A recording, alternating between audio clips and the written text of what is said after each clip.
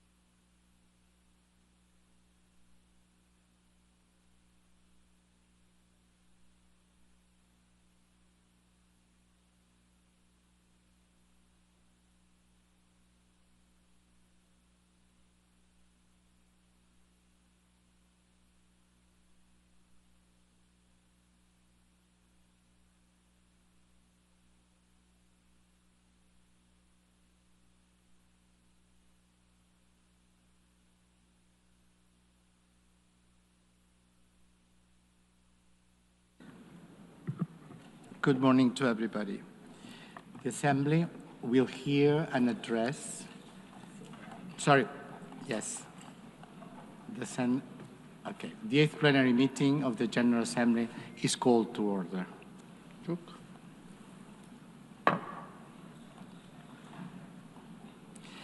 The Assembly will hear an address of His Excellency Hassan Sheikh Mohamud, President of the Federal Republic of Somalia.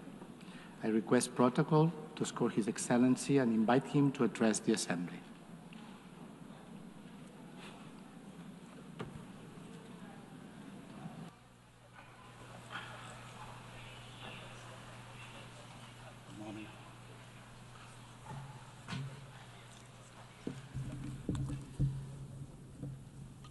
Bismillahir Rahmanir Rahim.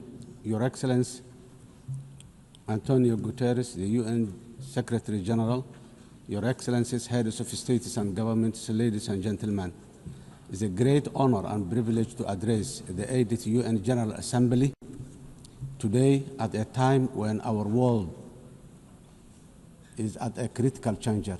The UN was founded on the principles of advancing peace, security and development, and progress globally after the destruction of the Second World War.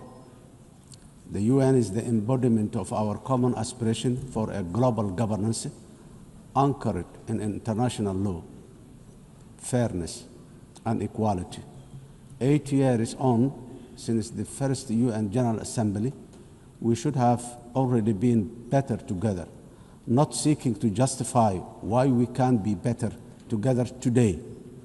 Global challenges across the world, people and indeed humanity as a whole is challenged with existential obstacles and threats that we can resolve through dialogue, cooperation, unity, and shared purpose.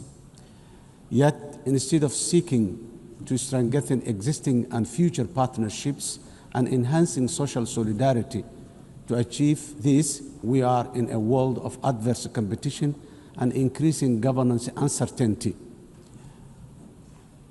where we once strived to ask what's right under the international law. Today, we are witnessing the unapologetic rise of national might to settle disputes. This is a truly dark and dangerous path that threatens the hard-won, rules-based international order we collectively agreed on as UN member states.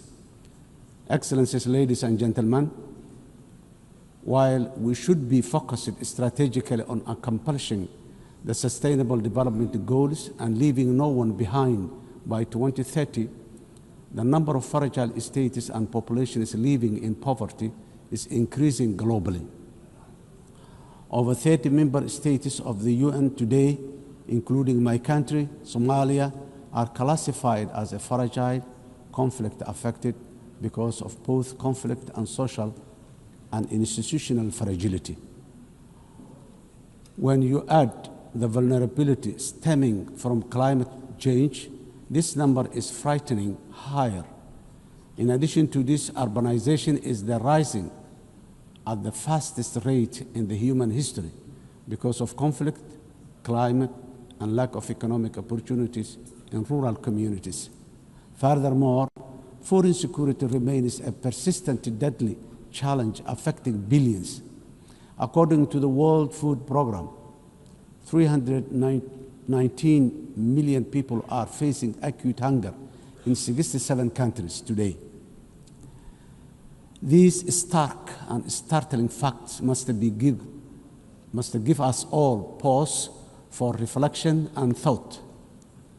If we, as a community of nations, are serious about achieving common progress and prosperity for all, as envisioned in the Sustainable Development Goals, we must redouble efforts to strengthen multilateralism, solidarity, and shared action for all our people and planet. Excellencies, ladies and gentlemen, Somalia, as a broad non-permanent member of the United Nations Security Council, is working tirelessly to promote the ideals and the values of peace, stability, and shared opportunities across the world.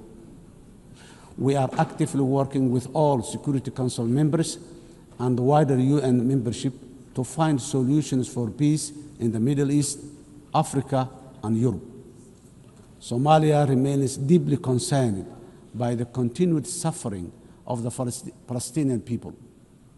The ongoing violence, displacement, and deprivation faced in the occupied territories, including Gaza, demand our collective conscience and urgent action. We call for an immediate and lasting ceasefire, unhindered humanitarian access, and renewed commitment towards the two-state solution as the only viable path for a just and lasting peace in the Middle East today. Somalia Security Council, Excellencies, ladies and gentlemen, Somalia is a unique history of decisively transitioning from conflict to a brighter socio-economic and political and security future. Starting from 2012 is the history of a real national effort supported by truly committed international partners, many of whom are represented in this room today. In fact, Somalia is an evidence that multilateralism and global solidarity can make the world a better, safer, and progressive place. This lived experience is our own government's inspiration for a determinedly working for a more just, peaceful, and progressive world within the UN Security Council during our membership, because we know that we are truly better together.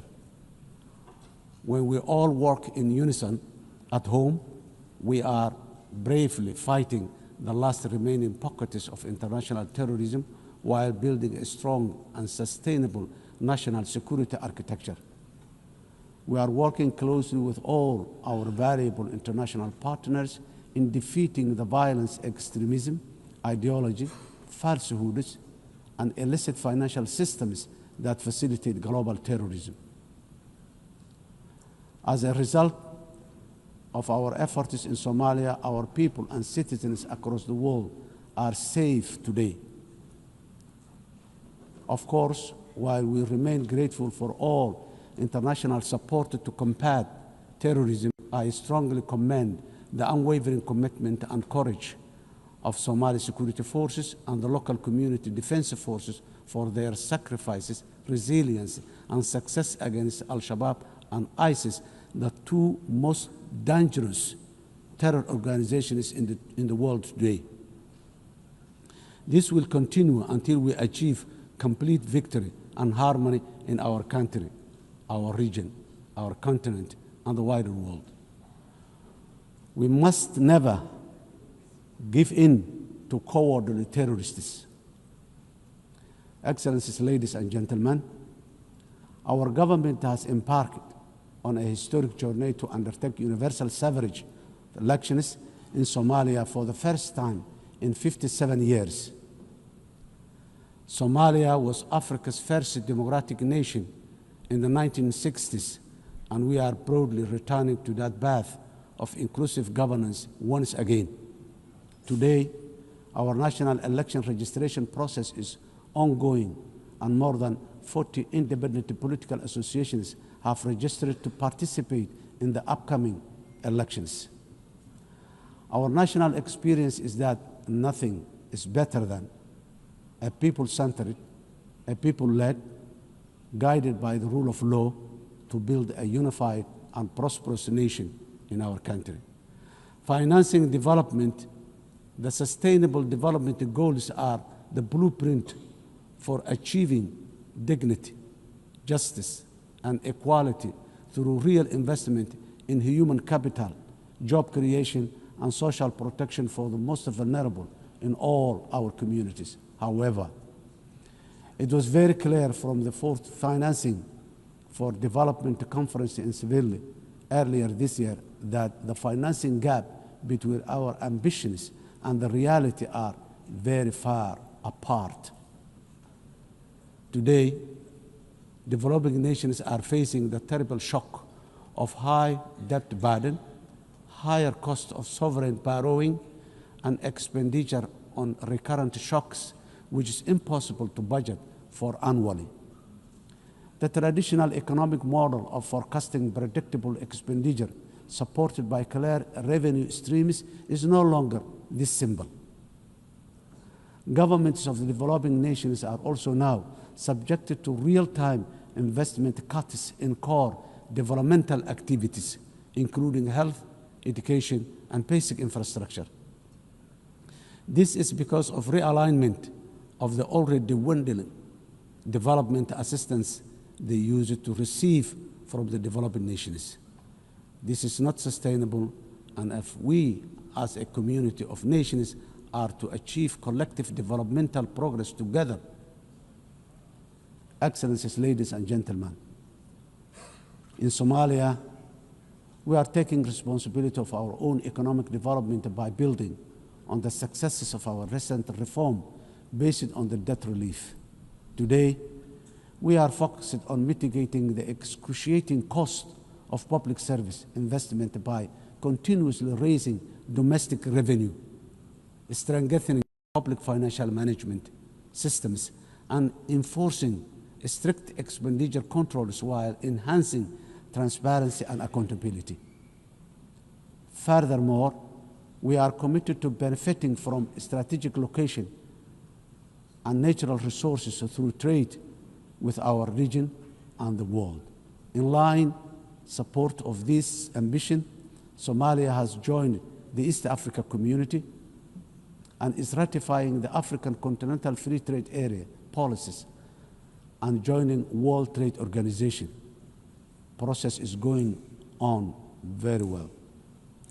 Climate emergency, we are also resolute in our commitment to combat the devastating impact of climate change in the most vulnerable communities, especially those who are unable to mitigate and adapt effectively. Climate change is wreaking havoc across the world, with the most vulnerable countries suffering systemic and repetitive meteorological and socio-economic shocks. These devastating economies, destroying livelihoods and diverting limited public resources towards mitigating and adaptation responses, which take away from other vital social investment like education and health. The impact of climate change is forcing governments in developing countries, including my own, to make impossible financial trade-offs, which hamper our own aspiration for investing in resilience and development. Around 10% of the developing nations' budgets are diverted to responding to climate change. This needs to be addressed urgently through developed industrialized nations by meeting their financial obligations for climate crisis they continue to exacerbate. The climate crisis that continue to exacerbate. Excellencies, ladies and gentlemen, the resilient Somali people live with the climate crisis every day. For us, climate change is not an abstract. It is a horrible reality of disrupted and destroyed lives. Somalia's contributes almost nothing to global emission, yet we endure some of the harshest consequences. Droughts, floods, and rising seas erode livelihoods and displace families, threatening to undo the progress we are making towards peace and development. As a government, we understand that addressing the adverse impact of climate change is a global public good that requires strong partnership and genuine burden sharing. On our part, Somalia has adopted the National Climate Change Policy, updated our National Determined Contribution, and is preparing its first biennial transparency report. We are also developing a robust national climate finance strategy to guide how we mobilize and manage resources to address the challenge.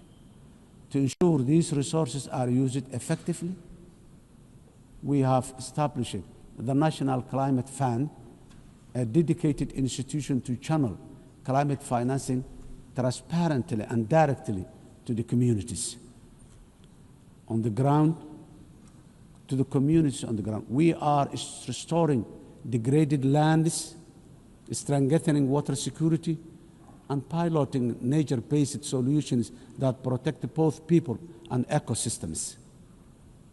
Despite our efforts, accessing climate finance remains too slow and complex.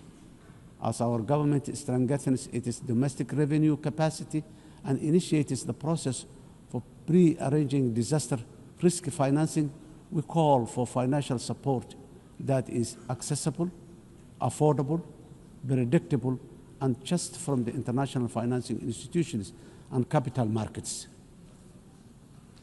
Nations on the front line, like Somalia, cannot be left to face this crisis alone, unsupported by the dominant global financial architecture, which is not fit for the purpose in this age of great challenge.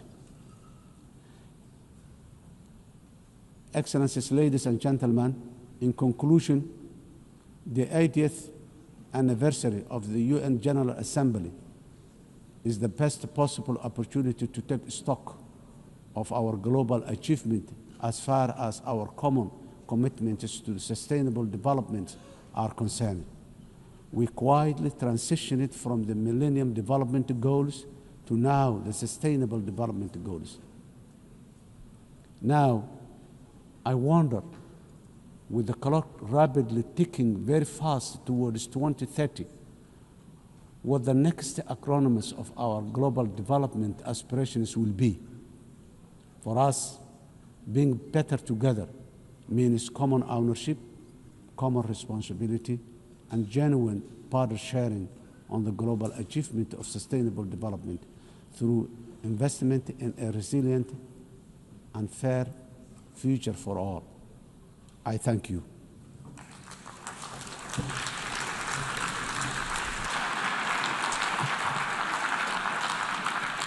On behalf of the Assembly, I wish to thank the President of the Federal Republic of Somalia.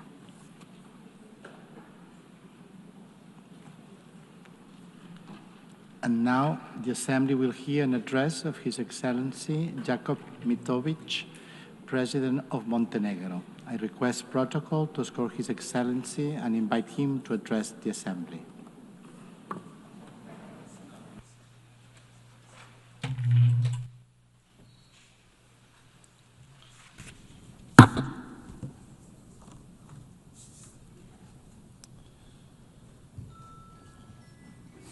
Mr. Speaker, Excellencies, ladies and gentlemen, allow me to convey my warmest congratulations to Her Excellency Annalena Baerbock on her election as the President of the 80th session of the General Assembly.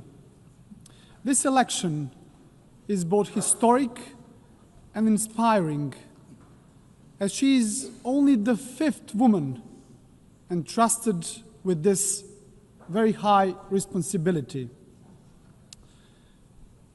We recall Vijaya Lakshmi Pandit from India, who spoke with the voice of a liberated Asia. Angie Brooks, a Liberian diplomat and the judge who championed the rights of small states and women in Africa. Haya Rashid Al Khalifa from Bahrain, who brought a message of dialogue and international law from the heart of the Middle East. And Maria Fernanda Espinosa from Ecuador, who raised her voice for climate action and indigenous people of Latin America. And each of them left a mark of their time.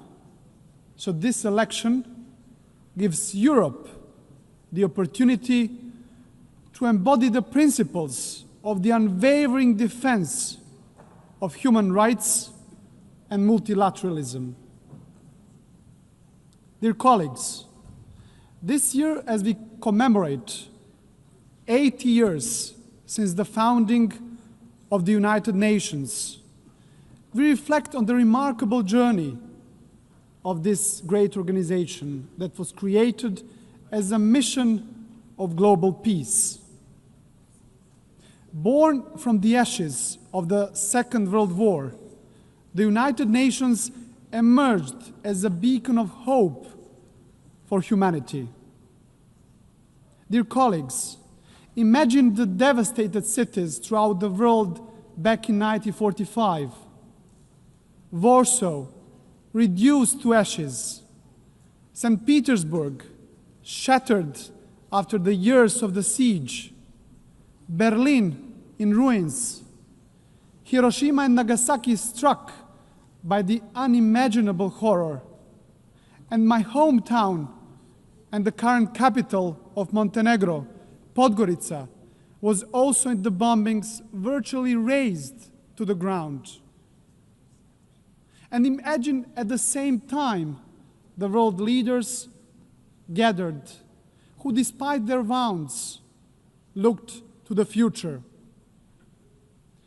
And at that very moment, when the trenches between nations still existed and the graves of the loved ones were still fresh, the Organization of the United Nations was born. The idea that light could emerge from darkness and that solidarity could triumph over despair. Despite the unprecedented destruction, the idea of peace and unity triumphed over division and hostility. The leaders of that time understood the urgent need for a strong global organization capable of preventing all future wars and fostering cooperation among nations. As part of the former Yugoslavia, Montenegro was among the founding nations of the United Nations. We have so far established an international system that promotes peace, upholds rules-based global order, safeguards human rights, and fosters sustainable development. Dear colleagues, without the United Nations, much of our collective progress would have remained just a distant dream. Yet, even after 8 decades, we must also acknowledge a sobering truth. The absence of the World War has not always meant the presence of genuine peace and prosperity in the world. Today, multilateralism is being tested like never before, and our world is confronted with devastating conflicts, rising polarization, grave human rights violations, deep economic inequalities, and the corrosive spread of disinformation. Those challenges remind us of one essential fact. We cannot afford the marginalization of the United Nations, nor the silencing of the international law. Dear colleagues, now more than ever, we need to renew our commitment to the founding principles of the UN Charter. And despite its imperfections, the United Nations remains the only global organization where every nation has a seat and a voice, and where international law remains the basis for international legitimacy. And that makes the United Nations indispensable. Ladies and gentlemen, since regaining our independence back in 2006, Montenegro worked hand in hand with the United Nations to advance reforms in sustainable development, human rights and good governance, and in line with our European Union membership aspirations. Next year, we will proudly mark 2 decades of regaining our independence, as well as 2 decades of our UN membership.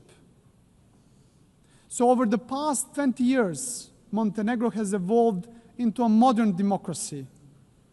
This transformation is also reflected in our economy, which has grown steadily, driven by key sectors such as tourism and energy.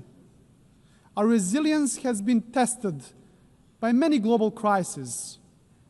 Yet, Montenegro remains firmly committed to building a knowledge-based economy that fosters sustainable development and contributes to regional stability and regional prosperity.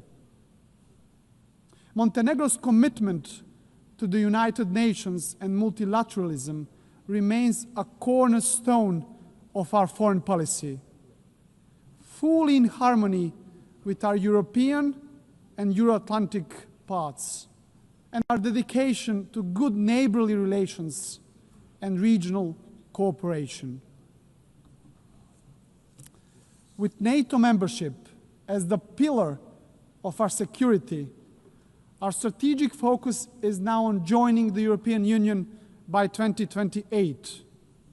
It's an ambitious goal, dear colleagues, yet one that is now firmly within our reach. And as the most advanced EU candidate country, Montenegro remains steadfast in implementing structural reforms and fully aligned with the European Union's common foreign and security policy.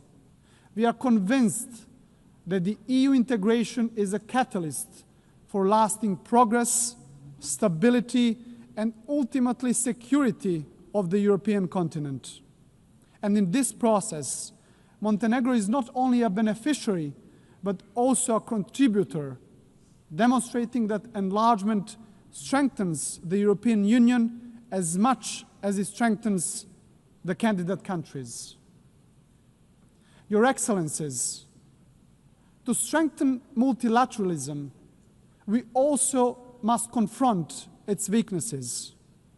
The Security Council is increasingly paralyzed and unable to fulfill its mandate as the primary guardian of peace and security.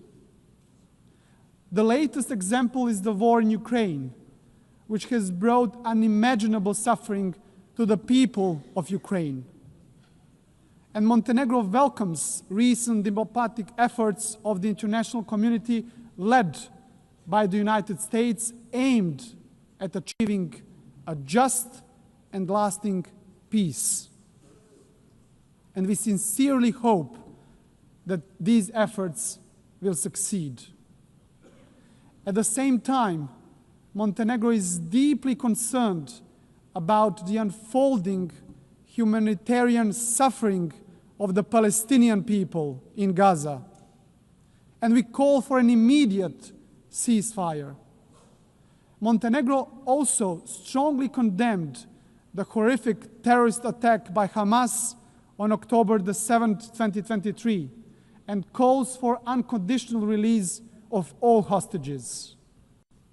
Montenegro has consistently supported a peaceful resolution of the Israeli-Palestinian conflict based on the two-state solution in full accordance with international law and relevant United Nations resolutions. And this is why we also endorsed the New York Declaration on the peaceful settlement of the question of Palestine and the implementation of the two-state solution. Dear colleagues, dear delegates, Montenegro fully supports the implementation of the UN Pact for the Future, as well as the Seville Compromise, a renewed global commitment for financing sustainable development, as important steps in strengthening our collective capacity to respond to global challenges. And we also believe that the upcoming second World Summit for Social Development must move decisively beyond reflection and analysis and deliver concrete, tangible solutions that will improve lives of people across the globe. Ladies and gentlemen, back in 1991, Montenegro proudly became the world's first ecological state, a milestone that proclaimed our commitment to the highest principles of environmental protection, the preservation of nature, and the pursuit of sustainable development. UN Agenda 2030 remains our guiding light for sustainable development, and Montenegro takes pride in being among the first countries in the world to integrate all the SDGs into its national framework almost a decade ago. A further important step in advancing the implementation of the 2030 Agenda was the creation of the SDG Acceleration Fund, a powerful mechanism for financing SDG goals. Ladies and gentlemen, for Montenegro, the priority is clear, which is to create conditions that will enable our young people to build their future at home, offering them equal opportunities to thrive. And by insisting on the value of knowledge and ensuring equal access to education, we strive to reduce inequalities and empower our citizens to reach their full potential. Ladies and gentlemen, climate change must be tackled globally and urgently. And it is no longer just warnings from the scientists. It is floods that swallow villages and cities, fires that destroy forests, fields, and homes, and delaying a more decisive action on the international scale means gambling with the lives of those who live today, but also of the future generations. Dear colleagues, rapid technological change, and particularly the rise of the artificial intelligence, must be harnessed in a safe, responsible, and inclusive manner. Technology should be an evolutionary gift to humanity, developed, founded, and guided with social responsibility, serving the greater good. Ladies and gentlemen, globally, human rights and fundamental freedoms continue to face serious challenges. And while significant progress has been achieved in advancing women's rights since the adoption of the Beijing Declaration, much remains to be done. In this regard, Montenegro is fully committed to gender equality. We have harmonized national policies with the best international standards, strengthened our institutions dedicated to the protection of women's rights, and promoted women's leadership in all spheres of our society. Your Excellencies, as we celebrate today 80 years of shared achievements, our collective task is to reform the United Nations and prepare it for the challenges and opportunities of the future.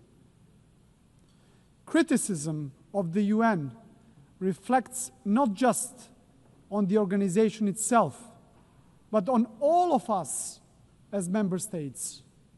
For it is we who have created it, who guide it, and who bear responsibility to strengthen it. This is why Montenegro strongly supports the Secretary General's reform initiative, UN80.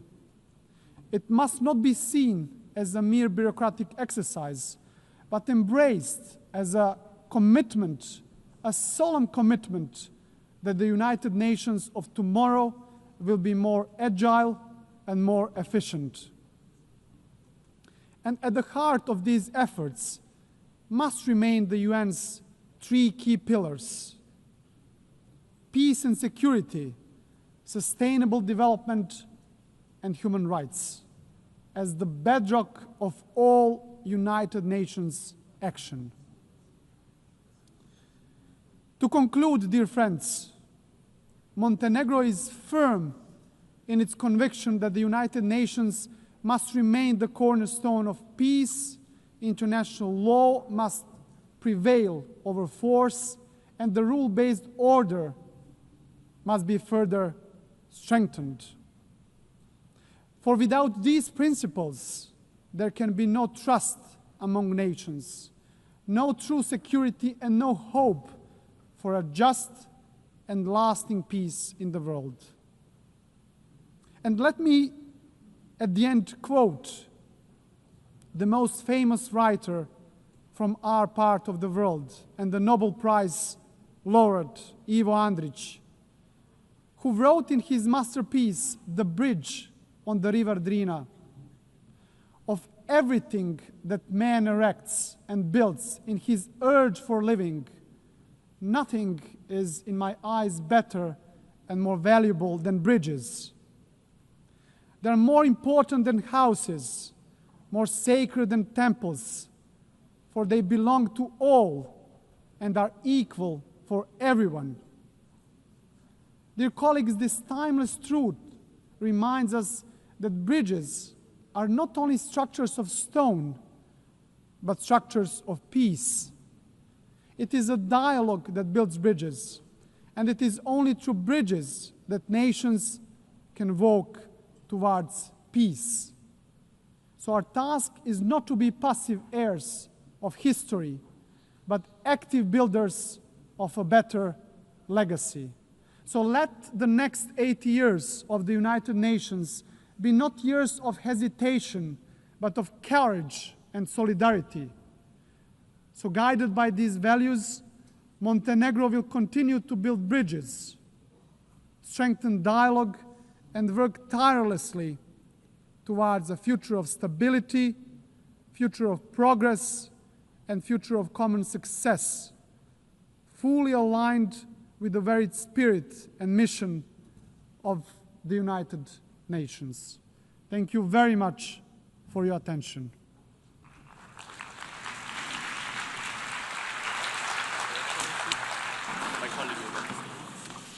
On behalf of the Assembly, I wish to thank the President of Montenegro. In accordance with Resolution 80/1 of 19 September 2025, I give the floor to the distinguished observer of the Observer State of Palestine to introduce an address by the head of a state.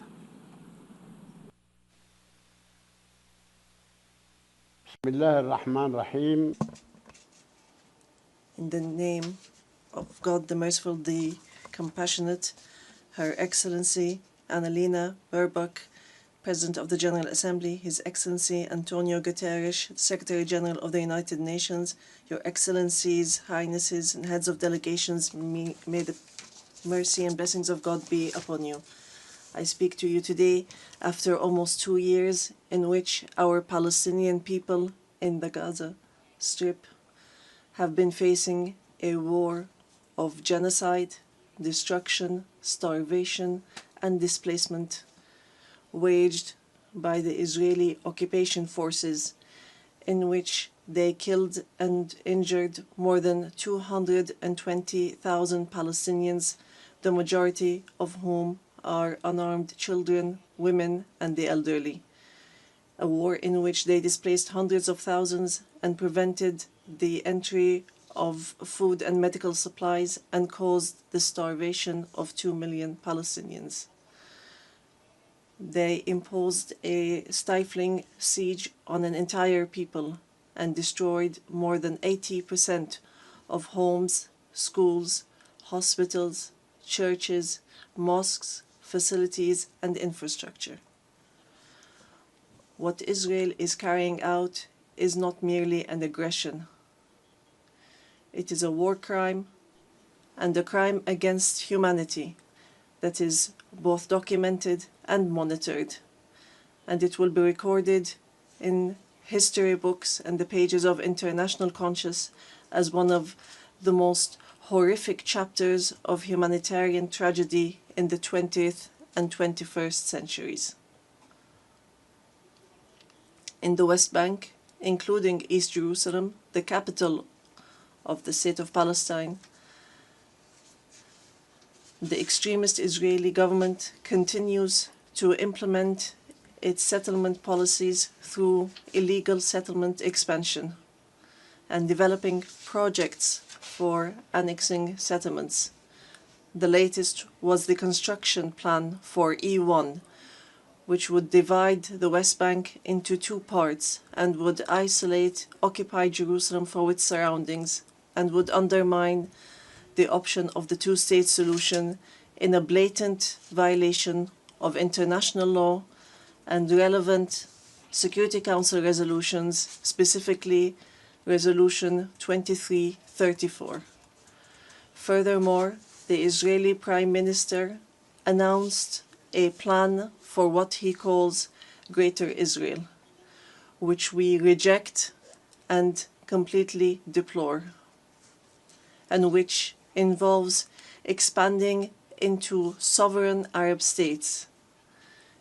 In addition to the brutal attack against the sisterly state of Qatar, which we condemn and see as an escalation that is grave and a blatant violation of international law, which requires a decisive intervention and deterring procedures and measures for such expansionary plans.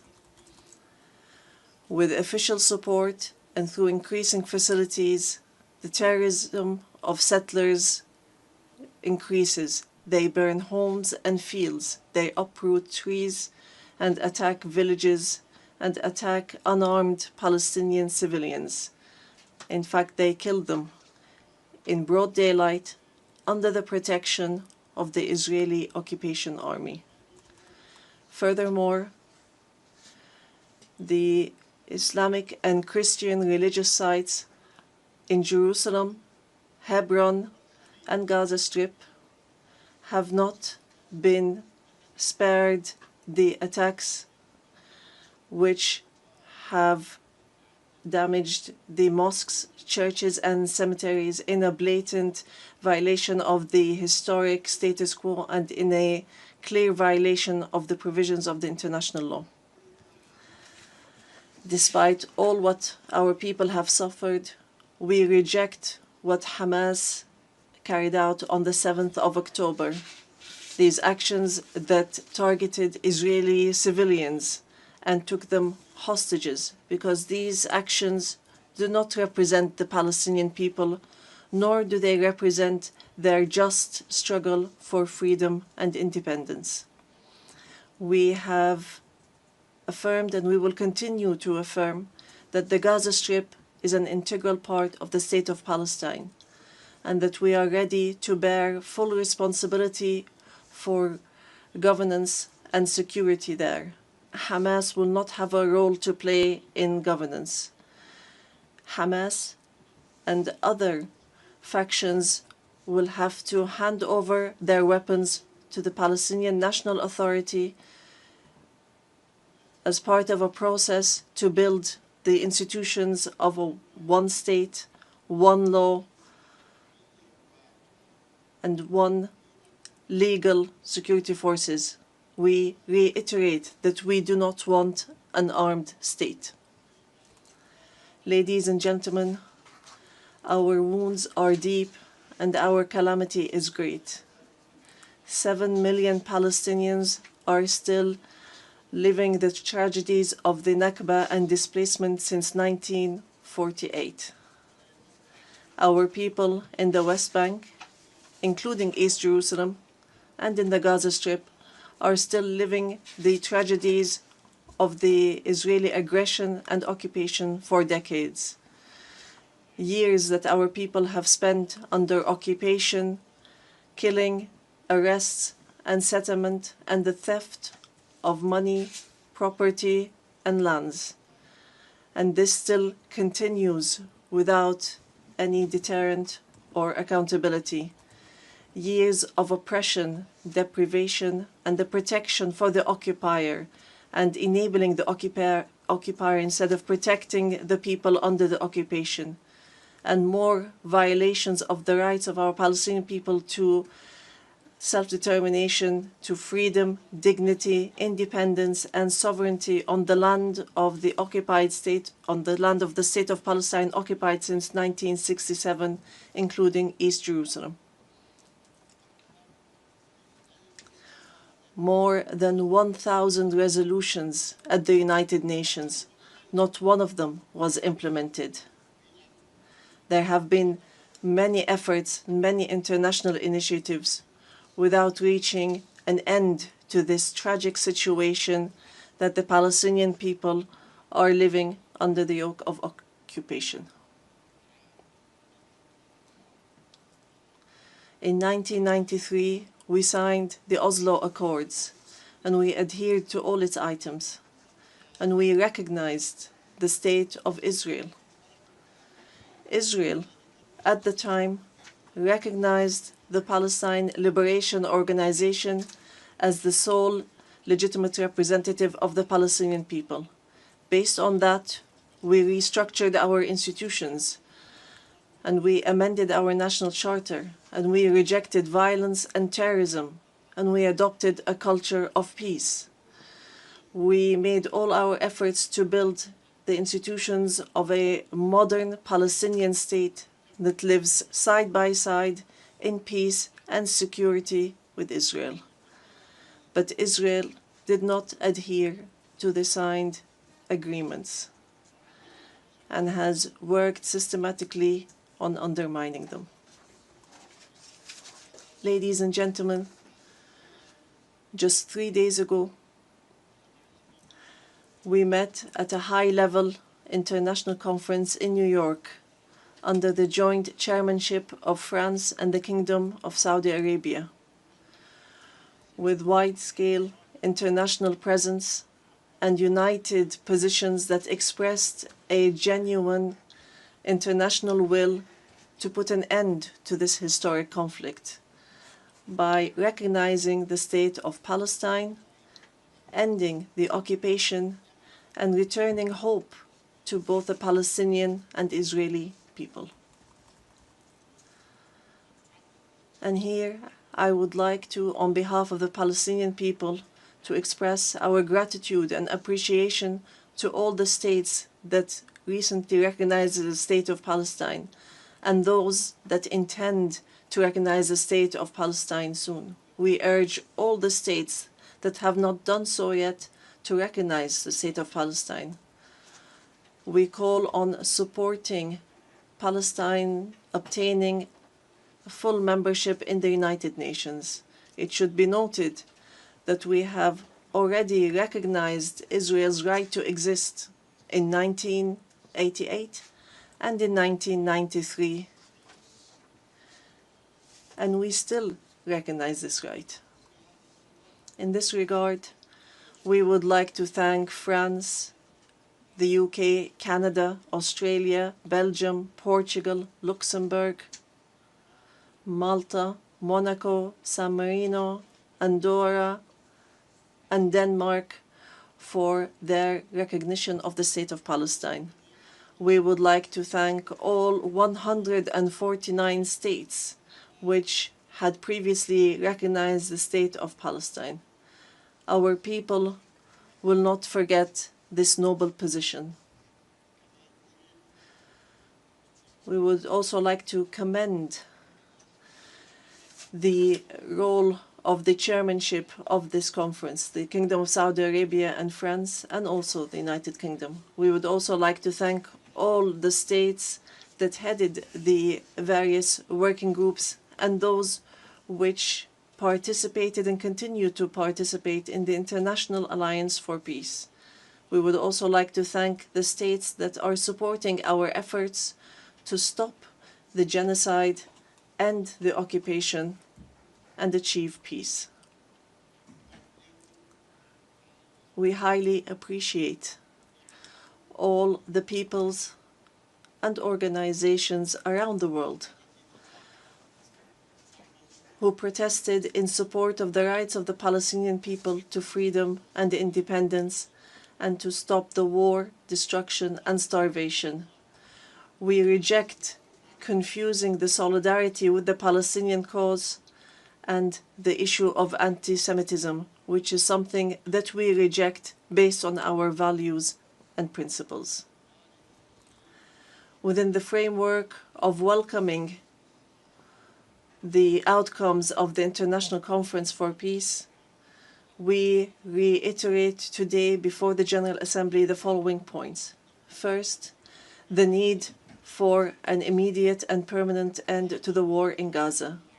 Second, the entry without conditions of humanitarian aid through United Nations organizations, including the UNRWA, and to stop using starvation as a weapon. And here we would like to thank the brotherly and friendly states and organizations that have been sending aids. Third, the release of all hostages and prisoners on both sides. Fourth, the complete withdrawal of the occupation from the Gaza Strip and the rejection of the plans for displacement and putting an end to settlement, the terrorism of settlers, and the theft of Palestinian lands and property under the headline of annexation, and stopping the aggression against the status quo in holy sites. These are all unilateral actions that undermine the two-state solution in Gaza, the West Bank, and Jerusalem. Fifth, the state of Palestine should take their full responsibility, starting with the Administrative Committee for the Gaza Strip, which is chaired by a minister in the Palestinian government, to manage the affairs of the Gaza Strip for a temporary period, and then to connect that with the West Bank, all through Arab and international support, and with Arab and international presence to protect civilians in Gaza and support the Palestinian forces under the umbrella of the United Nations, rather than being a replacement. Sixth, to guarantee that the residents of the Gaza Strip remain on their lands without displacement, and to implement a recovery and reconstruction plan in both the Gaza Strip and the West Bank. Seventh, releasing the Palestinian tax money that is being held by the State of Israel unjustly, and lifting the economic siege and the barriers from the Palestinian cities, villages, and refugee camps. Eighth, supporting our national efforts towards reform and conducting presidential and parliamentary elections within a year after the end of the war. The practical procedures has begun. A committee has been assigned to draft a temporary constitution, and it will end its work within 3 months, so that we move from authority to state. We want a modern and democratic state that abides by international law, the rule of law, and multilateralism, and the peaceful transition of power. And we are extremely keen to empower women and the youth. Ninth, we declare that we are ready to work with US President Donald Trump and with the Kingdom of Saudi Arabia and France, the United Nations, and all partners to implement the peace plan that was approved in the conference that was held on the 22nd of September, in a way that would lead towards a just peace and regional cooperation. Ladies and gentlemen, today we say clearly, peace cannot be achieved if justice is not achieved. And there can be no justice if Palestine is not freed. We want to live in freedom, security, and peace like all other people on earth, in an independent, sovereign state on the borders of 1967, with East Jerusalem as our capital, in security and peace with our neighbors. We want a modern civilian state that is free of violence, weapons, and extremism, one that respects law, human rights, and invests in people, development, technology, and education, not in wars and conflict.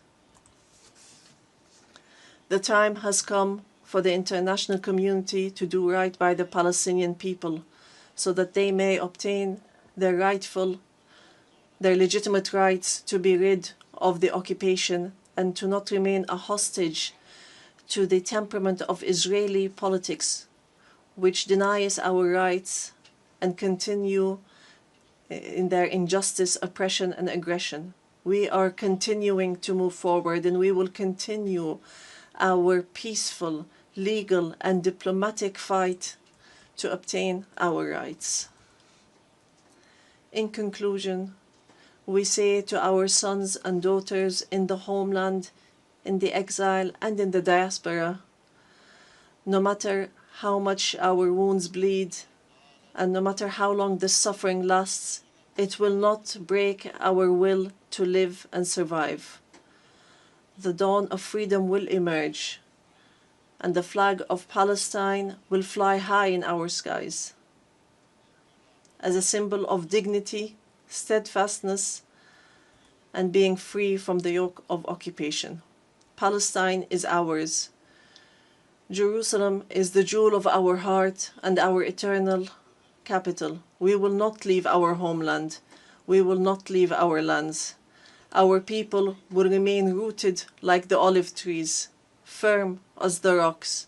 We will rise from under the rubble to rebuild and to send from our blessed and holy land the messages of hope and the sound of truth and right, and build the bridges of just peace for the people of our region and the entire world. May the peace and mercy and blessings of God be upon you.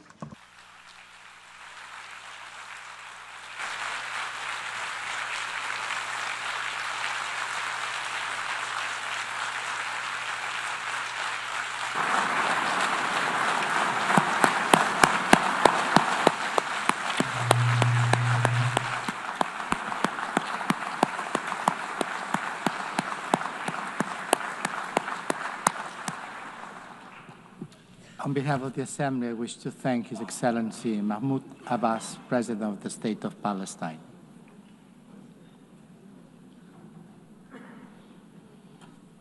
The Assembly will hear an address now by His Excellency Rashad Mohammed Al-Alimi, President of the Presidential Leadership Council of the Republic of Yemen. I request protocol to escort His Excellency and invite him to address the Assembly.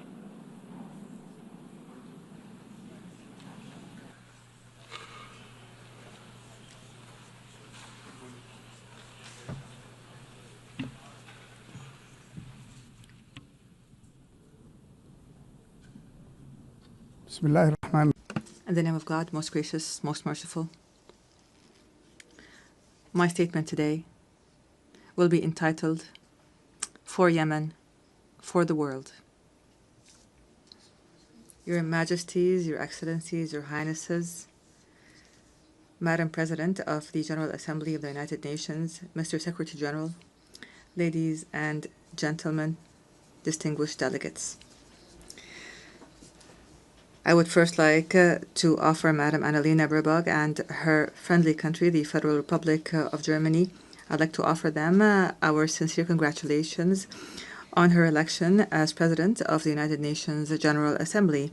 I wish her success in leading this session, which we attach great importance to as under the slogan, Better Together for Peace, Development and Human Rights. I would also like to commend the efforts of the Secretary General of the United Nations, Mr. Antonio Guterres.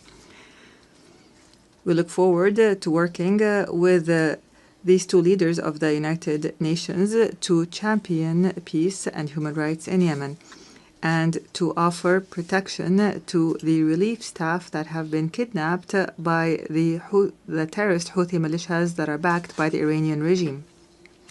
I also take this opportunity to offer our sincere congratulations to our great Yemeni people who tonight are celebrating the anniversary of the overthrow of the racist imamate regime 63 years ago, and the birth of the republic that is based on the principles of liberty, justice, and abolishing differences and class discrimination, and encouraging the participation of women and guaranteeing rights and liberties. Ladies and gentlemen, within this organization, which was built in the aftermath of a horrific war, humanity 8 decades ago pledged that no people would be left alone to face dictatorship or chaos or famine without the backing of the international community.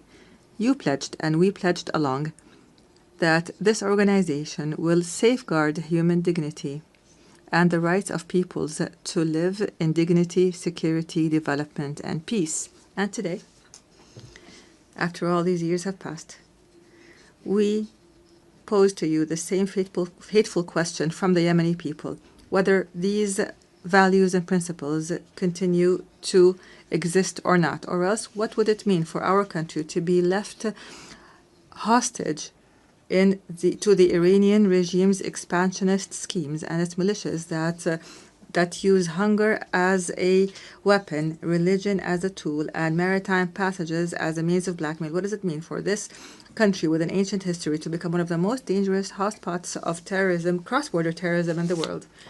Therefore, we are here today not simply to speak of the epic confrontation of the Yemeni people against the most violent and arrogant of terrorist organizations at all. Rather, we are here to build on what was achieved and to call on the world once again to take action and not simply to take note, and to achieve the salvation that we have promised our people, not simply a repetition of statements of the past.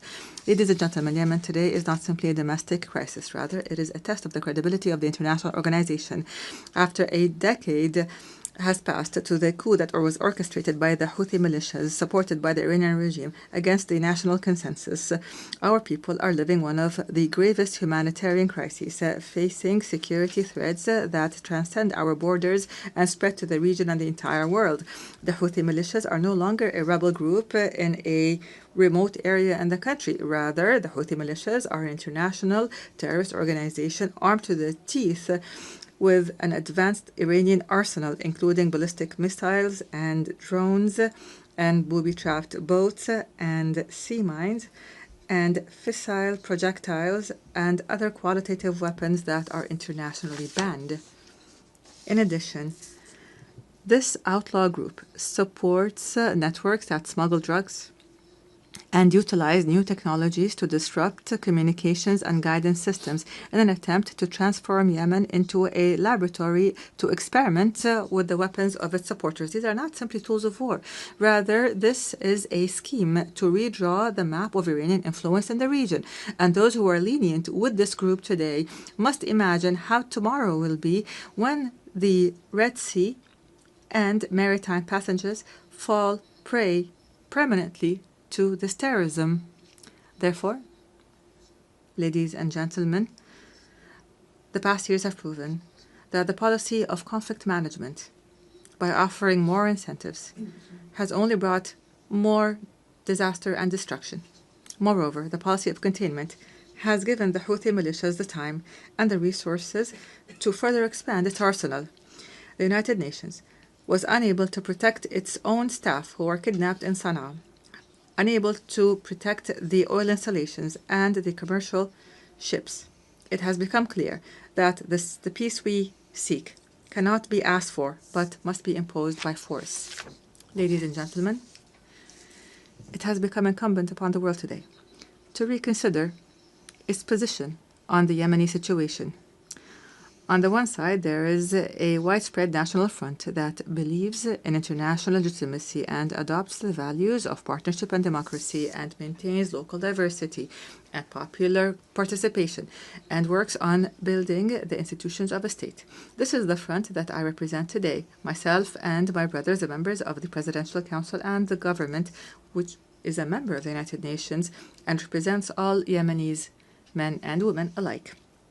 In return, we have an exclusionary sectarian, fascist organization that does not believe in the principles of international legitimacy and which conducts cross-border terrorism and adopts an authoritarian theocracy that is opposed to human rights, which is embodied by the Houthis and their supporters.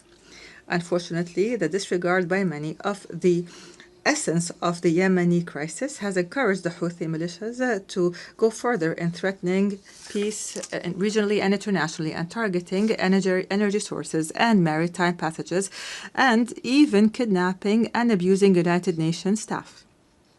Ladies and gentlemen, I've spoken to you from this podium in the past.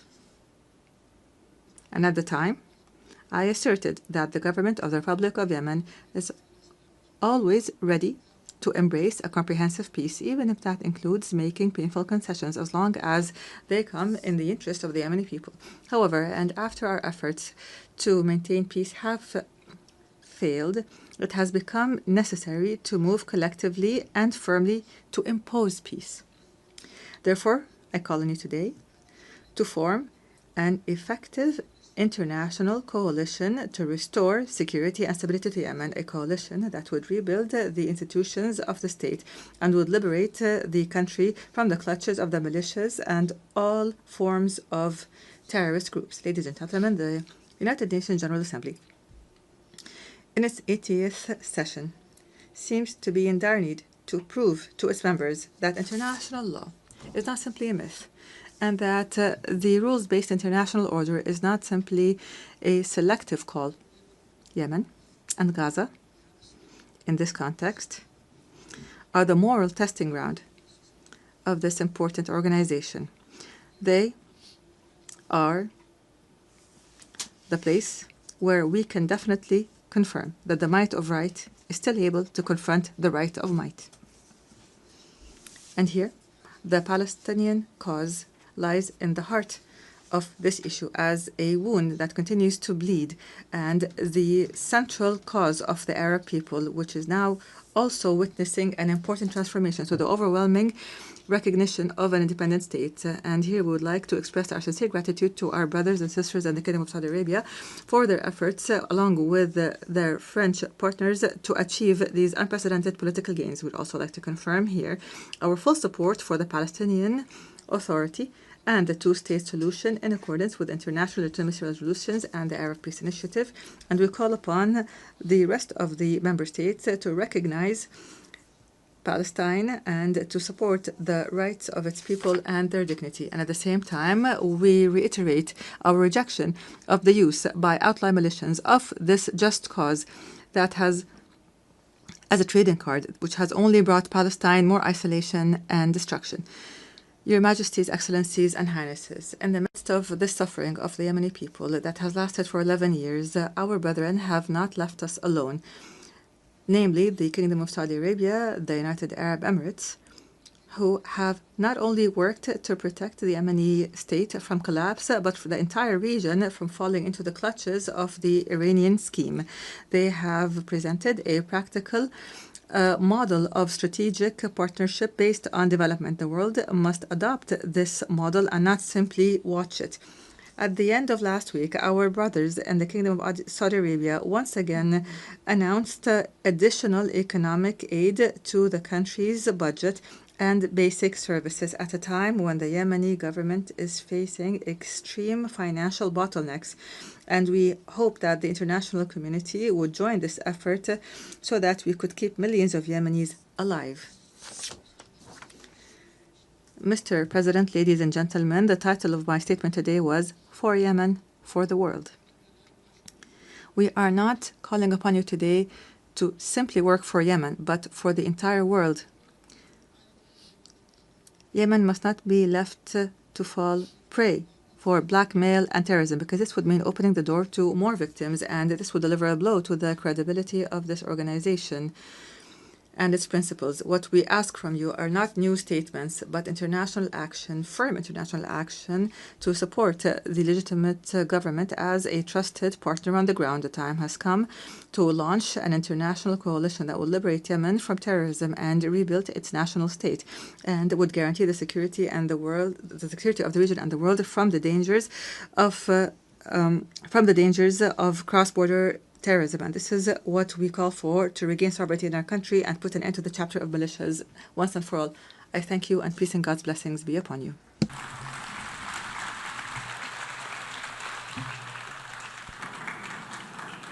On behalf of the Assembly, I wish to thank the President of the Presidential Leadership Council of the Republic of Yemen.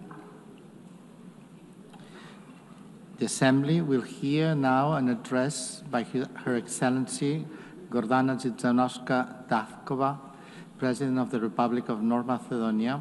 I request protocol to escort Her Excellency and invite her to address the Assembly.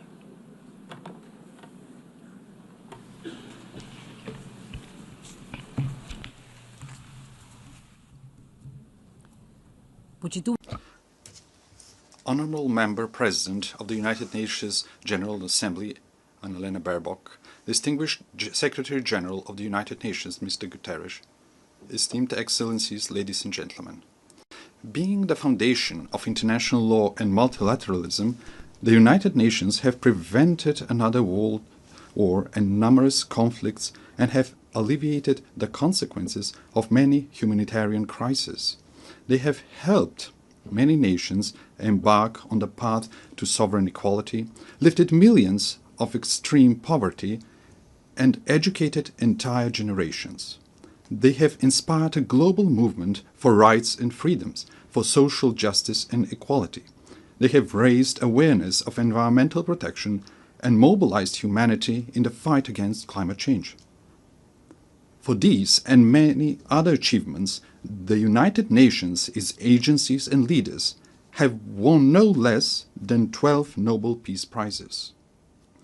Nevertheless, the United Nations today face a geopolitical and geoeconomic earthquake that is shaking the foundations of the post-World War II order. Today's crises stem from deep tectonic shifts, undermining the principles that shaped the world for the past 80 years. A new geopolitical era is emerging before our eyes. Instead of acting together on the urgent challenges such as peace and security, climate change and environmental destruction, artificial intelligence and growing inequalities, we seem to be heading towards a post-Hobbesian state of war of everyone against themselves. Instead of a single international order, parallel orders seem to be emerging, each with its own rules, values and interests, often directly against one another. Being paralyzed and isolated when most needed, I wonder if the United Nations is turning into the League of Nations. The signs are all around us. Instead of creating a sense of shared future, humanity is facing wars and loss of humanness. With international humanitarian law increasingly ignored, hunger is weaponized and humanitarian workers are targeted. Amid everyday violence, the world is oscillating between nihilistic pessimism and hedonistic escapism, between hopeless lamentation and heartless indifference, as in the first decades of the 20th century. The tremors of the international order have opened deep geopolitical fault lines. One of the most active is in Ukraine, where war has been raging for 3.5 years. Russia's aggression is a flagrant violation of the Charter of the United Nations and a direct threat to international peace and security. We also express our deep concern of the recent violations of the airspace of Poland, Romania and Estonia, every one of them a NATO member state. We supported the joint statement of September 12 and call for immediate de-escalation, full respect for international law, and use of preventive diplomacy to reduce tensions and preserve peace. Your Excellencies, the geopolitical fault line also runs through the Western Balkans region. The Macedonian accession process to the European Union has been continuously obstructed for 20 years, but not on the basis of objective Copenhagen criteria, but for subjective nationalistic reasons. The latest EU condition to start our negotiations is a new imposed amendment to the Constitution. The Constitution, lex superior and, in Rousseau's sense, a social contract between citizens, represents the most internal matter of any state. Our Constitution provides 4 initiators for amendments: the President of the Republic, the government, at least 30 members of parliament, and 150,000 citizens. It is clear that neither our neighbors nor the European Union are authorized proposers of amendments. We emphasize that conditioning the start of negotiations to new constitutional amendments once again reopens issues of history, culture and language, questions we have been assured were settled by the Prespa agreement with Greece. We are constantly reminded that agreements must be respected. Pacta sunt servanda. I agree, we note that the Treaty of Friendship, Good Neighborliness and Cooperation with Bulgaria contains no provisions for constitutional amendments. Finally, through the constitutive acts, the EU defines itself as a unity of diversity and commits to respecting cultural and linguistic diversity, national and cultural identity, and dignity and integrity. How then is it possible that we are asked to discuss and negotiate with a neighbor about history, culture, and language? Time and again, we stress that we perceive ourselves as Europeans and deeply believe in the European project that brought peace and economic prosperity after the Second World War. The European ideal remains our greatest inspiration and strategic aspiration. As a country dedicated to good neighborly relations and regional cooperation, we do not seek disputes with our neighbors. What we desire is to be integrated in the Union, but without additional conditions and with national dignity preserved. We warn that after the war in Ukraine, the blocked European integration of the Western Balkans is not only a political, but also a security issue. With the political door closed for the Western Balkan countries and the door wide open for influences of third geopolitical centers of power, it is ironic that the Union calls for resilience towards them. Must we end up on the Security Council's agenda for the EU to unblock enlargement? If the European Union wants to be a geopolitical union, it must not leave the Western Balkans in a geopolitical vacuum. As the President of the European Commission has noted, the European Union must break the armor of consensus as soon as possible if it wants to complete the reunification of Europe and become a strong geopolitical factor again. Madam President, esteemed Excellencies, finally, I cannot but not address one of the most geopolitically volatile regions, the Middle East and Gaza. The Middle East has an ancient and rich tradition of interreligious and inter-ethnic coexistence. History has shown that diversity, when respected, can be a source of cultural enrichment and long-term peace. But also history teaches that violence, regardless of its origin, deepens divisions, prolongs human suffering, and distances the parties from a just and comprehensive solution. We are convinced that sustainable peace in the Middle East can only be achieved through dialogue and diplomacy, in accord with international law. The inviolability of human life and dignity must be respected, even in times of war, in accord with international humanitarian law. In that spirit, we reaffirm our support for international efforts aimed at de-escalation, inclusive dialogue, and direct negotiations. Esteemed Excellencies, these geopolitical fault lines and tensions point unequivocally to the following. Without multilateral institutions and procedures, without international law and principles that would tame the strong and protect the weak, we will reenact the Thucydides Melian dialogue. with the strong doing what they can and the weak what they must. Consider how repeated violations of the United Nations Charter were tolerated, clearing the path for new ones. Remember the General Assembly resolutions left unenforced, the International Court of Justice's judgments disregarded and its opinions ignored, and the peace initiatives obstructed in the Security Council.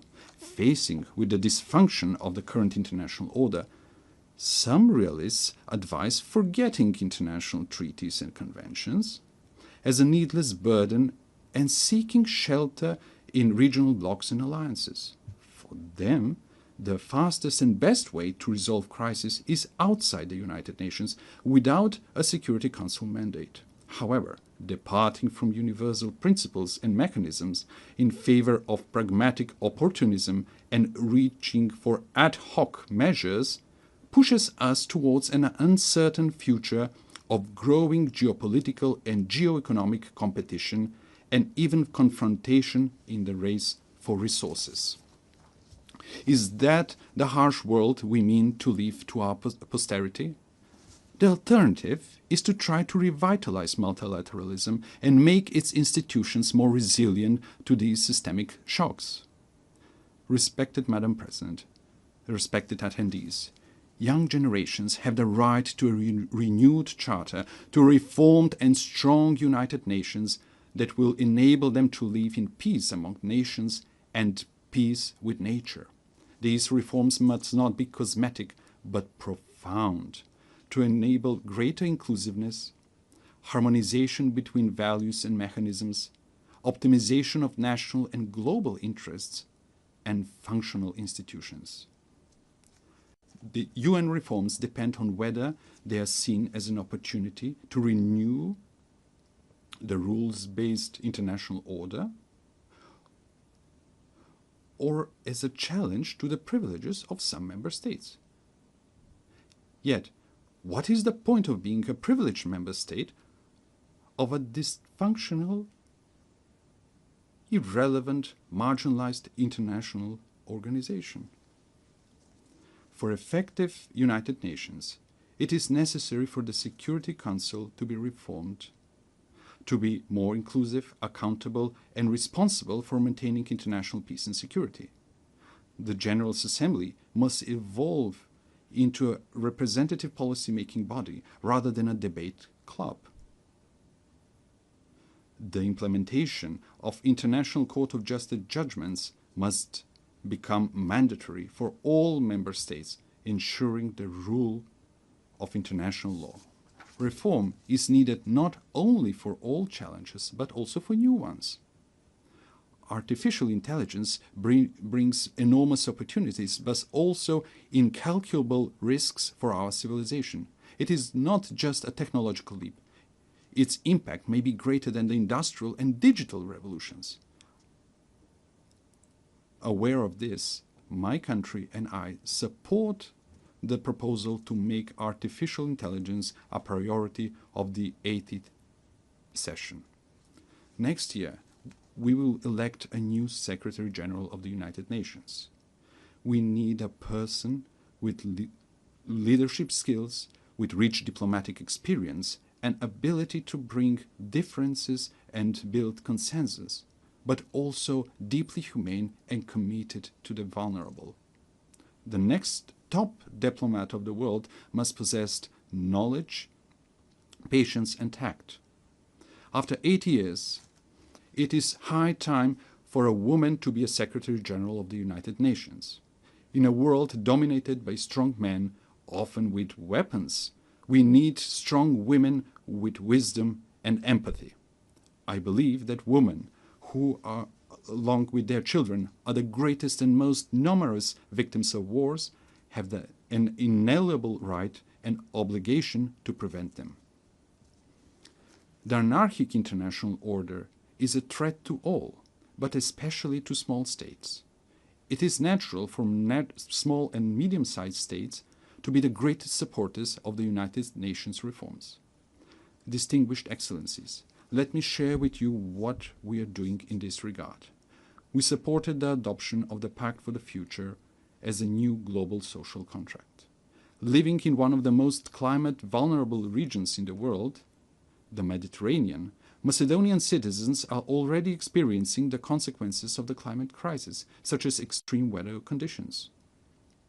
That is why we supported the implementation of the Paris Agreement at COP29 in Baku. We supported the Seville commitment on financing for development and integrated the Sustainable Development Goals in our National Development Strategy 2024-2044. At the third UN Ocean Conference in Nice, we committed to strong international ocean governance supporting the action plan. We are making great efforts to promote women's leadership and the implementation of the Agenda on Women, Peace and Security. We signed the new 2026-2030 framework for cooperation with the United Nations to ensure inclusive social and human development, sustainable economies and decent work, resilient and green societies and ecosystems, the rule of law and good governance. Esteemed Excellencies, we are standing in front of a great test. Either we will guarantee an international order based on visionary principles, or we will rush towards a catastrophe of unimaginable proportions for humanity. Former Secretary General Dag Hammarskjöld reminded us that the United Nations was not created in order to bring us to heaven, but in order to save us from hell. We should recognize the United Nations for what it is: an admittedly imperfect but indispensable instrument of nations in working for peaceful evolution towards a more just and secure world order. Let's give them that chance. Thank you.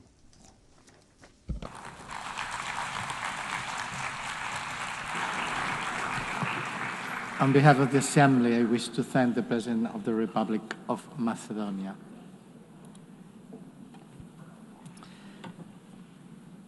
L'Assemblée va entendre l'allocution de son... The Assembly will now hear the statement of His Excellency, Mr. Anthony van Laurent Saint-Cyr, President of the Presidential Transition Council of the Republic of Haiti. I request Protocol to accompany His Excellency, and I invite him to speak before the Assembly.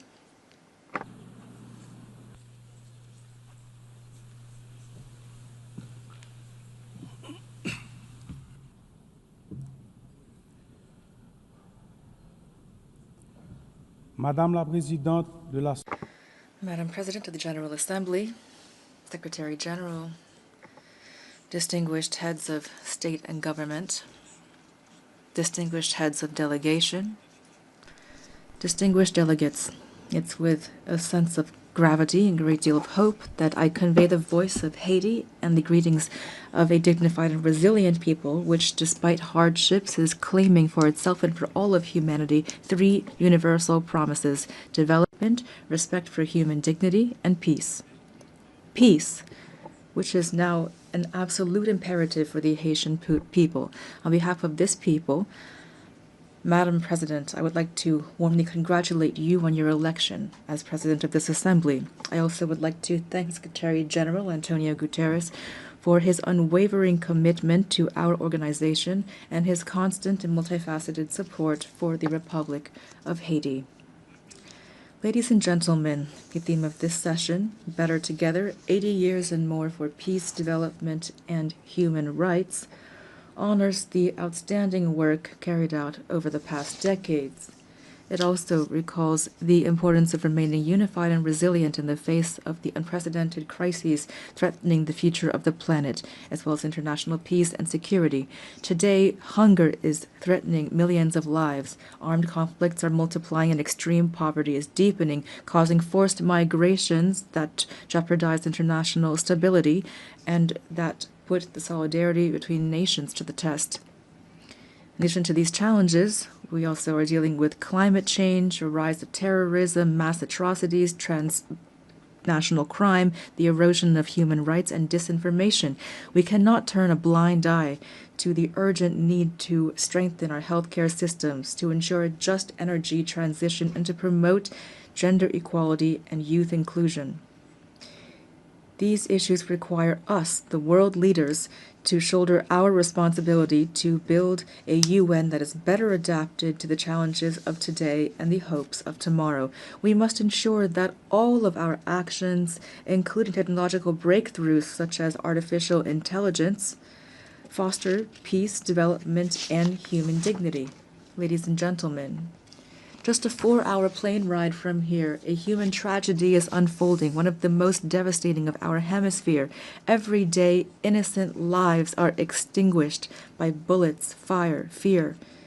Entire neighborhoods are disappearing, forcing more than 1 million people into internal exile and annihilating memories, investment, and infrastructure. Thousands of children have been deprived of their fundamental right to education. Thousands of young people are condemned to despair. Hundreds of women and girls have been raped, and they will forever carry the scars of this violence in their bodies and souls. Almost half of the population is facing acute food insecurity. The healthcare system is collapsing. Hospitals are being vandalized, burned, or forced to shut down. Doctors are fleeing. Lives are being lost due to a lack of treatment. Even the treatment for persons living with HIV and tuberculosis is under threat. This is the face of Haiti today, a country at war, a modern-day Guernica, a human tragedy at the doorstep of America, only a 4-hour flight from here. It's important to say this. Haiti is experiencing war, a war between criminals that want to impose violence as their social order and a population, an unarmed population that is fighting for human dignity and freedom. The response must be firm and determined. Today, the international community must stand alongside Haiti and take large-scale measures, not half steps. A strong, coordinated, and immediate action is needed. Silence and inaction are not an option. We must act quickly to protect lives, to protect the innocence of children, to provide youth with a future, and to allow citizens to decide their own future at the voting booth. Every minute lost means human lives sacrificed and an erosion of democracy. Haiti wants peace. Haiti expects peace. Haiti has the right to peace. Yes, ladies and gentlemen, peace today is the most pressing need of the Haitian people. It is the raison d'etre behind our tireless battle, the battle between our security forces, led by our security forces and the multinational security support mission. Many policemen and soldiers have fallen in the war against criminal groups. We pay tribute to these heroes, Haitian and Kenyan, who have laid down their lives for their commitment to restoring peace and security in Haiti. Today, out of the 2,500 troops initially required and promised, there are only 1,000 members of the multinational mission on the ground. Their courage, combined with our own efforts, have not been sufficient to contain the security crisis. And yet we have increased by 40% the budget for our security forces. We've recruited new members. We have strengthened our troops and acquired more material and equipment. We must face the reality. Haiti is at the epicenter of an unprecedented regional threat. Powerful and heavily armed criminal networks are trying to destabilize our country and take over the economies of our entire common space. The new front lines of this battle are in our country, in Haiti. If we lose this battle on our soil, it will be futile to try to contain it in the rest of the region. That is why we must show the same determination, the same resolve, and the same unity that we showed in the fight against terrorism. Haiti could never overcome this challenge single-handedly. Today, it is crucial to mobilize a strong force with a clear mandate and with adequate material, logistical, and financial resources. In this regard, the lessons of the MMS and recommendations of Haitian experts must be taken into account. We also need heightened international cooperation based on intelligence sharing and on rigorous border control to curb the flow of arms, ammunition, drugs, and financing toward these gangs. Peace cannot be restored unless our regional partners take concrete measures to ensure their territories do not serve as a starting point or a transit hub for this kind of trafficking. Approaches that failed yesterday will not save Haiti today. It is critical to listen to the voice of the Haitian people, to try new solutions that are stronger and more adapted to the realities on the ground. In this regard, we fully support the efforts made to transform the multinational security support mission. We also call for solidarity from the entire international community, especially for the commitment of members of the Security Council for a vote in favor of the resolution establishing a gang suppression force. That is why I would like to express on behalf of the Haitian people my profound gratitude to the United States and to Panama for this initiative, the implementation of which will mark a turning point in our fight against insecurity, which is suffocating our nation. I thank the administration of President Trump for the efforts made to provide support and resources in our common fight against the gangs, these enemies that are threatening both Haiti and the entire region. Today, the complexity of the Haitian crisis cannot serve as a pretext for endless talk, for drawn-out negotiations, or for stalemates caused by geopolitical considerations. Every day that we hesitate, criminal groups benefit. We urgently need to be proactive, to transcend divisions, to act together, to promote the values that bring us together, peace and human dignity. Haiti would welcome the holding of a high-level meeting to overcome obstacles and to make tangible progress. In this regard, we welcome the countries of the region and thank them for their constant support, especially through declarations in various regional organizations, including the Organization of American States and CARICOM.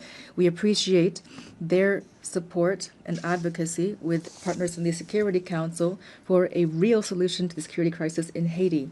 We also pay tribute to all of those states which during previous crises stood by our side and express the hope to be able to count once again on their commitment. Together, we can and we must resolve this crisis which has lasted for too long already. 12 million women, men, and children are expecting this of us. Ladies and gentlemen, the Presidential Transition Council was born of a political consensus that stemmed from intense negotiations between the nation's political parties. This council, established which was supported by various international partners and facilitated by leaders of CARICOM, has a clear agenda which centers on holding free and credible elections. I repeat, free and credible elections. Despite the many challenges caused by the security crisis, the electoral process, for which the PTC and the government have shown real political will, has made real headway. The Electoral Council, Provisional Electoral Council, has already identified more than 85% of the voting centers, mobilized more than 70% of the elections personnel, and national financing to the tune of $65 million is guaranteed. The Presidential Transition Council is working closely with the MMS, the OAS, CARICOM, and BNU to ensure free, transparent, and inclusive elections reflecting the sovereign will of the Haitian people and guaranteeing the full and effective participation of young people, women, people with disabilities, and marginalized groups. To ensure productive political cooperation, constant efforts are being made and will continue to expand dialogue with the various political parties to strengthen consensus and to prevent a power vacuum which would be fatal for democracy and stability. The Haitian people must be able to choose its own leaders. The state wants credible elections. Our greatest challenge remains restoring security. The urgent and solemn call that we have once again issued to resolve the security crisis in Haiti must not be left to languish on paper nor be lost amid rhetoric and unkept promises. In Haiti, peace can no longer wait. Ladies and gentlemen, the transitional period does not allow us to launch all of the major structural reforms that the country needs, but the humanitarian crisis we are currently experiencing must be overcome. To this day, the Haitian state has provided 72% of emergency assistance for IDPs and is assisting families to relocate.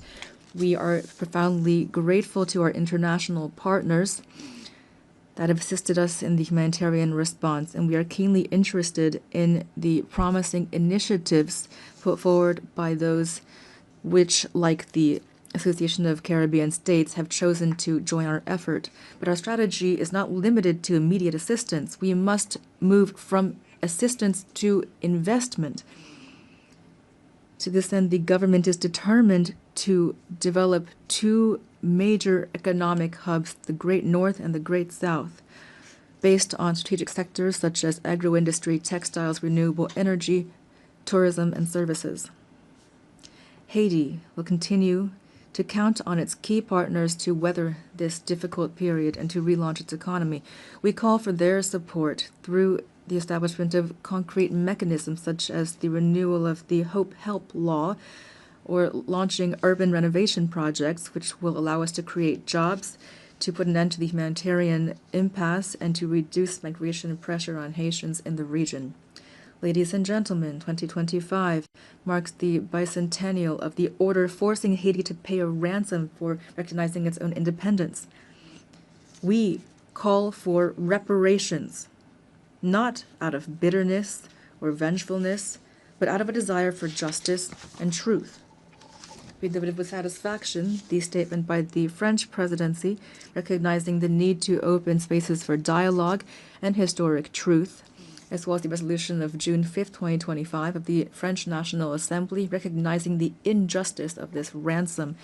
Haiti has established a National Reparations and Restitution Committee. We call for this progress to be accompanied by concrete action. France, which is the cradle of human rights, today has the opportunity to write a new chapter in its history with Haiti by honoring the ideals of freedom, equality, and fraternity that unite us.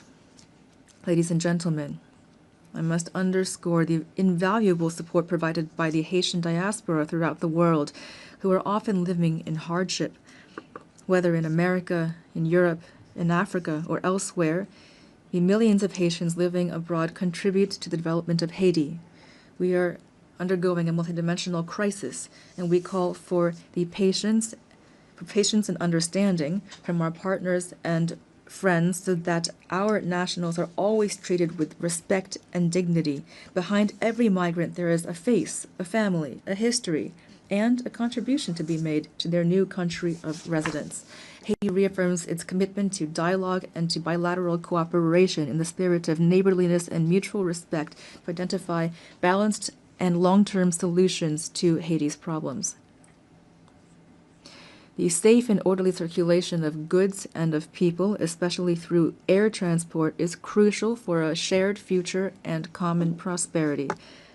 Ladies and gentlemen, the Haiti of tomorrow deserves peace and prosperity, a future based on independent judiciary, universal education, affordable health care for all, and an economy that provides every citizen with the same chance at success. This future also requires bold reforms, independent justice, and an end to impunity. On April 16, 2025, we enacted a decree establishing two specialized judiciary bodies, one to litigate crimes and complex financial infractions, and another to prosecute mass atrocities and sexual violence. We're making progress toward making these bodies operational. We are prepared to continue down this path. This is not the time for Haiti fatigue. The international community does not have the right to turn away from Haiti's situation. In light of this crisis, silence would not be neutrality, it would be complicity. Ladies and gentlemen, allow me to pay tribute to the Haitian people. Representing them here is the greatest honor of my life. Beyond my functions as president of the Presidential Transition Council of Haiti, I am a real, active Haitian citizen with a profound love for my homeland, a land of freedom and dignity, a land of courage and talent. Haiti is not a nation that has given up. We are a great people, a people that stands together, men and women who have sacrificed for their homeland and for humanity. Haiti is not a playground for armed criminals, but rather it is a nation on its feet, comprised of dignified, resilient families who every day, despite terrible adversity, are fighting for a better future. I pay tribute to my fellow countrymen and women who are, without a doubt, among the most resilient people on earth. They deserve better. Giving them new hope is my only mission, and that is why now I call upon you to stand side by side with Haiti. We must build peace in Haiti, for the Caribbean, for the Americas, for all of humanity. Thank you.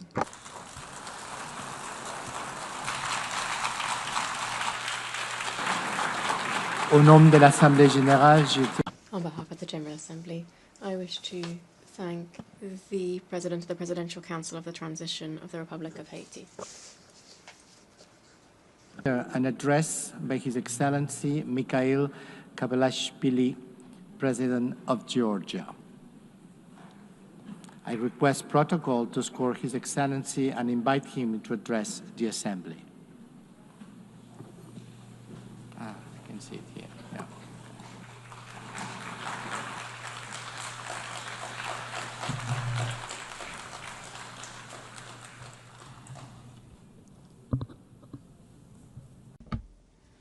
Madam President, Mr. Secretary General, distinguished colleagues, ladies and gentlemen, I represent a country with a 3,000-year history, the cradle of one of the world's most ancient civilizations and the brave Georgian people, filled with pride and dignity, a country that possesses a unique alphabet, an ancient language, and 17th century-long Christian traditions.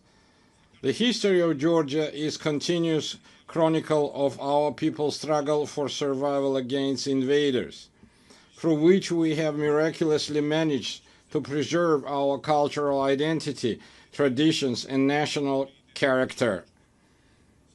Despite centuries of continuous warfare with invaders, the cultural environment in Georgia has always been distinguished by exceptional humanism, tolerance, and compassion for others. Tolerance, openness to others, harmonious coexistence, and diversity form the cornerstone of our ancient culture, which is brilliantly reflected in Georgian polyphony, in our national traditions, and in the world-renowned Georgian epic Shota Rustaveli's The Knight in the Panther's Skin. Georgia is a place where, throughout history, no human has ever been oppressed or persecuted on ethnic or religious grounds. Quite the opposite. We have always been known for our profound sense of justice. I represent the Georgian people, who know both the cost of war and the value of freedom and peace, a people who cherish their rich history and traditions, while at the same time facing with resolve the challenges that lie before our country. Amid a rapidly changing geopolitical landscape and unprecedented global challenges, such as ongoing conflicts, climate change, ideological polarization, cultural alienation, and war-driven humanitarian crisis, Georgia stands firmly as a guardian of dialogue, peace, stability, and sustainable development. Despite the many challenges surrounding us, we have managed to ensure the security of our people. The fundamental philosophy of the Georgian government remains to preserve peace, and no matter the cost, to spare our people from war. For the fourth year now, a horrific, bloody war has been raging in Ukraine, bringing catastrophic consequences and immense human suffering. Drawing on the bitter experience of the 2008 war, whose wounds have not yet healed for the Georgian people, we understand better than many the pain that Ukrainian nation endures today. Now as before, Georgia expresses its firm and unwavering support for Ukrainian people. As we deeply understand the importance of peace, Georgia contributes to the transformation of the South Caucasus and strives to turn it from a zone of conflicts into a space of dialogue among civilizations and economic prosperity. We welcome President Donald Trump's peace initiative between Armenia and Azerbaijan, as well as his efforts to bring the bloody war between Russia and Ukraine to an end soon. Georgia has always supported and actively strived to establish sustainable and long-term peace in the South Caucasus, as well as to deepen trust and cooperation amongst its neighbors. For centuries, our country has been a crossroads of civilization and a space for dialogue among diverse cultures. Today, Georgia is reclaiming its historical role. Close relations with the countries of the South Caucasus and Central Asia, existing agreements with the European Union, and the Georgia's key position in the Middle Corridor all give our country a special significance, both within the region and across the Eurasian continent. Georgia is the shortest connecting route and natural bridge between Europe and Asia, the West and the East. Thanks to our geographical location and pragmatic foreign policy, Georgia is emerging as a multidimensional and multifunctional regional hub, both in terms of trade and energy transit. Georgia makes a significant contribution to the development of the Middle Corridor strategic route and does everything to ensure that the corridor becomes the fastest, most reliable, and most stable connecting route between East and West. We are actively working with international investors, developing infrastructure and facilitating the creation of new energy transit routes, all of which ultimately enhance the connectivity between Asian and European markets. Within the framework of the Middle Corridor and its development, Georgia has launched strategically significant projects aimed at increasing the volume and intensity of rail, sea, and air transportation. Among them, the railway modernization project has already been completed, while work is actively underway on the deep sea port in Anaklia, the new international airport in Tbilisi, and the Black Sea submarine cable projects. These projects, on one hand, provide landlocked countries in Central Asia and the South Caucasus with maritime connectivity to the rest of the world. On the other hand, the projects are implementing help diversity energy routes. We are implementing help diversity energy routes, thereby significantly enhancing the energy security of Europe and South Caucasus. To promote the development of the Middle Corridor and enhance connectivity between the two largest markets, Asia and Europe, Georgia has been hosting the Tbilisi Silk Road Forum for 8 years. It is an international platform for dialogue and new opportunities, attended up to 2,000 delegates from 60 countries. Our goal is to develop constructive relations based on mutual respect and shared benefits with major economies such as the United States, China, European Union, and others. We are open to any dialogue and cooperation, but at the same time, we demand respect and fair and dignified approach. What the Georgian people will never accept is being spoken to in the language of ultimatums, blackmail, or intimidation. Georgia is a faithful adherent to the fundamental principles of values of the United Nations and a dignified, responsible member of the international community, as evidenced by the considerable efforts by the current government of Georgia to improve the protection of human rights. It is precisely thanks to the pragmatic and rational policies of the government of Georgia that we have maintained peace and economic growth, significantly improving the quality of life of our citizens. Despite numerous challenges in recent years, Georgia has demonstrated remarkable resilience to external shocks.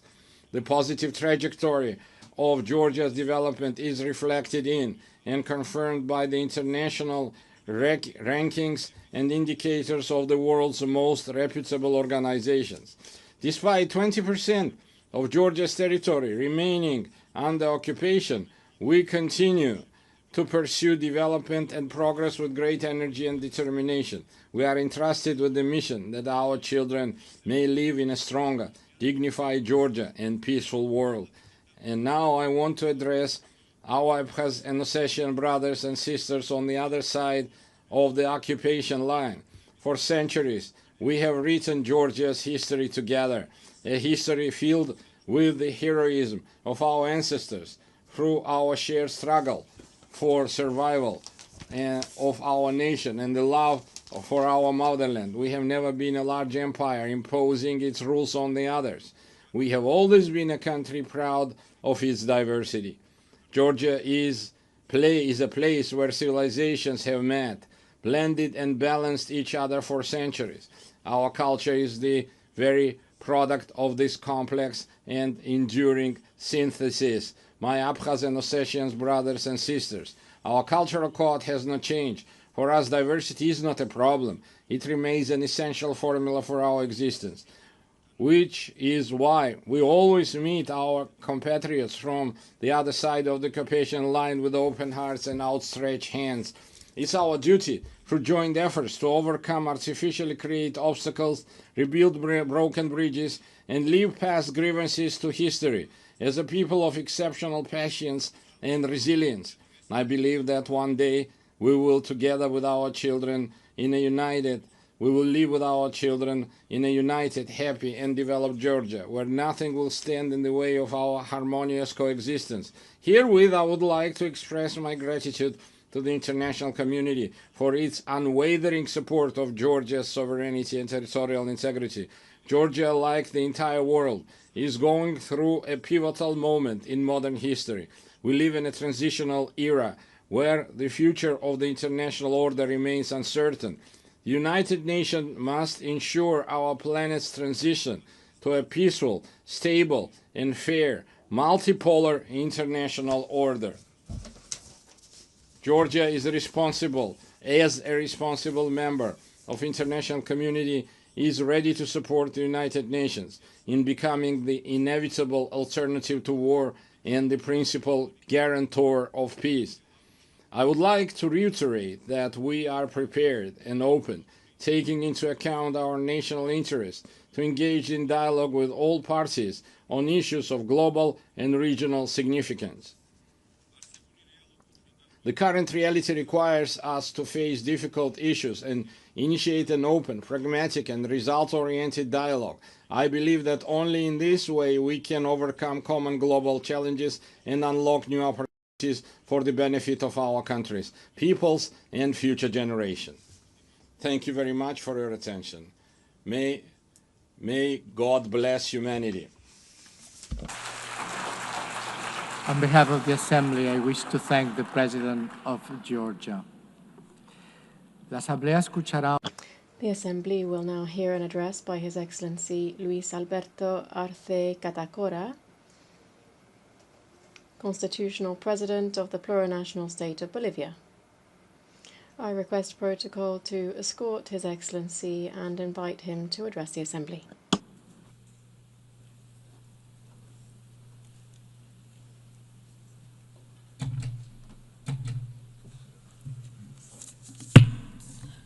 Muy buenos días. A very good morning to all of you. Allow me to express brotherly greetings to the President of the General Assembly of the United Nations, Annalena Baerbock, and through her to the entire Assembly. The 80th session isn't just any other date. It is a space for a historic time which invites us to stop and to look back, to remember why this organization was born and why it has seen the results that humanity was waiting for after the 2 world wars, in which the fight for wealth and areas of influence left in its wake millions of dead, displaced, and wounded. We are living with a wound that we're trying to overlook. Over 8 decades, in the concert of nations, we have seen the development of narratives that, using the skill of the great powers with long-standing experience in the international community, have camouflaged deep wounds and the devastating memories of humanity.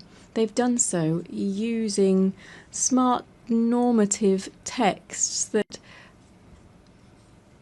pretend to be the duty of the United Nations through audiovisuals and others that are not very effective in facing flagrant problems such as neocolonialism in all of its expressions, territorial occupation, economic, political and cultural interference, racism, discrimination, the arms race, and violence, which is implicit in all of this without taking into account other aspects such as hunger, climate change, the food crisis, and the increasingly frequent economic crises. The effects of these realities are clear to all: confrontations and discourse that promotes hatred and division between kindred states, inequality, exclusion, poverty, and inequality and injustice, still produced within institutions that were created to protect the rights of the weakest. And we're not even talking about economic, social, and the cultural rights of people, and even more if you look at the rights of indigenous peoples. A sincere assessment leads us to confirm that in 80 years, we have not met the expected results. Consequently, we are not in a good position. The world remains divided and confronted against itself more than 80 years ago. Today in the world, there is greater inequality in the distribution of wealth than there was 80 years ago. The poverty figures, inequality and injustice, rather than being curbed, is on the increase. The risk that any remaining peace should disappear and the Third World War would overtake the entire planet is very close if we don't react in time.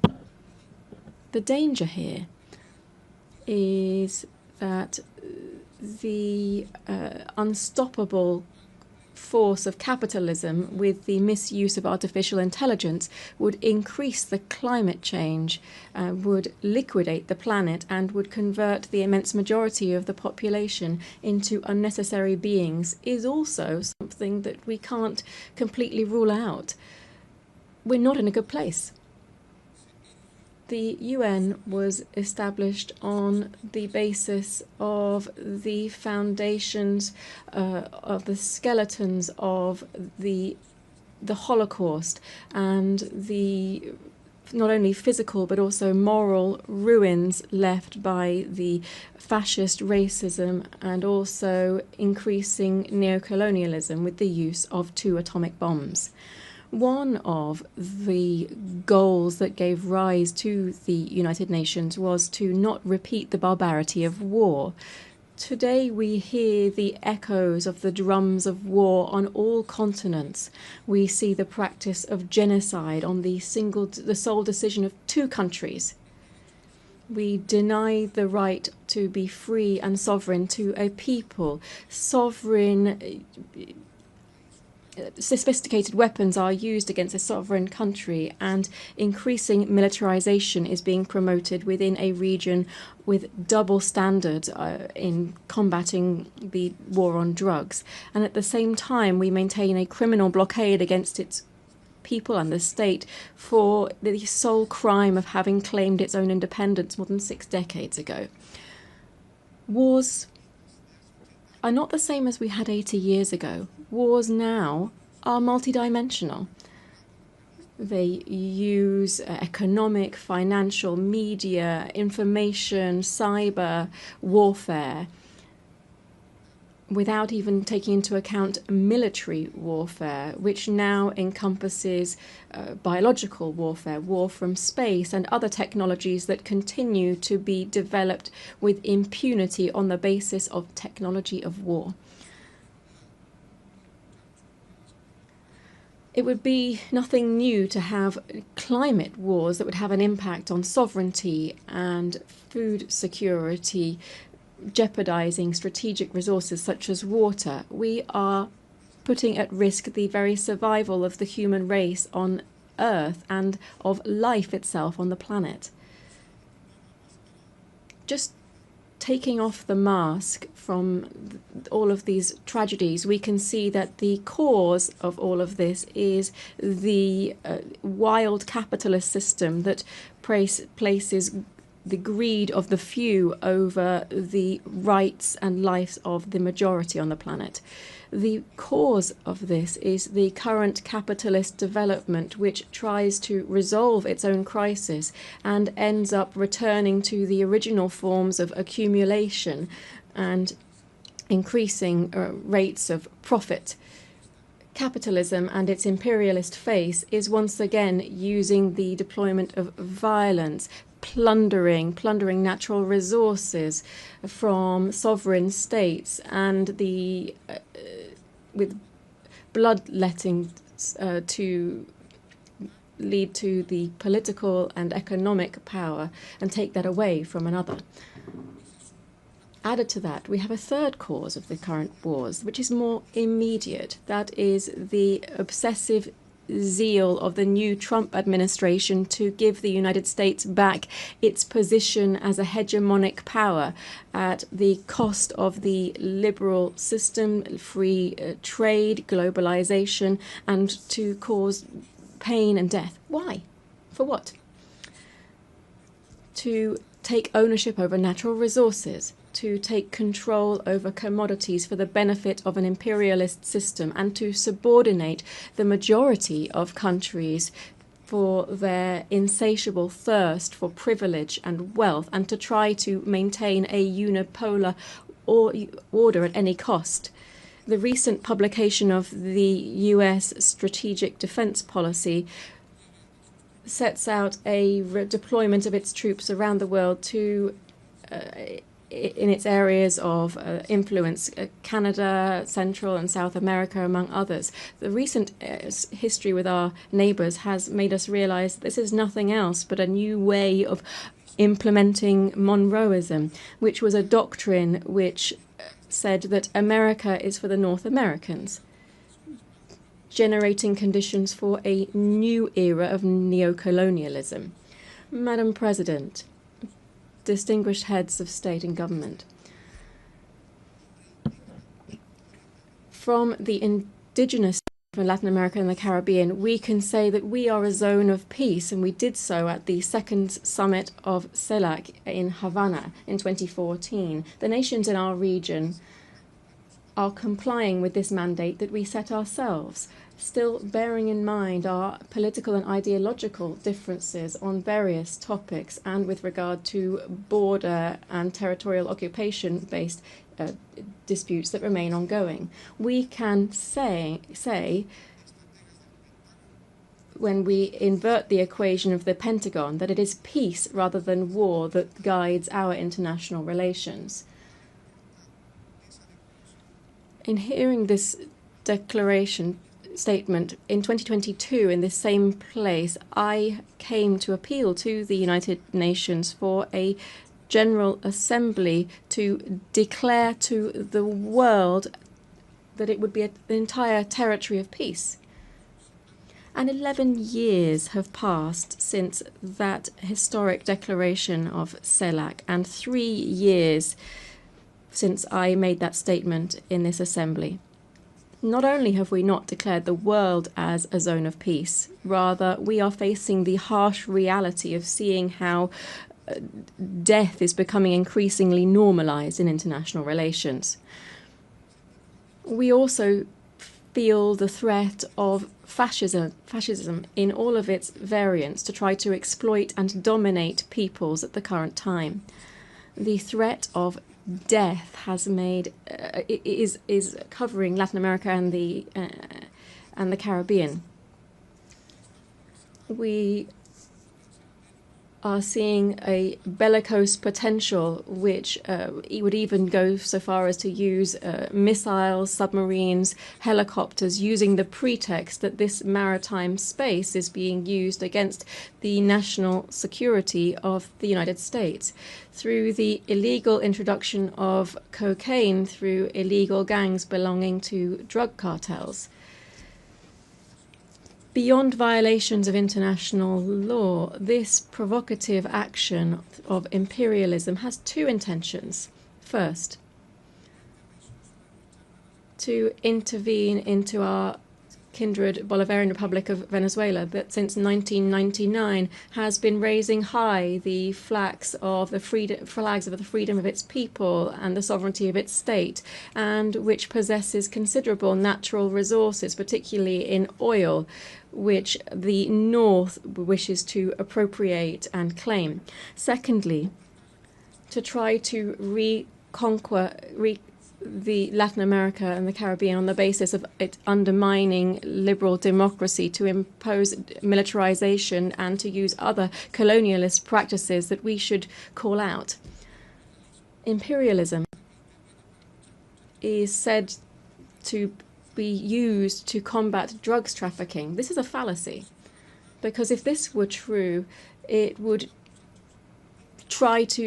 actually be taking effect within their own country, where the demand for this type of drugs is high, and where in its origins, where we see different types of organized crime. What the United States is trying to do is to give our region the role of holding back the edification of a multipolar world and to submit it to its own interests. Added to these military actions, the images of which have been seen around the world, we see other types of devastating actions, such as those aimed at strengthening the economic blockade against Cuba. Billions of dollars are owed by the United States to the Cuban state due to these unilateral coercive measures, which are explained on the basis of rejecting the first communist revolution, which will never be destroyed. The threat of death is also afflicting the Middle East.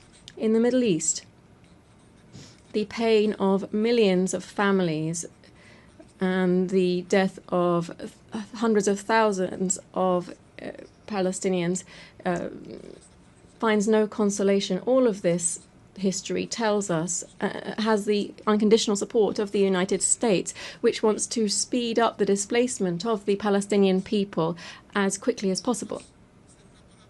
Peace will be an empty world while the Palestinian people continues to face practices of genocide and does not have its own land and full sovereignty with East Jerusalem as its capital. But in this region, that's not the only thing that's happening. The fragile political and geopolitical stability is threatened by preventive attacks against the Islamic Republic of Iran and against the small nation of Yemen, very similarly to what is happening, what was done by ex-President George Bush. The threat of death is also clear in Eurasia. In Eurasia, despite the intermittent attempts to achieve a political outcome, the expansionist ambitions of NATO, which is nothing else than the military arm of concentrated capital, is trying to protract the military conflict by using Ukraine as a launch pad against the Russian Federation. The threat of death also hangs over Asia. The East China Sea, which is an area of great geostrategic and economic importance, is facing two problems that could have an impact not only on the region but also the entire world. The overcoming of the sovereignty of Taiwan by the People's Republic of China is another example of explicit neocolonialism that is encouraged by the United States, as well as the dispute on the Senkaku Islands, the sovereignty of which is disputed between Japan, Taiwan, and China.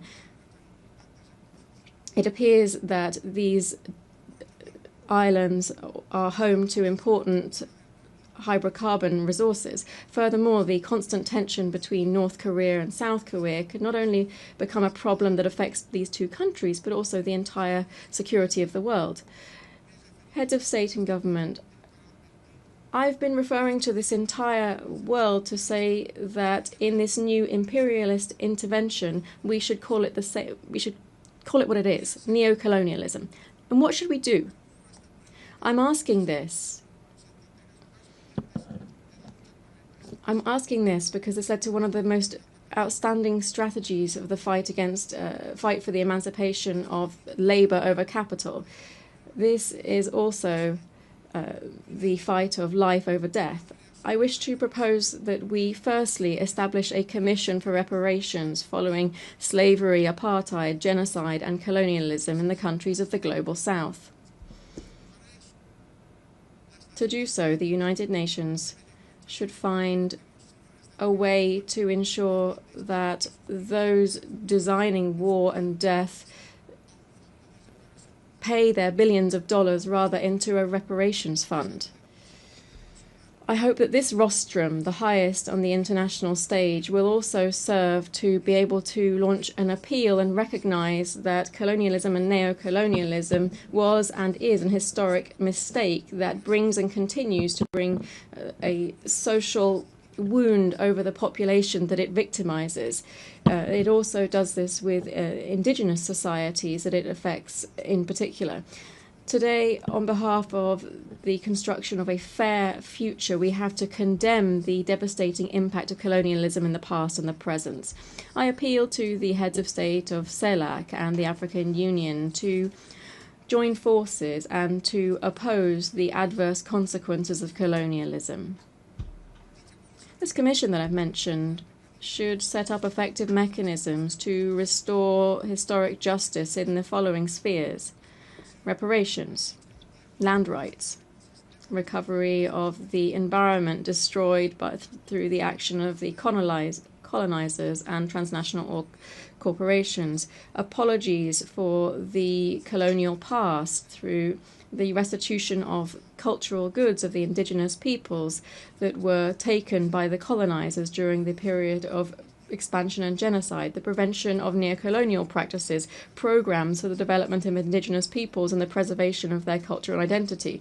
We should also provide compensation to people who have resisted the military occupation of their territories and those that are suffering under unilateral sanctions and economic blockades. Secondly, we should convert the UN General Assembly into a body with binding power so that it can be an effective voice for all peoples and not a space where we simply realize the will of the most powerful. We need this forum to be an ethical nucleus, a political heart, and the living spirit of a new era guided by the culture of life. We need the resolutions adopted within the UN General Assembly to not be vetoed by any superpower and to be truly complied with. This means ensuring that multilateralism is truly valid and not just a formality. We should declare the world as a zone of peace and promote demilitarization as far as possible. The immense majority of the population in the world refuses to accept that the revitalization or overcoming the cyclical crises of capital should be done on the basis of investment in billions of dollars to manufacture all types of conventional and unconventional weapons. Just 1/3 of military expenditure would give us better and greater education, health, and housing guaranteed for everyone. The UN has to become a pact for peace and for life as the shared destiny of everyone who believes in living together. 4, we need to undertake a profound reform of the Security Council that would prevent one of 2 countries holding up global stability. We need to ensure this reform and ensure the reform that the countries of the Global South have been insisting on for several years. Democratizing the Security Council would be giving effect to the principle of the legal equality of states and democratizing the future. It would be to ensure that the voices of Africa, Latin America, and the Caribbean, Asia, and the historically marginalized peoples would also count. 5, we should move towards the Universal Declaration of the Rights of Mother Earth. Bolivia, together with the Amazonian peoples, speaks up to recall the urgent need for international cooperation to strengthen the conservation of the Amazon. We should do so through strengthening the sovereignty of Amazonian countries over this strategic biome for the world. Defending the Amazon means defending life. 6. We must reject all forms of commercial war and work to reduce economic and social divides between the countries of central capitalism and the countries on the periphery. Trade wars not only affect companies, but also the immense world of work. It also lessens to alarming levels the possibility for lower classes to access acceptable food. The hegemonic and capitalist interests don't have any right to overtake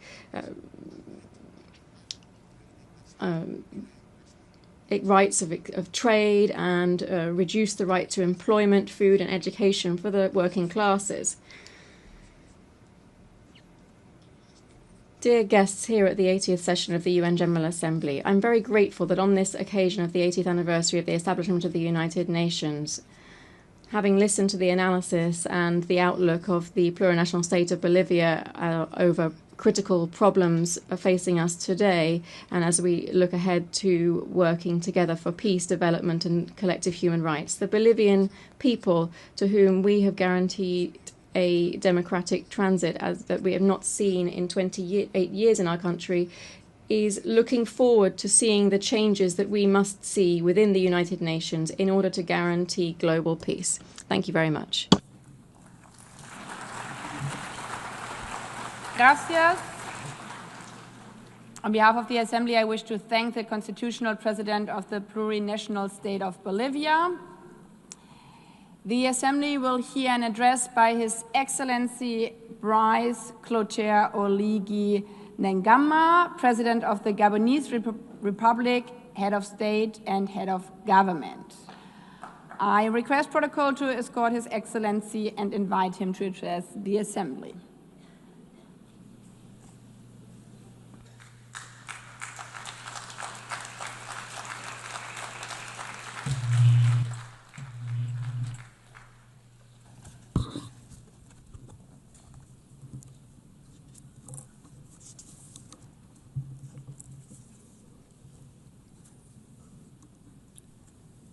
Madame la Présidente.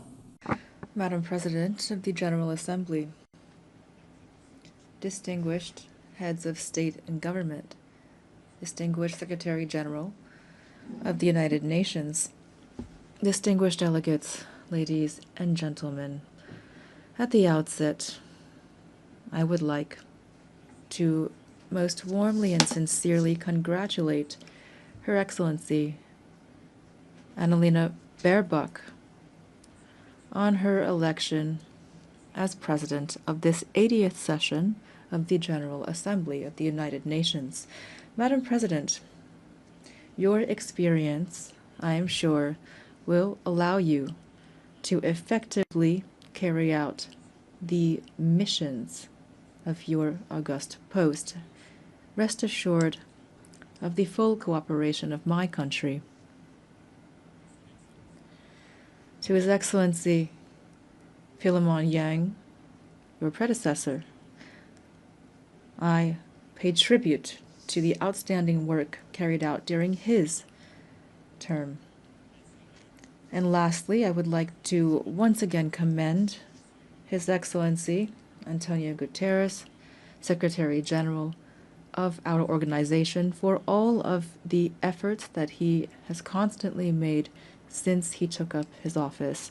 Gabon, my country, is keenly interested in the UN 80 initiative, which aims at ensuring operational efficiency in the face of global challenges, as well as to optimize mandates within the UN system.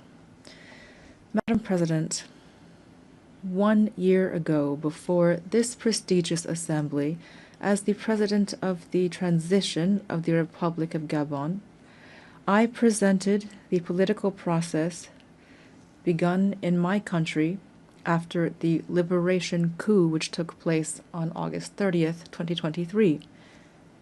After the presidential election of April 12th, 2025, for which the process and outcomes were unanimously endorsed by the international community, this transition culminated with my inauguration on May 3rd, 2025, as the first elected president of the Gabonese Republic, thus establishing the foundations of democratic order. As you know, Gabon has undergone a peaceful and exemplary transition that included all of the political parties in our nation. This smooth transition led to an inclusive national dialogue and a constitutional referendum in accordance with the agreed-upon timelines, and it will continue through the holding of legislative, local, and senatorial elections that are free and transparent. To this end, the first and second round of combined legislative and local elections will take place on September 27th and October 11th, 2025. With regard to the election of senators, this will take place on November 8th, and the second round is scheduled for November 29th, 2025, with a view toward a definitive restoration of constitutional order by January 2026.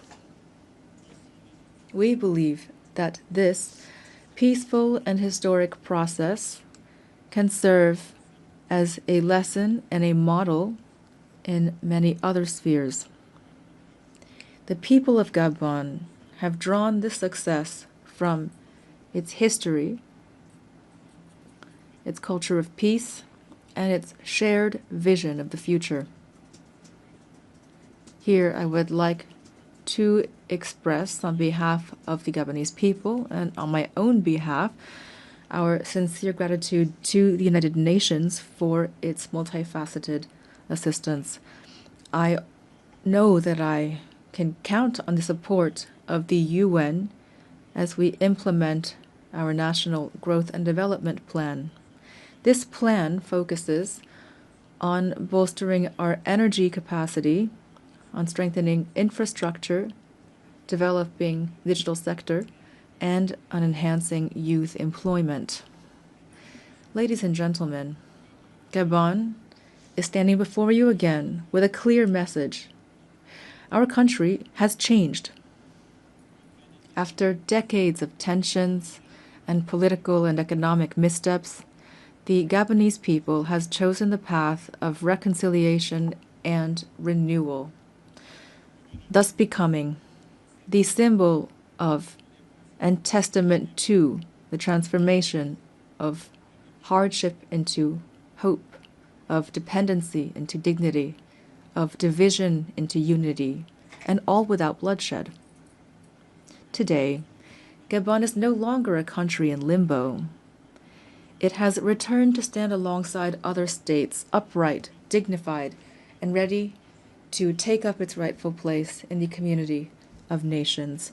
The new Gabon, the exemplary Gabon that my compatriots are calling for, also means that the state in Gabon must serve its people from now on.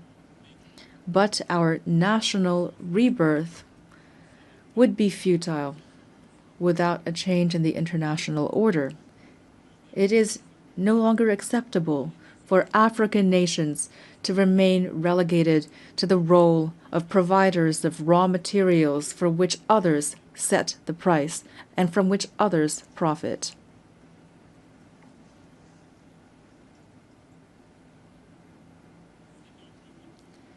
Therefore, I would like to invite public and private investors to support us through win-win partnerships. We have decided to process our resources on our territory, to create jobs at home, to develop African industries, and to interact with the world on the basis of equity, integrity, and mutual respect as we strive toward happiness. In its path toward development, Gabon, a country of peace and opportunity, will continue to welcome all those who commit to upholding our laws, our Republican values, and to contributing positively to our national rise. Distinguished delegates, ladies and gentlemen, this 80th session of the General Assembly has the theme, Better Together, 80 Years and More for Peace, Development, and Human Rights. It takes place in an international context characterized by economic, environmental, and security crises that call for more sustained and more staunch collective engagement. This is an urgent call to tackle these concerns in accordance with the spirit and the values of the UN Charter. Ladies and gentlemen, today the world has a radically different face. Humanity has never had so much technological prowess to ensure its well-being, and yet international peace and security have never seemed so fragile and so under threat. It is high time that peace reign on earth, and especially in Africa, which has so long suffered under conflicts that have been stoked and financed from outside the continent. Let the guns at last fall silent in the DRC, in Sudan, in the Horn of Africa, and in the Sahel.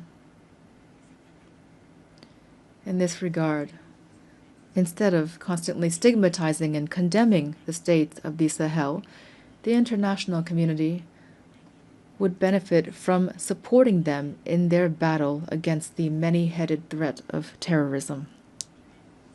Ladies and gentlemen, on December 12, 1988, Gabon officially recognized the state of Palestine. Then, as now, we support the two-state solution, the only way, in accordance with UN resolutions, to guarantee a just and lasting peace between Israelis and Palestinians, as well as to guarantee international security. In this vein, Gabon must reaffirm its position in favor of lifting the embargo imposed on Cuba due to its negative effect on the well-being of Cuba's people. We solemnly reaffirm our full support for international efforts carried out throughout the world to achieve peace. These efforts must be centered on humans, especially women and youth. Through the Pact for the Future of 2024, the UN must continue to encourage and support the crucial action of women, stemming from the Declaration and the Beijing Declaration and Program of Action, of which we're celebrating the 30th anniversary this year. Madam President of the General Assembly, Secretary General of the United Nations, the triple planetary crisis of climate change, biodiversity loss, and pollution is an existential threat for humanity.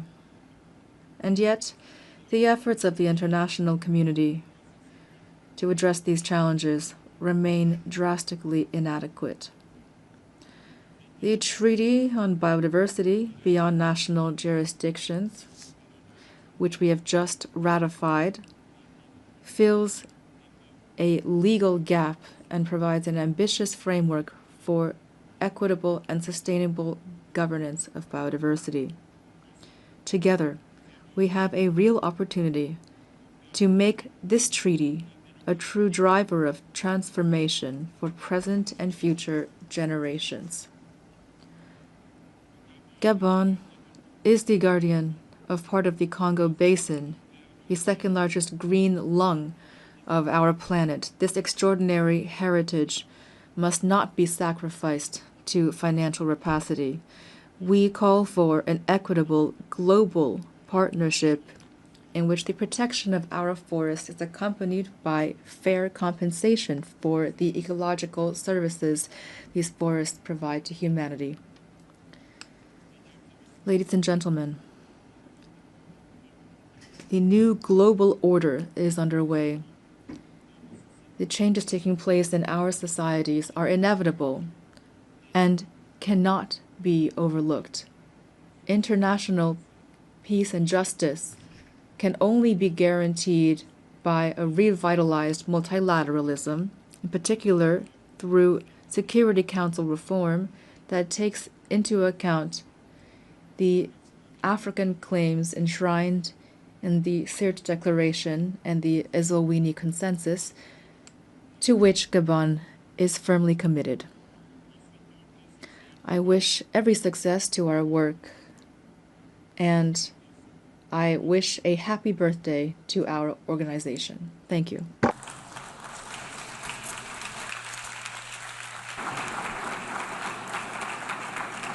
I thank you and happy birthday to all of us.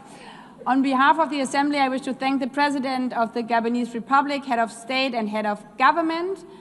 The Assembly will hear an address by His Excellency John Dramani Mahama, President of the Republic of Ghana.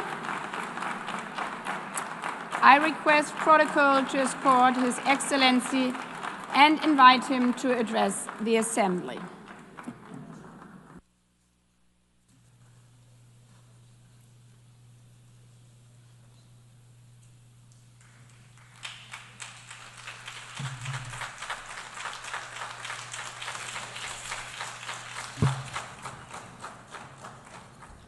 Thank you, Madam President, Mr. Secretary General, Excellencies, ladies and gentlemen.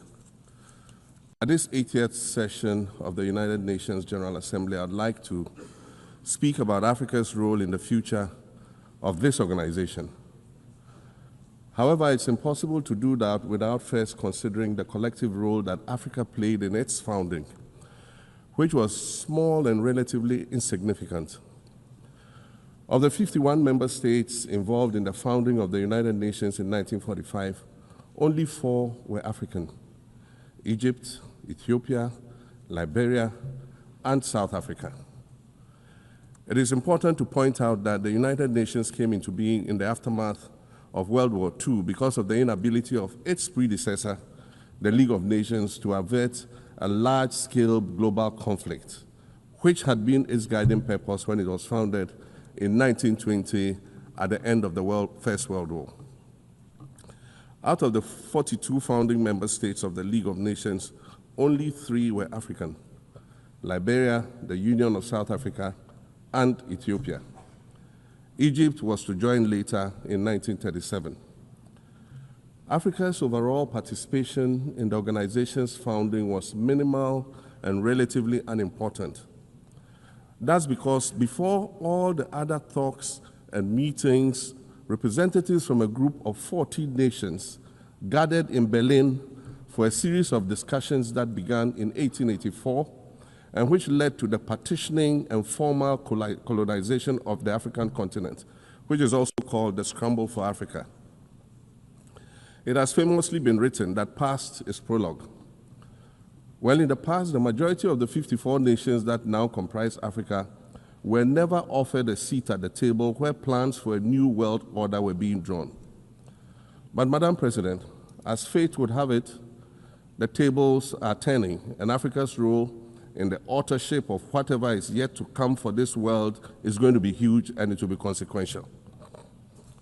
According to this organization's own projections, by the year 2050, more than 25% of the world's population is expected to come from the African continent.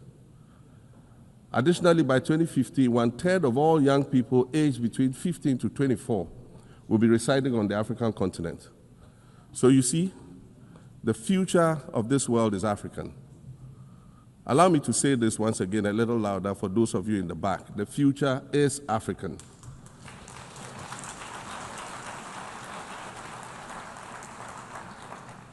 Already today, Africa is a catalyst for human potential and development, as well as for economic reform and ecological stability.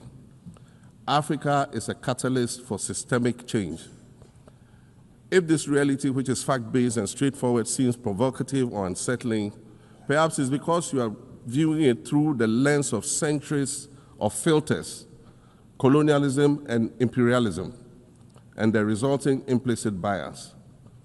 Maybe you are unaware of the resilience of African nations or their remarkable ability to make a strong comeback just when you think it's safe to count them out. That is what is happening right now in my own country, Ghana. Our constitution limits leaders to 2 4-year terms. In January, I was sworn in for a second term, which, let me point out, was non-consecutive with my first term. Our currency, the Ghana cedi, was rapidly depreciating, faced with rising inflation, a huge debt burden, and low morale amongst our citizens. My new administration settled down quickly and embarked on an ambitious program of comprehensive transformation designed to restructure Ghana's economic foundation and enhance our competitive standing globally. We refer to this process of recalibration as our reset agenda. In just 8 months, we have achieved significant reduction in inflation from 23.8% in December 2024 to 11.5% in August 2025, restoring price stability for our citizens. Additionally, our currency, the Ghana cedi, has appreciated considerably against other currencies, with Bloomberg reporting it as the best performing currency in the world at one point. Our improved sovereign credit rating reflects increasing investor confidence in our economy, and our 24-hour economy initiative promises to transform our economy. And there's a renewed willingness amongst our people to trust that their elected officials have Ghana's interests at heart and that we're progressing together. Madam President, I believe that in honor of this milestone celebration, the United Nations should also embark on a process of serious recalibration and establish its own reset agenda. Since the organization's founding, the number of UN member nations has nearly quadrupled. And quite frankly, it is not the same world that it was back then when the UN was formed. I mentioned earlier that I began my second non-consecutive term as president this past January. My first term ended in January 2017. In that span of time, 8 years, the world has changed with such ferocity. My first days in office after my return felt as though I had just awakened from a Rip Van Winkle-style sleep. Now, no, that was only after 8 years. Imagine then what it will be like after 80 years since the founding of the United Nations. In 1945, the sun had not yet set on the largest empire in history. The most common mode of international travel was by sea. The personal computer had not been invented, let alone made portable.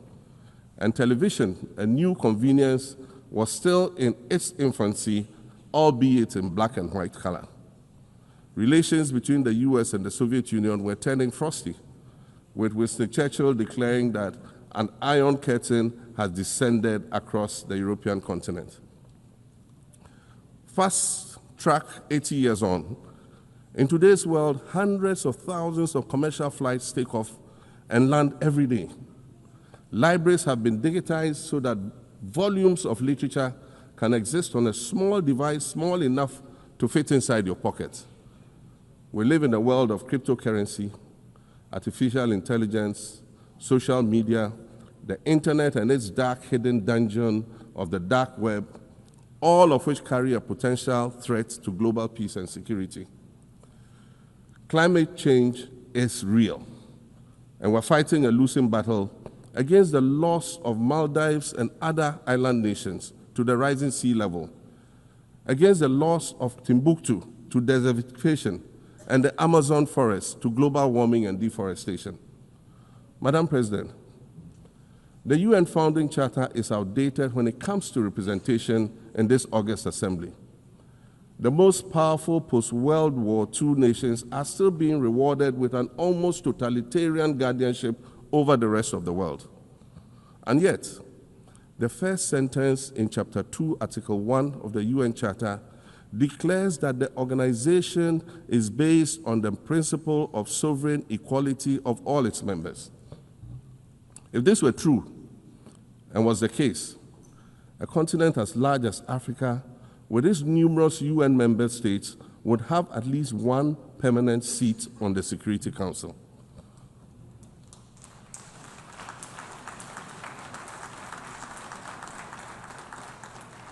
Furthermore, we believe that veto power should not be restricted to only 5 nations, nor should it be absolute. There must be a mechanism in this House for the General Assembly to challenge a veto. No single nation should be able to exercise an absolute veto to serve its own interests in a dispute. In 1995, during the 50th anniversary of the United Nations, Nelson Mandela stood in this very spot, and he said, "The United Nations has to reassess its role, redefine its profile, and reshape its structures. It should truly reflect the diversity of our universe and ensure equity among the nations in the exercise of power within the system of international relations in general and the Security Council in particular." I close quotations. 30 years later, we African leaders are still making the same simple request for a permanent seat on the Security Council with the power of a veto. So today, Madam President, I stand here in this exact spot and ask the world, if not now, then when? We demand not only a reform of the Security Council, but also a reset of the global financial architecture, which is currently rigged against Africa. Africa must have a greater say in the world's multilateral financial institutions. And while I'm making requests, I'd like to call for the removal of the blockade on Cuba. As Dr. Kwame Nkrumah, our nation's founder, famously said, "We seek to be friends with all and enemies to none." The Cuban people shed their blood on African soil in the fight against apartheid. And indeed, Cuba has been and continues to be a faithful friend of Africa. You see, the very fact that I can stand here and ask these things and say these things, and the fact that all nations can ostensibly gather here to address critical global issues, air our grievances, and express our concerns, that is what makes the survival of this organization so important. In every old city or village, you will find a town square, or a courtyard, or a plaza that once served as a gathering space for the citizens of the community and their leaders. Meetings and celebrations were held there, as were trials and elections. And these were spaces that brought people together and held them together as a community. Sadly, time and technology have eroded these spaces. Madam President, in many ways, the United Nations is the proverbial town square of our modern global village. And it has never been more critical for us to protect this one space that brings and holds the world nations together as a community. The internet, social media platforms, and artificial intelligence offer us the illusion of connectivity, when in fact what they do is reinforce isolation by using algorithms that ensure that we do not receive new ideas and perspectives, but rather more of the same content. We are served alternative facts and manipulated images, making it easy to disseminate disinformation and sow seeds of division amongst communities. Madam President, these are dangerous times. Our world is currently experiencing a rise in nationalism and economic instability. There's a general breakdown of multilateralism. Various acts of aggression have been committed against the sovereignty of others, and nations are attempting to circumvent the very safeguards that were put in place to prevent large-scale global conflict. These conditions are all too similar to the ones that led to the League of Nations' failure in fulfilling its mandate. The denial of visas to President Abbas and the Palestinian delegation sets a bad precedent and should be deeply worrying to all member nations of the United Nations. Ghana recognized the state of Palestine in 1988 and supported a two-state solution to the conflict since then. And I say, contrary to the claims of some, a two-state solution would not be a reward for Hamas. It would rather be a reprieve for the hundreds of thousands of innocent women and children and people who are facing collective punishment and forced starvation for no reason other than the fact that they are Palestinian. For nearly 2 years and for the fear of reprisals, we here in this General Assembly have been playing hide and seek with language to find the right words to help us avoid or excuse what we all know is taking place in Gaza. But here's the thing, it doesn't matter what you call it. If it looks like a duck, it swims like a duck, and quacks like a duck, well, then it must be a duck. The crimes in Gaza must stop.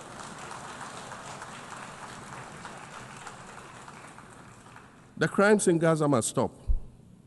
Madam President, I also want to draw particular attention to the conflict in Sudan, which this body has described as the world's largest humanitarian crisis. 12 million people have had to flee their homes. And when we speak of migration, we refer to the 12 million new Sudanese refugees, whom we as a global community should be willing to assist in much the same way that many member nations readily assisted new refugees coming out of Ukraine. Let's dispense with the euphemisms and dog whistles and speak frankly. It is not a mystery that when leaders of Western nations complain of their migration problems, they are often referring to immigrants from the global south. But many of those immigrants are climate refugees. And interestingly, the global north emits 75% more greenhouse gases than the global south. However, the effects of climate change are more severe in the global south because we lack the resources to address them effectively. And so when the desert encroaches on our villages and towns and they become unlivable, we are forced to flee. Warsan Shire, a Somali-born prophet, a Somali-British poet born in Kenya to Somalian refugee parents, was London's first youth poet laureate. She writes in her poem titled Home. And it says, you have to understand that no one puts their children in a boat unless the water is safer than the land. No one bends their palms under trains beneath carriages. No one spends days and nights in the stomach of a truck feeding on newspaper unless the miles traveled mean something more than just a journey. Madam President, we cannot normalize cruelty. We cannot normalize hatred. We cannot normalize xenophobia and racism. If we're going to tell a story, let's not tell it slant. Let's tell all the truth. When we speak of migrants, we speak of Mami Ewusi Mensah Frimpong, a judge on the U.S. District Court for the Central District of California. She's the first black female judge on any of California's 4 federal district courts. She was born here in America to immigrant parents from Ghana.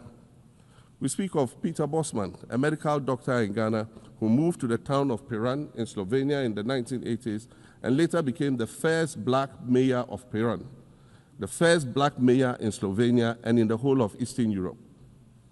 We speak of T. Michael, the iconic Ghanaian Norwegian artist and designer. And of course, we speak of the late Kofi Annan, former United Nations Secretary General.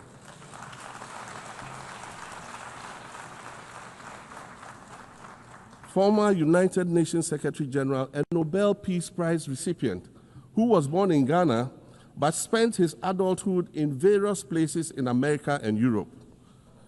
These are people who have brought great distinction to the countries that they decided to call home. Just as the migrants and the children of migrants before them did, I dare say these are not invaders. These are not criminals. Madam President, the slave trade must be recognized as the greatest crime against humanity.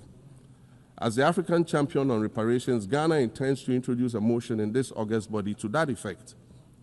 More than 12.5 million Africans were forcibly taken against their will and transported to create wealth for the powerful Western nations. We must demand reparations for the enslavement of our people and the colonization of our land that resulted in the theft of our natural resources, as well as the looting of artifacts and other items of cultural heritage that have yet to be returned in total. We recognize the value of our land and the value of our lives, as did our colonizers, as well as the governments that happily paid reparations to former slave owners as compensation for the loss of their property, in quotes, and that property for which they received compensation was paid referred to enslaved people who had been freed.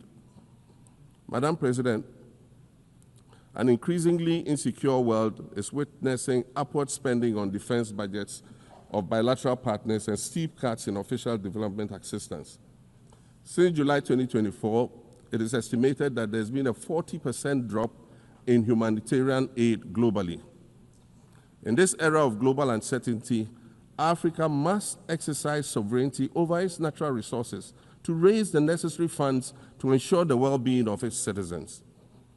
The days of parceling out vast concession areas to foreign interests for exploitation must come to an end. We'll continue to welcome foreign investment, but we must negotiate better for a bigger share of the natural resources that belong to us. And we must insist on value addition to these resources. We're tired of the continued image of poverty-stricken, disease-ridden rural communities living at the periphery of huge foreign-controlled natural resource concession areas. We're tired of having people extract the most they can from us and in return offer us the very least by way of respect, consideration, and dignity. We're tired of not being represented in ways that reveal the richness and complexity of our history or acknowledge all that we have overcome to arrive here in this liminal space of untold possibilities. Allow me to echo the Indian-American writer Arundhati Roy, who wrote, "Another world is not only possible, she is on her way. On a quiet day, I can hear her breathing." I want to add that for the sake of Africa, and quite selfishly for the sake of my 18-year-old daughter, I hope that this new world that is arriving is a place of safety and equality for women and girls. To succeed, we must empower everyone, including women and girls, to reach their full potential. In closing, Madam President, I'd like to congratulate you on your election to preside over this historic 80th General Assembly and on being the 5th woman to hold this distinction. I'd also like to congratulate Her Excellency Nana Jane Opoku-Agyeman on being the first woman Vice President of Ghana.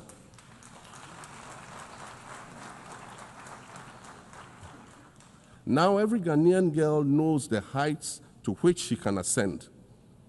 Words matter, but issues of representation matter even more, which is why Ghana looks forward to the appointment of a woman as Secretary General of this organization in the near future. Madam President, Your Excellencies, I thank you for your kind attention.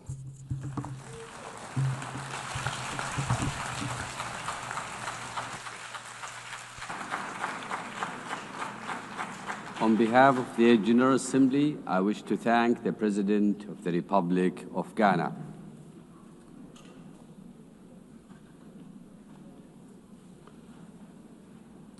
The Assembly will hear an address by His Excellency Omaho O.C. Sokang Embalo, President of the Republic of Guinea-Bissau. I request protocol to escort His Excellency and invite him to address the Assembly.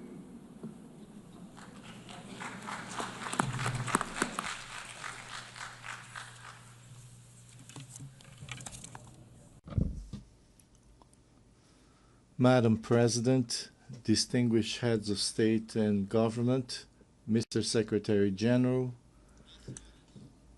ladies and gentlemen, allow me to begin by congratulating Mrs. Annalena Baerbock on her election as President of the 80th session of the United Nations General Assembly. I thank the outgoing President, Mr. Philemon Yang, for his service to the international community.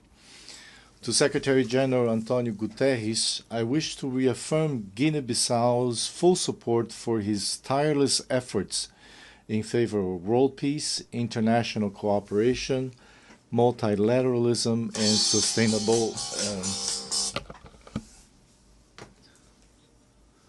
80 years ago, the founders of the United Nations pledged to save succeeding generations from the scourge of war.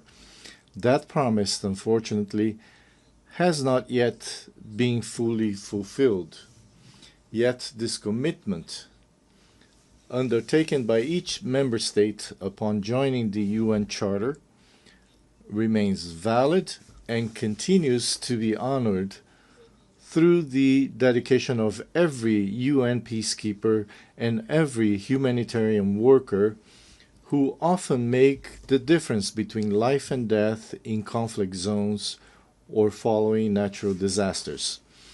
UN agencies such as WHO, UNESCO, UNICEF, FAO, WFP, UNHCR, and UNDP, among others, provide treatment, education, vaccines, food, and protect every day millions of human beings and contribute to the fight against poverty and discrimination against women and girls all over the world. The United Nations remains relevant, especially in these times of deep global uncertainty and crisis. It continues to be the only forum where all nations, large and small, have a seat and a voice. Excellencies, ladies and gentlemen, we live in a world confronted by multiple crises. We are witnessing what Secretary General Antonio Guterres has called polycrisis. Conflicts in Ukraine, Gaza, Sudan, and other regions persist. Socioeconomic inequalities, environmental shocks, political instability, and humanitarian emergencies disproportionately affect developing countries, with the greatest impact on small island developing states. Progress towards the Sustainable Development Goals has slowed significantly or even stalled. The sovereign debt burden of poor countries is increasing, while development assistance is declining. Guinea-Bissau welcomes the UN80 initiative, and we hope it will contribute to strengthening the organization, especially in promoting peace, international security, and the achievement of the SDGs.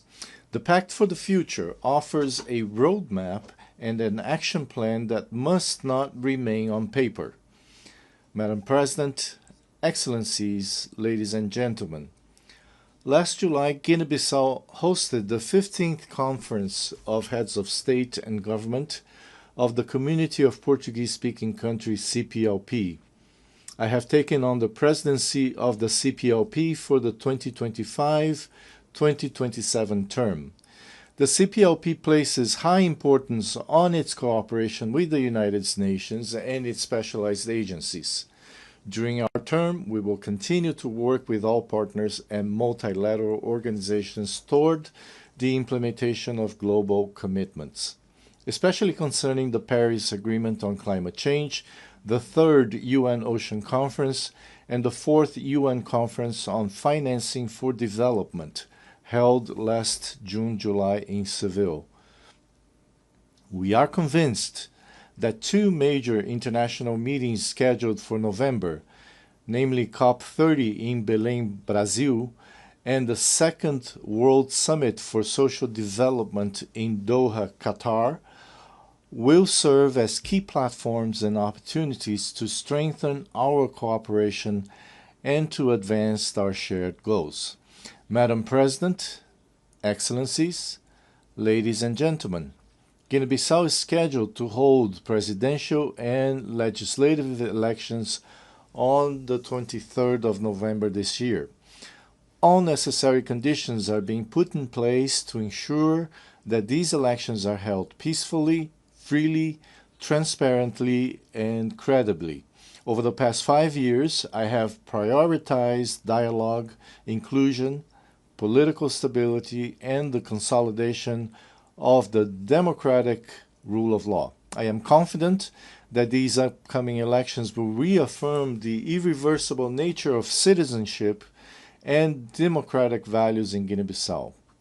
Madam President, Excellencies, ladies and gentlemen, allow me to conclude by saying that in an increasingly interdependent world, we need, now more than ever, a world order grounded in the principles enshrined in the United Nations Charter, in respect for international law and in peaceful coexistence.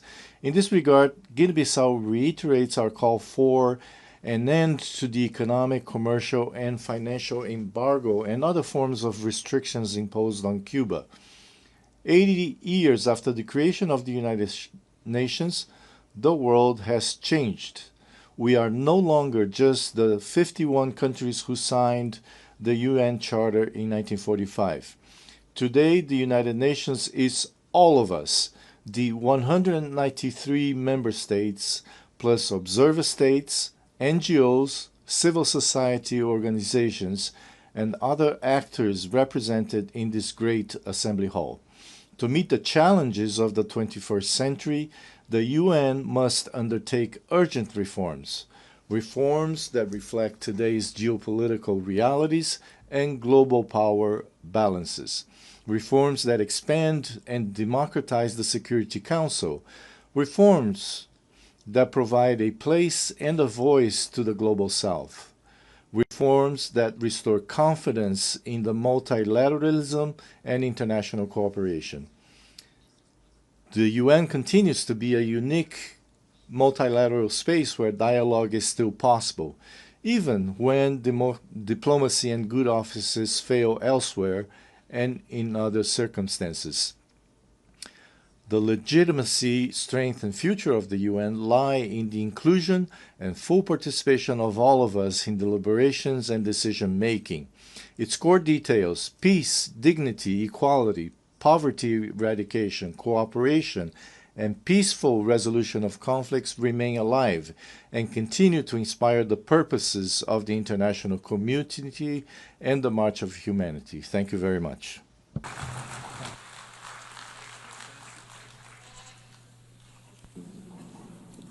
On behalf of the Assembly, I wish to thank the President of the Republic of Guinea-Bissau,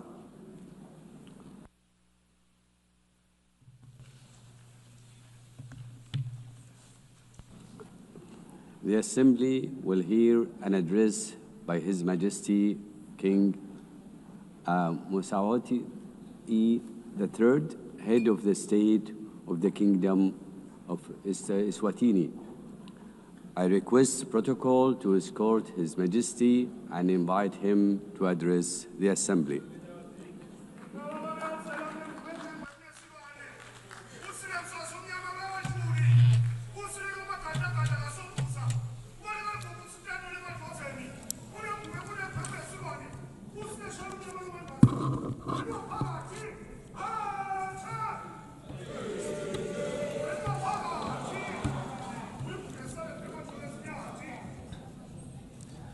Your Excellency, Madam President of the General Assembly, Your Majesties, Excellencies, Heads of State and Government, UN Secretary General, distinguished delegates, ladies and gentlemen. It is a great pleasure to address the 80th session of the United Nations General Assembly under the theme Better Together, 80 years and more for peace, development, and human rights.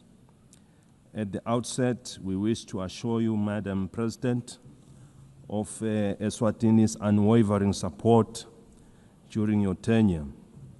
We also commend the UN Secretary General and the Secretariat for their steadfast leadership in navigating our world through unprecedented challenges. As we gather today, mankind is confronted with many challenges, including conflicts around the world. We must remind ourselves that when the United Nations was established in 1945. It was during a time of widespread global strife. Its founding fathers resolved that no country or people should endure suffering due to conflict. The UN Charter and structure were designed to be clear and resolute. Now is the time to ask ourselves what has gone wrong and what steps must be taken to correct these challenges and restore the UN's mission of fostering peace. The question we must ask ourselves further is, what is the UN doing to address these issues effectively? I propose that the United Nations establishes ad hoc committees to tackle global conflicts and promote peace.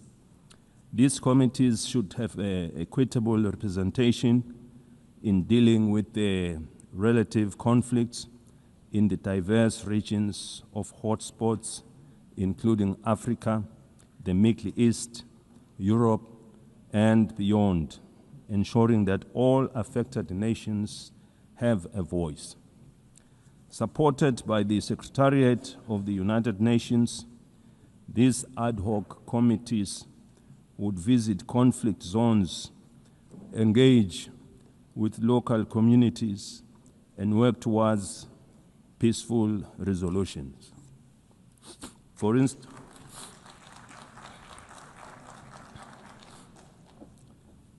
instance, in Africa, the conflicts in Sudan, South Sudan, Somalia, the Sahel, and the Great Lakes need the intervention of these ad hoc committees. In the Middle East, they should facilitate dialogue with all parties involved. The team could ask the Palestinians what it will take to release the hostages, given the fact that the Israelis would remain aggrieved as long as their loved ones are not with them. Similarly, the ad hoc committee should engage the Israelis to ascertain what it will also take for them to stop the bombardment, to avoid loss of more innocent lives, widespread destruction of property, and a growing refugee crisis. By engaging directly with the affected communities, these communities could help broker solutions that address the concerns of all sides to reduce tensions, suffering, and foster stability. In the conflict between Russia and Ukraine, these ad hoc committees could mediate discussions to identify pathways to peace. Their role would be to engage in meaningful dialogue and report back to the United Nations with actionable recommendations on what it would take to end the war. In Eswatini, we encourage that yield positive outcomes proving that dialogue is the cornerstone in nation building. We thank those countries already making means in finding solutions. This suggested approach is not meant to undermine their efforts, but it would complement them as they are already working towards peaceful resolutions. We must avoid actions that could escalate tensions further and instead focus on saving innocent lives. Millions of lives have already been lost during the COVID-19 pandemic. We therefore cannot afford to lose any more to conflict.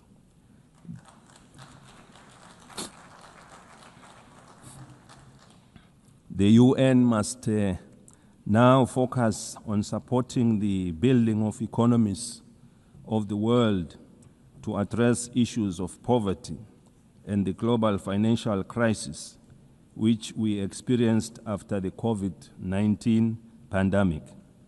By investing in these areas, we can create conditions for lasting peace.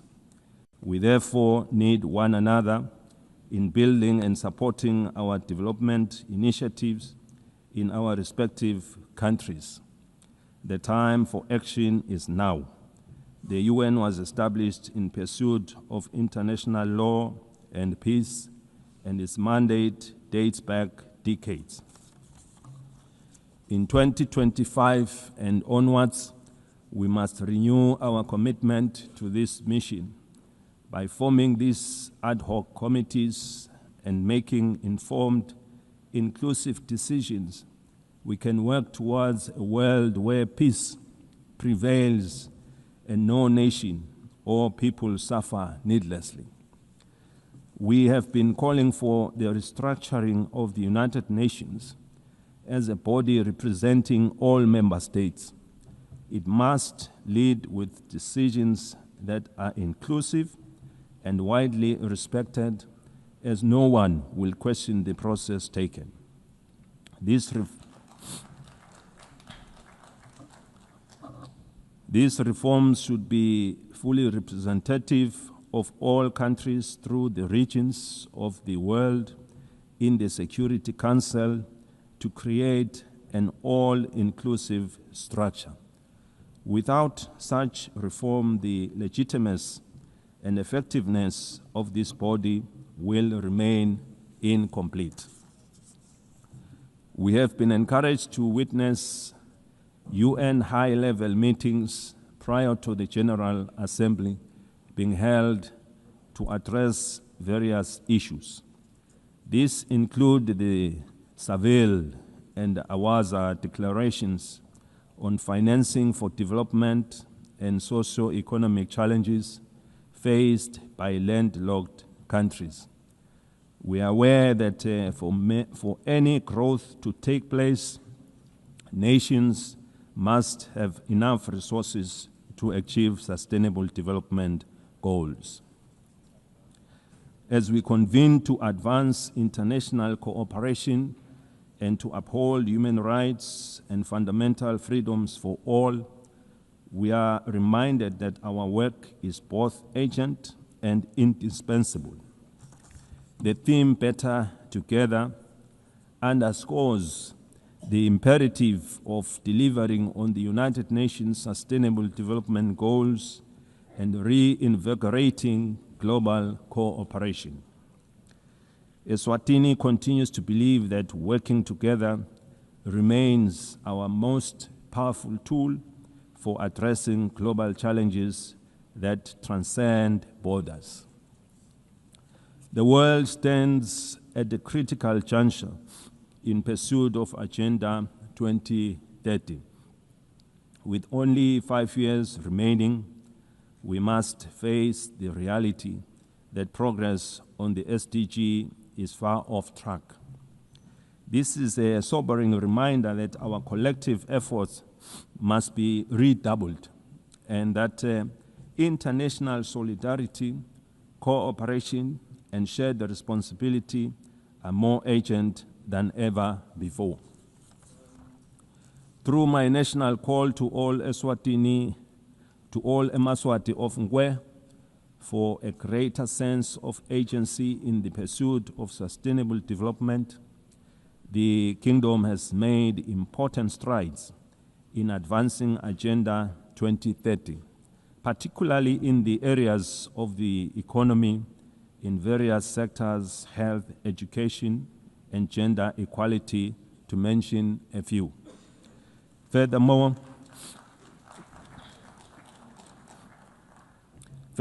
the country's literacy rates have improved, reflecting our investments in education, while the nation continues to be empowered through targeted programs that strengthen their role in our society and economy.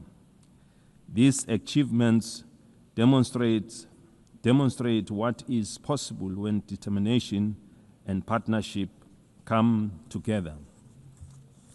While we have witnessed the GDP growth of our economy, we remain with a number of challenges to address, and we count on the UN for support to become one of the advanced economies of the world.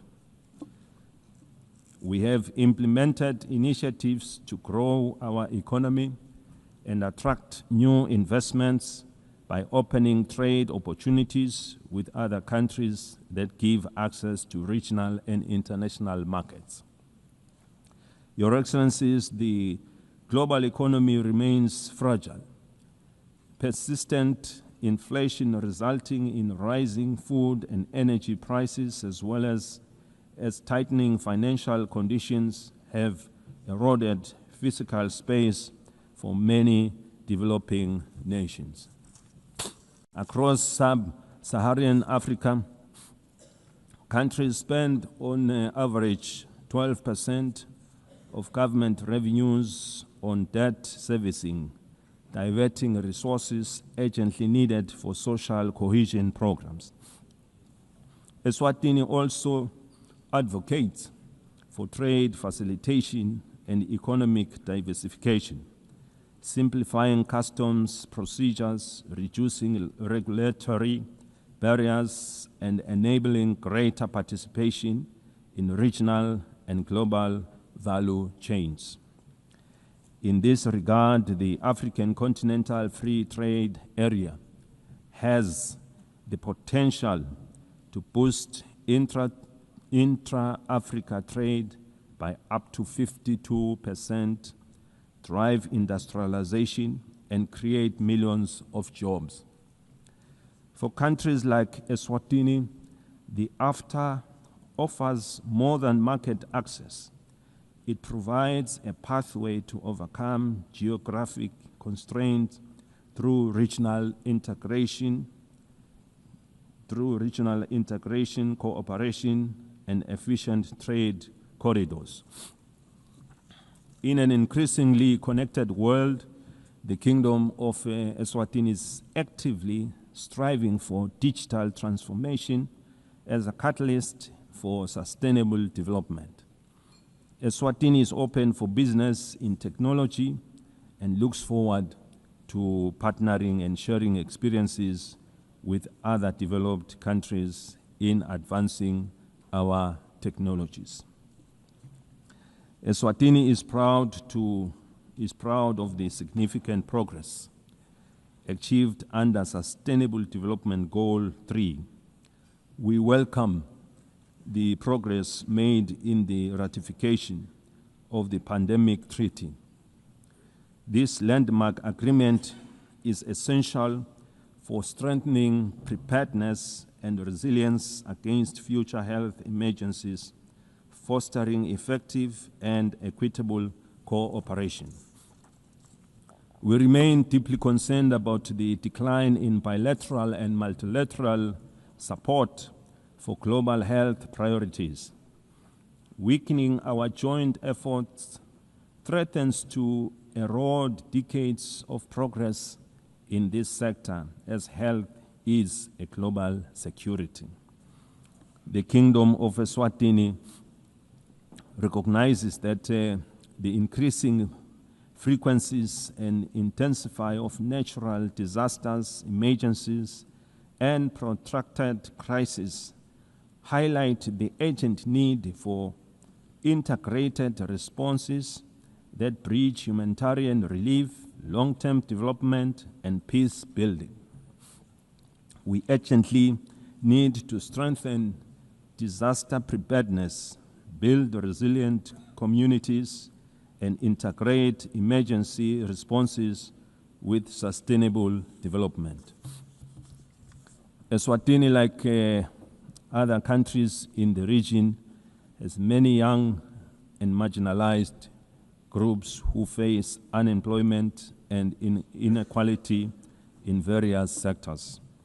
Ensuring empowerment, capacity building, and employment is and employment is our priority, and with the support of the UN programs, we are taking deliberate steps to provide a more enabling environment to guarantee their future. We equally recognize the rights and potential of persons with disabilities who continue to face disproportionate barriers to education, employment, and social participation so that they can fully contribute to and benefit from national development. The United Nations General Assembly Resolution 2758, adopted in 1971, did not address the issue of Taiwan's representation in the United Nations, and it does not preclude their participation in the UN system. The United Nations must seek suitable ways of including Taiwan so that she can better contribute to realizing the UN Sustainable Development Goals. In that way, this will fulfill the UN mandate to ensure that no country is left behind.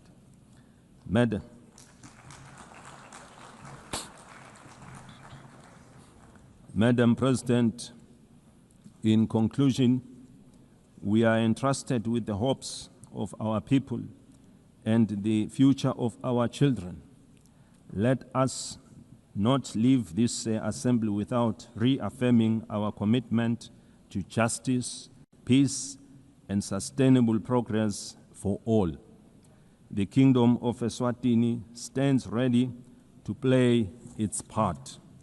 The international community must remain united in addressing shared global challenges from hunger and malnutrition to climate change under the guiding spirit of better together.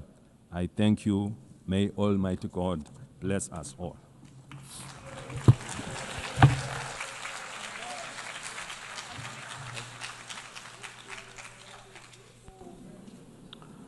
On behalf of the Assembly, I wish to thank the head of the state of the Kingdom of Eswatini.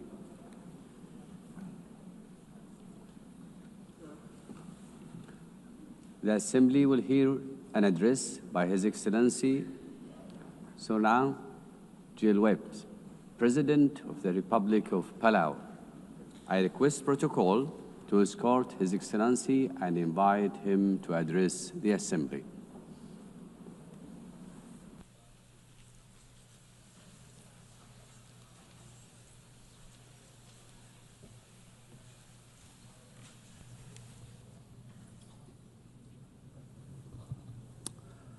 Madam President, Secretary General, Excellencies, distinguished guests, delegates, it is my great honor to address this assembly at a milestone moment, the 80th anniversary of the United Nations.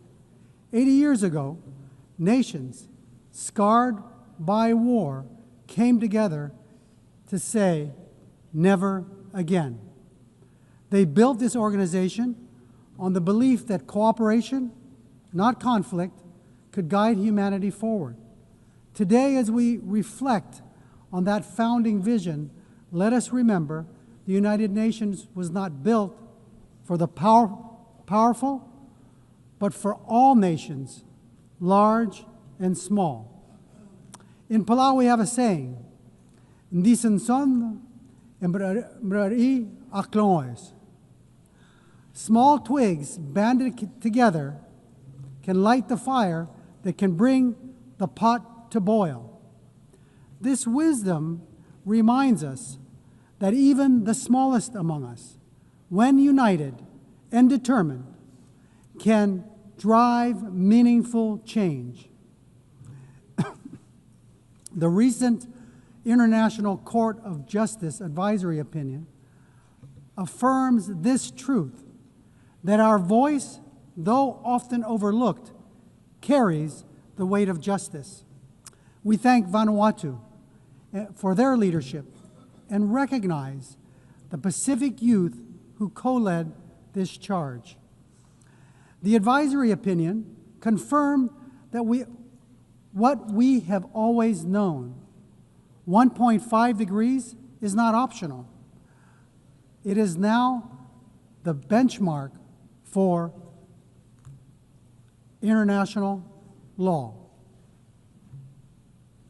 Let us defend this limit as the political, moral, and legal anchor of the Paris Agreement. The world is at war. Defense spending is at an all-time high, approaching $3 trillion annually. We have many problems. And now more than ever, we need to come together. We are also at war. Our shores are being invaded by seawater. Our homes are being blown away by storms. Our roads are being washed away by torrential rains. Our reefs are overheating. Our fish are disappearing. And our land is on fire. This is our daily battle. And ahead of COP30 in Belém, we must see new nationally determined contributions submitted without delay, particularly from major emitters. And they must be aligned with the 1.5 degree trajectory. We applaud Australia's leadership in setting incredibly ambitious and achievable 2035 emissions reduction targets and developing clear strategies to reach its net zero emissions pathway by 2050. Australia leads the way in supporting Pacific Islands in accelerating the energy transition. This is a testament to the kind of leadership needed to defend and ensure a safe and prosperous future for all. However, ambition without implementation is an empty promise. For SIDS, the fight depends on climate finance. Too often, our countries are trapped in systems that are overly complex, slow, inaccessible. Finance must be predictable and adequate. It should not create new debt. It should free us to implement our NDCs, adapt to climate change impacts, and address loss and damage. The 1.5 degrees Celsius limit remains our lifeline, and finance is the key to achieving it. We need investment, not in defense, but for us to combat our greatest threat, climate change. It is not aspirational. It is the scientifically grounded guardrail that protects the most vulnerable from the worst climate impacts. Madam President, our region has served as the world's moral compass on climate justice. We have helped secure the 1.5 degree goal in Paris. We have pushed for a mechanism on loss and damage. If the world is serious about 1.5, we urge you to come to our region, to see with your own eyes what the Pacific is facing, and be moved to act. That is why COP31 must be a Pacific COP, hosted by Australia, shaped in partnership with the Pacific.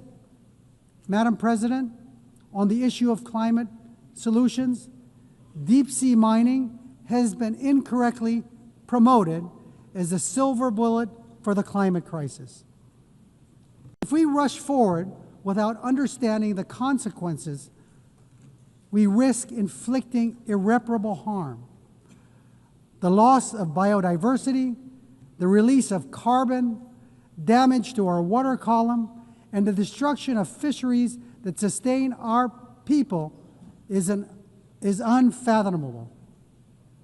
At UNOC 3, 38 countries, including Palau, came together to support a moratorium, and our message is clear.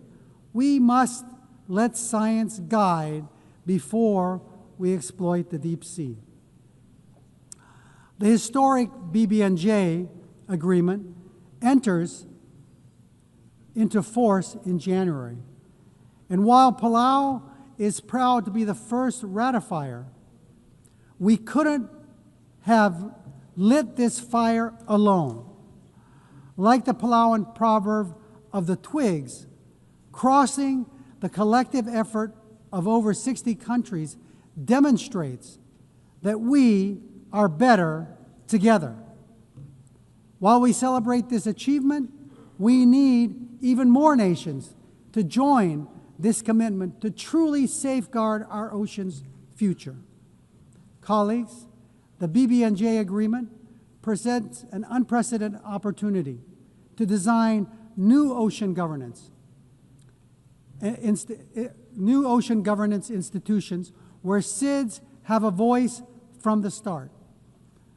We are big ocean states, and we call on our partners, including the EU, to support a SIDS seat in the BBNJ governance structure.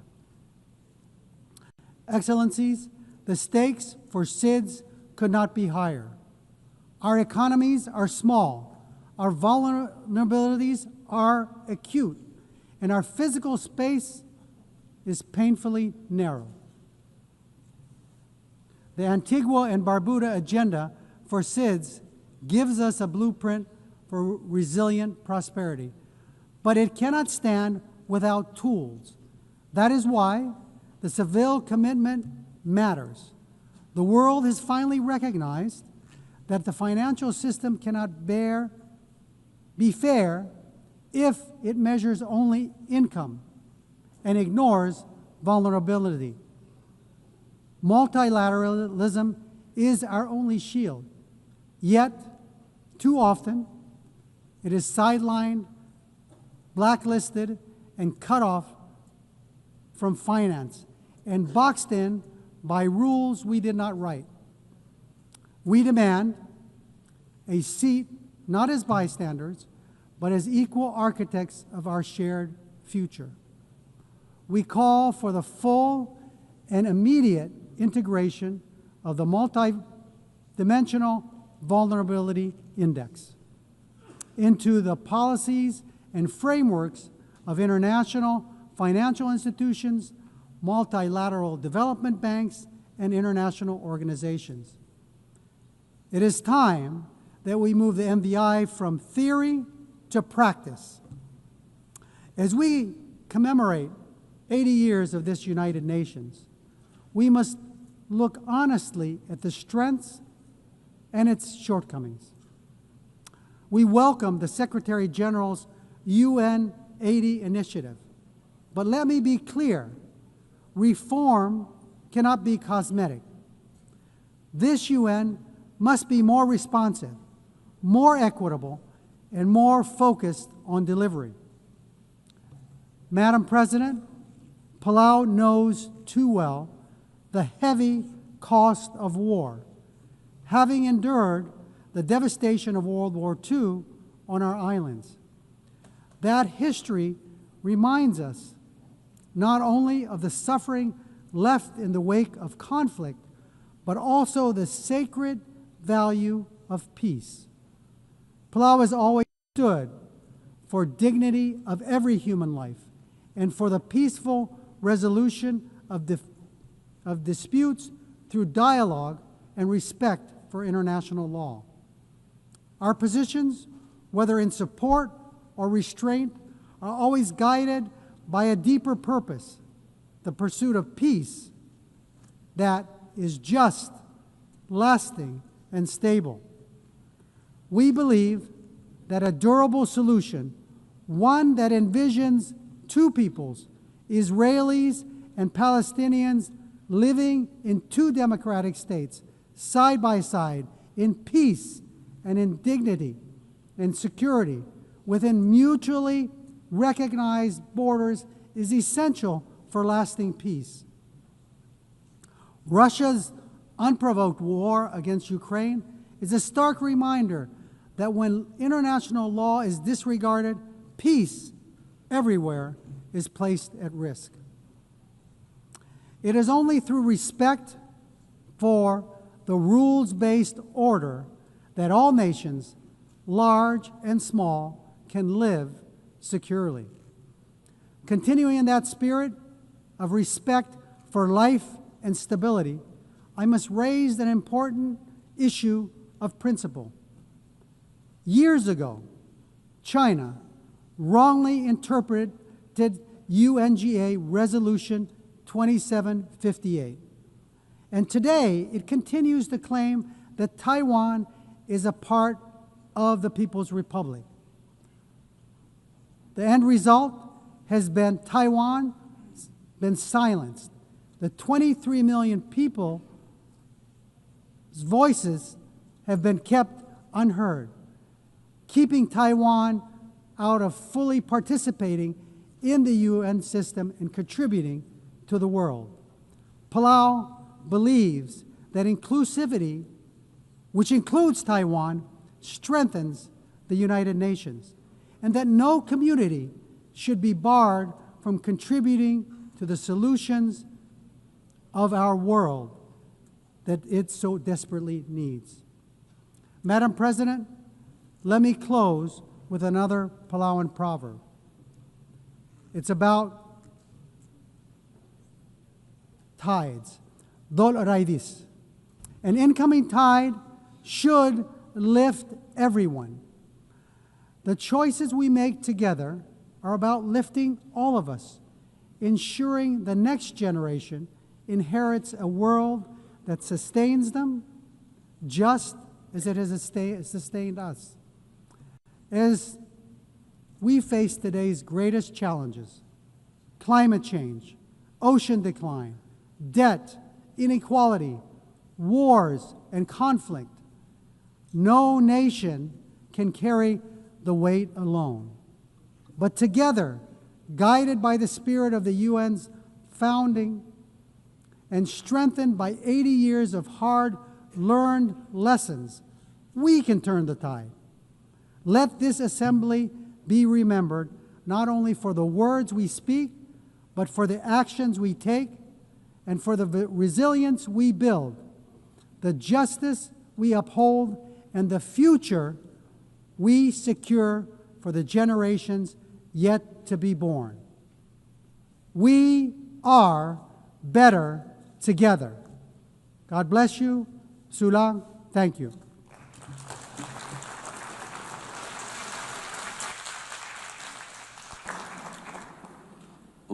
On behalf of the Assembly, I wish to thank the President of the Republic of Palau.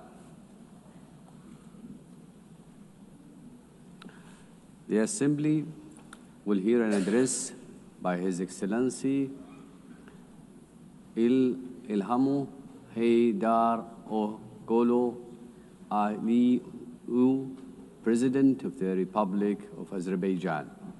I request protocol to escort His Excellency and invite him to address the Assembly.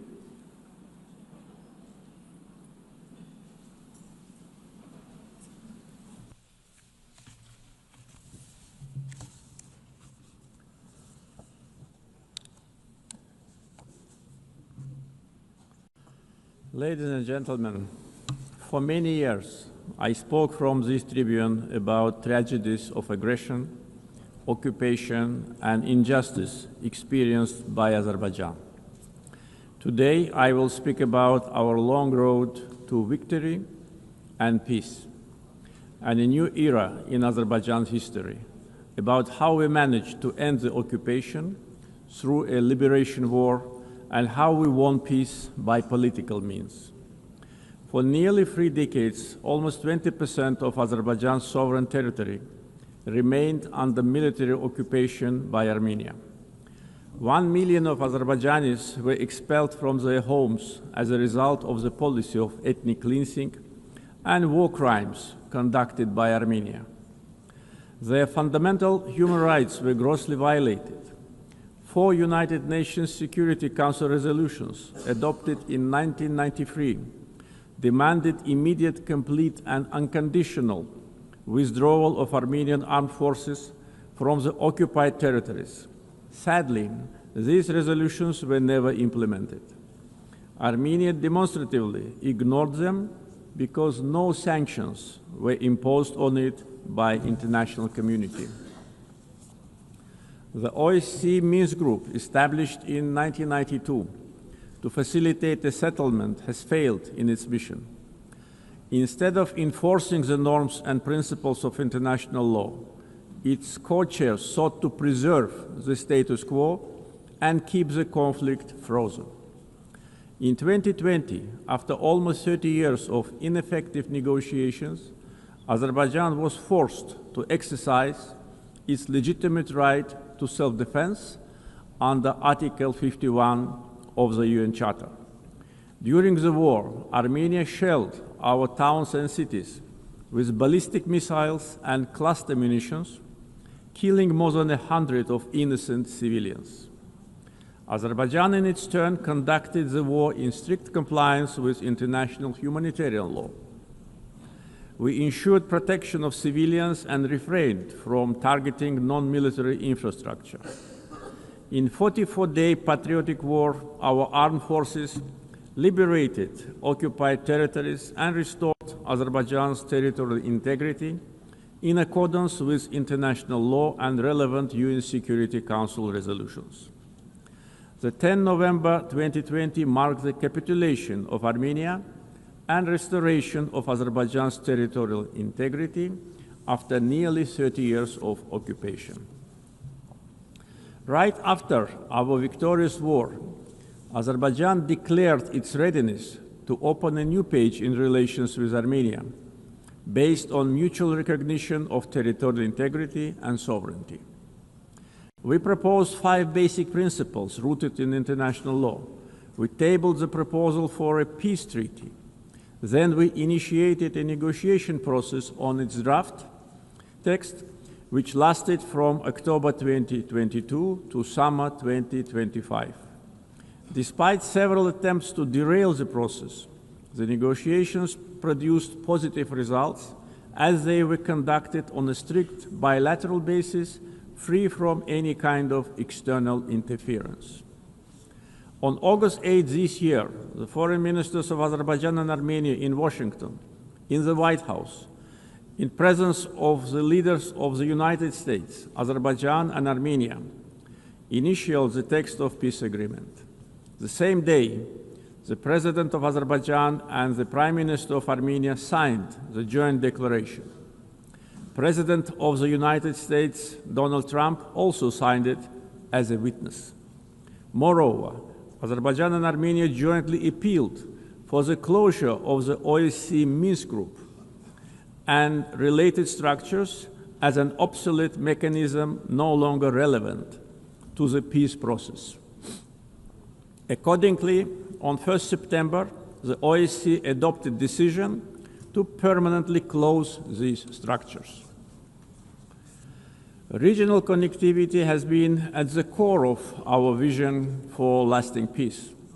Another key outcome of the Washington summit is the Trump Route for International Peace and Prosperity, TRIP, which will ensure unimpeded access through the Zangezur corridor and foster regional connectivity. The recent Washington summit has also signaled a new phase in Azerbaijan-US relationship. Together with President Trump, we signed the Memorandum of Understanding between the two governments regarding the establishment of a strategic working group to develop a charter on strategic partnership between Azerbaijan and the United States. It opens new horizons for partnership in political, economic, energy, regional connectivity, defense, security, and other fields. The waiver by President Trump of the sanctions imposed on Azerbaijan in 1992 in the form of the Section 907 of the Freedom Support Act is a historic step as well. The permanent removal of Section 907 by the US Congress would eliminate a legacy of double standards and help strengthen trust and cooperation at a time when Azerbaijan is contributing to global security and stability. Overall, the agreements reached during my August visit to the United States carry historic significance. I want to express my gratitude to President Donald Trump for opening a new chapter in the US-Azerbaijan relationship, for his decision to elevate it to the strategic partnership level, and for his support to the peace process between Azerbaijan and Armenia. Right after the victory in the patriotic war of 2020, Azerbaijan started a large-scale reconstruction program in the liberated territories. During the time of occupation, Armenia leveled to the ground hundreds of Azerbaijani cities and villages, deliberately ruined 65 mosques. That was a policy of Armenia which was ruled by war criminals for almost 30 years. We are rebuilding villages and cities razed to the ground. Under the Great Return Program, already more than 50,000 people live, work, and study in the liberated territories.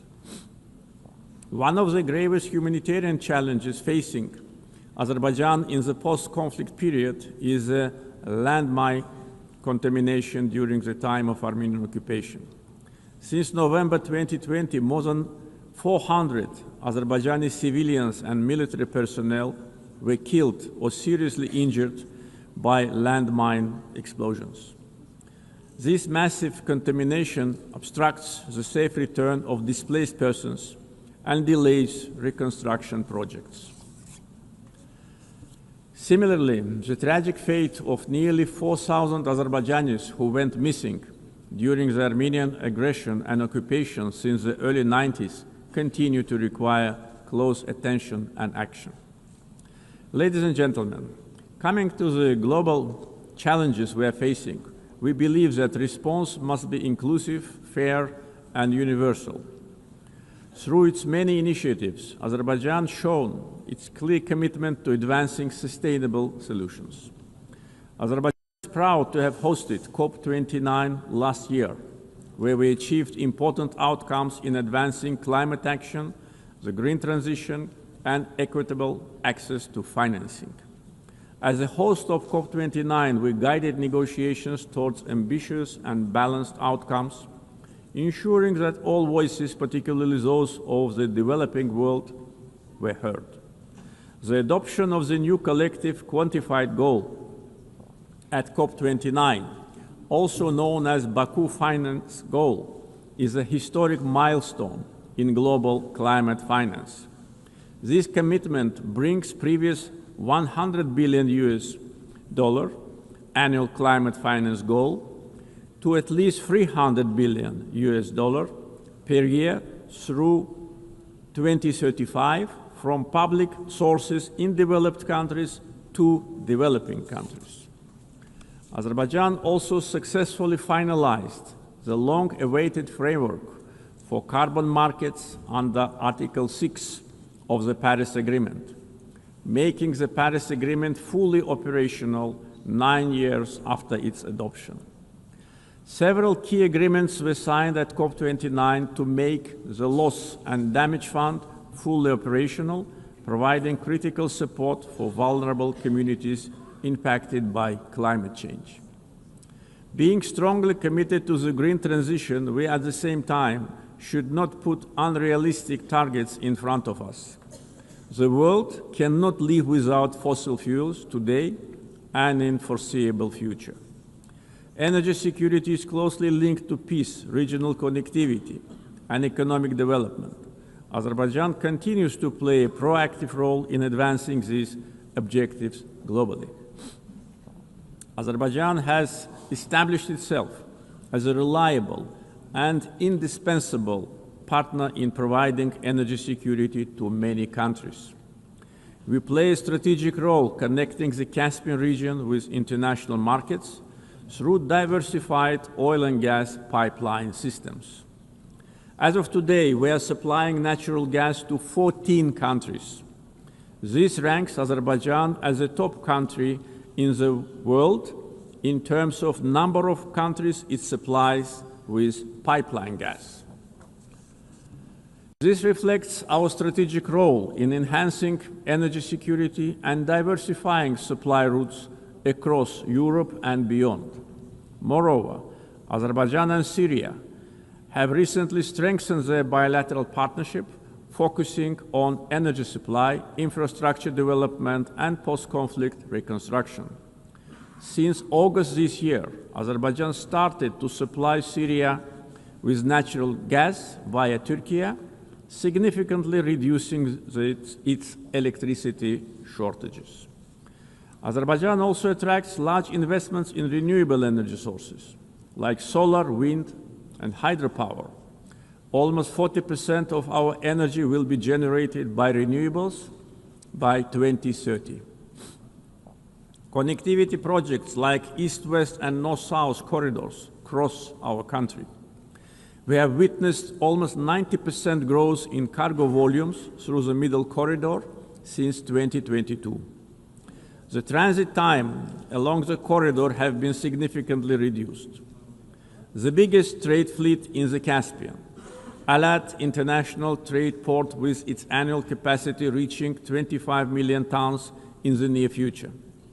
The Baku-Tbilisi-Kars Railroad, 9 international airports, the biggest air cargo company in the region, and many other factors have turned Azerbaijan into one of international transport hubs. There is a great potential for cooperation in digital connectivity. Azerbaijan leads the Digital Transformation Initiative through such ambitious projects as the Digital Seaway. This project includes plans for the advanced fiber optic cable network under the Caspian Sea, establishing Azerbaijan as a key regional digital hub. Azerbaijan achieved significant economic growth by focusing on diversifying its economy beyond oil and gas, developing the non-oil sector and improving the investment climate through reforms and transparency. Reducing poverty and unemployment to the historic low of 5% is another achievement of our country. Recently, 2 major international rating agencies, Moody's and Fitch, have increased Azerbaijan's ranking. Azerbaijan was provided with favorable investment-grade status, citing very strong external balance, low public debt, and substantial sovereign wealth assets as a key strength. This underscores our economic resilience, strong fiscal discipline, and favorable investment climate. Our foreign debt is only 6.5% of GDP, which is one of the lowest in the world. Azerbaijan's foreign exchange reserves exceed its foreign debt almost 16 times. Back in 2022, at the summit of the Caspian littoral states, I raised the issue of environmental degradation of the Caspian Sea. Today's situation is much worse. Caspian Sea is shrinking rapidly. The main reason is not climate change. Joint efforts of littoral states are needed to stop ecological catastrophe with unpredictable consequences. Azerbaijan is also ready to cooperate closely with the UN to tackle this problem. Ladies and gentlemen, Azerbaijan is proud of its global humanitarian assistance efforts. We are providing aid to countries affected by natural disasters, conflicts, and public health emergencies. Azerbaijan contributed to the COVID-19 response, donating financing, protective equipment, medical devices, and vaccines to more than 80 countries in need. Azerbaijan has entered a new era. We won both war and peace. We ended the occupation and started reconstruction. Justice has triumphed. Sovereignty has been consolidated, and peace is de facto reached. We stand prepared to share our positive experience. The achievements of the recent years are not only a victory and success of Azerbaijan, they are also a demonstration that international law must ultimately prevail. Our vision is clear: peace and development based upon international law, non-interference in internal affairs of states, mutual respect and cooperation. Let us together build a world without double standards, where justice is not selective, the rule of law is respected, and peace is achieved not through words alone, but through actions. Thank you.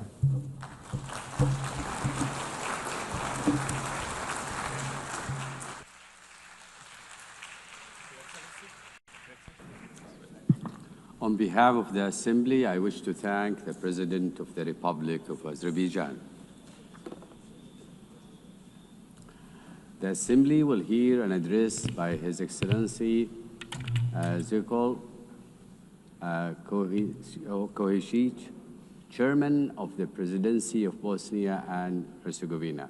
I request protocol to escort His Excellency and invite him to address the Assembly.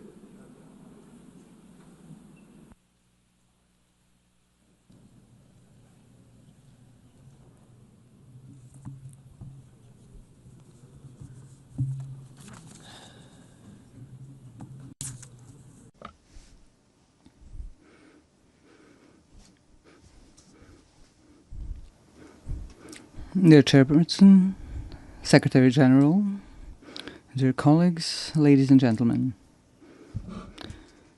To start with the theme of this year's session of the United Nations General Assembly, Better Together, 80 Years and More for Peace, Development and Human Rights, allow me to express my congratulations to the United Nations from this important place on behalf of Bosnia and Herzegovina and all its citizens.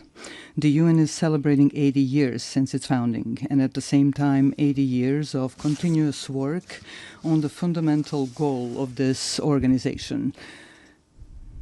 That goal is to secure and maintain peace in the world.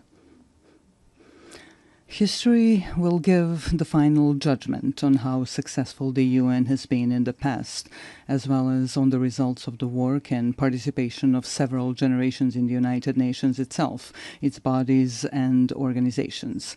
At the same time, I believe it is important to clearly express our common position today. Peace in every part of the world has no alternative. We must continue to work together persistently on this. I would like to believe that we all share the same positive opinion, that we must protect peace in every part of the world. However, reality and what is happening today in different parts of our planet clearly show us that world peace is often not in the interest of certain geopolitical actors.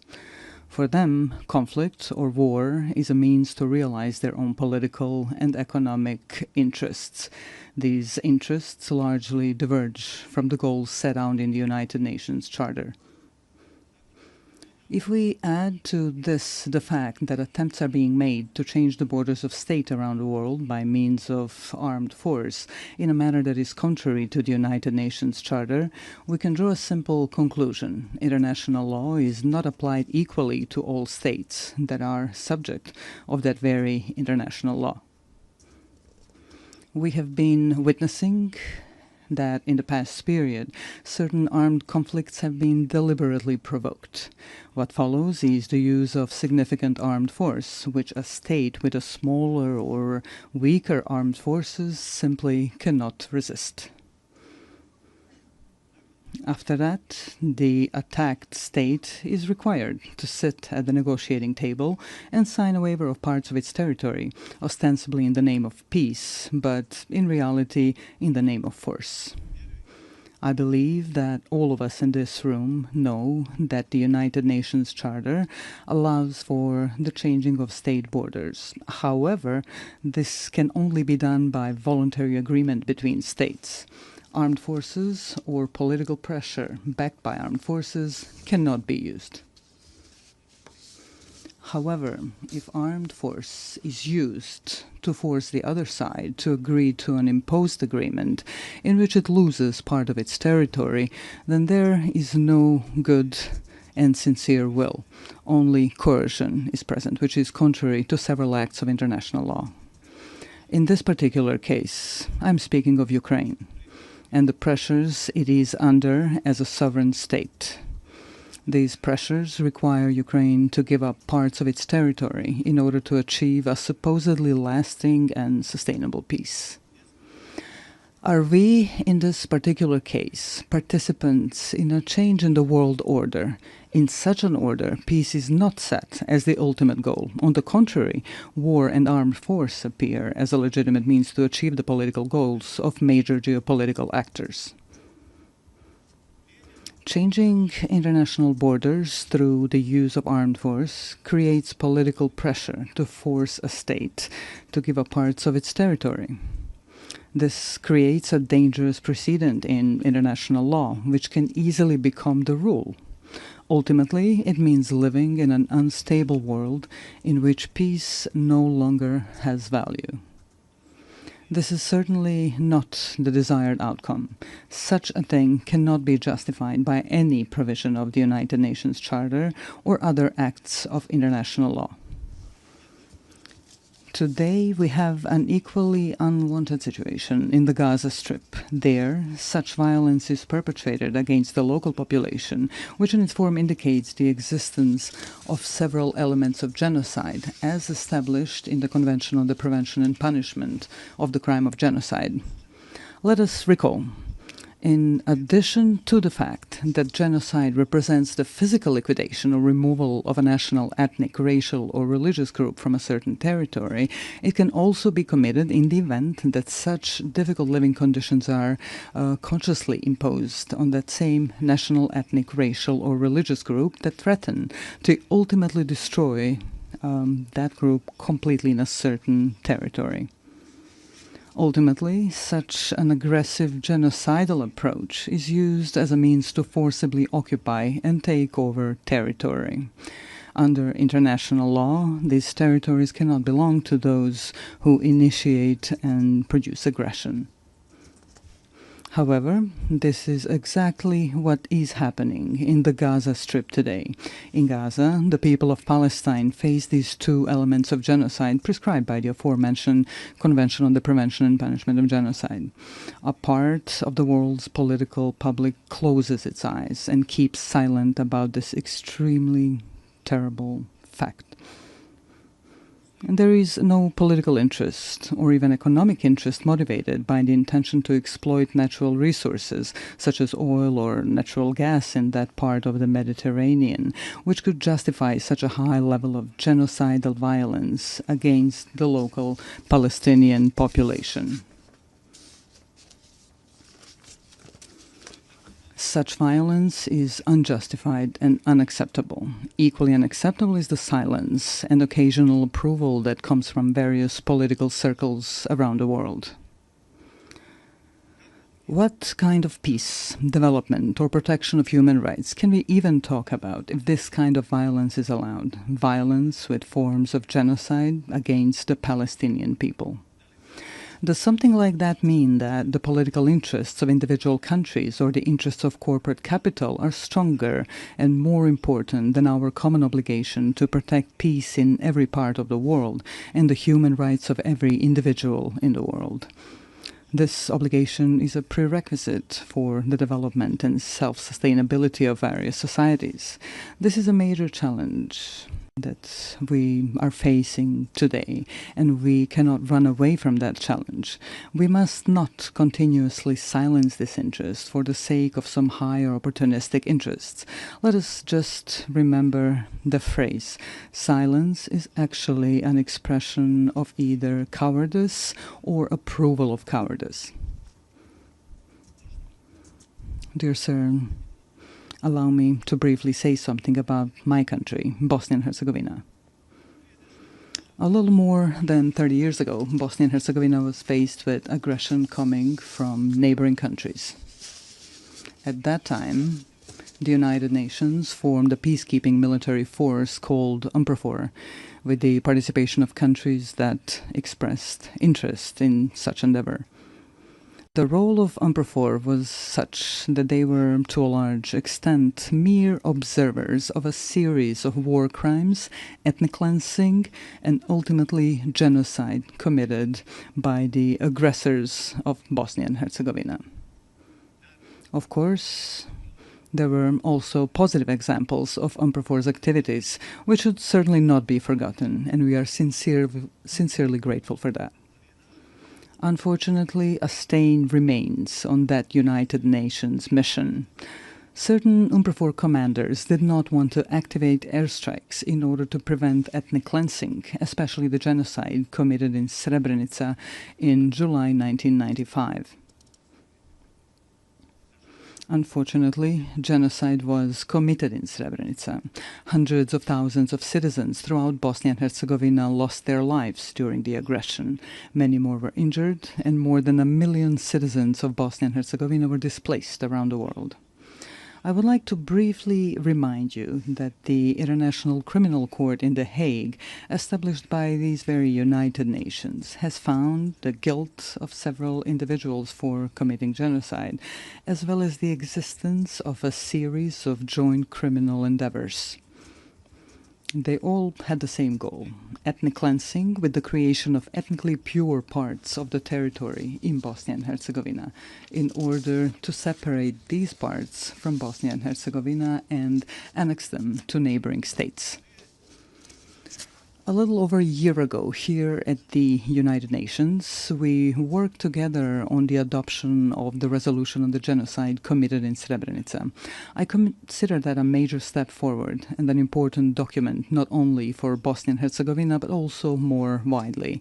The strength of that resolution lies in its intention to prevent the possible commission of some new genocides, which could happen anywhere in the world. Although we were faced with lobbying from several countries not to adopt such a resolution, it was nevertheless passed. This created a new environment of preventive action through a culture of remembrance, so that genocide, the most terrible war crime, would never happen again. This is when we realized that there were states that, for their own political reasons or political convenience, were not ready to support the text of that resolution. That text is based on the rulings of the International Criminal Court in The Hague, which, I repeat once again, was founded by the United Nations. May such a refusal to support the text of the resolution serve to honor of those who lobbied against its adoption and those who did not give clear support to the resolution. I would like to remind you that during that period, in the 90s, the international community, through the United Nations, imposed an embargo on Bosnia and Herzegovina on the purchase of defensive weapons. This prevented the defense of our country from double aggression. In any case, defense would significantly shorten the duration of the war, and many lives would have been saved, because a peace agreement would be reached much sooner. A necessary condition for a peace agreement was the creation of a balance of military power between Bosnia and Herzegovina and the two neighboring countries that committed the aggression. Due to that embargo, the aggression against Bosnia and Herzegovina lasted for almost 4 years, and a large number of human lives were unnecessarily lost. Such a war ended with the signing of the Dayton-Paris peace agreement. That agreement brought the necessary peace, and we are grateful for that. However, at the same time, it created such a sui generis political system in Bosnia and Herzegovina, which today, 30 days after its creation, poses a problem for the normal functioning of the state of Bosnia and Herzegovina. Such a political system does not contain democracy, but a deviant form of democracy, a form that is unheard of in practice anywhere in the world. Ethnicity is put to the fore, and basic human rights are completely denied. At the same time, democracy is undermined to such an extent that it almost no longer exists. We can call this political system an incident political system, which is constantly destabilizing the state of Bosnia and Herzegovina. Why am I even mentioning democracy right here? For at least two reasons. The first reason is that states that opt for democracy and its principles should have the opportunity to fully implement that democracy within their own borders. We must be fully aware that there are a number of states that, for their own reasons, be it historical, cultural, or religious reasons, do not want democracy and its principles. Bosnia and Herzegovina has clearly opted for democracy and the transition from the previous political system to a new democratic political system. However, this is continuously being prevented in reality through elements of the political system established by the Dayton-Paris peace agreement. The second reason I mentioned is that after facing an embargo on the import of defensive weapons during the 90s, Bosnia and Herzegovina is now facing an embargo on democracy. Some actors from the international community are trying to ensure this through their political and diplomatic activities and resources. So after we had an embargo on defense, today we have an embargo on democracy and democratic development of Bosnia and Herzegovina. How else to explain such activity by that part of the international community? They're trying in various ways to ensure this incidental political system in which the minority governs the majority. This undermines one of the fundamental principles of democracy, which requires a system in which the political majority should actually govern the state. That is not the case in Bosnia and Herzegovina. The aforementioned actors describe this as an alleged distribution of political power between ethnic communities in Bosnia and Herzegovina. However, that undermines democracy so much at its root that it almost no longer exists in my country. What does exist, however, is something simply called ethnocracy, in which a political minority rules the state. This current deviant political system makes this possible. Are such actors of the international community trying to ban or impose an embargo on democracy in Bosnia and Herzegovina because of its demographic picture? Are they trying to create a situation to reopen talks on Bosnia and Herzegovina with an uncertain outcome for its existence within its current borders? These questions remain open. I would like to remind you here that without democracy, there is no rule of law. Without the rule of law, there is no protection of individual human rights. An argument for such action by a part of the international community may be the so-called Kovacevic case before the European Court of Human Rights. This case is unknown to you, perhaps unimportant to you, but it is extremely important to us in Bosnia and Herzegovina. This is a case in which the appellant sought simple, justified, and logical protection of his active rights to vote, which was denied to him. The case was resolved in favor of the appellant, Mr. Kovacevic, in the first instance. The court also found the existence of ethno-territorial discrimination. However, a part of the international community invested enormous diplomatic and financial efforts in its attempt to annul the verdict during the second instance proceedings. One of the countries, which is completely incomprehensible and unacceptable, made a financial donation to the European Court of Human Rights. That country later came forward in the same case as an interested party. This is an expression of classic political corruption. Because of all this, a logical question arises here. Can the judgments of international courts be bought? Are they for sale? The High Representative of the international community in Bosnia and Herzegovina actively participated in overturning that verdict. Also, he was not given such powers by the Dayton Peace Agreement. he also invested enormous financial resources from unknown sources. He did not have the necessary consent of the Peace Implementation Council for such actions.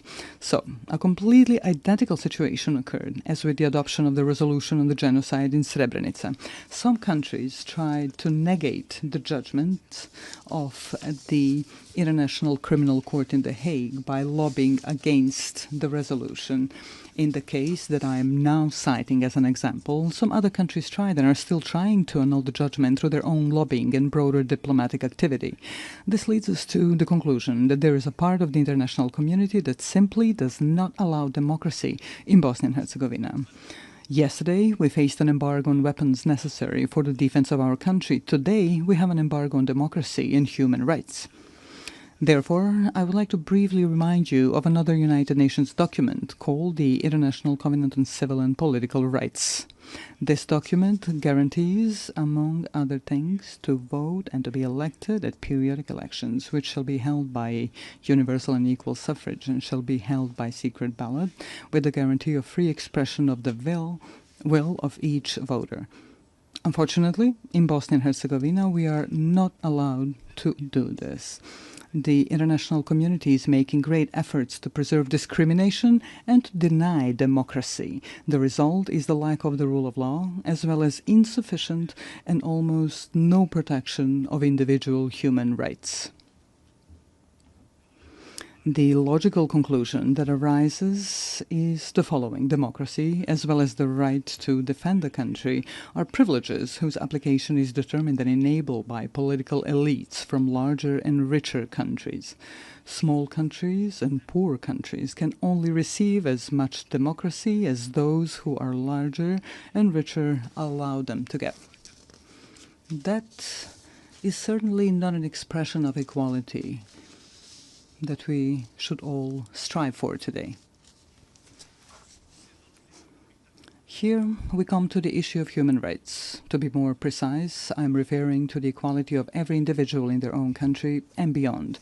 This particularly concerns the right of every person to participate equally and as they wish in every aspect of social life in their country. We have a whole series of documents of acts of international law that guarantee such rights.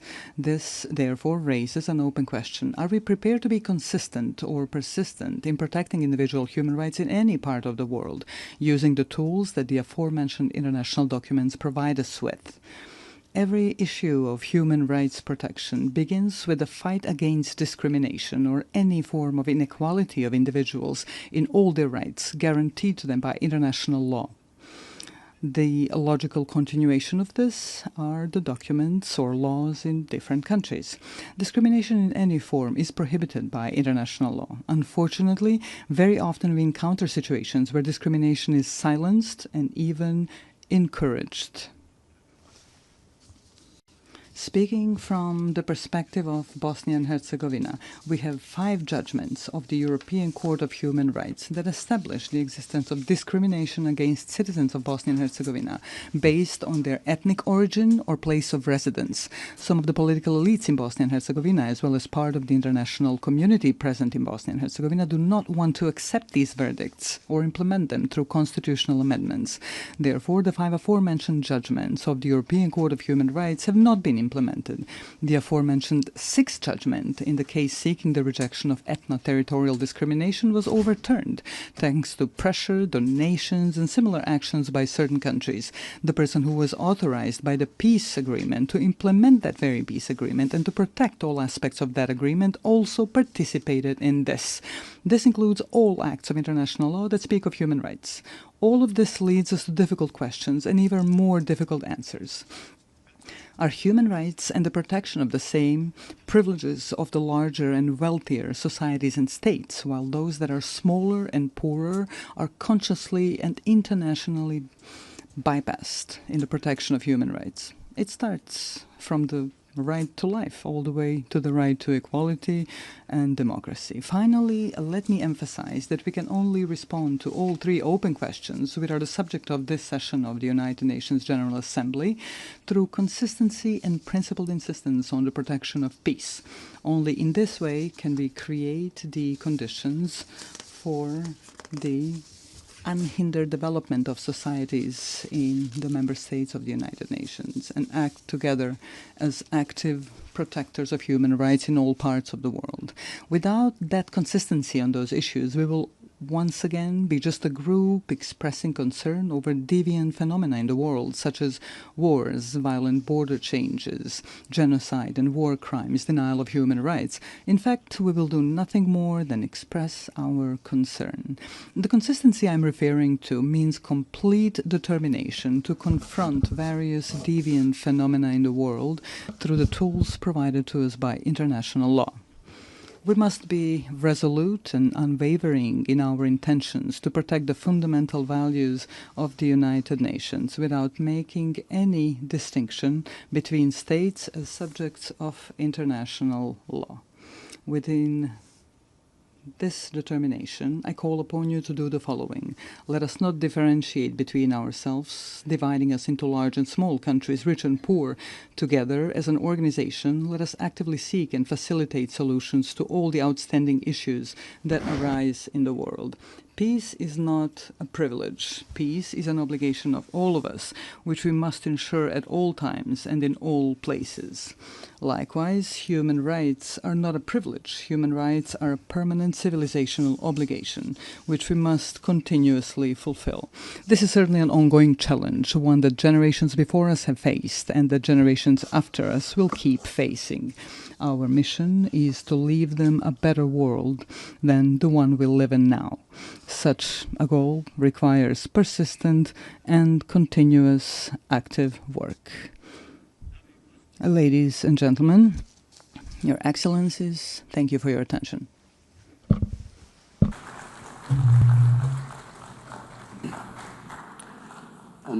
On behalf of the Assembly, I wish to thank the Chairman of the Presidency of Bosnia and Herzegovina.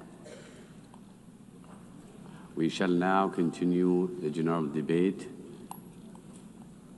The Assembly will hear an address by His Excellency Teodoro Ngoma Obiang Mangui, Vice President in charge of National Defense of State Security of the Republic of Equatorial Guinea. I request protocol to escort His Excellency and invite him to address the Assembly.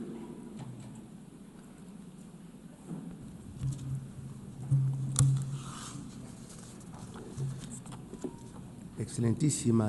Your Excellency Ms. Annalena Baerbock, President of the 80th session of the United Nations General Assembly, Heads of State and Government, Heads of Delegations, Excellencies, Your Excellency Mr. Antonio Guterres, Secretary General of the United Nations, ladies and gentlemen, I am honoured to take the floor on behalf of His Excellency Obiang Nguema-Mbasso, President of the Republic of Equatorial Guinea, to share with you my country's most dearly held convictions at this 80th session of the General Assembly, being held at a time in which the world is calling for a fairer, more equitable and effective international system. Madam President, 80 years ago, the founding states established this organization, aspiring to build a multilateral system based on cooperation, respect for international law, and the dignity of all human beings. This commitment was enshrined in the United Nations Charter. That charter remains a lodestar for states' collective action. Today, under the theme Better Together, 80 years and more for peace, development and human rights, we celebrate important achievements. The UN, over these 8 decades, has been a universal forum for dialogue and a space for international cooperation. It has helped to avoid conflicts. It has supported decolonization processes. It has promoted sustainable development. And it has served to pique our moral conscience in service of human rights. However, this anniversary must serve as an opportunity for critical self-reflection. It would be a mistake to simply mark the anniversary and not to recognize the woeful shortcomings of our multilateral system. Excellencies, the peoples of the world trust in the United Nations to tackle the major challenges of our time. Armed conflicts, violence, climate change, growing inequalities, migration crises, cyber threats, and the lack of technological transfer are all some of these challenges. However, all too often, the response provided to those challenges has fallen short. The United Nations has been brought to a standstill by individual interests and straitjacketed by an institutional platform which no longer reflects the reality of today's world. Talking about leaving no one behind becomes meaningless if millions remain marginalized in systems of dependency and exclusion. The Security Council, the body responsible for upholding international peace and security, is perhaps the clearest example of the extent to which the United Nations is out of step. 8 years after its inception, the UN's membership structure remains rooted in the geopolitical state of play we had in 1945, and not that we see in the 21st century. Consequently, the United Nations' legitimacy and representativeness are quite rightly called into question. Security Council reform is an urgent need. Without that reform, the Security Council will continue to be perceived as an exclusive club of historical privileges, powerless to respond legitimately to current threats. Africa is demanding what is hers by right: full and permanent representation on the most important security organ in the world. We want to see an international governance system which serves the interests of all of us, not those of an elite. We demand a Security Council which represents the world of today, not the world of yesterday. Let us take real steps forward towards collective action which is more democratic, more equitable and effective. If not, we risk finding ourselves with a United Nations which is increasingly on the sidelines and one which holds less and less weight in the international arena. Our commitment with this organization remains intact.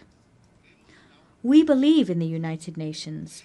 We believe in the strength of international law and the force it holds. We believe in international cooperation as the only way to address challenges which no nation, however powerful it may be, can resolve alone. Our commitment is not unthinking. Rather, it must be rewarded with results, reforms, and a UN that can move with the times. On this anniversary, we must recall that peace, development, and human rights are inextricable pillars. Peace is not sustainable without development. Development is false if it is not rooted in dignity and rights for all. As such, let us state here again that we remain steadfast in our support for Agenda 2030, despite the fact that we recognize difficulties and delays in its implementation. Agenda 2030 is a collective commitment which reflects our desire to build a world free of poverty, free of hunger, and with dignity for all. However, we have less than a decade to fulfill it, and the pace of progress is all too slow. Excellencies, climate change is the greatest threat of our age. The most vulnerable nations pay a disproportionate price for climate change. At the same time, major emitters drag their heels with commitments. Climate justice is not a token gesture. It is a moral and legal obligation. Equatorial Guinea also defends the principle of sovereignty between states. Every people has the right to design its own development model, free of interference and arbitrary sanctions, which undermine their independence. We must believe in a world of peace and create one, a world in which no country is considered an enemy for being the friend of another. Allow me to share with you a recent example of the contribution that Equatorial Guinea makes to international peace. The historic agreement reached with the Republic of Gabon on the sovereignty of the Mbanye, Cocoteras, and Conga Islands. For decades, His Excellency Obiang Nguema-Mbasogo handled this dispute with patience and dialogue until it was resolved peacefully before the International Court of Justice. This case has not only created a historic precedent on the African continent, rather it demonstrates also that conflicts can be resolved in accordance with the spirit of the UN Charter and in line with states' political will. Excellencies, promoting human dignity is a shared responsibility. Equatorial Guinea reaffirms its commitment to the protection of the rights of the child and those of persons with a disability. Rights to food security, housing, drinking water, and the sovereign exploitation of natural resources are an inextricable part of human rights as a whole. Without dignity that comes through material comfort, freedom is an empty ideal. Faithful to the principles of an inclusive international community, we insist that the economic, commercial, and financial embargo imposed on the Republic of Cuba be lifted.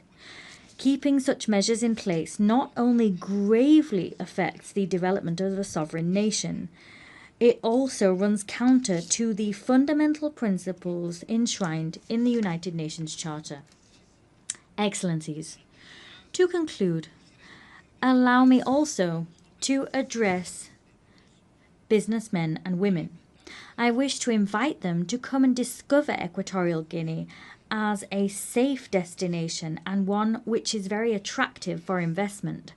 Our country offers a climate of political stability, fiscal incentives, and a clear vision of the future through our 2035 development agenda. We encourage you to accompany us on this journey, a journey which will not only generate shared dividends, but which will also consolidate the inclusive and sustainable development of our nation. I thank you.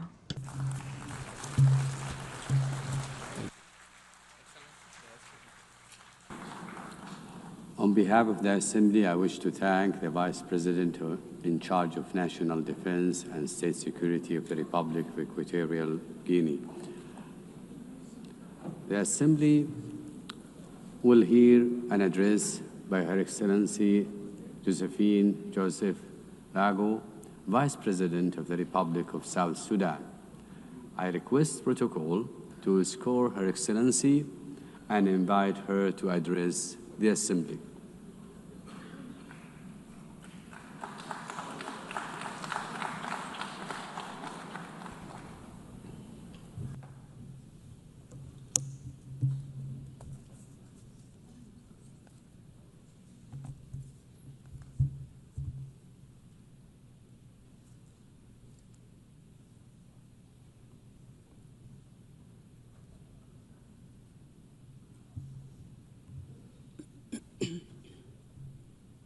Madam President, Excellencies, heads of states and government, distinguished delegates, ladies and gentlemen. I bring you warm greetings and best wishes from my President, His Excellency Salva Kiir Mayardit, the President of the Republic of South Sudan. I also bring you greetings from the government and the people of South Sudan, a message of peace, unity, development, and unwavering commitment to global partnership. I wish to extend my sincere congratulations to you, Madam President, on your election to preside over the 80th session of this esteemed Assembly. I also express appreciation to the General Secretary, Antonio Guterres, for his steadfast commitment to advancing the principles and objectives of the United Nations.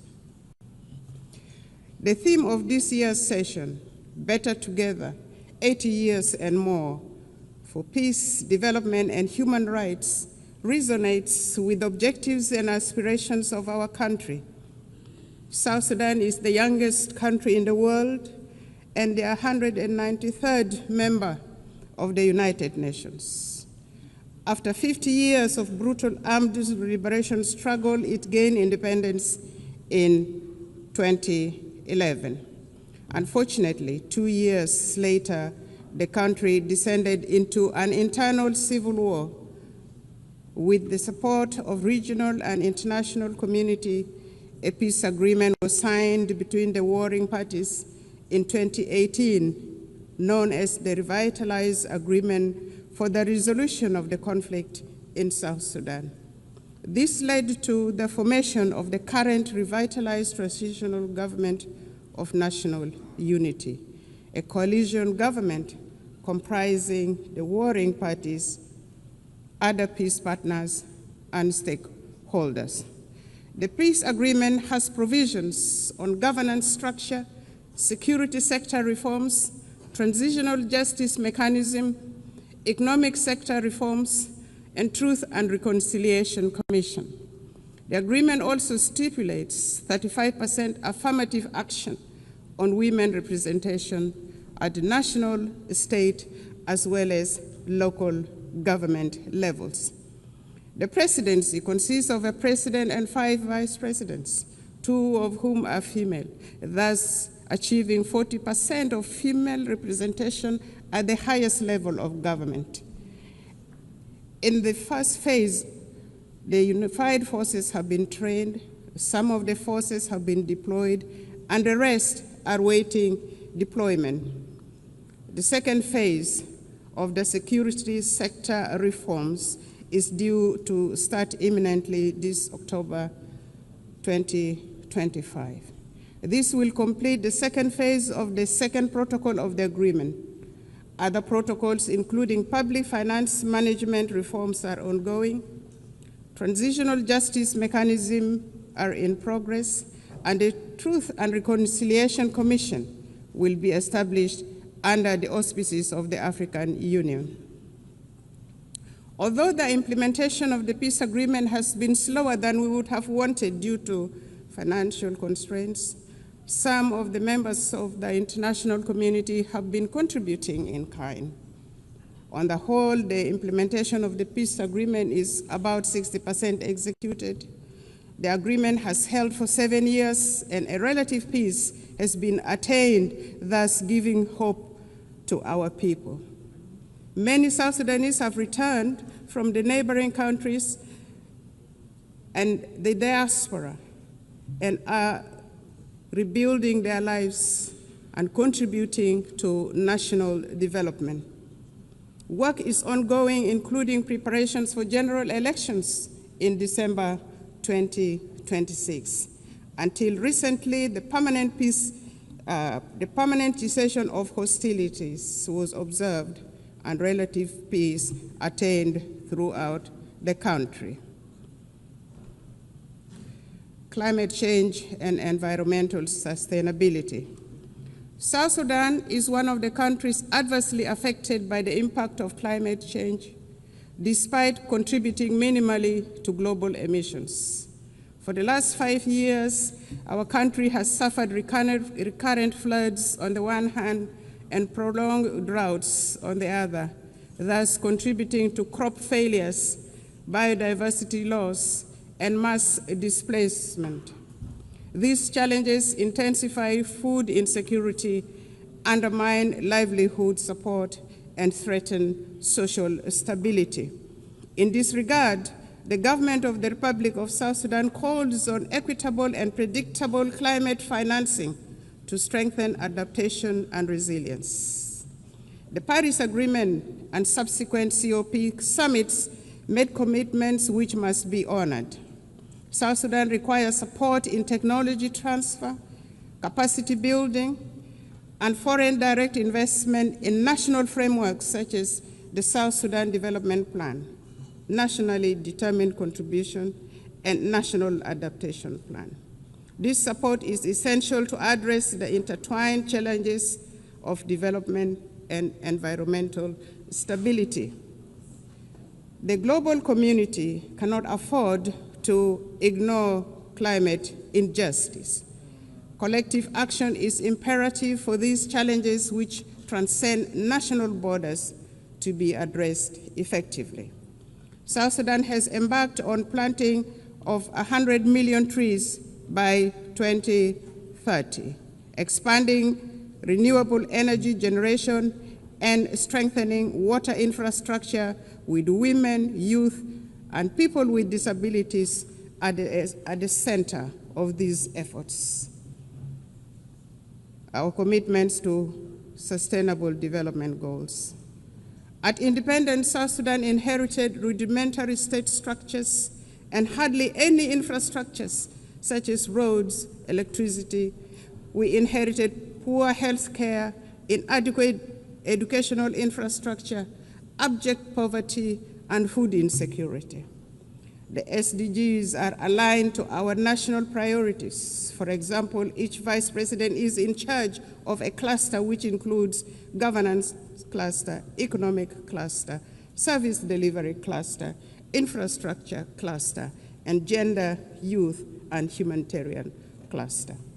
Madam President, the 2030 Agenda remains a vital framework for peace and prosperity. South Sudan has made some remarkable progress in agricultural transformation, including commercialization and value addition, which will create jobs for women and youth, including in crop production, livestock, and fisheries. This will enable people to produce their own food rather than relying on imported foods. Our policy is, let us produce what we eat. And as a consequence, some states in our country now are self-sufficient in food production, which contributes eminently to reduction of poverty, thus the attainment of SDG 1 and SDG 2. In collaboration with our development partners, government is providing healthcare, building health care infrastructure, improving maternal and child care, raising awareness about communicable diseases, and providing vaccinations for diseases such as cholera, mpox, and malaria. Access to clean water and sanitation is being improved. As part of the health sector transformation program, we aim to attain universal health care for all in South Sudan. The recent pandemic outbreaks around the world revealed the urgencies of strengthening health systems and equitable vaccine access. South Sudan advocates for global health framework that prioritizes preparedness for pandemics and embraces health as a universal human right. In his latest statement to Parliament in June 2025, His Excellency President Salva Kiir Mayardit identified education as a key priority area for the government. There is improved enrollment in primary schools and secondary schools, and many young people are aspiring now to go to universities and colleges. Enrollment has risen from 300,000 to 2.1 million children, with gender parity in primary schools nearly achieved. This is a remarkable national achievement. There is focus on teacher education to improve the overall quality of education. Despite these efforts and achievements, 2.8 million of our children are still out of school. South Sudan has expanded programs to promote girls' enrollment and retention in schools while investing in technical and vocational skills training for women and youth. Our government would like to take this opportunity to appreciate all those countries that have offered scholarships for our young people to study in their countries, and those supporting girls' education in particular and vocational training to provide employable skills for our young people. But more clearly needs to be done. South Sudan is a young population. Over 60% of the population is under the age of 30 years. In any society, the youth are the future of the country and the future of the society. Our youth are a source of great pride. South Sudan's recent participation in the Olympics Games in Paris last year was a unifying moment for the people of South Sudan and Africa at large. South Sudan athletes showcased talent, discipline, and resilience, embodying the spirit of a nation determined to rise. Sports have become a powerful force for unity, inspiring hope, and bringing communities together across our young nation. The South Sudan basketball team emerged as the best team in the continent of Africa during the last Olympic Games and nearly beat the defending champion in the world. Since independence, and in line with the Transitional Constitution 2011 as amended, we have taken steps to integrate gender equality into our governance and development agenda. Notably, South Sudan has enshrined 30% of women participation in public life at all levels of government. In addition to the two female vice presidents, our cabinet, the national cabinet, and state cabinets comprises of 30% of female representation. And our speaker, the Speaker of the National Transitional Assembly, is also a female. We have adopted national gender policies to advance women's rights and are working to harmonize our laws with international commitments. Efforts have been made to address gender-based violence through new legislation and establishment of a special court. We have mainstreamed gender into the National Adaptation Plan and nationally determined contributions for climate change.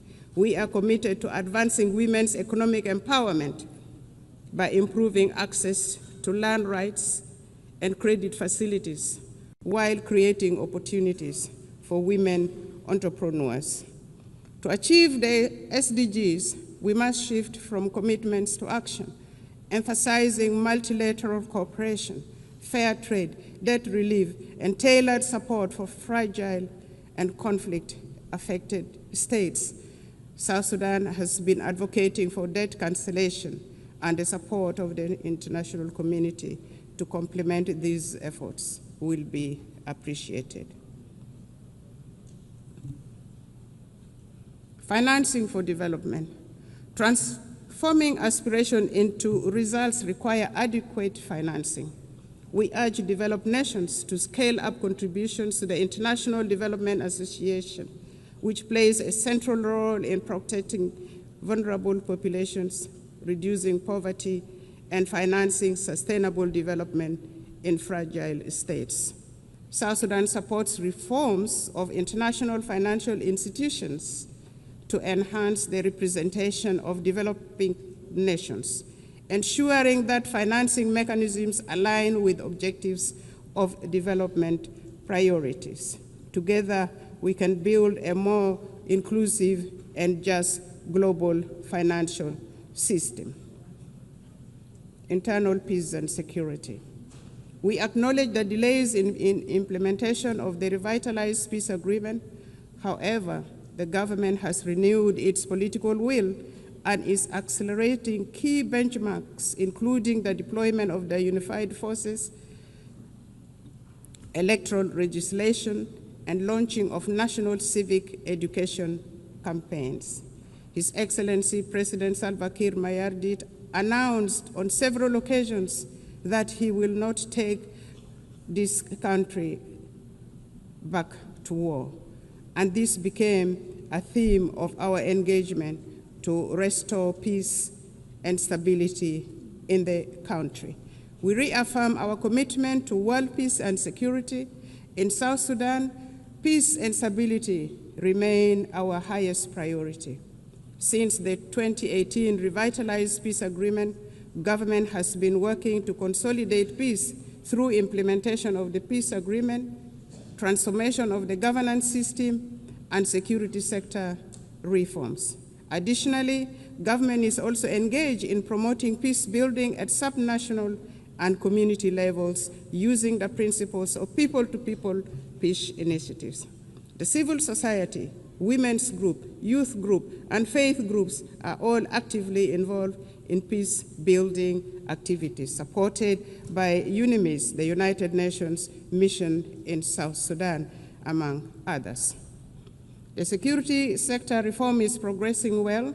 In phase one, the first batch of unified forces are already trained, as mentioned earlier. The second phase is ongoing. At the same level, the governments at state levels are disarming civilians to bolster security. The aim is to have one national army under one commander-in-chief, contrary to the current state of affairs where the country has several commanders-in-chief, in which in itself is a source of insecurity. In general, there has been relative peace and security throughout the country, with the exception of the recent attack by the White Army militia associated with the first Vice President, Dr. Riek Machar, on South Sudan People's Defense Forces in Nasir, which led to his detention and the detention of the co-accused. This matter is now being handled legally, and it will take due process, with assurance of a fair trial in a competent court. The government is committed to following due process to achieve justice in this matter. It should be noted that the arrest of the first Vice President, Dr. Riek Machar, and his co-accused was not politically motivated, but had endangered the peace process and constitutional order in the country. Notwithstanding the legal proceedings, Dr. Riek Machar and others have been formally charged and presented to court. Their legal rights have been respected, including granting access to their legal team, and they appear on their behalf in court.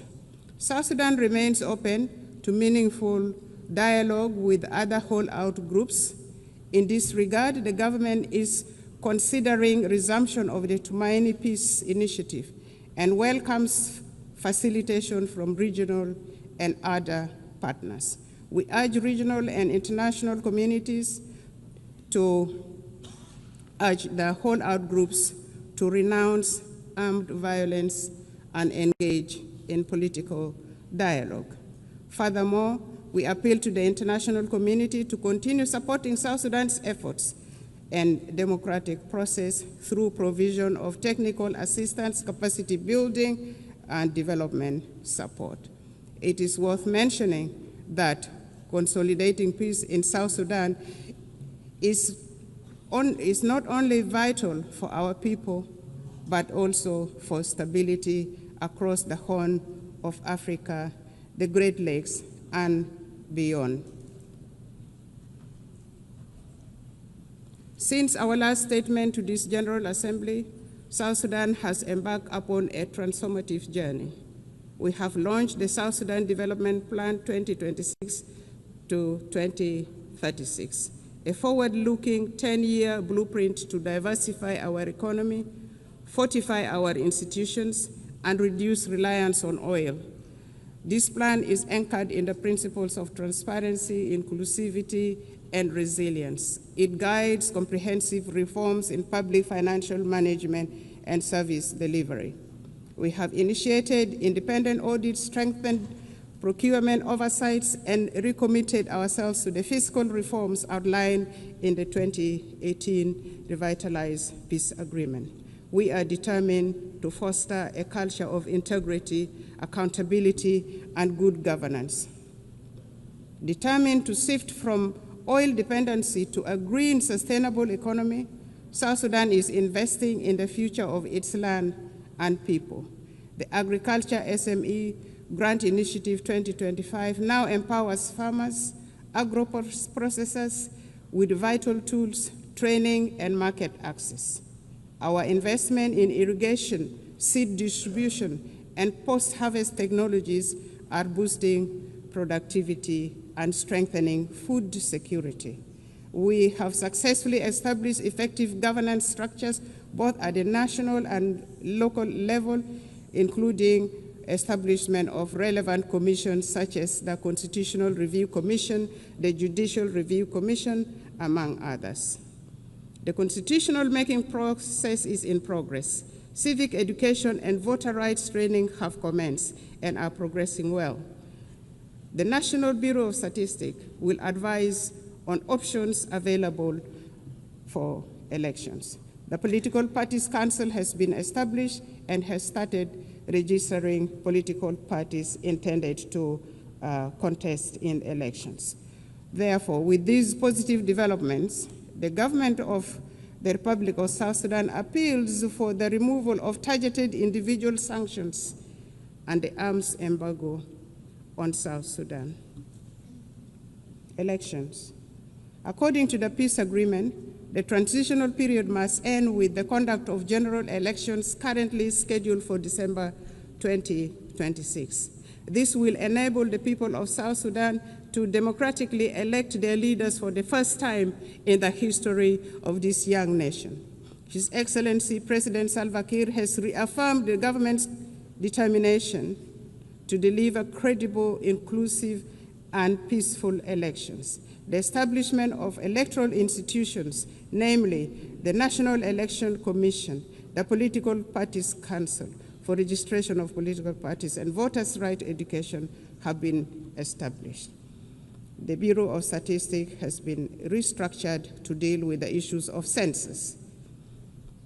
The restructured Permanent Constitution Review Commission has been actively working to ensure that the country has a new permanent constitution by the time of the general election in December 2026.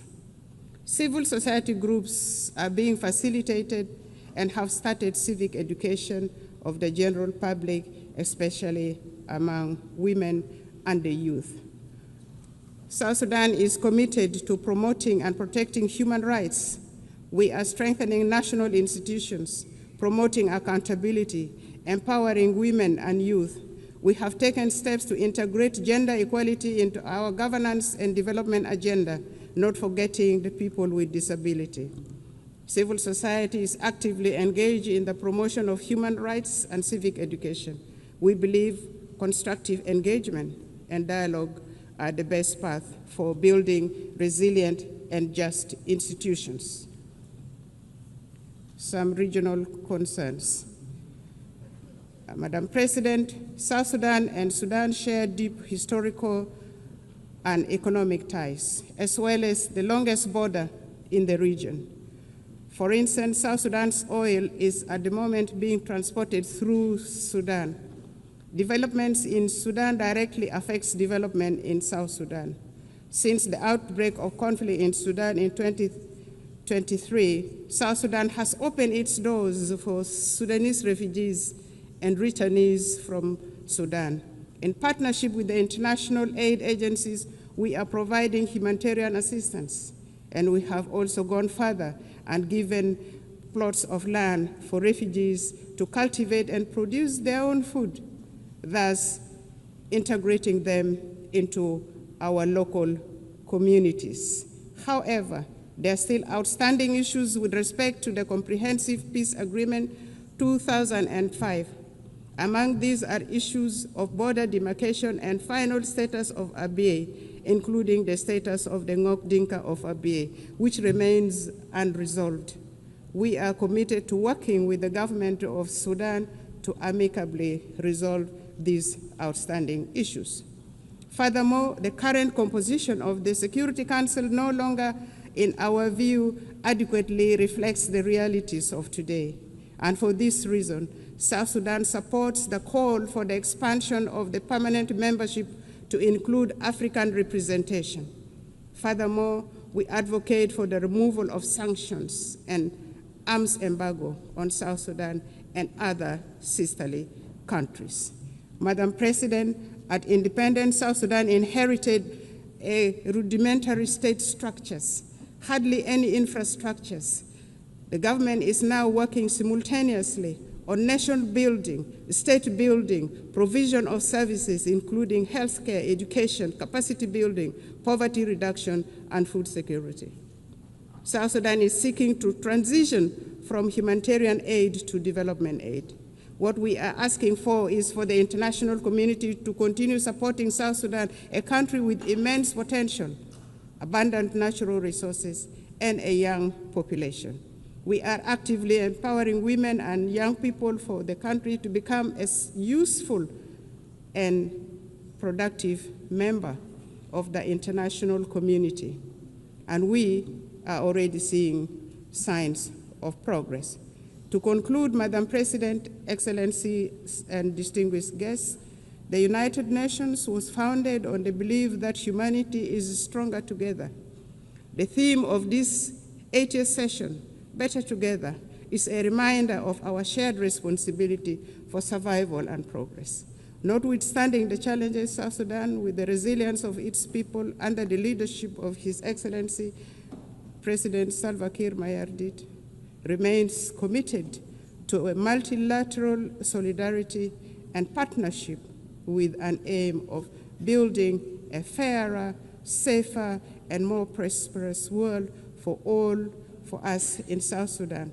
It is, a more prosperous world for all. And for us in South Sudan, we all know that it is better together. It is better together for us nationally. It is better together for us globally. Permit me in closing to reaffirm our unwavering faith in the principles of the United Nations and the possibility of a better world, built upon solidarity and shared purpose. May God bless the people of South Sudan. May God bless the nations of the world. I thank you for listening. Thank you.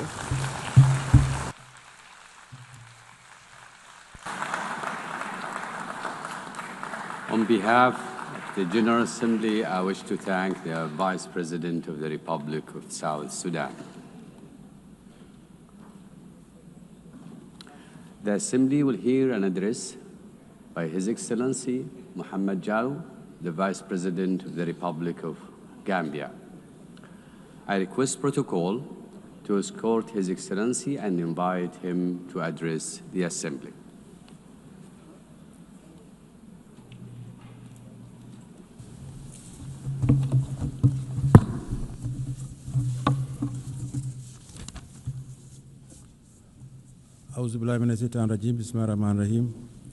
Your Excellency Annalena Baerbock, President of the 80th session of the United Nations General Assembly, His Excellency Antonio Guterres, Secretary General of the United Nations, Your Majesties, Excellencies, Heads of State and Government, Heads of Delegation, distinguished delegates, ladies and gentlemen.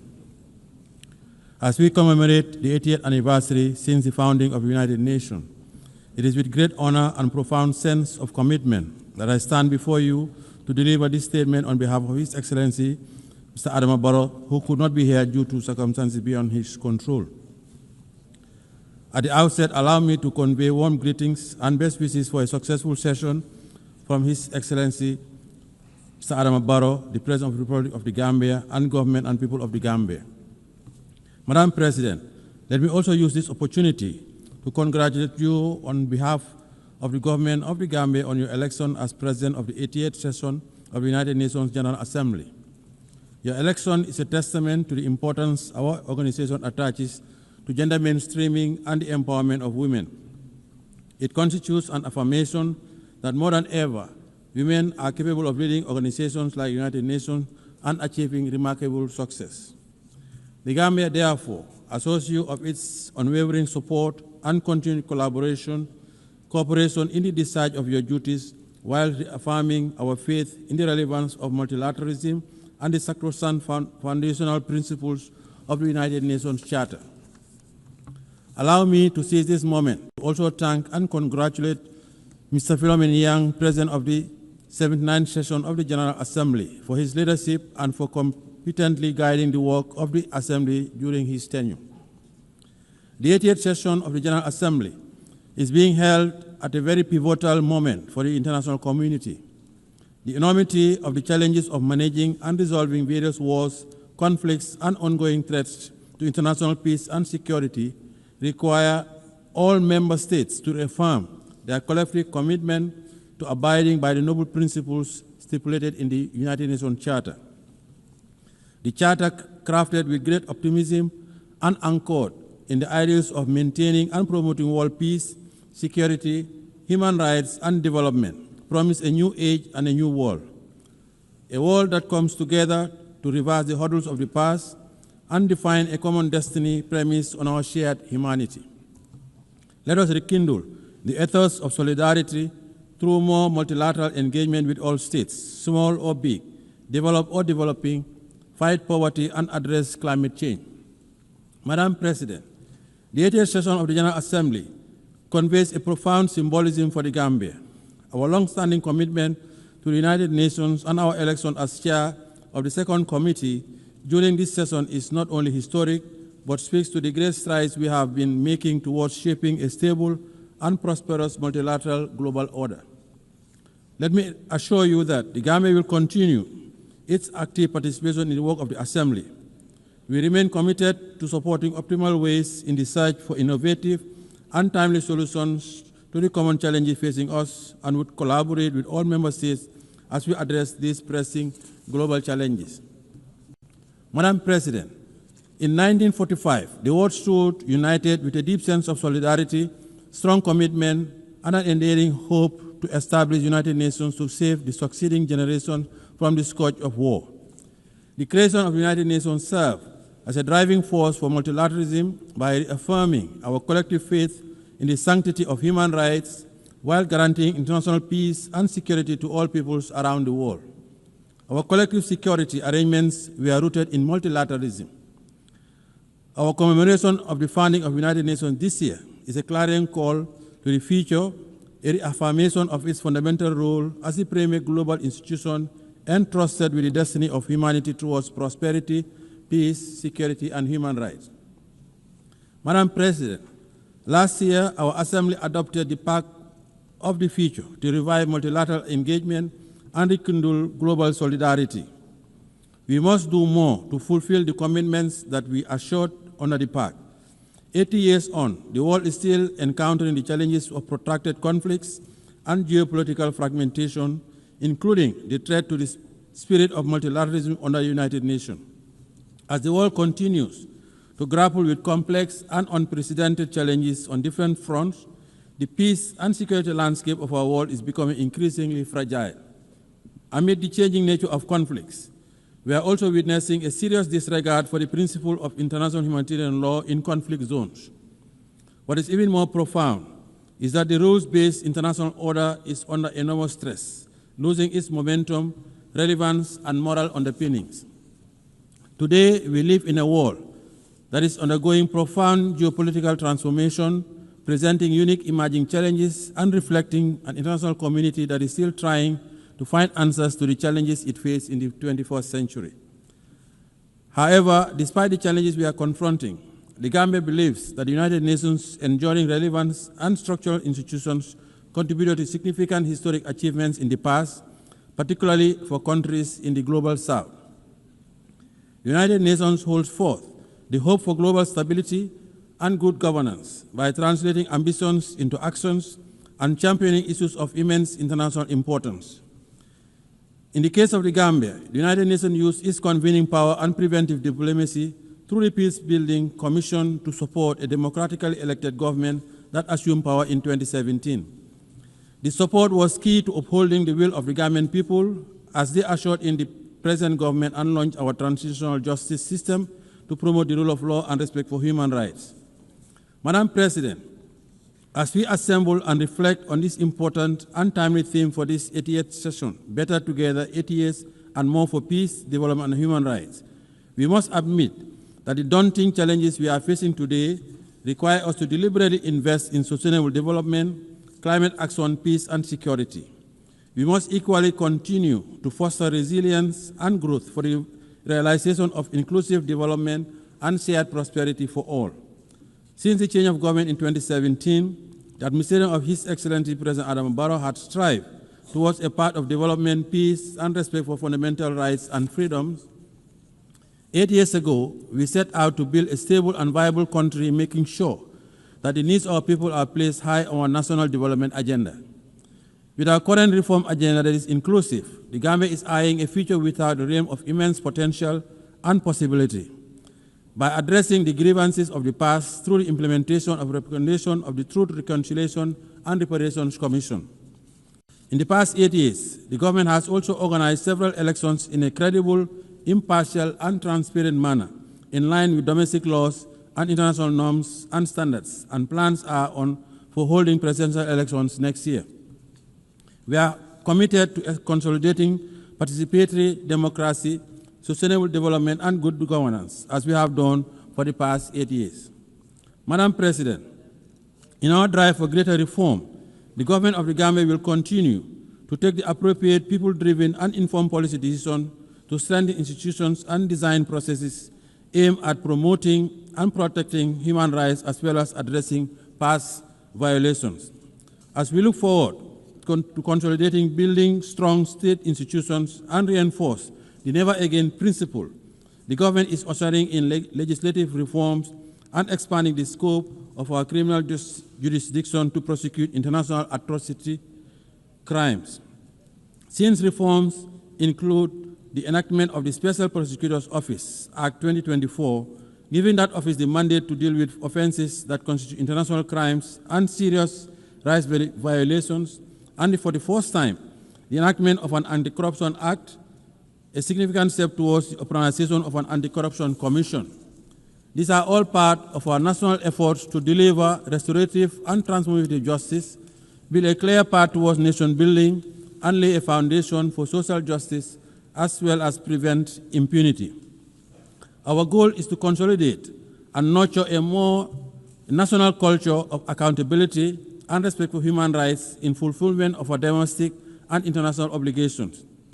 To support our national development ambitions as enshrined in our National Development Plan, we continue pursuing a national budgeting mechanism that is grounded on human development, fiscal stability, education, and building critical infrastructure to promote development and investment.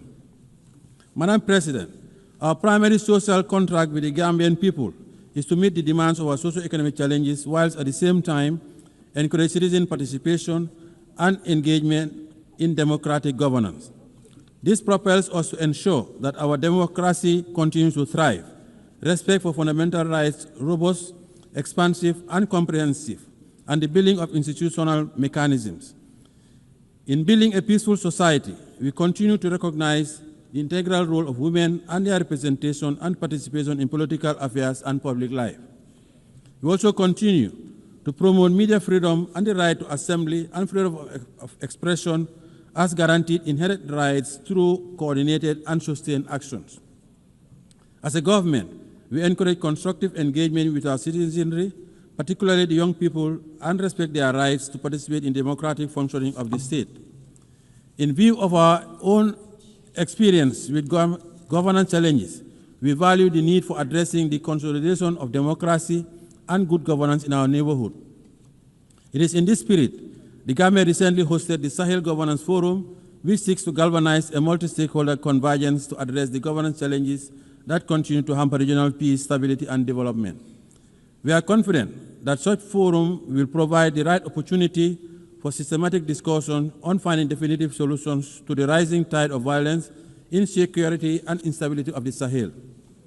Madam President, with its strong commitment to the promotion and protection of international peace, security, and human rights, the Gambia continues to be a member of the African Union Peace and Security Council, the United Nations Human Rights Council, and a police and troop contributing country to UN, AU, and ECOWAS peacekeeping missions around the world. By serving on this important council of the continent and taking part in peacekeeping operations, the Gambia continues to prioritize the maintenance of international peace and security, including the consolidation of political and democratic governance and strengthening partnership for African security. It is significant that the African Union and the United Nations continue to work together to address regional peace and security matters, including the recalibration of our preventive diplomacy tools for maximum impact. We need to strengthen the early warning mechanisms as well as prioritize the protection of children affected by armed conflict. Madam President, by echoing the mantra of the Africa we want and an Africa at peace with itself, the Gambia believes that more needs to be invested towards conflict prevention as part of efforts to respond robustly to challenges of insecurity and underdevelopment, particularly through resilient building. We call on the United Nations Security Council to step up and meet its responsibility towards the resolution of conflicts in Africa and beyond. The rising level of inequalities are indicative of the unequal global economic system, creating huge imbalances for countries in the global south, particularly in Africa, to address poverty, debt, and unemployment. It is indeed disheartening that 5 years towards the end of the targeted Agenda 2030 deadline, much remains to be accomplished and the realization of its goals and ambitions appear to be profoundly remote. Madam President, in 2025, when the world should be forging towards a path of development and prosperity, we are once again confronted with the scourge of more conflict and war. Therefore, the 2025 Peace-Building Architecture Review presents a unique opportunity to agree on building stronger preventive arrangements and measures for conflict prevention. The ongoing conflicts raging around the world would need to stop immediately. The unnecessary deaths, displacement, and untold suffering of civilians from Palestine to Sudan, Lake Chad Basin, Ukraine to Russia, Haiti, Libya to the Sahel, and in other corners of the world is unacceptable. As members of the United Nations and as conscientious global citizens, we cannot relent on our collective quest for durable peace. We must continue to pursue responsive and purposive actions by exhorting the parties to the conflicts and make progress on key milestones on their journey to political dialogue. We must all assist by putting in necessary security arrangements and frameworks for ending conflicts, including the protection of civilians, particularly women, children, and the elderly. Parties to the conflicts must allow immediate and uninterrupted humanitarian aid to reach the suffering population, and they must commit to ending the hostilities. It is the responsibility of the international community to collectively muster the necessary political will and courage to end intractable conflicts. This The bleeding must stop. Madam President, as we celebrate the 80th anniversary of the founding of the United Nations, the plight of the Palestinians remains unresolved, with the people continuing to face alarming difficulties under dire humanitarian conditions. The situation of Palestine continues to be about the core principles of justice, respect for international humanitarian law, and self-determination. The ongoing situation needs to stop. We cannot remain unperturbed by these worsening conditions, and it is imperative that we act urgently and collectively by utilizing our leverage to revitalize the prospects of an inclusive peace process for Israel and Palestine and the region. In this context, we reaffirm our call for the two-state solution to urgently enable the Palestinian people to regain their legitimate national rights as recognized by the international community through its recognition of the state of Palestine within the 1967 borders with Al-Quds al-Sharif as its capital. We also support the membership of the Palestine in the United Nations. In this spirit, we express our appreciation to the Kingdom of Saudi Arabia and France for the recently concluded high-level conference on the question of Palestine. Madam President, as part of our call for proactive engagement towards the resolution of global conflicts, the government affirms its support for the efforts undertaken by UN Secretary General in relaunching the roundtable process in the Moroccan Sahara to achieve a realistic, pragmatic, and sustainable political solution to the regional dispute over the Moroccan Sahara. The government welcomes Morocco's commitment to the ceasefire, full cooperation with UNISRO, and relaunching the political process based on the parameters of Resolution 2756 of 2024. In this regard, we call on Polisario to abandon its unilateral withdrawal from the ceasefire, lift restrictions imposed on the freedom of movement and the provision of supply to MINUSO, and urge all parties, Morocco, Algeria, Mauritania, Polisario, to work towards a realistic, pragmatic, and sustainable political solution based on compromise. The positive impact of the Moroccan Autonomy Initiative, a realistic, credible, and serious effort for the settlement of this regional dispute, is already well recognized, and the people of the region continue to enjoy peace and development and protection of their human rights. Thanks to the government of the Kingdom of Morocco's new development model for the Moroccan Sahara region. Furthermore, the government also lauded the launch by His Majesty Mohammed VI, King of Morocco, of the Morocco-Nigeria gas pipeline, the Atlantic African Initiative, and the Sahel countries' access to the Atlantic. The three regional royal initiatives would give new impetus to the Moroccan Sahara region by establishing it as a new platform for security, stability, and co-development in the Atlantic, the Sahara, African, and Mediterranean areas.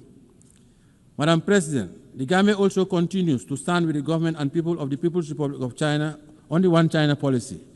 China's commitment to international cooperation and support for the critical spaces of development in different sectors demonstrate that the sustainable development of South-South and triangular cooperation are possibilities. The government continues to reiterate the call for the lifting of economic embargo against the brotherly people of Cuba. The embargo continues to inflict undue hardship and economic devastation, occasioning substantial challenges for the government and people of Cuba. We believe it should come to an end now. Friendly cooperation is the way forward. Madam President, as we mark 25 years since the adoption of Security Council Resolution 1325 on women, peace, and security, we should take a moment to renew our firm conviction that the attainment of sustainable development and the consolidation of peace and security are anchored in the full and inclusive representation of women in all spheres of political and decision-making processes. While considerable progress has been made towards the realization of women's inclusion, women's participation in the consolidation of peace and security, there continues to be significant impediments that we must overcome. Women must always have a seat at the negotiating table. They usually bear the brunt of conflicts. Therefore, as we prepare for the Fourth World Conference of Women, and as nations sharing the same destiny, we have a moral obligation and a collective responsibility to act swiftly to address all issues hampering the empowerment of women, including institutional advancement and their contribution to the consolidation of peace and security. Madam President, in view of the outcome of FFD4, it is our hope that international financial architecture and mechanism will change for the better, as the current international financing architecture, especially as it relates to debt restructuring, continues to hamper the development aspirations of developing countries. Due to limited fiscal space exerted by debt distress, developing countries find it hard to make significant investment in the social sector. The challenge is even more profound when it comes to investment in the productive base of their economies to engender growth, employment, and development. This situation significantly contributed to the dismal attainment of only 17% of the SDGs. Therefore, to accelerate the full and effective implementation of the SDGs within the targeted framework, we must enhance international finance cooperation and review of the international financial architecture to create arrangements, facilities, and mechanisms that would cater for targeted investments in industrialization, mechanized agriculture, provision of quality education, energy, health, and water. Madam President, the Pact of the Future adopted last year at the 79th session of the General Assembly presents a unique opportunity to review our realities, invigorate the implementation of the SDG Agenda 2030, and intensify our efforts towards confronting the pressing challenges of our time.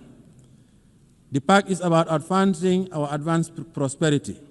The Gambia supports the convening of the preparatory process for the review of the Pact in 2028 to align effectively with the prevailing and upcoming intergovernmental processes such as the 2025 Peacebuilding Architecture Review, the high-level plenary meeting to commemorate the 30th anniversary of the World Programme of Action on Youth and the World Social Summit.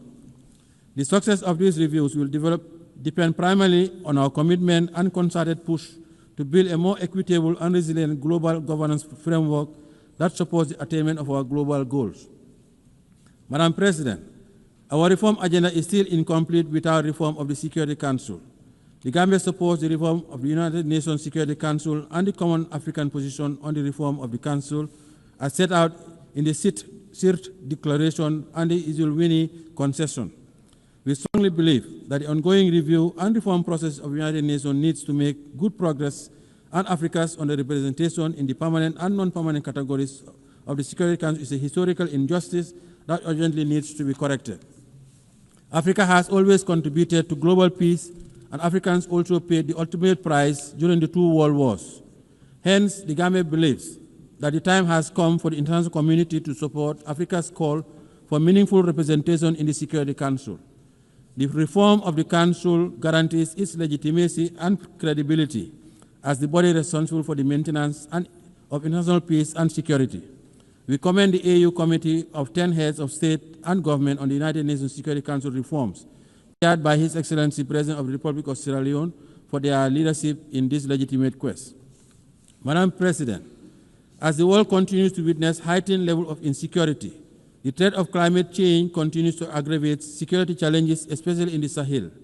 We must address the impact of the climate crisis as part of the vital resilient measures that mitigate climate-related risks where they intersect with political, social, and economic factors.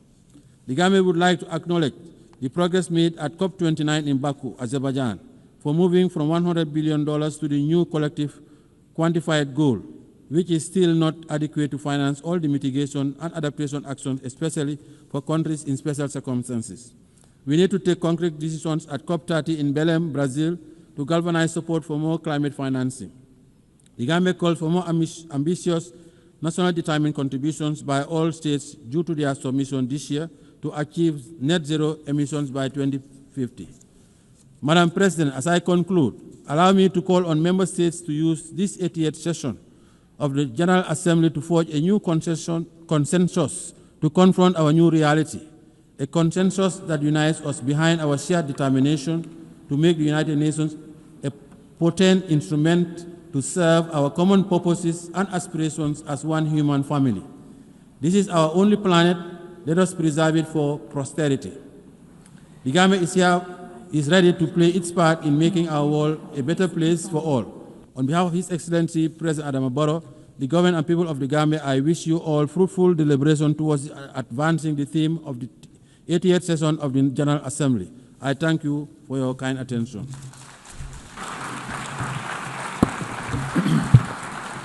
En nombre de la Asamblea. On behalf of the Assembly, I wish to thank the President of the Republic of Gambia.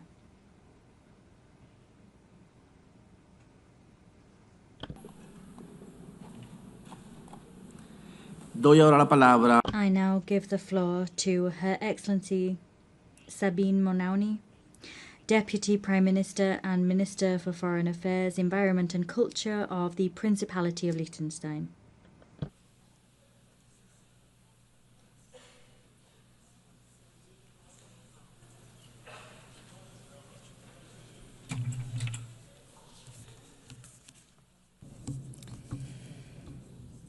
President, ladies and gentlemen, let me begin by saying how happy I am to see a woman preside over this assembly. For only the 5th time in the history of the United Nations, and for the first time by a woman from our region.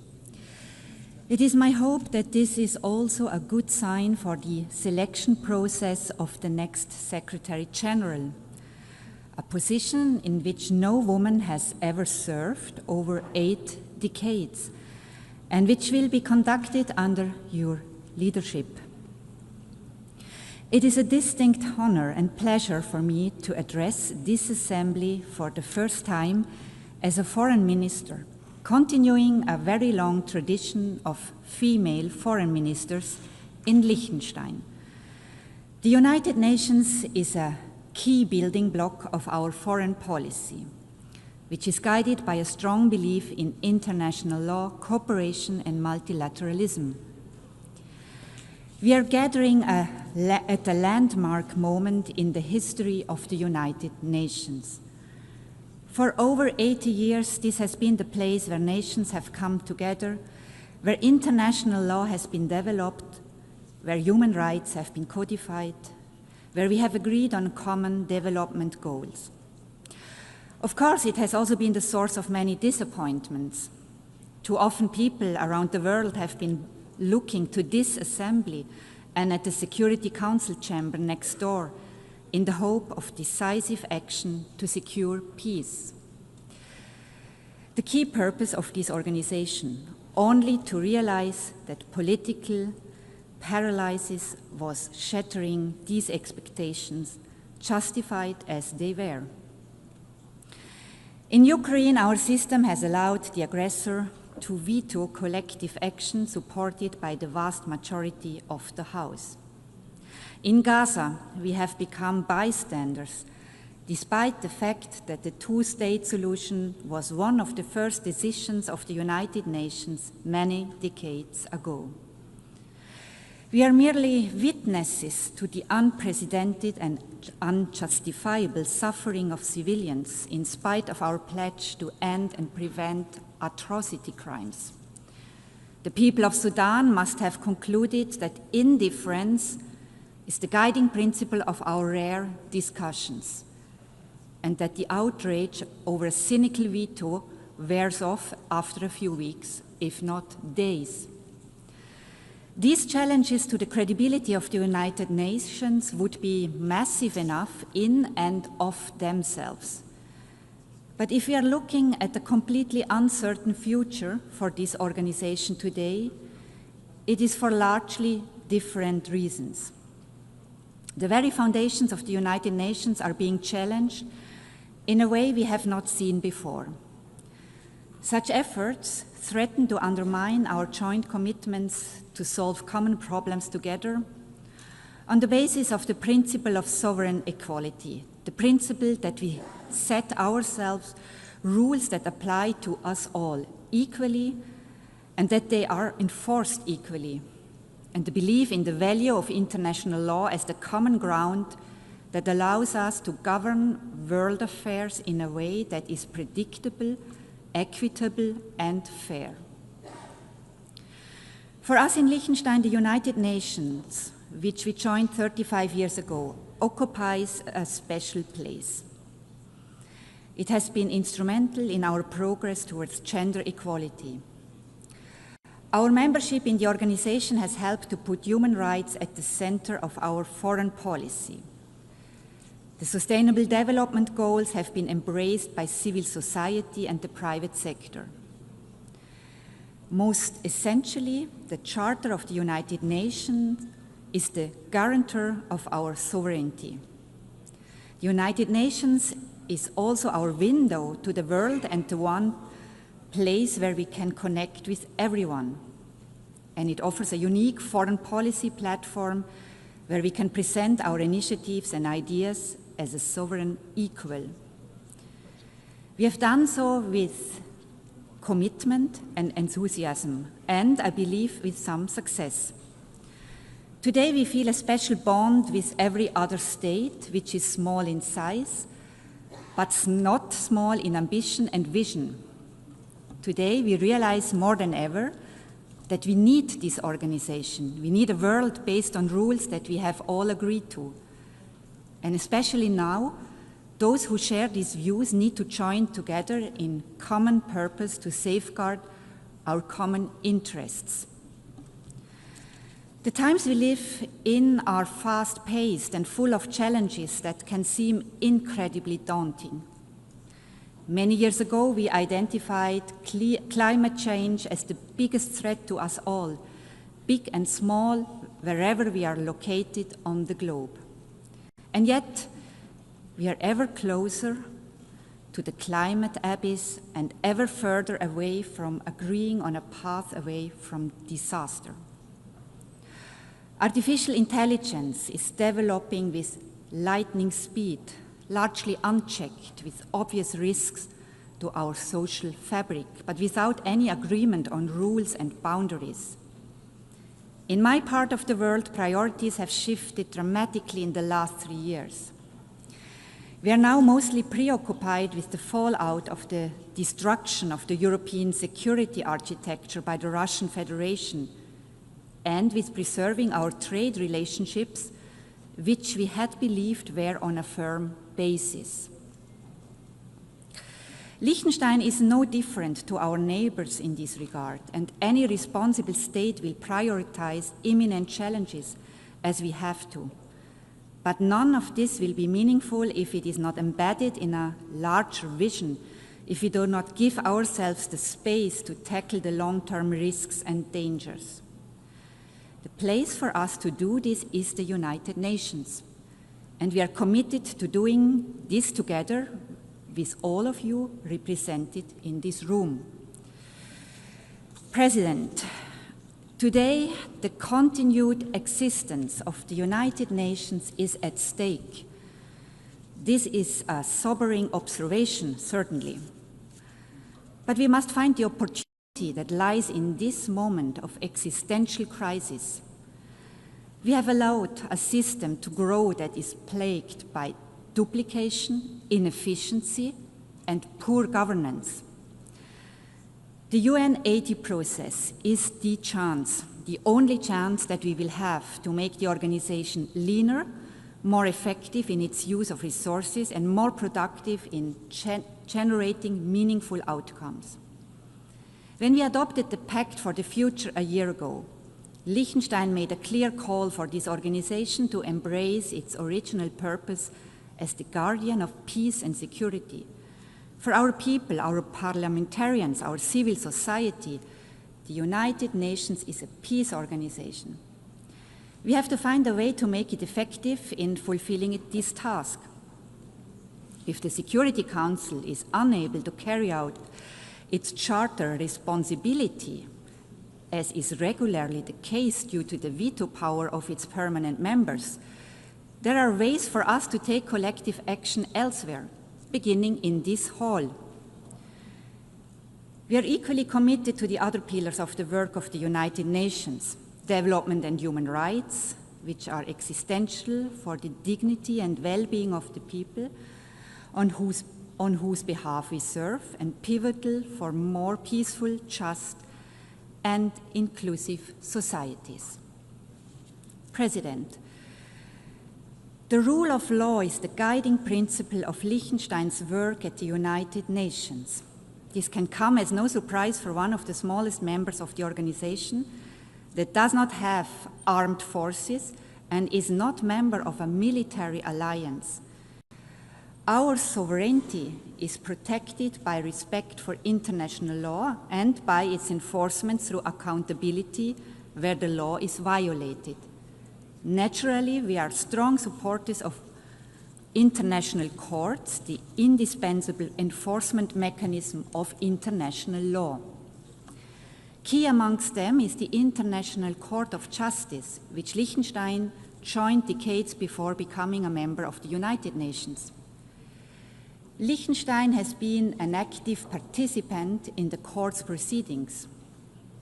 We are very pleased to see the attention the court's work has been given, particularly in recent years, and the high respect its decisions enjoy among governments and beyond.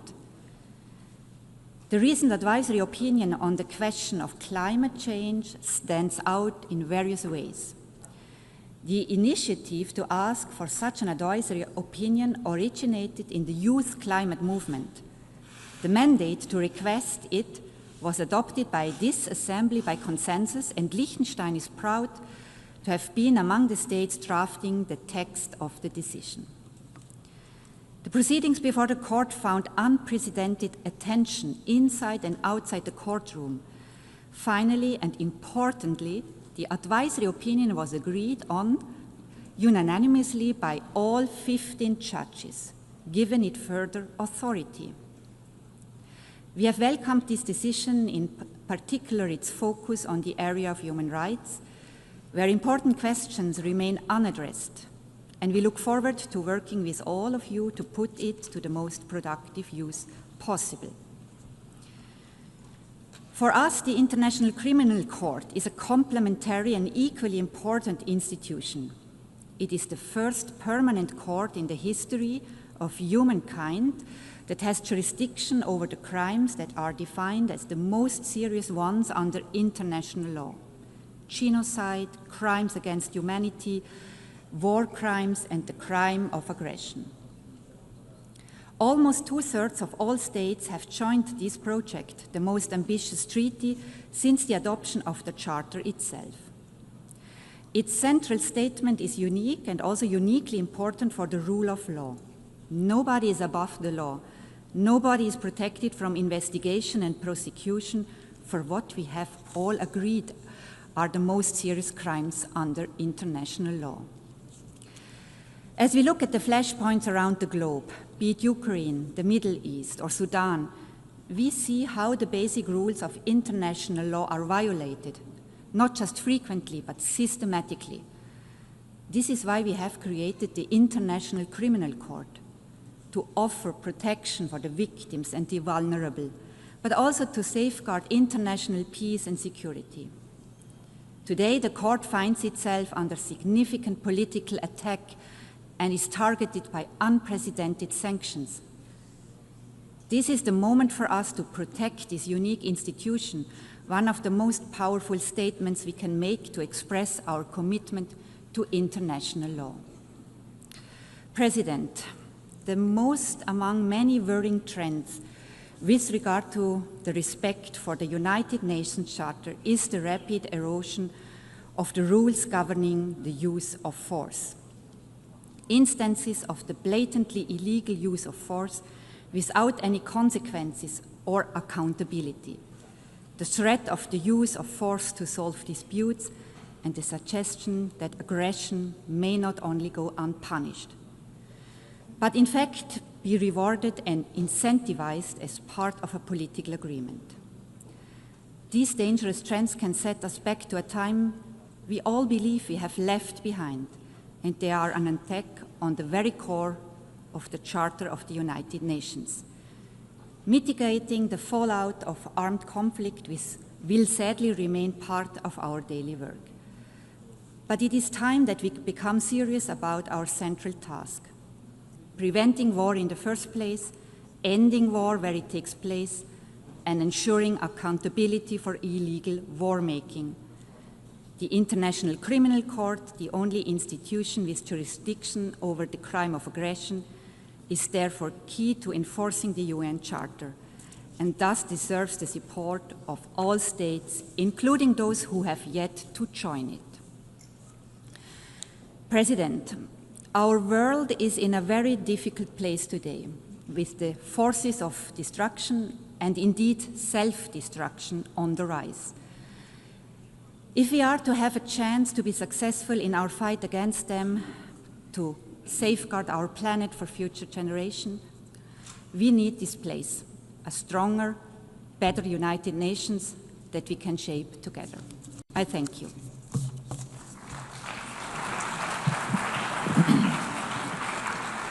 Muchísimas gracias. I thank the Deputy Prime Minister and Minister for Foreign Affairs, Environment and Culture of the Principality of Liechtenstein. Hemos escuchado. We have heard the last speaker in the general debate for this meeting. We will continue the general debate at 1500 hours. The meeting is adjourned. And then...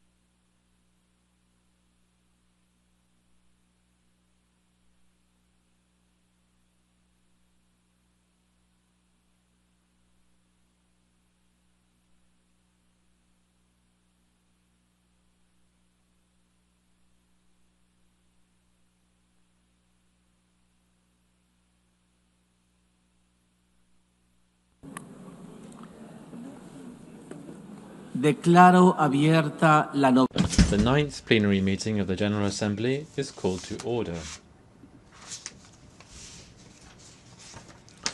The Assembly will hear an address now by His Excellency Mohammed Yunus Menfi, President of the Presidential Council of the State of Libya.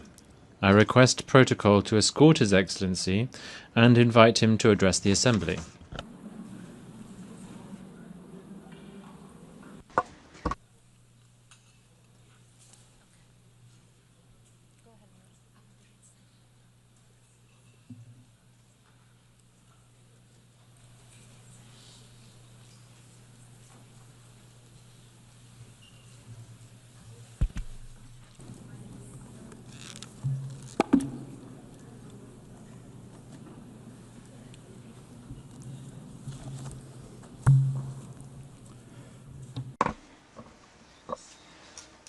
Your Excellency Annalena Baerbock, President of the 80th session of the General Assembly of the United Nations, Your Excellency Antonio Guterres, Secretary General of the United Nations, Your Majesties, Your Highnesses, Your Excellencies, ladies and gentlemen.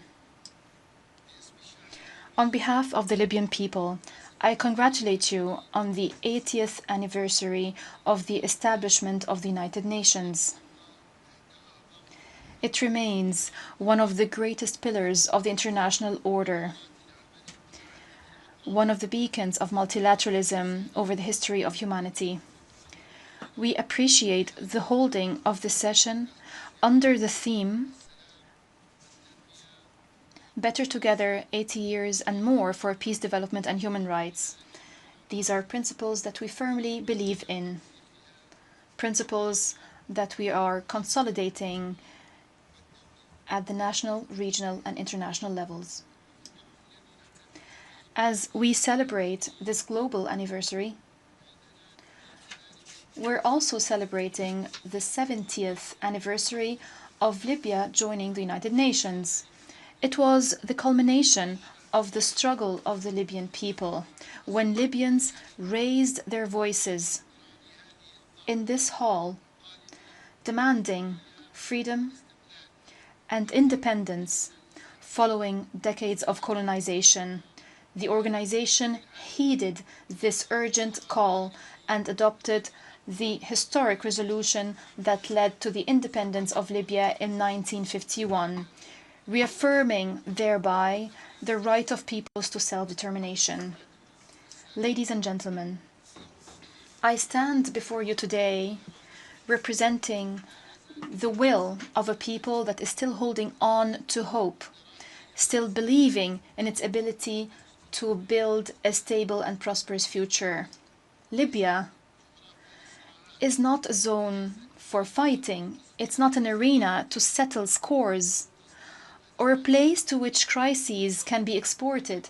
It is a nation rich in natural resources, a cohesive society, with young people that have tremendous potential. They are the backbone to build a modern state. Since the very beginning, Libya's relationship with the United Nations has been based on partnership and mutual respect. And today, at this critical juncture, we look to the United Nations to play an effective and complementary role as it supports us to overcome this crisis towards stability and democracy. Despite the challenges, despite the threats, our people firmly believes that its experience, its society, the diverse society, its noble history will allow it to stay strong and overcome any crisis. But let me be honest with you. In Libya, multiple models and traditional mechanisms have been exhausted. They have not matched the complexity of the social and political situation. They've adversely affected the trust of Libyans in the proposed solutions. We all now bear a collective responsibility to reconsider these methods and to avoid temporary solutions and narrow understandings that only perpetuated the crisis. We firmly believe that any solution that does not restore the national ownership of the political track, any solution that is not derived from the free will of the Libyan people would be destined to fail, as we've seen in the past. In this context, we present to you a clear political vision based on 4 pillars. First, fully restoring national sovereignty and rejecting all forms of foreign interference, no matter what form it might take and no matter the justifications. Second, reaching an inclusive national consensus. To achieve an inclusive national consensus, I call for holding a sincere and comprehensive dialogue held in Libya with the participation of all stakeholders without exclusion. Third, uniting the sovereign institutions, most notably security, defense, and financial institutions, according to professional mechanisms without polarization and without setting quotas. Fourth, ending the transitional period through a clear constitutional basis, through free and fair elections, allowing Libyans to freely choose who would rule them without tutelage, without an imposition from external actors. Ladies and gentlemen, as we fulfill our political responsibility, and despite the challenges, we were able to maintain the highest level of stability. We were able to prevent a relapse into violence. We stress that the blood of the Libyan people is a red line. The territorial integrity, sovereignty, and social cohesion of Libya are non-negotiable. We have been observing the ceasefire agreement concluded in October 2020, and we've established the Committee on Security Arrangements in the capital, Tripoli. Under my direct supervision, this contributed to enhancing stability, rendering this current phase one of the calmest we've seen in years. Ladies and gentlemen, the Libyan economy, despite the challenges, can significantly contribute to the development of the country. The absence of a single budget and the absence of united institutions have been real impediments to development. We stress that we will support, and we do support, the economic track through the High Financial Committee to consolidate public spending and to enhance the principles of transparency, accountability, and equity in distributing wealth. Ladies and gentlemen, illegal migration is not only a security matter, it is a humanitarian challenge with deep economic roots. We call upon the international community to pursue a comprehensive development approach based on supporting and developing infrastructure and creating job opportunities in the countries of origin, in partnership with the African Union, rather than pursuing narrow security approaches that have proven to be ineffective. In this context, we have been supporting economic projects connecting the north and the south of the African continent to create a development environment obviating the need for young people to emigrate. Projects that restore demographic and economic balance in the African continent. Ladies and gentlemen, our firm position towards the question of Palestine is based on humanitarian principles and based on our commitments towards the Arab and Muslim world. Against this background, we condemn in the strongest terms the countries that are still hiding behind immoral neutrality towards the genocide and flagrant violations of international law to which the Palestinian people are being subjected, especially in Gaza. It was 8 decades ago that the United Nations was established, and the Palestinian people is still languishing under the yoke of occupation. We call for responsible international action that ends the occupation and guarantees the legitimate rights of the Palestinian people. Ladies and gentlemen, despite the crises, despite the conflicts, despite the divisions that Libya had to endure, the Libyan people is still committed to the democratic track, is still believing that the rule of law and democratic institutions are not a dream but a legitimate right. It is time for the world to look at Libya not as a complicated political file but as a story of resilience and free will, a nation that can be successful with a noble history, cohesive society, promising resources and free people, aspiring to peace, democracy and prosperity. Democracy is our choice and peace and reconciliation are our destiny.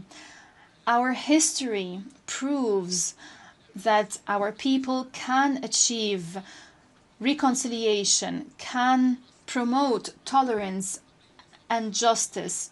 We most certainly can turn the page on the past. National reconciliation is not only a necessity to build the state, it is a national legacy that we cherish. We see the future Libya, a stable state, a sovereign state with united institutions, strong with its people, peaceful, open to the world, and an effective partner at the regional and international levels. Long live Libya, united and independent. Long live the Libyan people, free and dignified. May the peace, blessings, and mercy of God be upon you.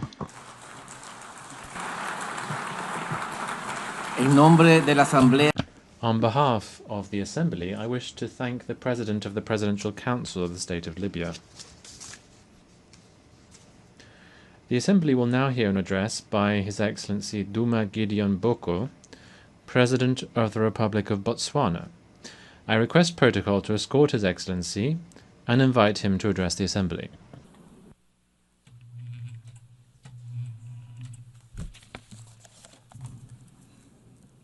Madam President, Secretary General, Excellencies, ladies and gentlemen, we meet here today and this whole week in these hallowed precincts to remember the overwhelming gravity of the circumstances that gave birth to the United Nations, the ruins of war, a world poised to descend into further mayhem if courageous choices were not made.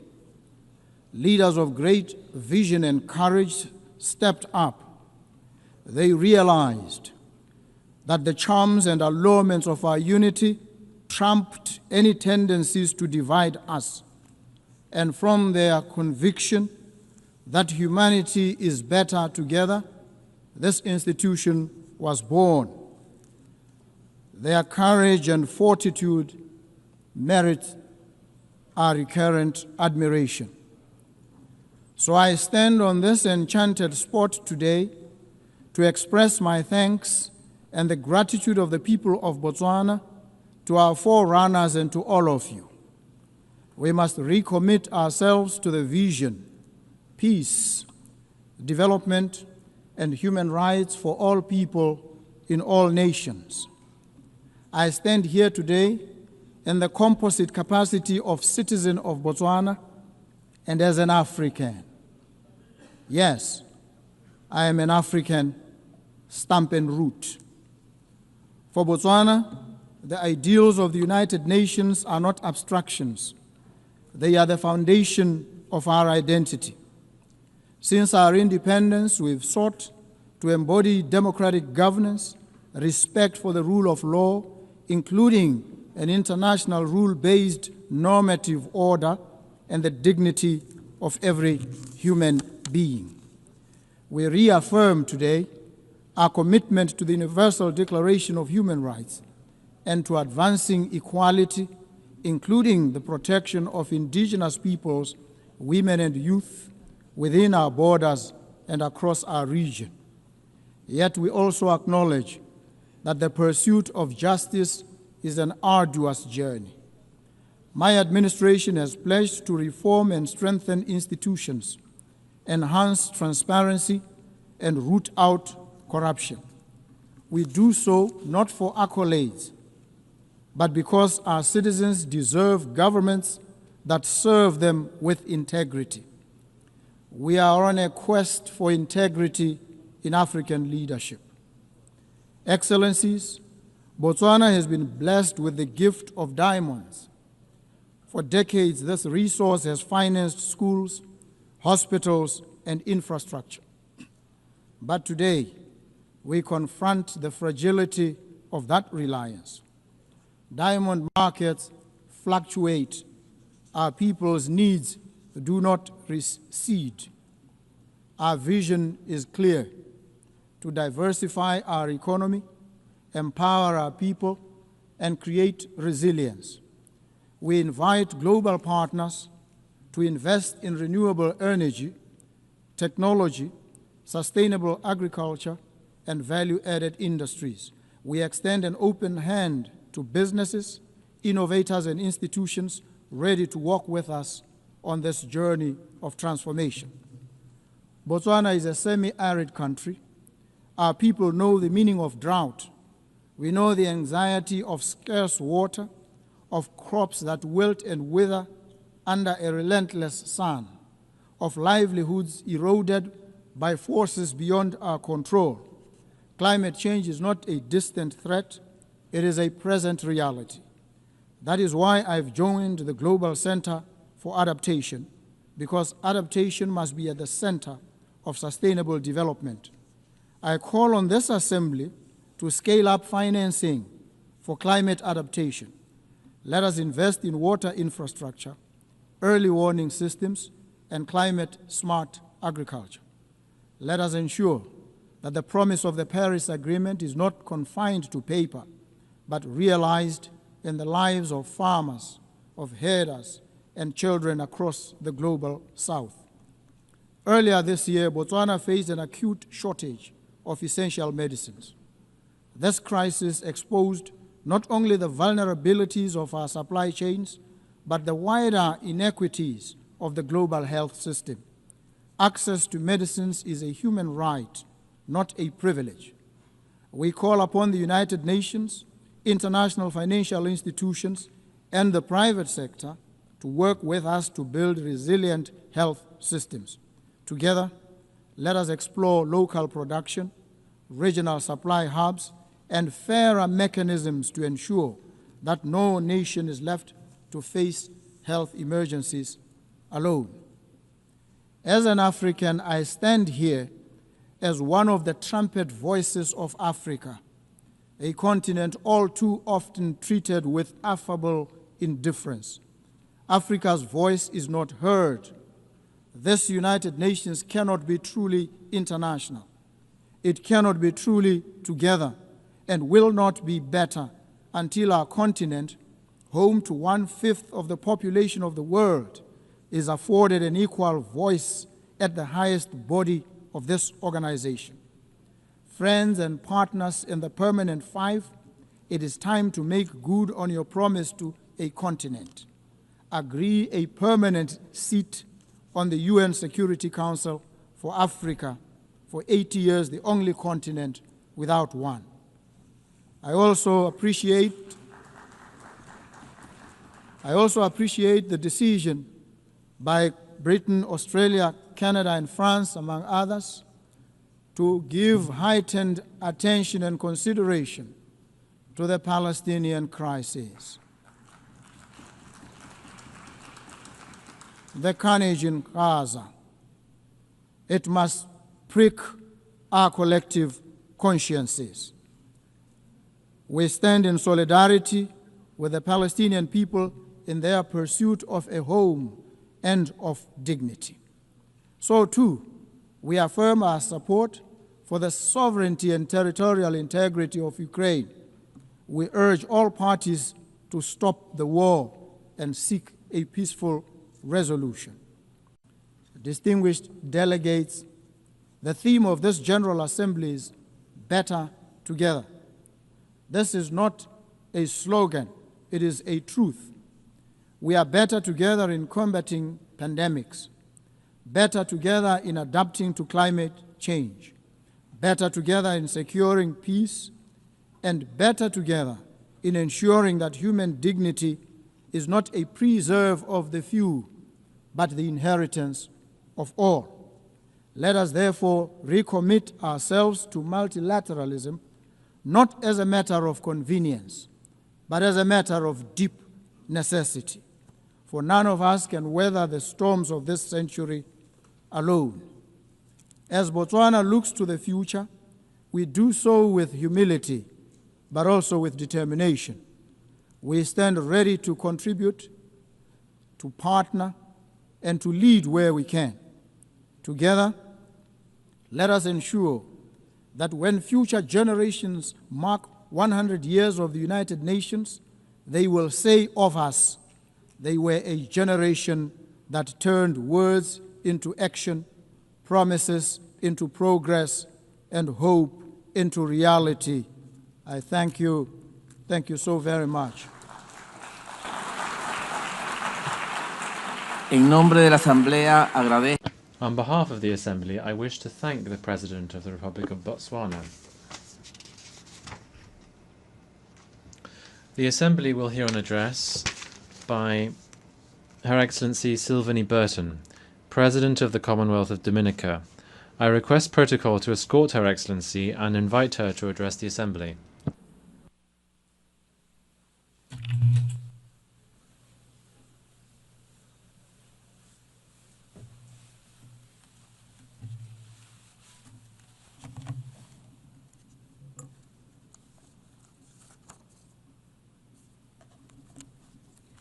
Excellencies, distinguished delegates, ladies and gentlemen, Mabrika, I bring you greetings in my native Kalinago language, the language of the first people of the Caribbean, whom I am proud to call my ancestors.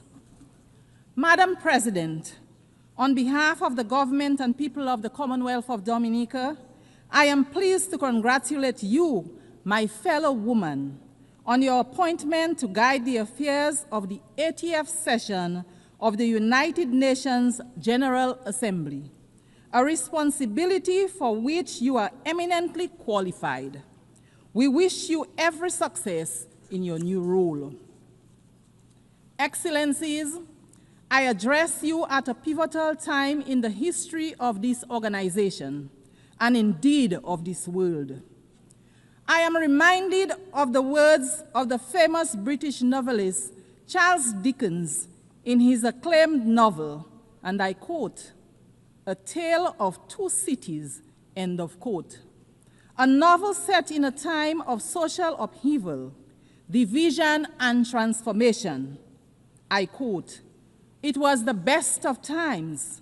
It was the worst of times," end of quote. Although this novel was written over 160 years ago, these words remain relevant today.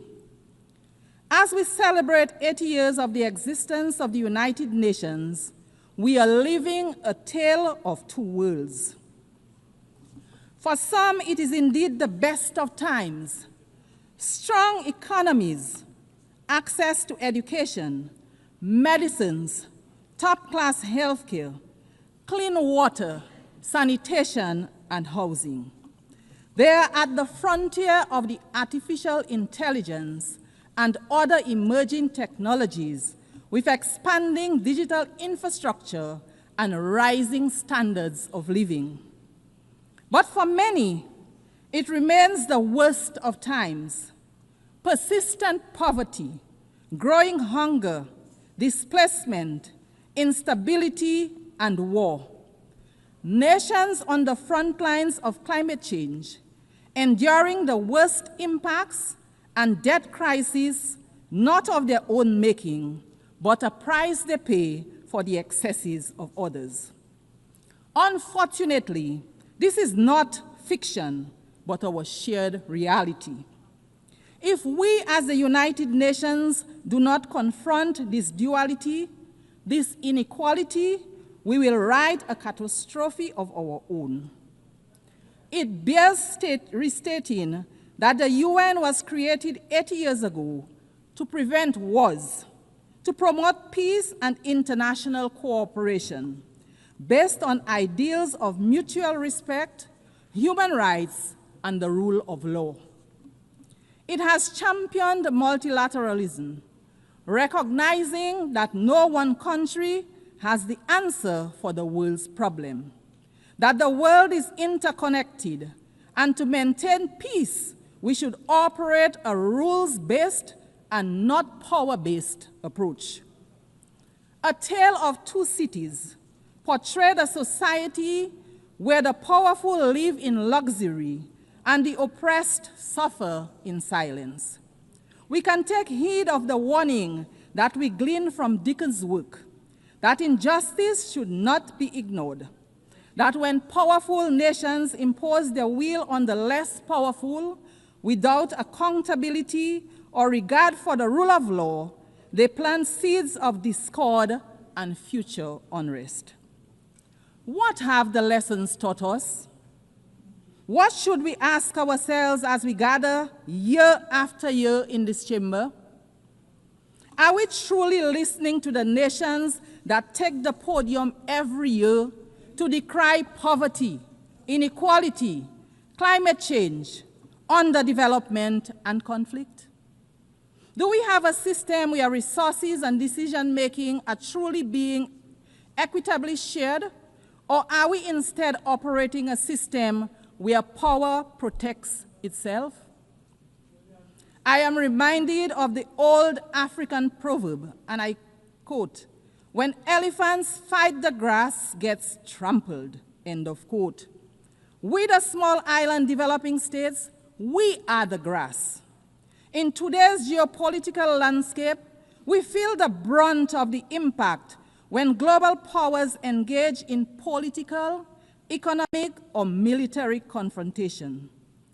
Economic sanctions, trade restrictions, aid conditionalities, conflict, and wars, to name a few, affect global supply and the affordability, availability, and transportation of goods and materials.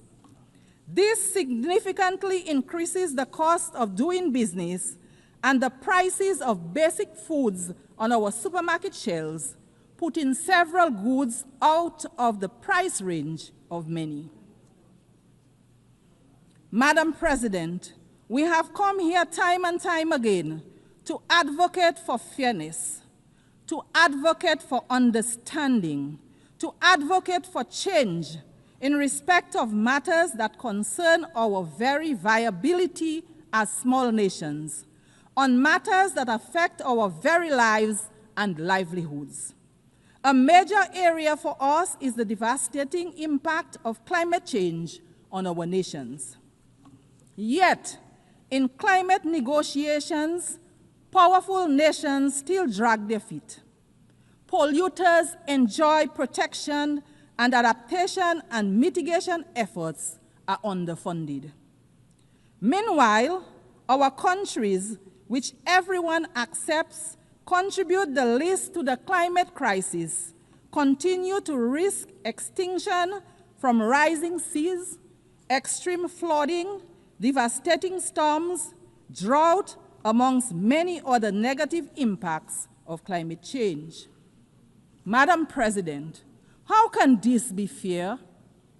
How can this be morally defensible? While we complain about these things, equally horrifying is the indiscriminate and deliberate loss of life that we see around the world from bombings, from induced hunger, from sanctioned violence and genocide.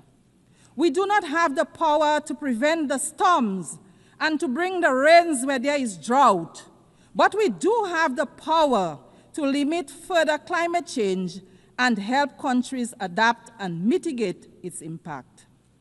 So too, we have the power to end wars and not start new ones. We have to be willing to talk to each other, to empathize with each other. We should return to the founding principles of the United Nations. wherever there is conflict, be it in the Horn of Africa, the Middle East and Southeast Asia, or sad to say, in the Caribbean, major powers engaging in geopolitical conflicts result in civilians becoming collateral damage, economies collapsing, increase in prices and instability. I want to emphasize here today that there is no place in the Caribbean for war. The Caribbean is a zone of peace. Any military conflict in the Caribbean will have significant negative impacts on the Caribbean and Latin America. There is a better way to resolve differences. We urge the powers that be to find another way. And so, Madam President, I return to our tale, where a man dismissed by society gives his life for another. Are the wealthiest nations willing to give up dominance for fairness, to make sacrifices to ensure justice, equity, and climate resilience for all? Will we choose compassion and empathy over control and indifference? Madam President, we stand in solidarity with the people of Haiti. We insist, like other CARICOM member states, that the current crisis being confronted by our sister CARICOM state in no way nullifies the entitlement of its people to the recognition of their sacred sovereignty and their right to be central in the search for a fair and durable peace in their country. The government of Dominica remains convinced that our sister CARICOM state, Haiti, faces major challenges today, in part because of the glorious contribution Haiti made to the quest for justice and freedom in our region and the world. Indeed, the current complexion of this august body would have been unimaginable without the heroic struggles of the Haitians. As such, the crisis in Haiti is much more than a Caribbean crisis, and its solution requires a united response and the support of the United Nations to resolve. My delegation unreservedly supports the position of CARICOM on the situation in Haiti, a position that rightly calls for a Haitian-led and owned transition process to bring across systematic changes for the benefit of the Haitian people.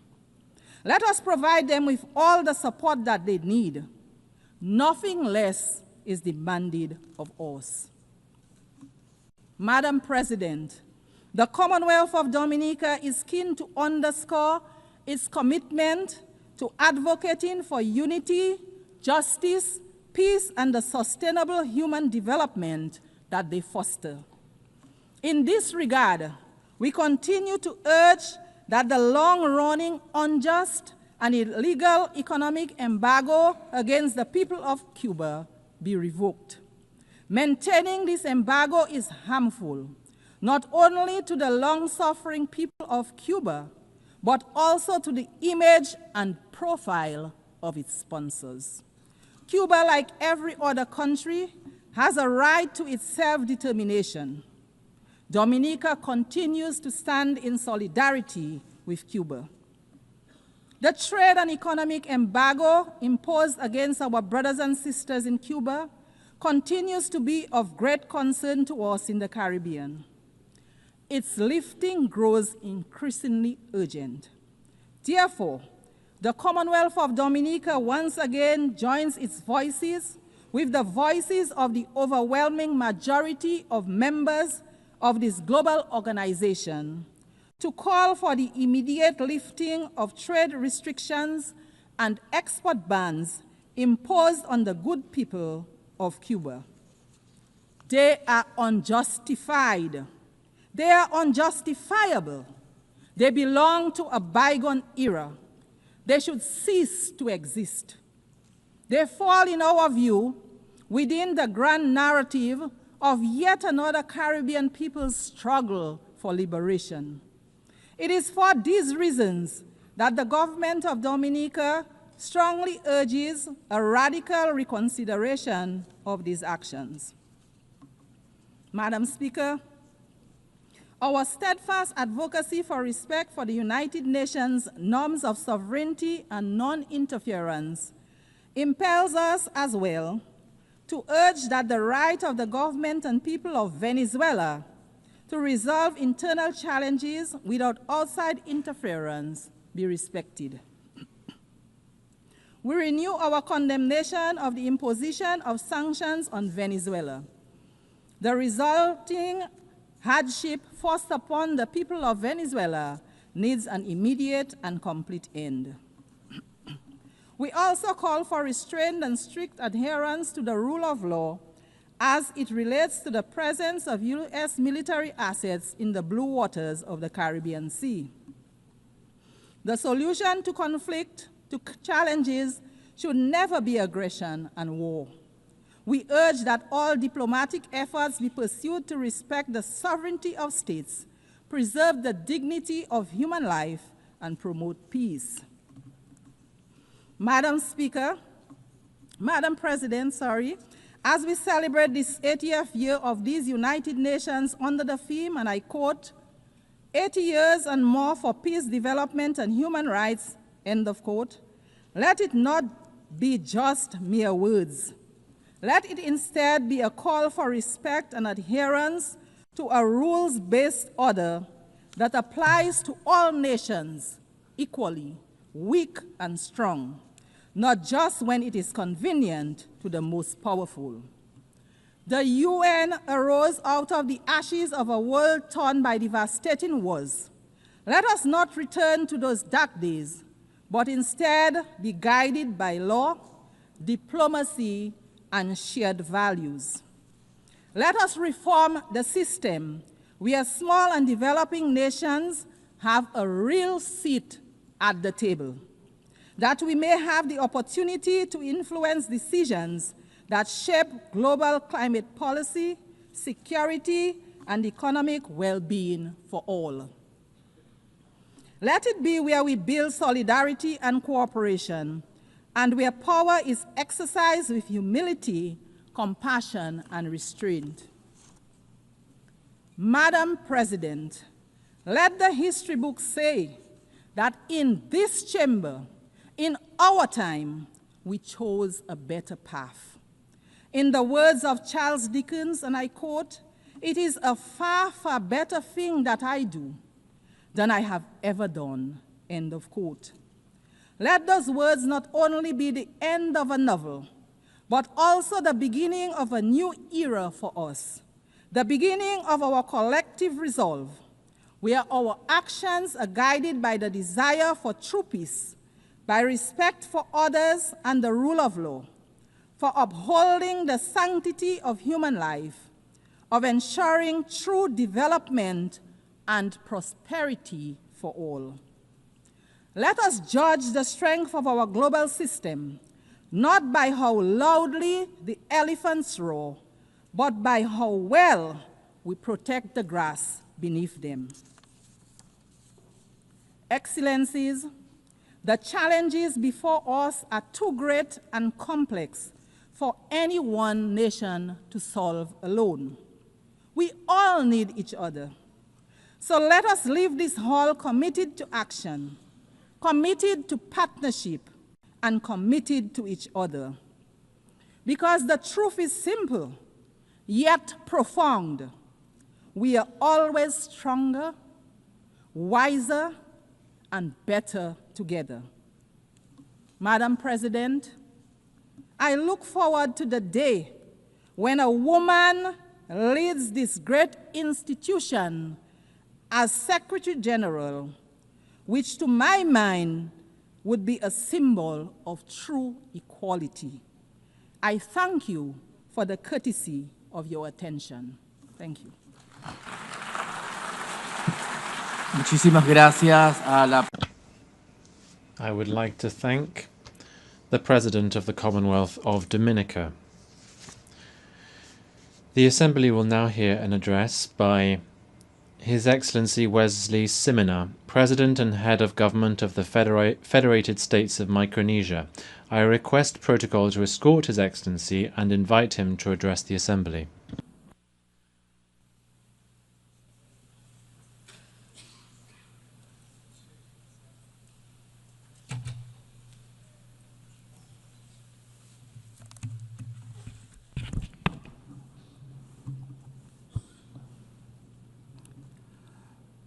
Madam President, Mr. Secretary General, Excellencies, ladies and gentlemen, on behalf of my people of the Federated States of Micronesia, I am honored to extend our heartfelt national greeting, Gamorale, to you on this momentous celebration of the 80th session of the General Assembly.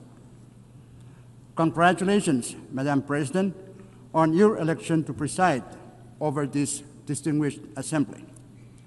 Your leadership and insights will guide us moving forward. I also wish to commend the leadership of our outgoing president. At this time, I also want to express my gratitude to the Secretary General for his tireless and unwavering commitment in guiding our collective work. We are grateful for your dedication and efforts in keeping hope and cooperation alive across our global community. Madam President, Micronesia joins the United Nations in commemorating its 80th anniversary. This milestone calls on us to renew our collective commitment to strengthen multilateralism for the challenges ahead.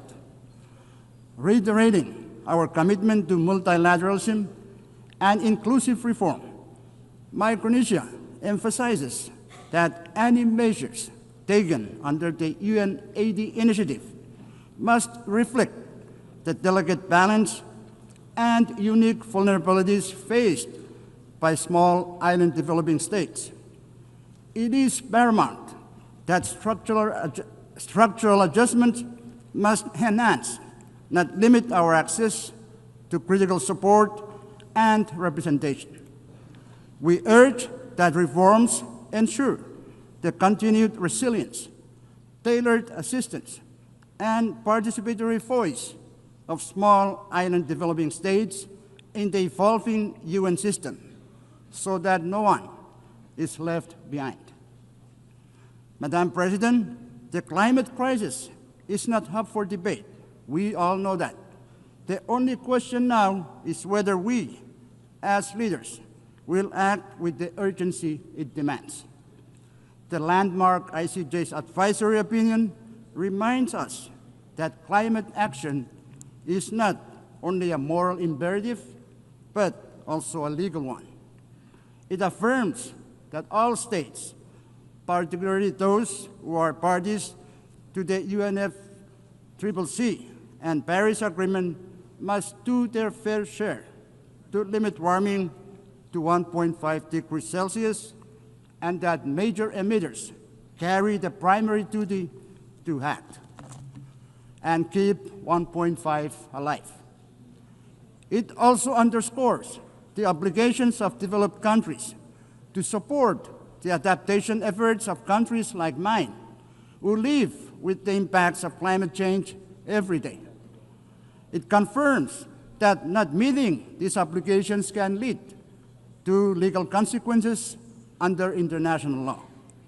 This points to the simple truth that at the core of this climate crisis lies the pursuit of justice, justice for the most vulnerable, justice for future generations, and justice for our shared planet. I call on the General Assembly to adopt a resolution endorsing the ICJ's opinion so that together we send an unmistakable signal that upholding climate obligations under international law is the shared duty of all nations. Pacific Island leaders have spoken with one voice in our recent Pacific Islands Forum communique. Methane mitigation must be a global priority, and methane mitigation across all sectors must be a core objective of every country. Cutting methane now could prevent 0.3 degrees Celsius of warming by the 2040s, slowing ocean heating and buying us time for long-term decarbonization. This is the only scalable near-term solution that can protect vulnerable nations and peoples today, while we build the future of clean energy tomorrow. The COP30 will be the first opportunity since the ICJ's advisory opinion for us to take ambitious and aggressive actions to put the world back on track for 1.5 degrees. There is no time to waste. After 3 decades of COPs, and now with the clearest pronouncement by the ICJ, let us get to work. Madam President, Micronesia remains committed to achieving an ambitious global agreement to end plastic pollution, including the marine environment. Micronesia actively participated in the Intergovernmental Negotiating Committee on Plastic Pollution. We are proud to have stood with over 100 countries, making clear that the pollution emitted from the full life cycles of plastics requires a full life cycle approach to address all pollutions from plastics, from the production and design stages all the way through the waste management and remediation. This pollution, including climate warming greenhouse gases and thousands of other toxic chemicals, severely impacts our health, our environment, and our economies. Despite the failure of the INC to produce a plastics treaty in Geneva, we are not giving up. The plastic pollution crisis is far too dire to ignore. Madam President, the year 2025 is an important year for the ocean. In June this year, the UN Ocean Conference adopted the Nice Ocean Action Agenda, a forward-looking document to guide us all. Also, as of today, there are 145 countries that have signed the PB&J agreement and 70 that have ratified. With this development, we are pleased that PB&J agreement will enter into force in 4 months. Micronesia is also participating in the related and critical work of the International Seabed Authority. Micronesia is following a precautionary approach to deep-sea mining. We emphasize the necessity of consolidating comprehensive knowledge, data, and scientific understanding of the marine environment and the impacts of deep-sea mining before any exploitation takes place.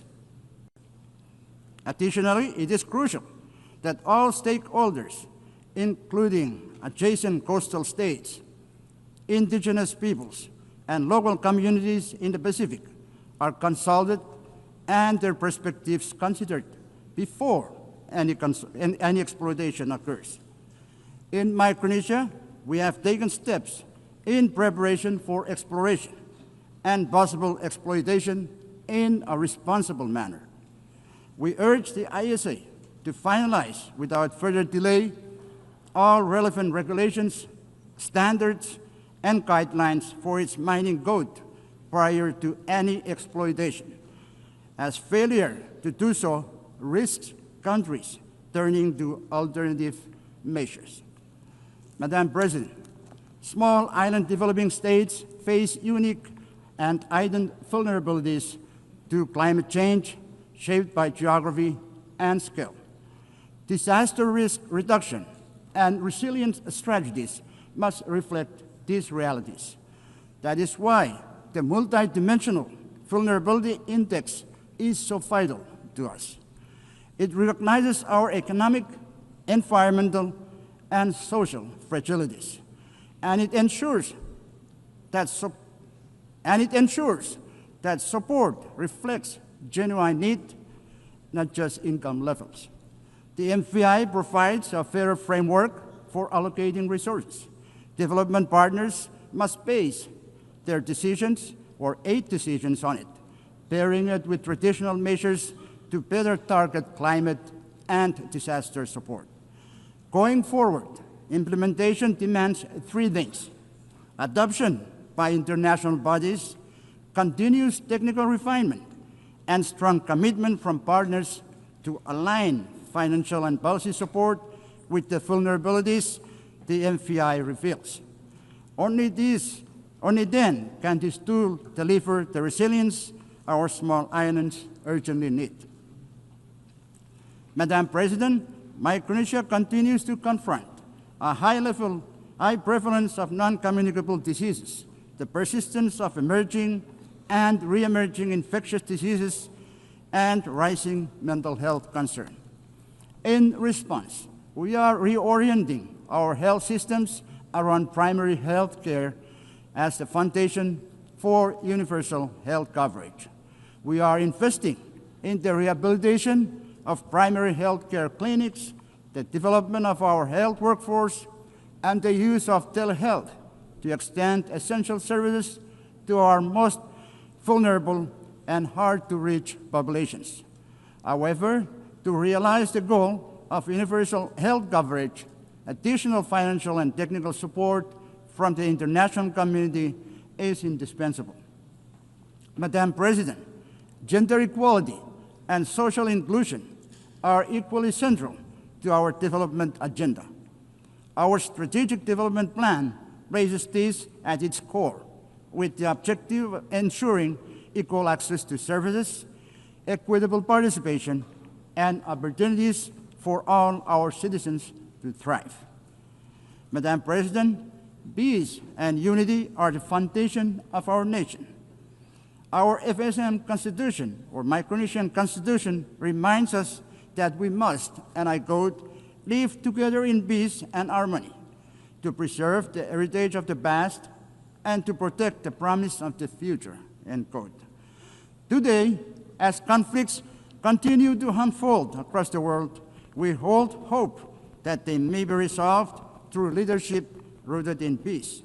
In our region, while we uphold peace and unity as guiding values, we find ourselves navigating the geopolitical and geostrategic competition among major powers. As leaders of the Pacific Islands Forum, we recently adopted the Ocean of Peace Declaration at the 54th annual meeting in Honiara. In doing so, we affirmed that no single member state can face the growing threats to peace and security alone. We must act together as one Pacific family. Madam President, Micronesia co-sponsored the first ever UN resolution on AI alongside 120 member states.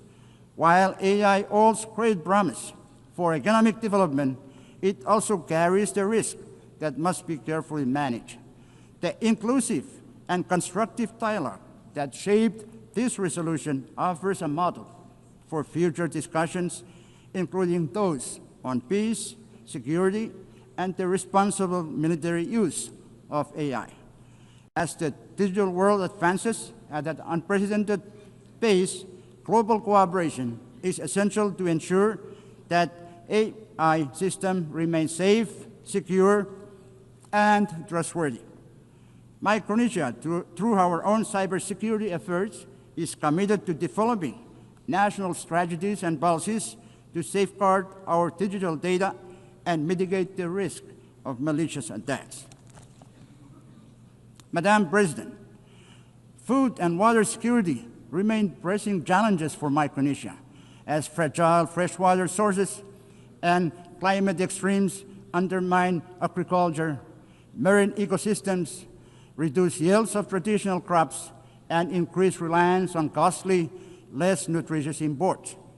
Compounding these challenges, just days ago, I was compelled to declare a national state of emergency due to an ongoing oil leak from a World War II sunken vessel in Chuk Lagoon. This ship, together with more than 60 other wartime wrecks, has rested in our waters for nearly 80 years since the war's end. But now, these remnants of conflict pose new dangers as toxic oil seeps into our ocean, threatening our fisheries, coastal communities, and livelihoods. The scale of this crisis far exceeds Micronesia's capacity to address alone. As we mark the 80th anniversary of the war's end, we appeal to the international community to work with us in transforming this legacy of war into an opportunity for cooperation. Madam President, Micronesia again emphasizes the urgent need to address the current structure of the United Nations Security Council, which fails to represent the geopolitical realities of the 21st century. The exclusive nature of its permanent membership creates inequities and hampers effective responses to global crises. To enhance legitimacy and accountability, we must restructure the Council to include underrepresented voices, including Japan, India, Germany, Brazil, and the African continent. Such reforms would better reflect modern international dynamics and strengthen the Council's role in promoting peace and security. Madam President, 8 years ago, the United Nations was founded on a simple but enduring truth. Every nation, big or small, has a voice, a vote, and a role to play in shaping the world we share. Micronesia may be small, but our voice, our vote, and our place within the international community is committed to choosing that we are, in fact, better together. That truth must guide us still, because, big or small, every nation has the power to choose peace over conflict.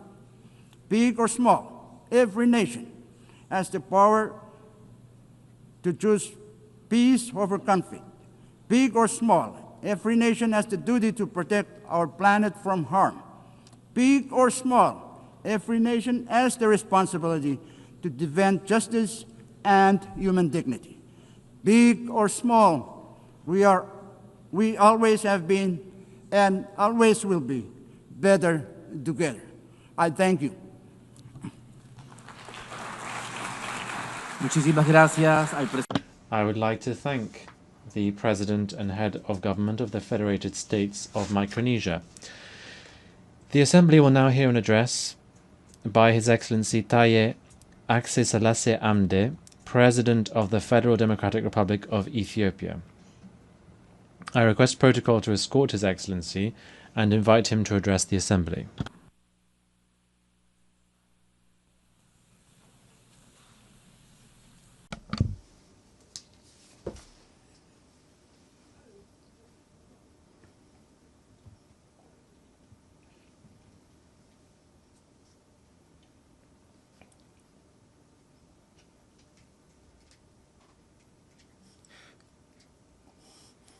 Your Excellency, Madam President,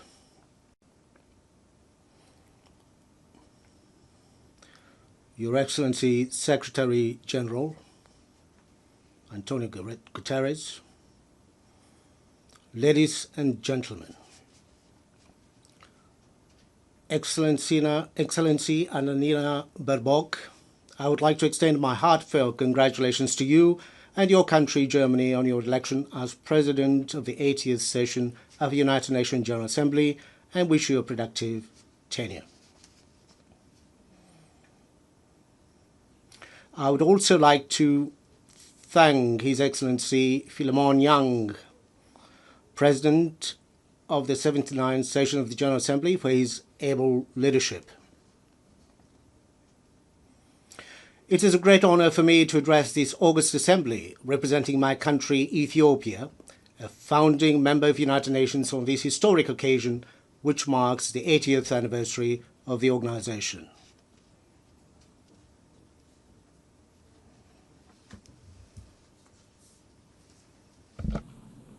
Madam President, looking back on the 80 years of its existence, the United Nations has considerable achievement to celebrate.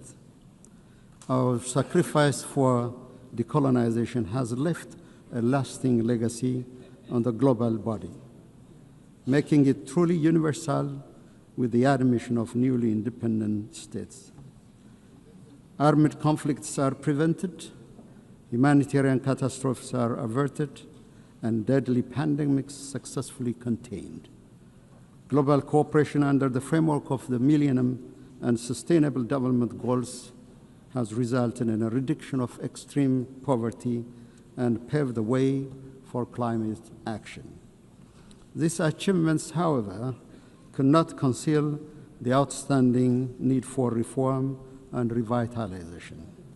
The most glaring one is the inequitable representation of states in the global security, political, and financial architecture. The United Nations must also overcome the systemic problems it suffers from a lack of impartiality, selectivity, and double standards. The emerging controversy over the fundamentals of the international system and the principles of the United Nations Charter is risking the very foundation of international cooperation. These trends should not be normalized or serve as a baseline in the determination of our standards and targets. We are also deeply concerned by isolationist policies, unprecedented military buildup, arms race, and the disturbing trend of retraction from development and climate commitments. These worrying trajectories are counterproductive to the collective progress of humanity and undermine the very premises of peaceful interstate relations. It is Ethiopia's conviction that the remedy lies within our reach. No state can single-handedly manage global challenges.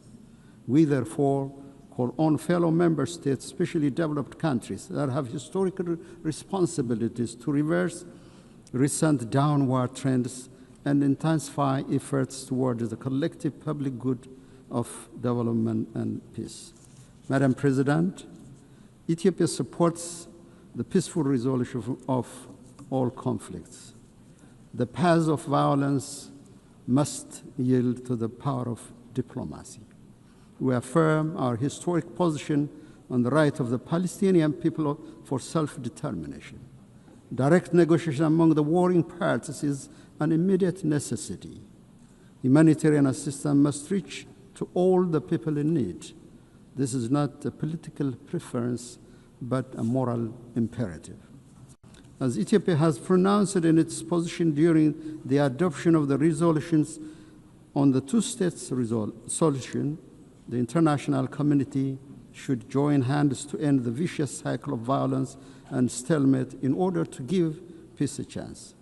We wish to underscore any proposed peace and reconstruction plan in the Middle East should not create complications to adjacent countries and regions. More than any time before, the United Nations is indeed called upon to face events that greatly exceeds its powers and capabilities. It was in 1949, at the fourth session of the General Assembly, the Ethiopian delegation forewarned the risks of ineffectiveness and intrusion into the mandates of the General Assembly. This was caused by the excessive number of bodies and mechanisms created. It is in this light that we see the ongoing reform process under the UN-80 initiative as an opportunity to preserve the mandate of the General Assembly by rectifying its dispersion to a multitude of other bodies. Ethiopia reiterates Africa's long-standing call that there should be more decentralization and deployment of institutional and financial capacity to the global south, especially to the African continent, where the United Nations has most of its programs. Madam President, Africa, guided by Agenda 2063, is advancing development as its preferred security policy. The continent is scoring a higher rate of economic growth. Domestic revenue mobilization is on the rise. Africa's climate action in renewable energy development emission reduction, and afforestation is indeed unmatched in any other parts of the world. Efforts to enhance public welfare, combat transnational threats, and decrease inequality are being intensified. Despite these achievements, the global crisis continues to impact Africa's capabilities to deliver on development aspirations. Chief among this is the compounding debt crisis. In line with the Addis Ababa Action Agenda and Civil Outcome document, we emphasize the need to advance an ambitious agenda on development finance. Coercive measures and trade restrictions, in particular those targeting Africa, must be lifted immediately. More importantly, Ethiopia calls for a new global action for debt cancellation, restructuring, and suspension. Madam President, it is our view that the national security of states, especially those in the same region, is indivisible and interdependent. To this effect, we will intensify our efforts to combat global terrorists operating in our region.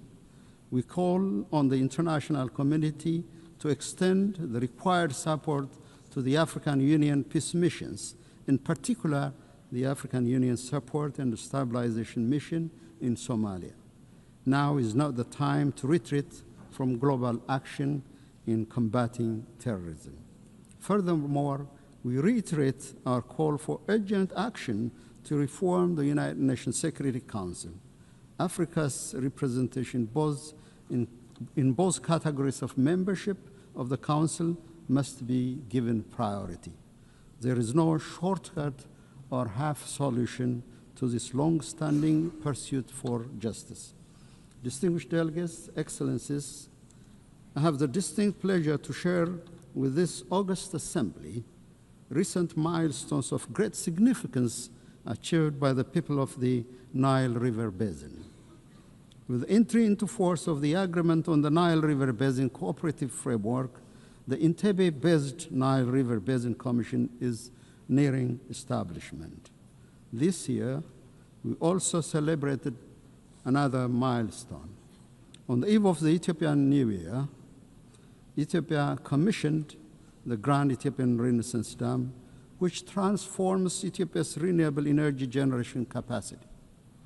The Grand Ethiopian Renaissance Dam, with an installed capacity of over 5,000 megawatts, signifies our commitment to clean energy for all. Its true meaning is found in the lives it transforms. The Renaissance Dam brings light to 60 million Ethiopians who currently lack access to any form of clean energy. It promises power to Ethiopia's energy demand, which grows by more than 20% every year. It is a symbol of liberation of millions of Ethiopian women and girls, freeing them from the back-breaking search for firewood. The dam will be instrumental in the attainment of all of the Sustainable Development Goals. It boosts our capability to provide clean water to our people who live under chronic shortage, create employment to our youth, and ensure food security. GERD also enhances regional connectivity. The overwhelming support and solidarity we received on the occasion of the inauguration inspired greater efforts to forge cooperation among the riparian countries of the Nile River Basin. Madam President, our Pan-African aspiration to break the vicious cycle of underdevelopment should bring our countries together to realize initiatives that will transform the lives of our people.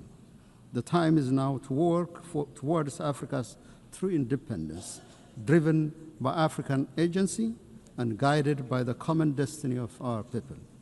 Ethiopia, with its second largest population in Africa and significant maritime trade, places high importance on the safety and security of maritime navigation in the Red Sea and the Indian Ocean. We concur with the Secretary General's statement during the Awaza conference that no state should be locked out of opportunities for growth, finance, and technology due to geographical circumstances. The international law maxim that defines the high seas as a common heritage of mankind and guarantees equal right of access and use to all states must be brought to reality.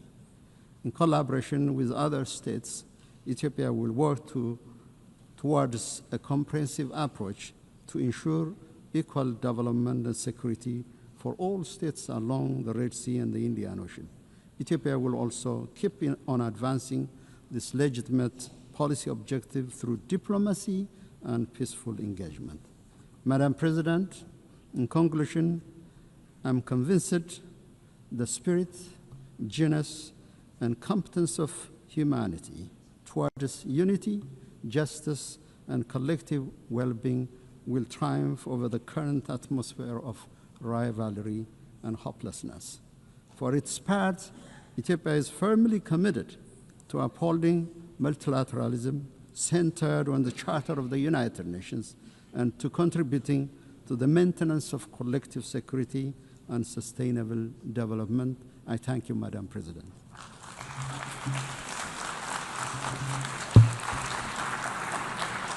On behalf of the Assembly, I wish to thank the President of the Federal Democratic Republic of Ethiopia.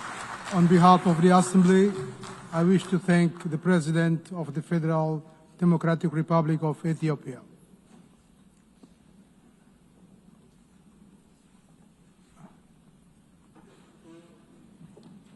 We shall now continue the general debate.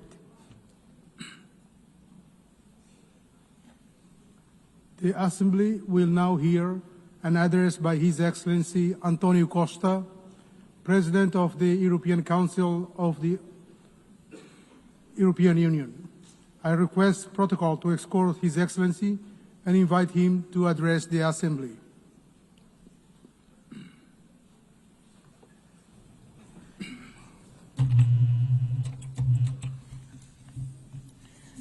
Senhor Presidente, Excellencies, ladies and gentlemen, the world faces a crucial choice.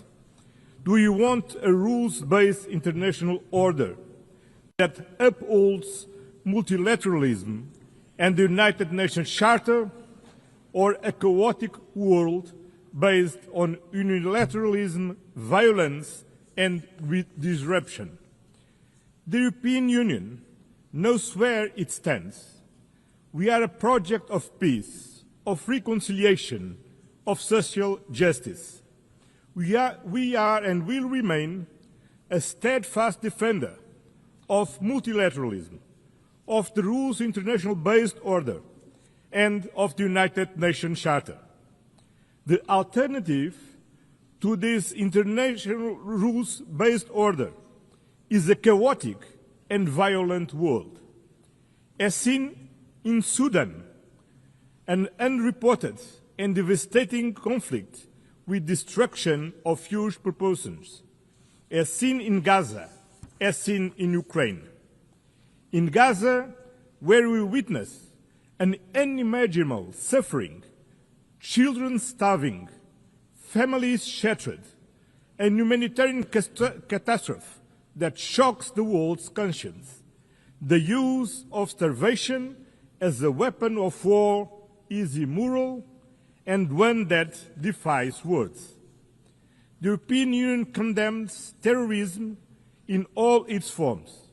The horrific attacks by Hamas cannot be forgotten. And we stand with Israel's right to security. Every country, every people, have the right to live in security. The hostage must be released immediately. The Palestinian people have also the same right to security and to live in a viable state. A negotiated two-state solution is the only path to peace. Security for both peoples, dignity for both peoples, this is the solution we seek. The European Union has been an indispensable partner in the region. We are the largest provider of humanitarian aid to Palestinians.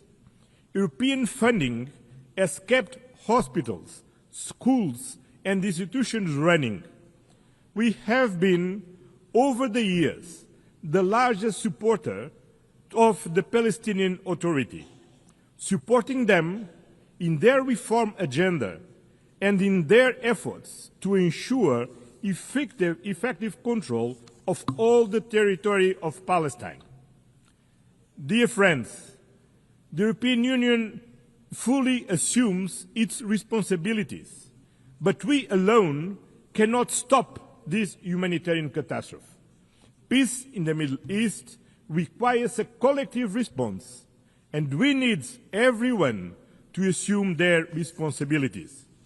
We must act together and demand the unconditional release of all hostages, an immediate ceasefire, full and unimpeded humanitarian access, an end to illegal settlements, a renewed, credible commitment to a two-state solution.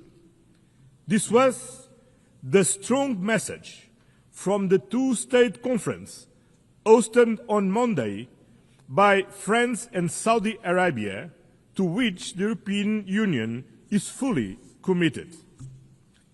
In Ukraine, a sovereign nation was brutally attacked by a permanent member of the Security Council, in clear violation of the United Nations Charter, a clear violation of sovereignty, territorial integrity, the respect of internationally recognized borders, and the right to choose its own destiny. Principles that bind all the members of the United Nations. This aggression threatens not only Ukraine, it threatens every nation in this assembly. If we accept Russia's invasion of Ukraine, no country will ever be safe.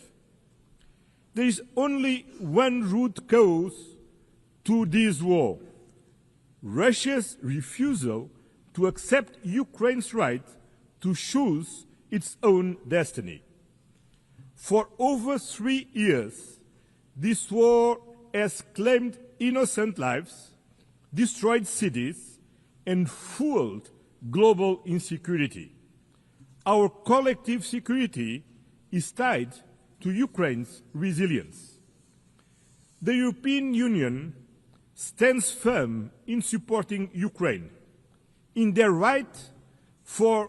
fight for a just and lasting peace, in their efforts to bring an end to the killing and Russia to the negotiation table, in their future reconstruction, in providing security guarantees to prevent future attacks, in their path to full membership in the European Union. We will continue to apply pressure on Russia to end this war. We call for meaningful negotiations and an immediate ceasefire and a just and lasting peace. This is not Ukraine's fight alone.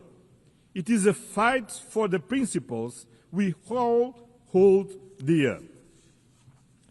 Excellence. Your Excellencies, the European Union is determined to build a world founded on the fundamental values that we share with the United Nations: peace, human rights, and sustainable development.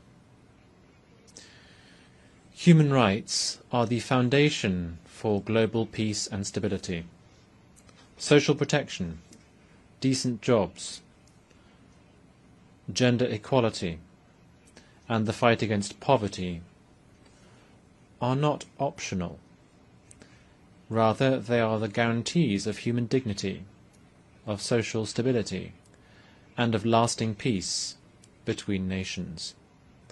The European Union defends freedom, democracy, and human rights, values which today are threatened by disinformation and by the abuse of digital technologies. We need to have global standards for transparency and accountability mechanisms. They also need to be as dynamic as the technologies that we are trying to regulate, to make sure that digital technologies give citizens means to act, and not autocrats or the new technology oligarchs. The European Union is in favour of a human-centred approach to artificial intelligence. We are at the forefront of the first global regulatory framework in the world for responsible AI, and we are calling for an equivalent level of ambition in the international domain. We are doing this based on our fundamental values: dignity, democracy, and the rule of law. Excellencias. Your Excellencies, climate change is not fake news. It is a scientifically proven fact that is affecting our present and our future. Destruction and deaths brought about by fires, floods, and hurricanes are not an invention.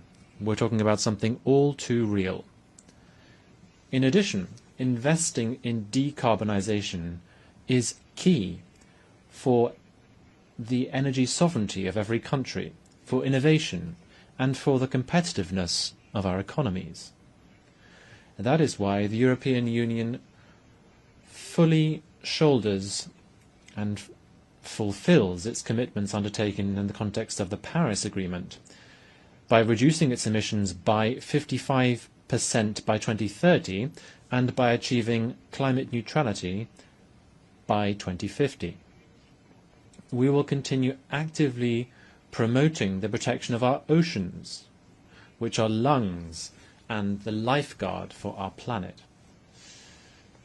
We welcome the ratification of the UN Treaty on the High Seas to safeguard biodiversity beyond national jurisdiction.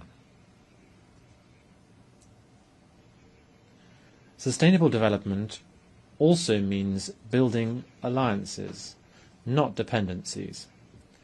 We are at the forefront of the fight against climate change. Through the European Union's Global Gateway programme, some 300 billion euros are being mobilised by 2027 in sustainable investments and connectivity throughout the world. This is a decisive contribution to help attain the Sustainable Development Goals. In addition, the European Union, together with its member states, accounts for some 42% of global development assistance.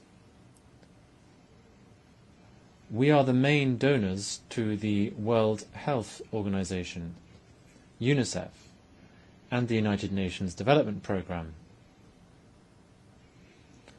We lead, and we will continue to lead, global solidarity, even at these times of major budgetary restrictions affecting the United Nations system.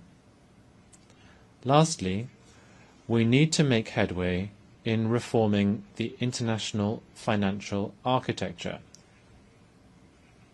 and in the management of debt.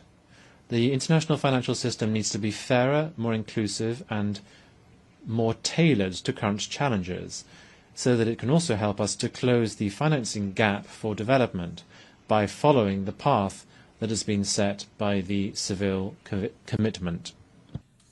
Excellencies, the European Union is a global partner. The European Union and its member states are staunch political supporters and the largest collective donors to the United Nations.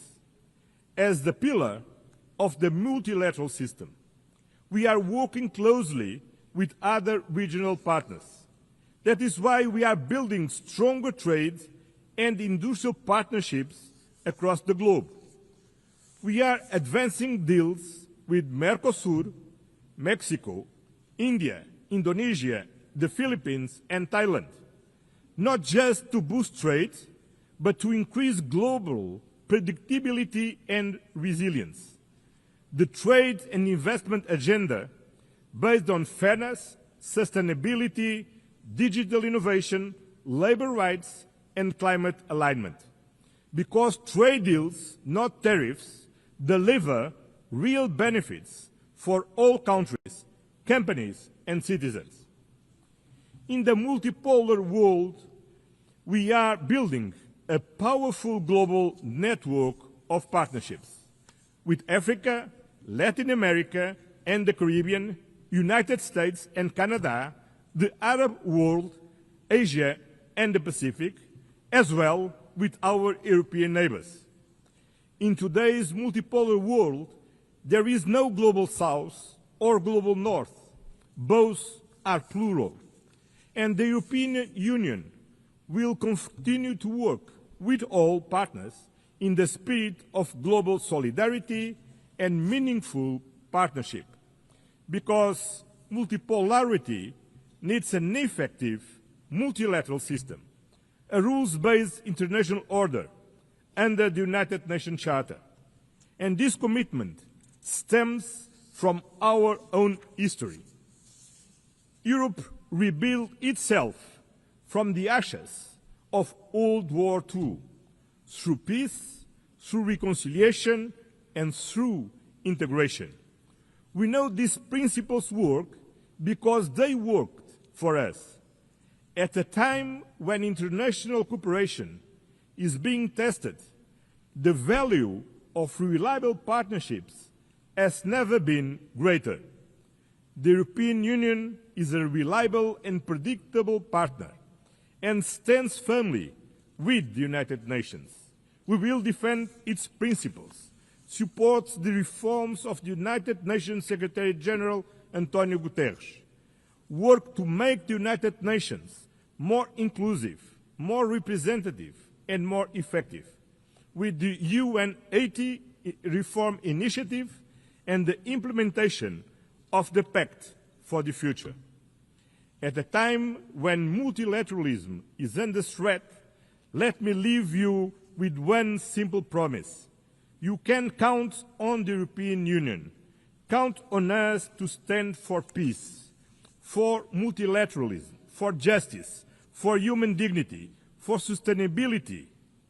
The time has come to choose clearly: peace over war, law over force, accountability over impunity, solidarity over division, sustainability over crisis, justice over inequality. The European Union has no doubts about where we stand, and you cannot have any doubt about where we are. Thank you very much.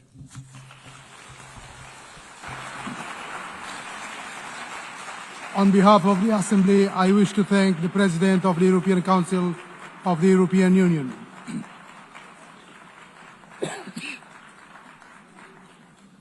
The Assembly will now hear an address by His Excellency Philip Isdor Mpongo, Vice President of the United Republic of Tanzania.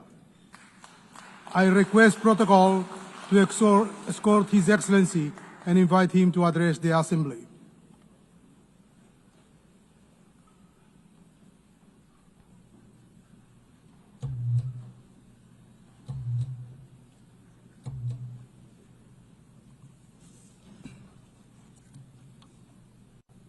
Madam President, Excellencies, distinguished delegates, this year we gather at a historic moment when we are commemorating 80 years since the founding of the UN, but in a somber mood.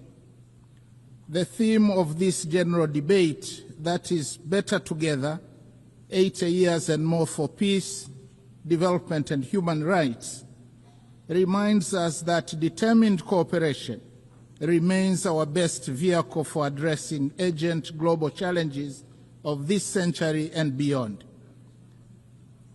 Yet, we are faced with chaos in the form of unilateralism with arrogance, barbaric wars, persistent poverty, injustice, pandemics, as well as an impending climate catastrophe.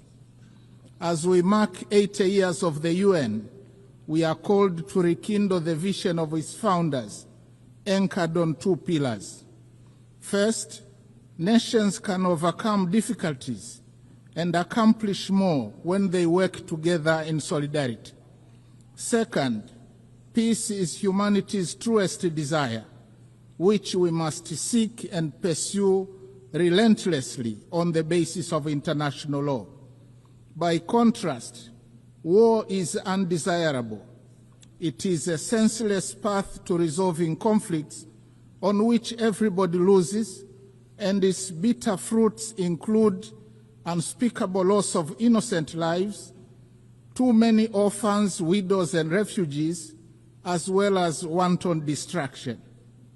Yet the United Nations Charter has guided us through many challenges over the past 80 years, reminding us to uphold peace, justice, cooperation, and dialogue to resolve conflicts. Today, as the world faces new tests, we must therefore hold firmly to these same principles, for it is only by respecting and living by the Charter that we can honor the past and build a safer and better future for all of us. Excellencies, the past 8 decades also remind us that change is the only constant in our world. The challenges of today are not the same as those of yesterday, nor will they be the same tomorrow. Thus, for the UN to remain relevant and is true to its noble mission, it must embrace change. Tanzania welcomes the UN 80 reform initiative unveiled in March this year, which seeks to enhance efficiency across the UN system and strengthening effectiveness. My country stresses the importance of upholding the principles of transparency, equity, and objectivity in the process, so as to renew trust and foster inclusive global governance. We thank the Secretary General for engaging member states in this endeavor. Nevertheless, Tanzania reiterates Africa's position on redressing the continent's underrepresentation in the Security Council and calls for admission of at least 2 permanent seats for Africa with veto power, as articulated by the Zuluini Consensus. Tanzania also joined other countries of the Global South in demanding urgent and comprehensive reform of the global financial system. While we support the outcomes of the 4th International Conference on Financing for Development held in Seville, Spain this year, we renew the call for scaling up long-term concessional financing, revising sovereign credit rating frameworks, and rethinking debt sustainability assessments in order to unlock capital for investment in infrastructure, education, health, and climate adaptation. We reiterate our demand for increased voice and representation of Africa in the governance structures of the IMF and the World Bank. These noble demands have gone unheeded for a very long time and must be addressed now. Excellencies, SDGs remain our common plan for a better world. Yet, with only 5 years left before 2030, it has been established that over 80% of the targets are off track, with progress on more than half of the goals being weak and insufficient. The big elephant in the room, suffocating progress, is an estimated financing gap of $4 trillion per annum. Nevertheless, Tanzania remains committed and has made strides in implementing the 2030 agenda, with overall performance estimated at 60%.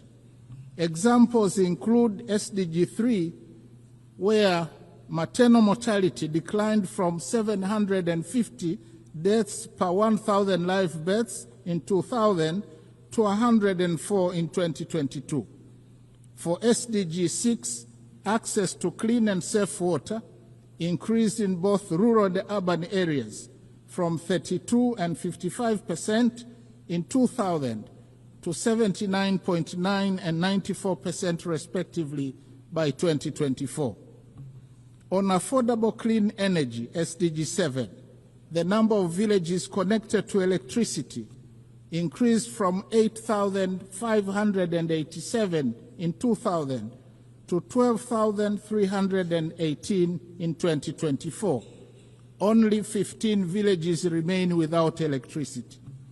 However, significant challenges remain, especially on environmental sustainability, that is SDGs 13, 14, and 15. Going forward, we urge the international community to strengthen collective response to climate change, seizing the opportunity presented by COP30 in Belém, Brazil, prioritizing delivery on the pledges for climate action, including capitalization of the Loss and Damage Fund. We call for increased long-term concessional financing, technology transfer, and fairer trade terms to complement our zeal in domestic revenue mobilization, reversing capital flight, and pursuit of win-win partnerships in the exploitation of our natural resources. I am glad to inform the Assembly that in June 2025, we launched the Tanzania Vision 2050 that articulates our long-term development aspirations and dovetails quite well with the SDGs agenda. Excellencies, peace is not a bonus. It is a prerequisite for socio-economic development. We must therefore seek and pursue peace tirelessly. We commend the efforts of the UN Secretary General, world leaders and organizations that are active in conflict mediation and resolution in countries and regions such as Eastern DRC, Sudan, Russia, Ukraine, and the Middle East. As we commemorate the Beijing Plus 30 and celebrate the progress made in promoting gender equality and the empowerment of women, we call for full involvement of women in the quest for peace. In this regard, I must say Her Excellency Dr. Samia Suluhu Hassan, the first woman president of Tanzania, has shown the way in articulating policies and actions that strengthen the role of women across all sectors of our society. Regionally and internationally, she has been a champion of peace, justice, security, and clean cooking. Tanzania, as a member of the African Union Peace and Security Council, and in our then role as chair of the SADC organ on politics, defense, and security cooperation over the past year, actively contributed to peace initiatives and supported measures to prevent and resolve conflicts. In this spirit, Tanzania announces its candidacy for a non-permanent seat on the UN Security Council for the term 2029-2030, reaffirming our commitment to global peace and security. Excellencies, Tanzania opposes the continued imposition and proliferation of unilateral coercive measures which undermine the principles of sovereign equality and peaceful coexistence enshrined in the UN Charter. Such measures, often applied without mandate of the Security Council, represent a form of economic aggression that disproportionately harms innocent civilians by depriving them of essential needs such as food, medicines, and capital goods. In this context, Tanzania reiterates its principled solidarity with nations, including Zimbabwe and Cuba, and the peoples who continue to endure the adverse effects of the long-standing economic embargo and sanctions. We stress that these embargoes and sanctions contravene international law. Similarly, Tanzania stands in solidarity with the people of Palestine and Sahrawi, who continue to be denied the fundamental rights of freedom, sovereignty, and self-determination. Tanzania also strongly condemns all forms of terrorism carried out within or across national borders.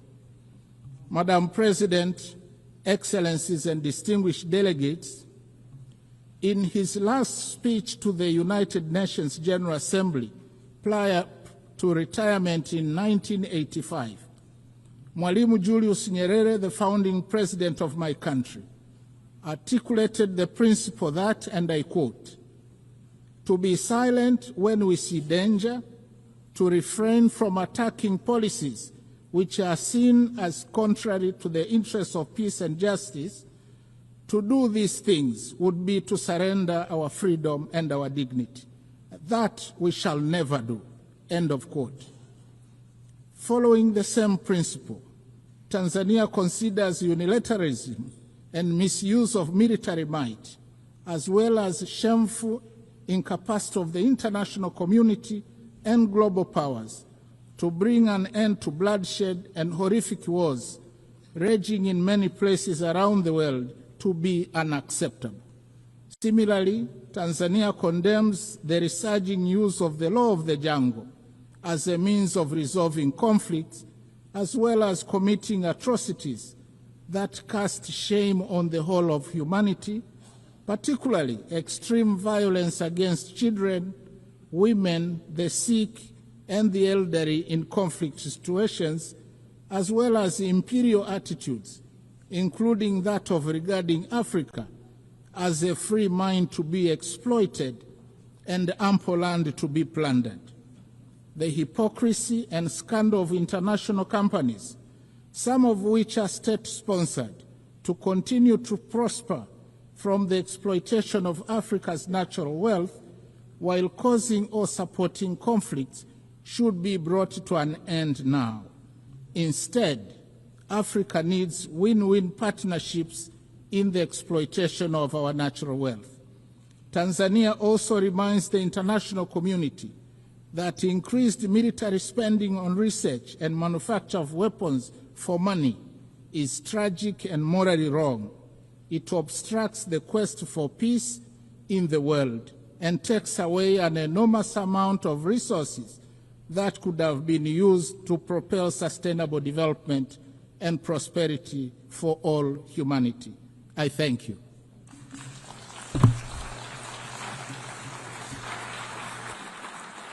On behalf of the Assembly, I wish to thank the Vice President of the United Republic of Tanzania. The Assembly will now hear an address by Her Excellency Jessica Rose Epelalupo, Vice President of the Republic of Uganda. I request protocol to escort Her Excellency and invite her to address the Assembly.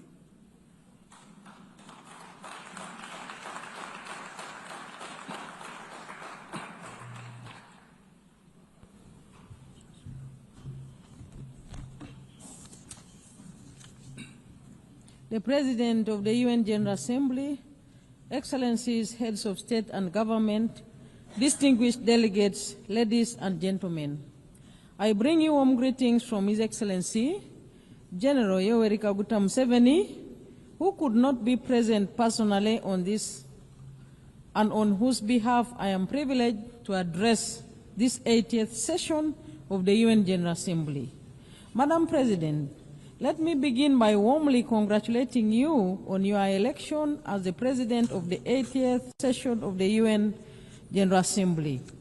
Uganda assures you of its full support throughout your tenure, and I also extend our appreciation to His Excellency Philomen Yang for his capable leadership during the 79th session. We commend the Secretary General, His Excellency Antonio Guterres, for his continued commitment to the roles and responsibilities of the United Nations.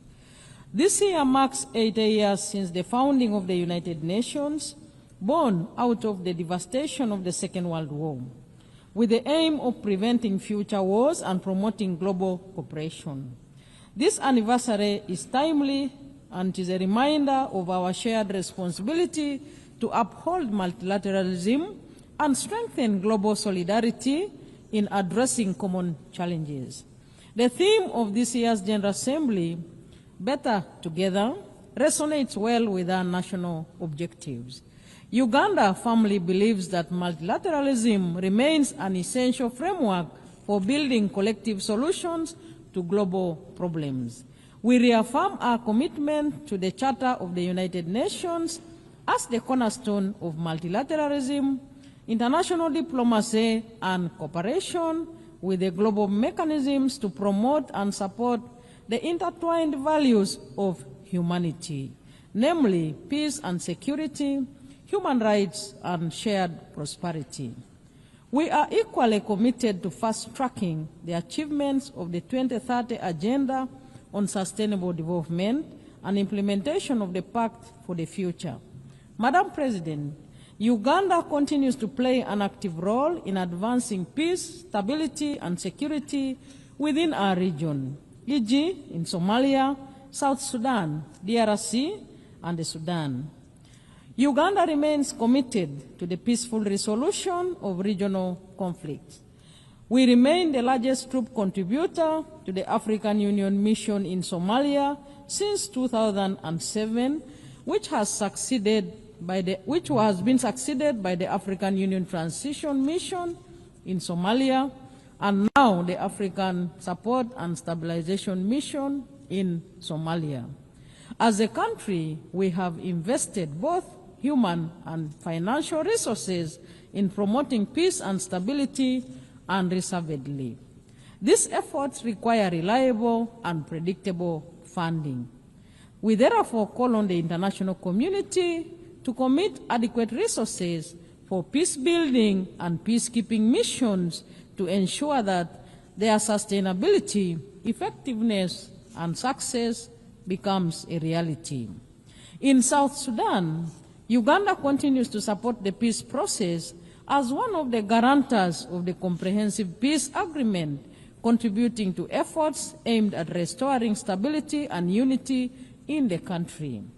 On the peace efforts in the eastern part of the Democratic Republic of Congo, Uganda has been working with regional leaders on the Nairobi and Luanda processes aimed at finding a lasting solution, and we also remain supportive of other complementary efforts by the international community. Madam President, we urge greater international support for regionally led peace-building and stabilization initiatives, recognizing them as vital foundations for inclusive and sustainable development. We also call for enhanced global cooperation in tackling the root causes of conflict, including inequality, climate change, pandemics, new technologies, transnational crime, and terrorism. Madam President, Uganda calls for the comprehensive reform of the United Nations Security Council to address the imbalance in its current configuration and make it more equitable, just, and democratic.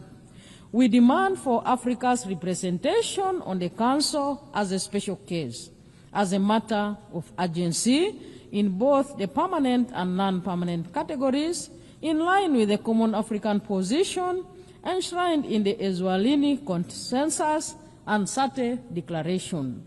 Africa must have 2 seats in the permanent category with all rights and privileges, and 2 additional seats in the non-permanent category.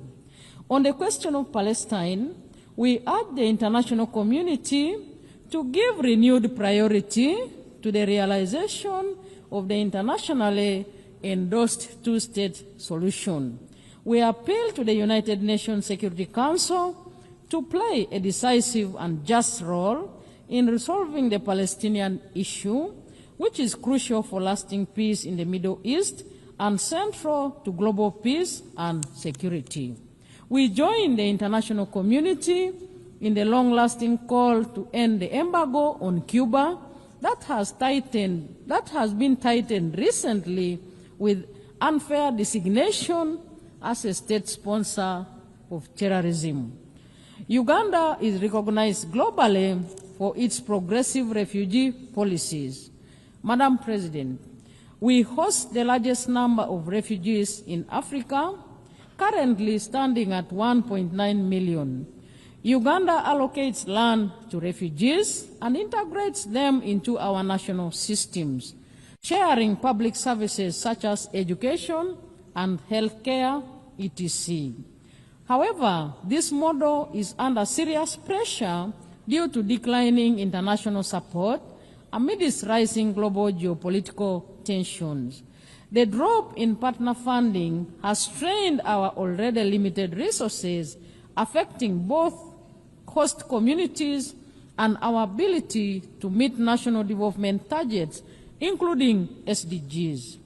Uganda remains committed to upholding its obligations, but we cannot do this alone, as it diverts vital resources from our national development needs.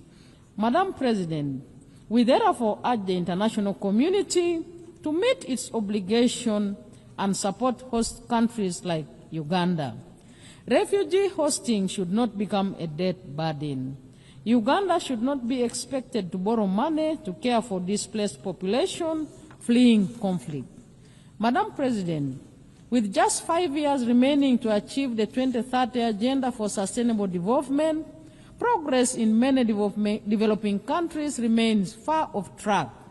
Bridging the estimated $4 trillion annual financing gap is crucial.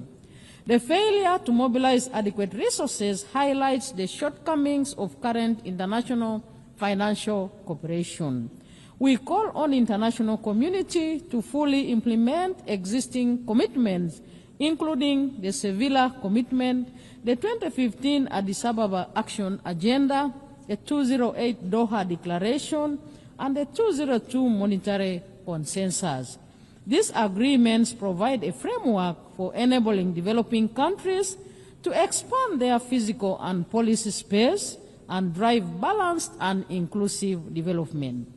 Accelerating the SDGs requires renewed commitment to multilateralism, global solidarity, and the strengthening of international cooperation mechanisms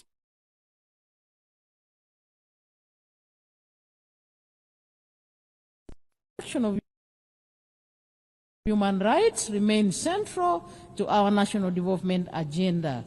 Our Constitution guarantees civil and political rights, freedoms of association, assembly and expression, and the right of every citizen to participate in democratic governance. Since the introduction of multi-party democracy, Ugandans have enjoyed regular, free and fair elections at all levels in Uganda.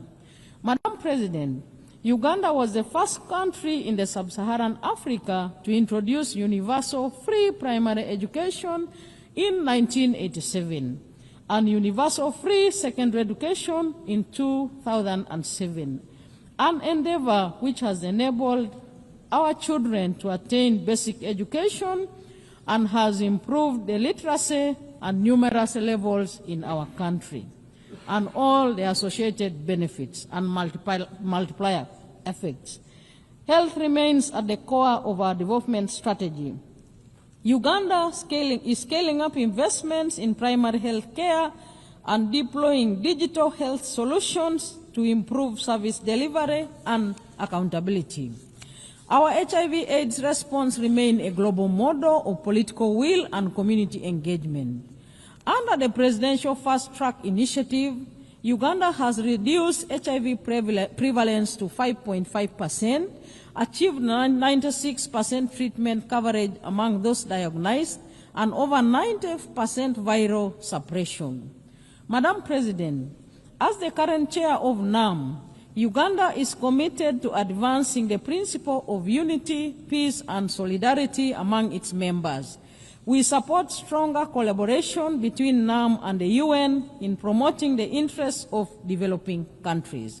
In this context, we call for accelerated progress on the adoption of the long overdue Covenant on the Rights to Development. Uganda looks forward to welcoming honorable ministers of NAM member states and observers at the 19th Midterm Ministerial Conference scheduled to take place in Kampala between 15th and 16th October 2025. Madam President, as I conclude, the United Nations has stood as a pillar of development. a pillar of peace and human dignity for the last 8 decades. It remains indispensable. It would be impossible to imagine the world today without the United Nations. Uganda acknowledges the UN's many achievements, its legitimacy, convening power, and normative influence. Madam President, more must be done to adopt and adapt and strengthen multilateralism. We must redouble our efforts to uphold international cooperation and ensure that the United Nations system is reflective of the current realities and capable of addressing the intertwined global challenges of peace and security, human rights, and sustainable development. Let us commit to leaving no one behind. Better together. I thank you. On behalf of the Assembly, I wish to thank the Vice President of the Republic of Uganda.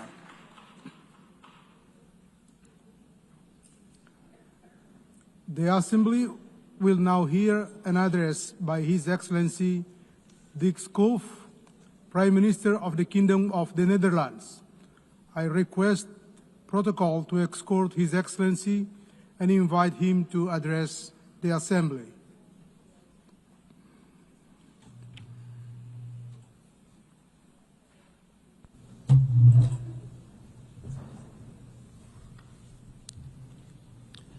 Mr. President, Your Excellencies, ladies and gentlemen, back in 1947, a 7-year-old boy, a Dutch boy called Dirk Salemans, and his father made a long car journey to the German city of Cologne.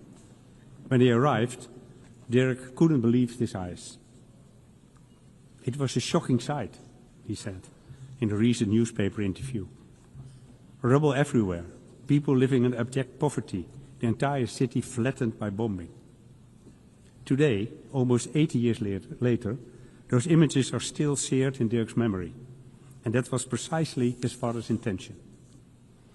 He wanted to show me what war can do to a city, Dirk recalled in the interview.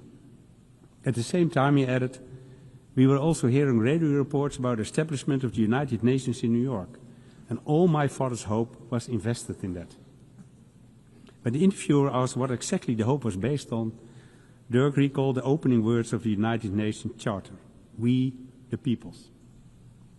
And indeed, it is the peoples of the world, the people, who task their governments with saving them from war, human rights violations, and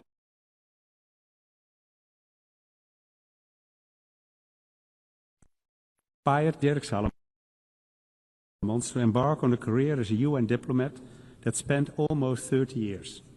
And it is those same words, 80 years on from the UN Charter, that still remind him and us of that task. Of course, the world has changed dramatically since then, and unfortunately we must acknowledge that the mission, no more war, has failed.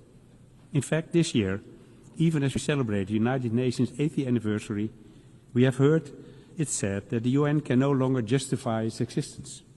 Anyone who says that, however, has forgotten where we came from.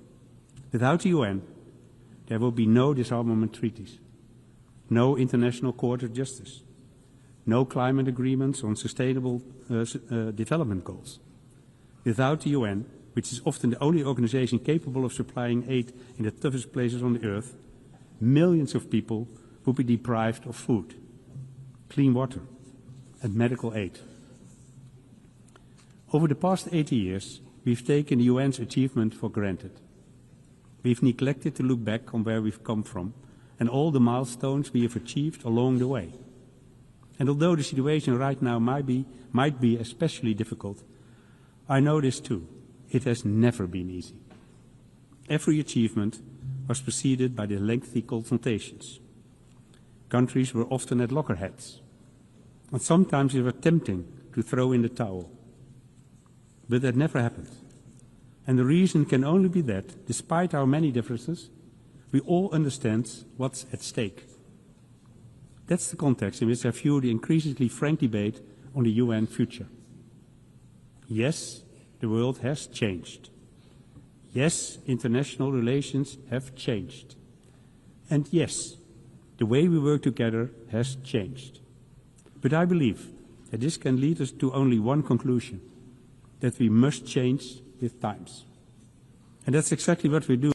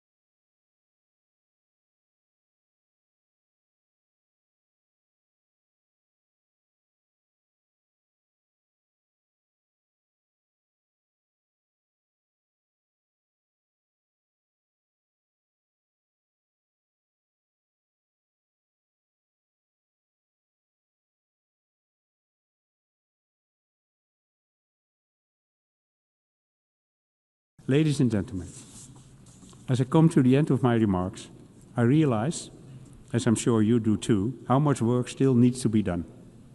How many areas in which we, the UN, have fallen short.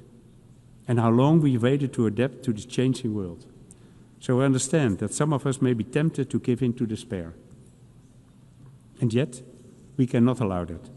Because 80 years ago, a Dutch boy stood hand in hand with his father amid the ruins of Cologne. And in that wasteland appeared a glimmer of hope, sparked by what happened here in New York. A glimmer of hope that inspired Dirk Salomons and his father, and the peoples of these United Nations. We, the peoples. Thank you.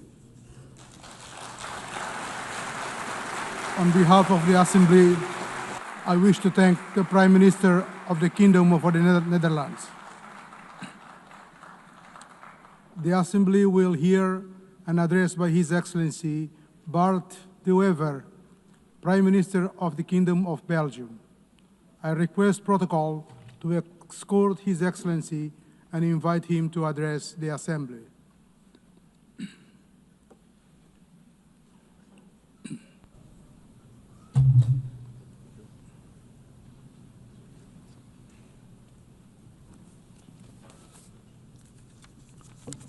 Mr. President, esteemed colleagues, ladies and gentlemen, it is the first time that I stand before you. I am 54 years old, which means that I was a teenager in the 1980s, when Ronald Reagan was president of this great country, a man that I admired and that I still admire. Today, I'm nostalgic of that time, because then I truly believed that the Western world was bound together by shared values and mutual respect. And I also believed that these values would eventually rule the entire world. Today, we are reminded of the Melian dialogue of the Greek historian Thucydides. He described how envoys from Athens forced the small neutral island of Melos to choose sides in the Peloponnesian War. If Melos refused, Athens would destroy it. Thucydides captured the brutal logic of power in one single sentence. The strong do what they can, and the weak suffer what they must. He may have been right about human nature, but that is not the world we want to live in today. Civilization means striving to be better than our basic instincts, to rise above them. The United Nations was born out of the most destructive war in human history to embody precisely that aspiration. And yet today, international organizations are under pressure. International law is under pressure. Respect for sovereignty is under pressure. Geopolitics often boil down to sheer ego politics, and I regret this deeply. That is why I stand before you today to advocate for a world anchored in mutual respect, a world of free and fair trade, a world of strong partnerships, respect and cooperation, a world based on international law, a world that tackles climate change, a world of peace, prosperity, and progress. The United Nations remain crucial in pursuing that ambition. The United Nations are far from perfect, and this is why we support the UN Haiti reform agenda, because the challenges we face are immense. And I would like to highlight two domains in which we urgently need to move forward: our security and our prosperity. First, security. All who cherish freedom must work to build resilient and vigilant societies.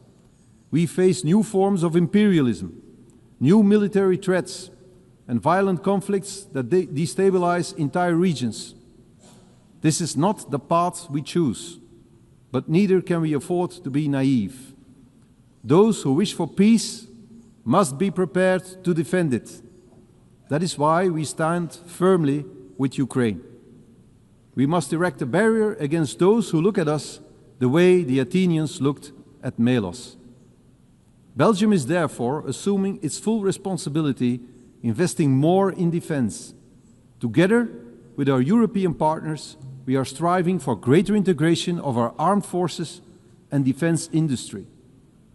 At the same time, we must strengthen ties with all countries committed to peace and stability. We must also confront the rise of international organized crime. Criminals know no borders. Criminal networks exploit the gaps between police forces and legal systems. They fuel terrorism, human trafficking, and the illegal arms trade. But there is hope. Across Europe and in Latin America, I have witnessed a new willingness to deepen cooperation. And I am convinced that many African and Asian countries struggle with the same problems. Together we can make our societies open for business, but closed for crime. Because the security of our citizens must always remain our first responsibility. That is the first great challenge we must tackle. Another major challenge we face is to ensure as much prosperity as possible for as many people as possible. The world today is once again gripped by protectionism, and yet the evidence of history is clear. For over 2 centuries, free and fair trade has been the only true engine of progress. It has decimated extreme poverty. It has dramatically increased life expectancy. It has enabled medical breakthroughs that defeated once devastating diseases. Free and fair trade is the way forward. We must nurture it, and we must defend it. We must tear down trade barriers. We must allow our economies to grow across borders. We must stimulate productivity, strengthen labor markets, and invest in innovation. In short, we must create prosperity that is globally shared. And let us remember, prosperity engenders peace. Prosperity builds trust. Belgium stands ready to be your partner in this endeavor. Belgium is and will always remain open for business. Mr. President, distinguished delegates, let us not succumb to the harsh logic of Thucydides. Let us prove that the destiny of humankind is not to dominate or to suffer, but to cooperate and to prosper. This is and should always remain the mission of the United Nations. I thank you. On behalf of the Assembly, I wish to thank the Prime Minister of the Kingdom of Belgium. The Assembly will now hear an address by His Excellency Allah Maye Halina, Prime Minister and Head of Government of the Republic of Chad. I request protocol to escort Her Excellency and invite her to address the Assembly.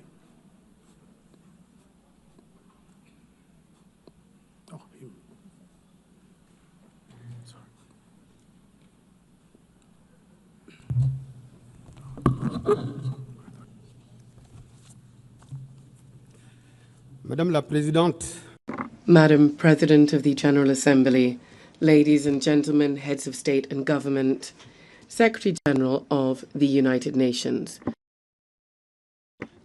Because of constraints linked to his national agenda, Marshal Mahamat Idriss Déby Itno, President of the Republic of Chad, head of state, who wished to be involved in this important meeting at the United Nations, has not been able to come to New York. He would like to convey his sincere regret for not being here and has conferred upon me the task of delivering his message, which reaffirms Chad's commitment to the principles of multilateralism and the sovereignty of peoples. It is therefore for me a great honor to deliver to this august assembly the message of the President of the Republic of Chad, head of state, and I quote, Madam President of the General Assembly, ladies and gentlemen, heads of state and government, Secretary General of the United Nations, I would like at the outset to honor God, the all-powerful force of wisdom and strength that enabled us to come here together in a spirit of dialogue to look at the challenges of our time and of our world, primarily the questions of development, but also international peace and security. I would like to convey our congratulations to Madam Annalena Baerbock, President of the 80th session of the General Assembly, on her election and assure her of the full support of my country in carrying out her mandate. By the same token, I would like to express our sincere thanks to Ambassador Philemon Yang, outgoing President, for his outstanding leadership of the previous session. Thus, I would also like to express our sincere appreciation and our full support to Secretary General Mr. Antonio Guterres for his unfailing efforts to fly the flag of multilateralism high, embodied by the UN, whose mission and even raison d'etre is currently being tried by numerous challenges that are constantly affecting our common bedrock of humanity. Madam President, Your Excellencies, ladies and gentlemen, I am speaking to you before this august assembly with the great weight of history and the force of a sincere conviction. The United Nations, 80 years after it was born, in the pain, so to speak, of wars, must come to life once again in the truth of our hopes. Better Together, 80 years for peace, development and human rights is more than just a celebration. It is something that strikes us an invitation to re-examine the role, the relevance and the political and moral legitimacy of our shared organization. It would be wrong to deny the historic merit of the UN. The UN has contributed to preserving global peace. It has helped decolonization. It has fostered human rights and provides a multilateral cooperation framework. Nonetheless, we need to underscore that 80 years after it was established, the UN is still far from having accomplished the aims that were conferred upon it by the Charter. Despite undeniable progress that I have mentioned, we have to note that the UN has never disappointed as much as it is today, in particular because of its inability to stop bloody conflicts that continue to prevail in several areas of the world, in Africa, in Asia, in South America. There is increasing defiance because too often major decisions taken by this organization seem to serve the interests of some great powers to the detriment of the aspirations of the countries of the South, because the Security Council remains a very fixed structure, a legacy of the post-war period, where Africa, the cradle of a fifth of humanity, remains excluded for all major representation, because sanction and intervention mechanisms are often selective and indignation seems to be conditioned on where it's happening geographically. We need to be bold enough to say here, peacekeeping missions of the UN have often failed in their promises and in their duty, be this in Haiti, in the CAR, in the Democratic Republic of Congo, or in Mali. The Blue Helmets, in certain cases, have been accused of inaction and even behavior that runs counter to the very principles of the organization that they represent. How can we understand that instead of protecting, some have been complicit in violations? How can we explain that after being there for decades, conflicts still persist and in some cases are worsening? These failures, often tragic, erode the legitimacy of the UN on the ground and in people's hearts. It is crucial for peacekeeping operations to be reformed very deeply and evaluated in a transparent way, refocused on their fundamental mission to protect civilians.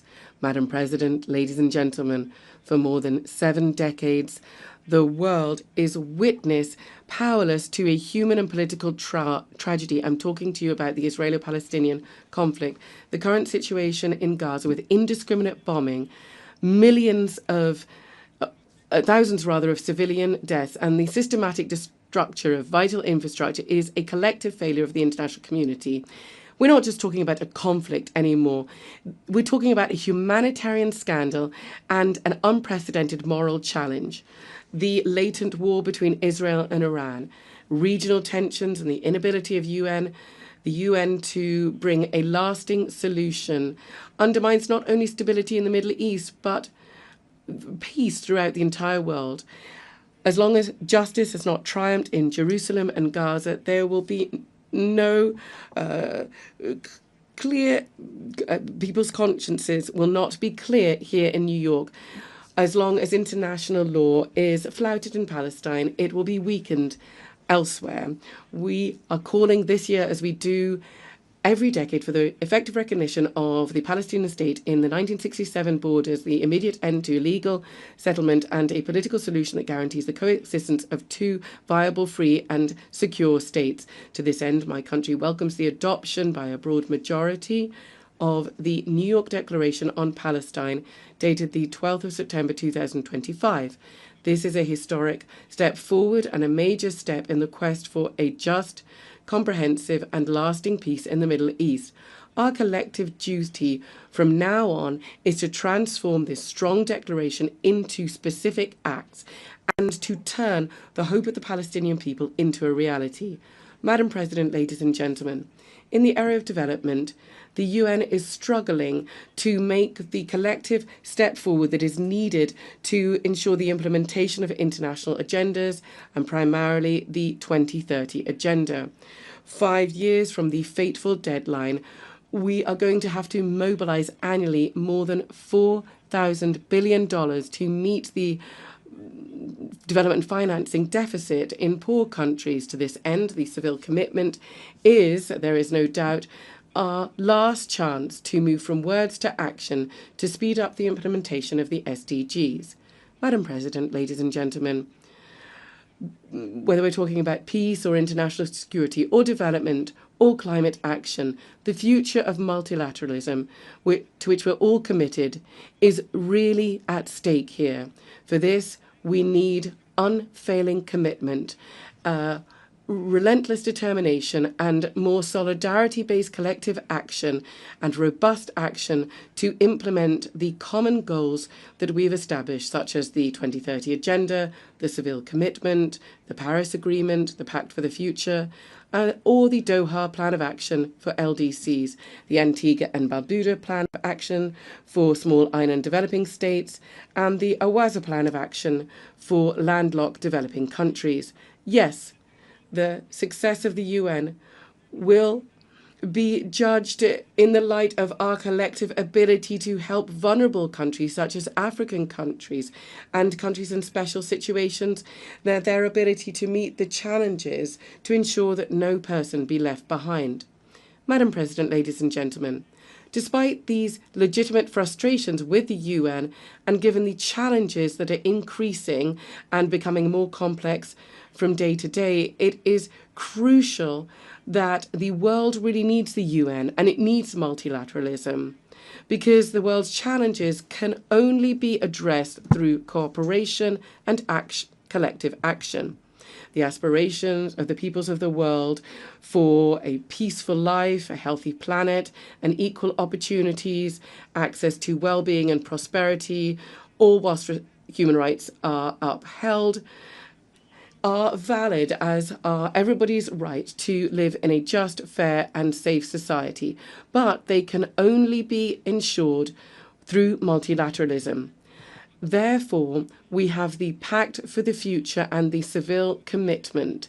And these are exciting because they really translate this thirst, this desire for the UN. So it cannot disappoint or betray the legitimate aspirations of the people of the world. We cannot go it alone. We cannot stop this collective impetus. Of course, we're fully aware of the troubles that are there in the world because of the increase in unilateral actions and geopolitical tensions. But development aid here is seeing drastic cuts that are having a significant impact on the most vulnerable countries and communities and are really hitting at the heart of the operations of the entire UN system. UN entities and agencies have had to cut off vital services that were benefiting the most vulnerable in the most fragile of countries, refugees, women, children, AIDS sufferers. Just overnight have been found cut off from treatment and healthcare, and therefore their lives are now in danger. It is crucial to preserve what has been achieved in carrying out the reform of the UN very painstakingly, because a fatal blow must not be brought to the UN, because it must carry out its most noble task to assist the most vulnerable. Madam President, ladies and gentlemen, strengthening and preserving multilateralism, and it's something that we all want, also involves a long-expected reform of global governance.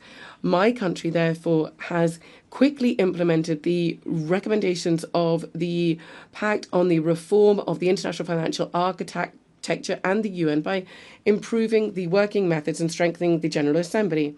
But also, we very much want to see the reform of the Security Council, and it is an extremely urgent matter. It goes without saying that if there is one body that really embodies all frustrations, all injustices, and all double standards, it is the inability of the UN to respond to the expectations of the people, then that is embodied in the Security Council. It is totally unacceptable that Africa, the cradle of humanity, the demographic lungs of the entire world, and the strategic driving force of the 21st century, remains marginalized in the highest echelons of international governance. This exclusion is not just a political aberration, it is a historic injustice, and this injustice must be addressed without delay. For several years now, Africa has been calling consistently and with dignity for what is its right: 2 permanent seats in the United Nations Security Council with a veto right in line with the ESWATINI consensus. This is not a favor or a concession. It is a call for justice, for representation, and for coherence. The world cannot claim to be in favor of peace, balance, and legitimacy while more than 1 billion people are held to one side, kept to one side of vital decisions for the future of the planet. We are not asking for permission in Africa. We are reaffirming our voice, our vision, and our vocation in Africa. Unfortunately, many people believe that a lot of the world is indifferent to the ills that Africans are facing, and the Security Council is just providing very basic service. There are multiple meetings on issues pertaining to the continent, but they have very little impact on people. The facts can attest to this. For example, 14 years have passed and Libya is still in a political impasse, and so it is pushing peace back into the annals of history. In Sudan, civilians have been abandoned to their sad fate because the Security Council has not been able to, or has not wanted to, shoulder its responsibility by bringing the warmongers to cessation of hostilities and to ensuring and bringing about a peaceful settlement of their disputes. This inability of the Council to fully play its role as the guarantor of international peace and security is a reason to speed up its reform, to adapt to the reality of today's world, and to make it more inclusive, more representative, more democratic, and therefore more effective. Ladies and gentlemen, Madam President, in a world that is constantly changing, where there is increasing interdependence and challenges transcend borders, my country, Chad, would like to reaffirm from this rostrum a fundamental truth. State sovereignty is the bedrock of international order. Sovereignty is not a privilege or a concession. It is an inalienable right enshrined in the United Nations Charter. It guarantees that each people can take ownership of their own destiny. It ensures the free determination of its political, economic, and cultural choices, and the respect for its own identity. In this body of nations, each state is one particular note bringing about global harmony.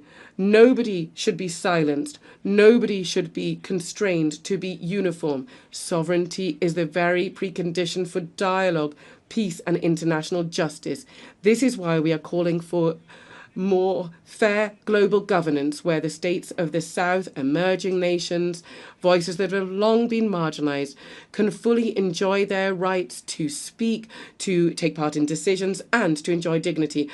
Africa is calling for its legitimate place in global governance. The United Nations cannot just accept symbolic arrangements anymore. A root and branch institutional reform is necessary. Madam President, my country, Chad, in the heart of Africa, is both a witness to and part of the struggle for peace and security. We're at the crossroads of all contemporary challenges: security, humanitarian, climate challenges, but also major sources of hope.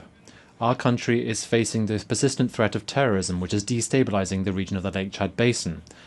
Given the threat posed by Boko Haram, Chad has not received any external support and has had to deal with this on our own.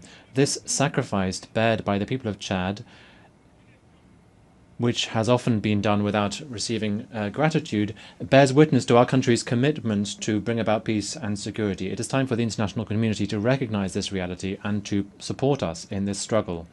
Above and beyond security, Chad is also facing the tragic effects of climate change. We are seeing droughts and natural disasters affecting our food security and undermining our development. We are calling for heightened solidarity to provide equal access to financing, to green technologies and vaccines, which are critical to build resilient and fair societies. In this context, we urgently need to step up efforts to preserve our ecosystem, notably around the Lake Chad Basin, where the retreat of this lake is directly threatening the life of millions of people. Chad and many other countries in Africa have virtually no greenhouse gas emissions, and nevertheless they are bearing the brunt of a crisis that they did not cause. That is why we're calling for fairer global governance, where Africa can have its legitimate place. We're calling for effective climate justice and equal access to financing, to green technologies and vaccines. Madam President, distinguished ladies and gentlemen, Chad has been through many different political convulsions and is part of a sub-regional context which is marked by crises, conflicts and wars. But we were able to overcome this transition, holding our head high. Our country has been able to overcome the most pessimistic predictions, and we have been able to make progress based on dialogue, which has been part and parcel of this transition. From this rostrum, I would like to express our gratitude to God and to the people of Chad who have made this success possible. We would like to thank our partners, and in particular the UN, for their decisive support. Thanks to this multifaceted support, Chad has been able to take decisive steps forward towards democratic and inclusive governance. I'm certain that my compatriots will continue with this momentum and that we'll be able to overcome the remaining challenges. And in so doing, we will continue dialogue and national reconciliation to bring about peace and national unity, to defend our territory, and to overcome the challenge of achieving socio-economic development. All of these measures are part and parcel of the political program which led to my election in May of 2024. It is in this context that the government has just adopted the new National Development Plan for 2025-2030, which is the Chad Connection 2030. This focuses on 4 key domains, and it aims to carry out significant changes in our economy and in our society. In order to realize this ambitious program, Chad is intending to mobilize $30 billion, of which 46% are expected to come from the private sector. I'd like to take this opportunity to invite all our partners to the roundtable for the mobilization of resources, which is scheduled for the 7th and 8th of November in Abu Dhabi in the UAE. As concerns the situation in Sudan, we'd like to express our deep concern about the war which is devastating that country and which is affecting the entire region with incalculable humanitarian, socio-economic, environmental and security consequences. When it comes to the humanitarian domain, for instance, the situation to the east of Chad is deeply alarming. Ladies and gentlemen, the impact of this crisis on people is also significant. We are seeing that the number of refugees from Sudan into Chad is more than 2 million, of whom 1.5 million have arrived since the 15th of April 2023. In the east, the west and the south, refugees, notably from Sudan, Nigeria and Cameroon have been coming in significant numbers. We have a sense of humanitarian duty, and we will continue to open our doors to welcome our brothers and sisters, notably from Sudan. But we cannot bear this significant burden for humanitarian assistance alone, and that is why I call upon the international community to help these people and to help Chad to overcome this challenge with support. In the military domain, the continuation of hostilities in Sudan will only extend the suffering of civilians from Sudan and exacerbate the humanitarian situation in combat areas and also in neighbouring countries such as Chad, who continue to see the further influx of refugees.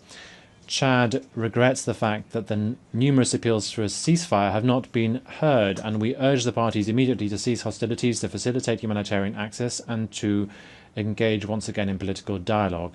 We are convinced that the current crisis in Sudan cannot be resolved through weapons, but rather through peaceful means, through inclusive inter-Sudanese dialogue, so that lasting peace can be achieved.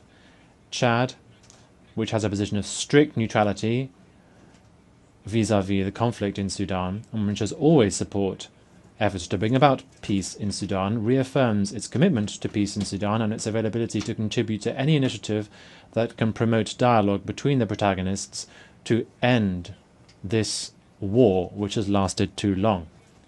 On the situation in the Central African Republic, Chad welcomes the positive momentum towards bringing about peace, to achieve national reconciliation and socio-economic progress, which are all still ongoing in that country.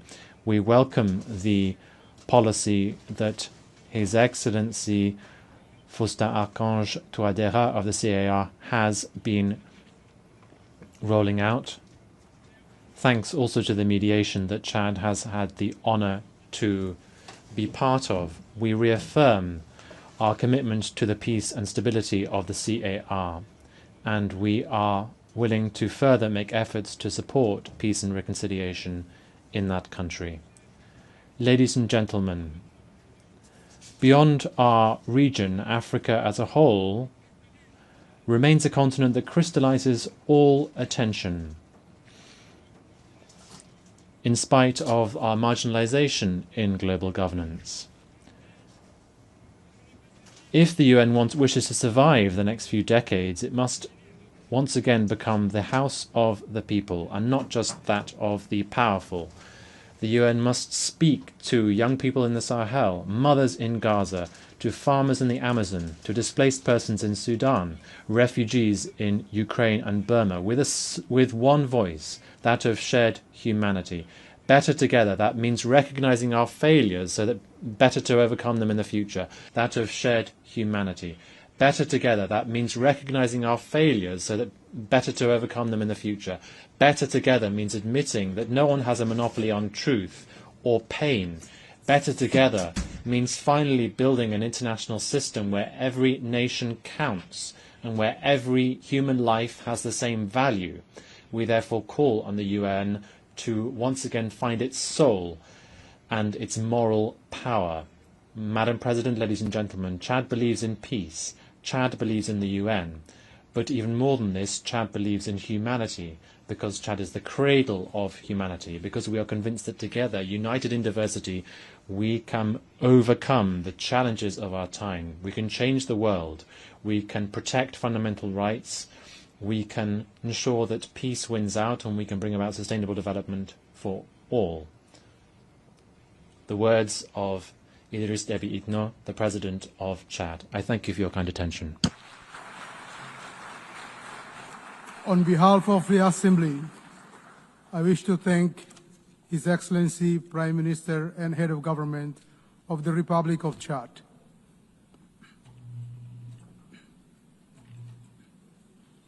The Assembly will now hear an address by His Excellency Kamil El Tayeb Idris, the Transitional Prime Minister of the Republic of Sudan. I request protocol to escort His Excellency and invite him to address the Assembly.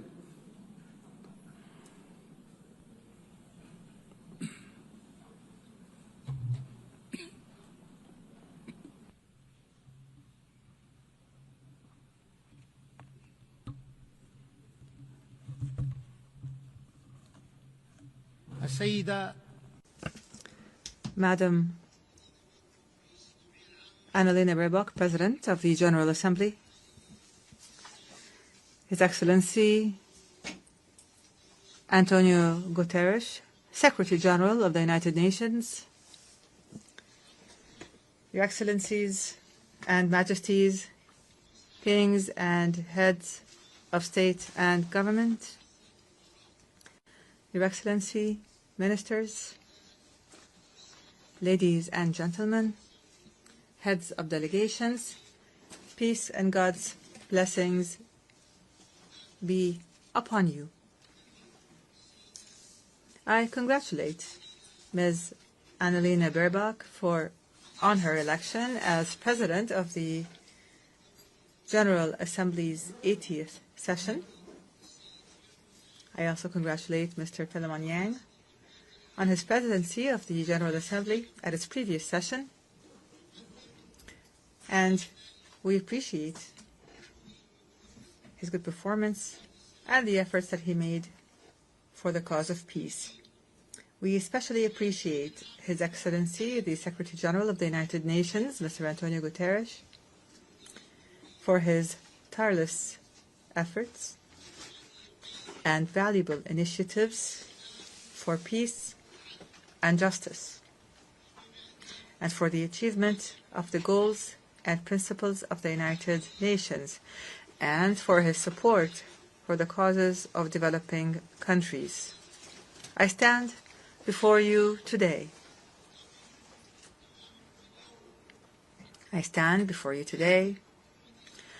On behalf of the civilian government of the Sudan.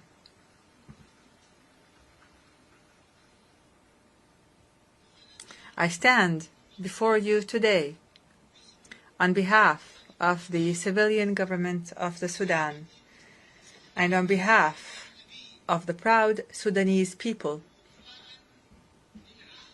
to fulfill the pledge made by His Excellency President Abdel Fattah al-Burhan, Chairman of the Sovereignty Council, at this August Global Forum, a pledge to appoint a civilian prime minister with independent powers to consolidate the values of civilian governance and democratic transition.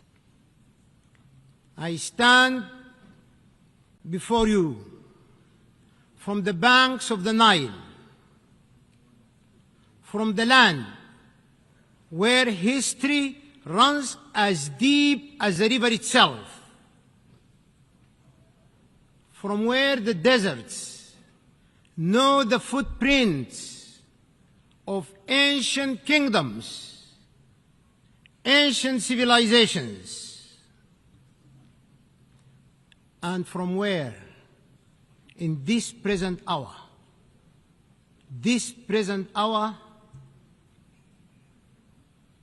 the dust still carries the scent of war.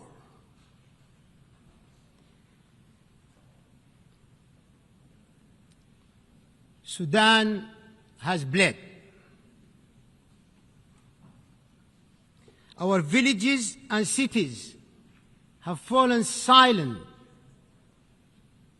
under the shadow of unprecedented war, unprecedented invasion in the history of mankind.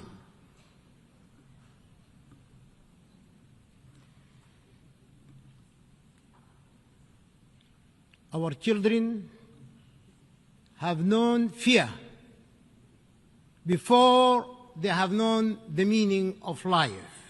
And yet,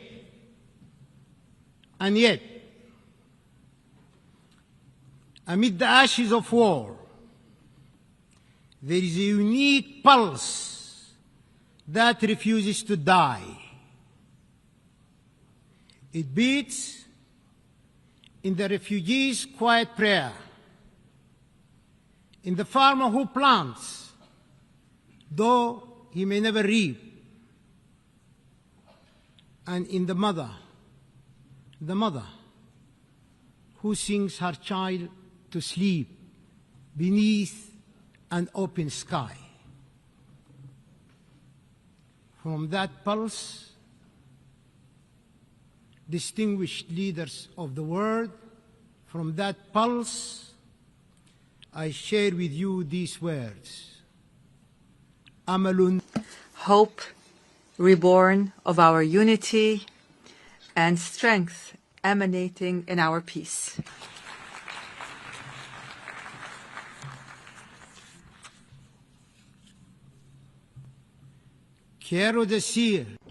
I wish to say, in addition to this, that Sudan is a great civilization. Its resources are necessary for the entire world. Madam President, we are witnessing great challenges. We are facing enormous dangers posed to the principles of the Charter and multilateralism, while threatening regional and international stability. Meanwhile, the norms of international law are being eroded as the crimes of genocide, aggression, and the employment of foreign mercenaries to occupy the territories of states and slaughter their peoples. These crimes multiply in contempt of the Charter and in violation of international law, as is now happening in my country. Mr. President, we must build trust. We must reinforce transparency and strengthen the role of the General Assembly, preventive diplomacy, and the peaceful settlement of conflicts. The capacity and the role of the United Nations can be strengthened through collective action and multilateral international cooperation. We can take advantage of the momentum generated by the UNAT initiative, the outcomes of the future summits, and of major international conferences. Despite the international consensus on the illegality of unilateral sanctions and unilateral coercive measures which violate international law, these sanctions continue.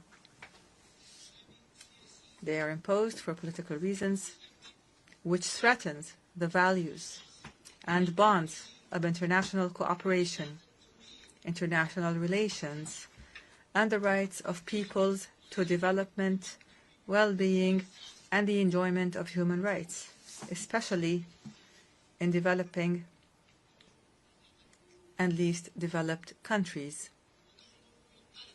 We are concerned over the political exploitation of human rights and their use as a means to pressure our country without considering the economic aspects of human rights that are affected by these unilateral sanctions and measures.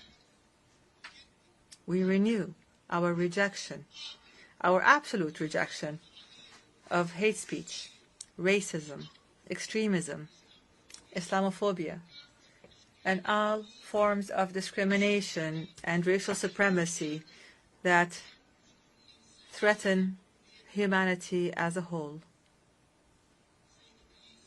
Mr. President, during the past 3 years, the people of the Sudan have been subject to existential dangers and threats as a result of the crimes perpetrated by the rebel Rapid Support Militia. The people of Sudan have been forced out of their homes and of their homeland to flee systematic killing and torture and looting and rape and humiliation and the savage destruction of all the components of life, the basic components of life. These actions were deliberate. These actions were part of an integrated project to control Sudan, to plunder its wealth, and to change the demographics of its population. Preserving the sovereignty of the state and its well-established national institutions is a top priority.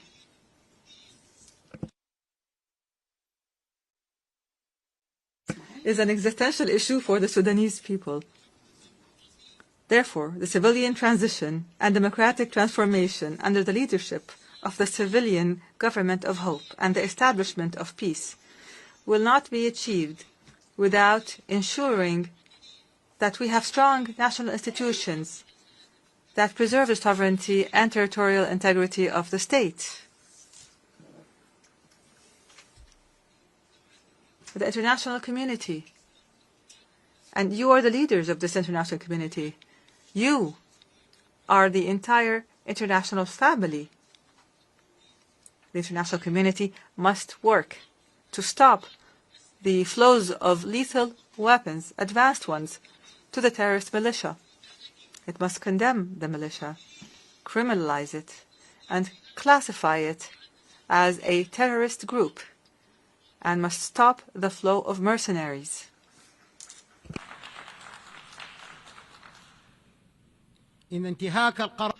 Violating Resolution 1591 threatens to prolong the war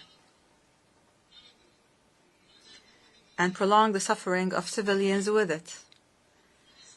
It decreases the chances of peace and threatens the safety, unity, and stability of Sudan and the entire region. Achieving comprehensive peace in Sudan requires the participation of Sudanese political forces and the different walks of Sudanese society in decision-making and in determining their future, because they are the true stakeholders. There must be no foreign interference or pressure, no hasty partial solutions, and no support for ethnic political extremism that plots to destroy Sudan.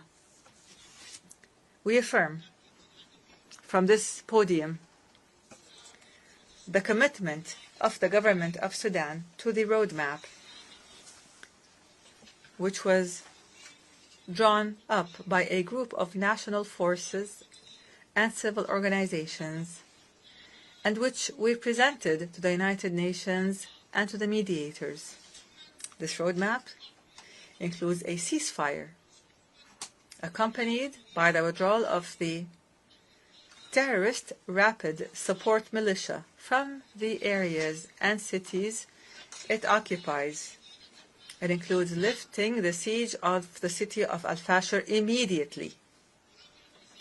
Lifting the siege on the city of Al-Fashir immediately, as well as the city's environs, in implementation of Security Council Resolution 2736, adopted over a year ago. Imagine this. This resolution was adopted by the Security Council over a year ago, and nothing has happened to this very day. Is this plausible? Let us take a moment to reflect. Children are dying. Women are dying. The elderly are dying because of starvation, and the international community is silent.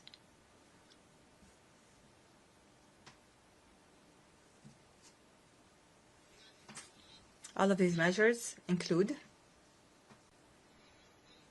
the dignified and safe return of the displaced and of refugees.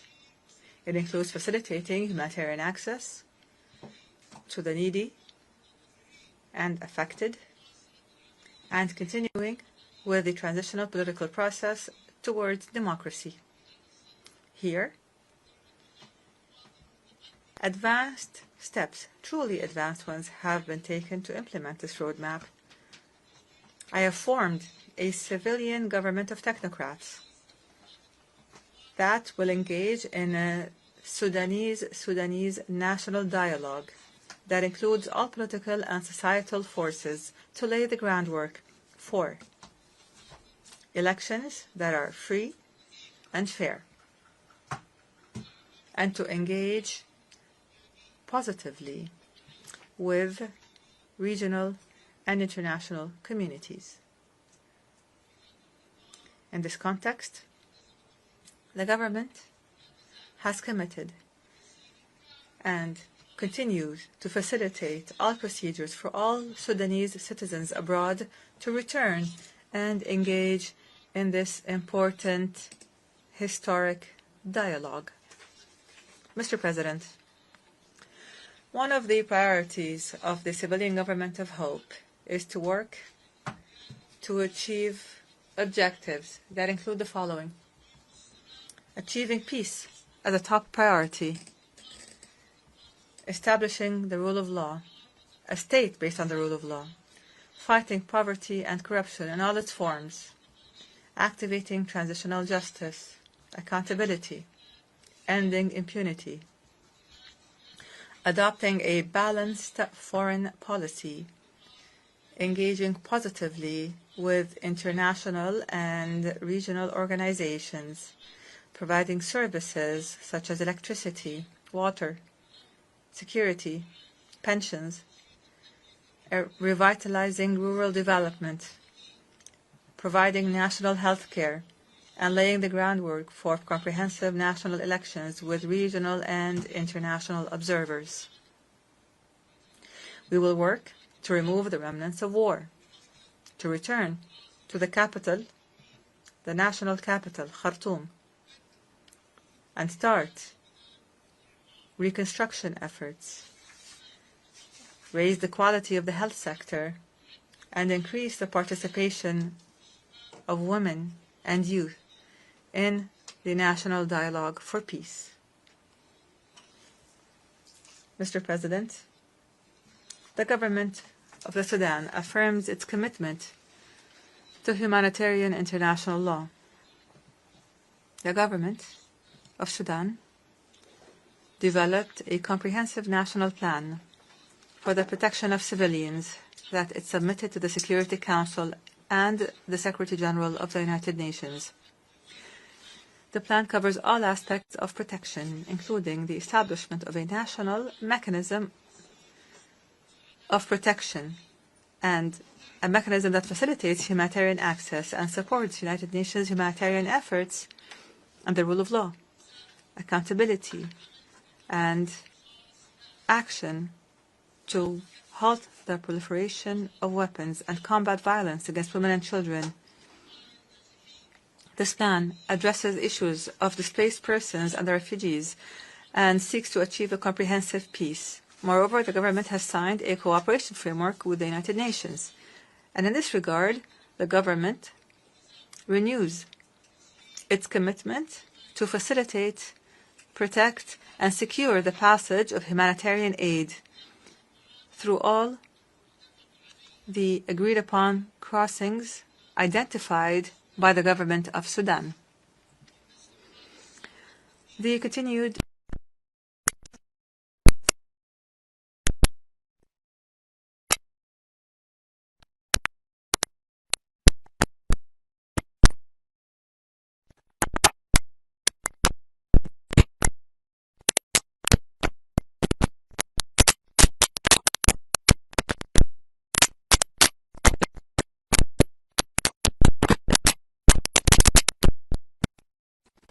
and the destruction of health facilities throughout the country. This silence is tantamount to an encouragement and to giving a green light for these militias to continue with their crimes and their violations. Our doors will remain open. Our doors will remain open to the United Nations and regional and international organizations.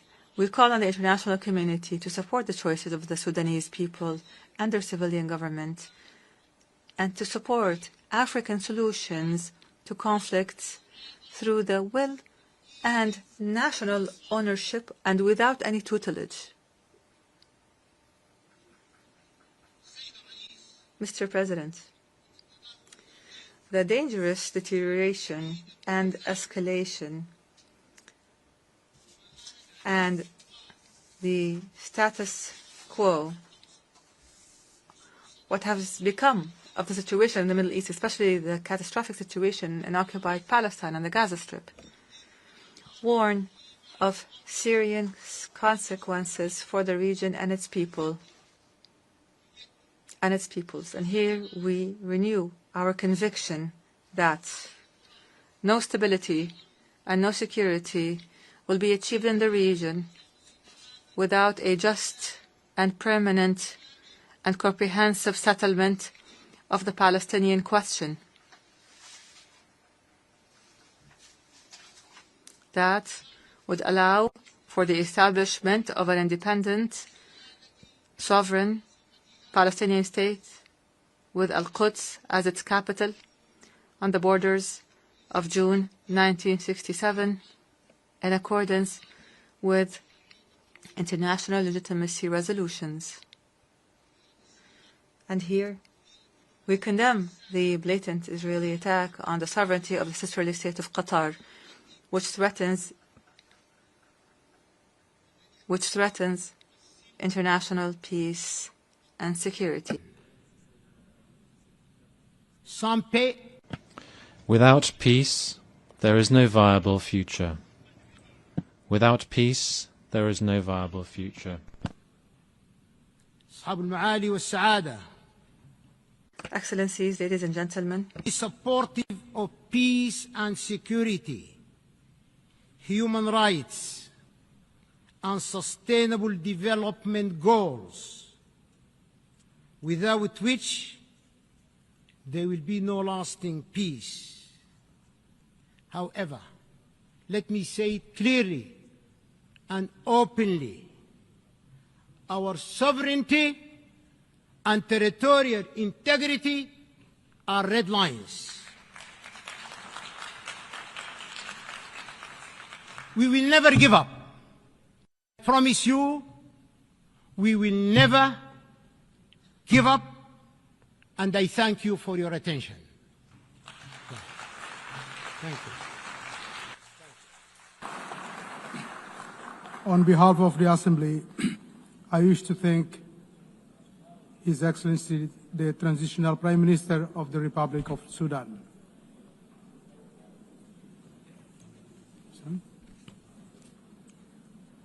The Assembly will now hear an address by His Excellency Américo de Oliveira dos Ramos, Prime Minister and Head of Government of the Democratic Republic of São Tomé and Príncipe.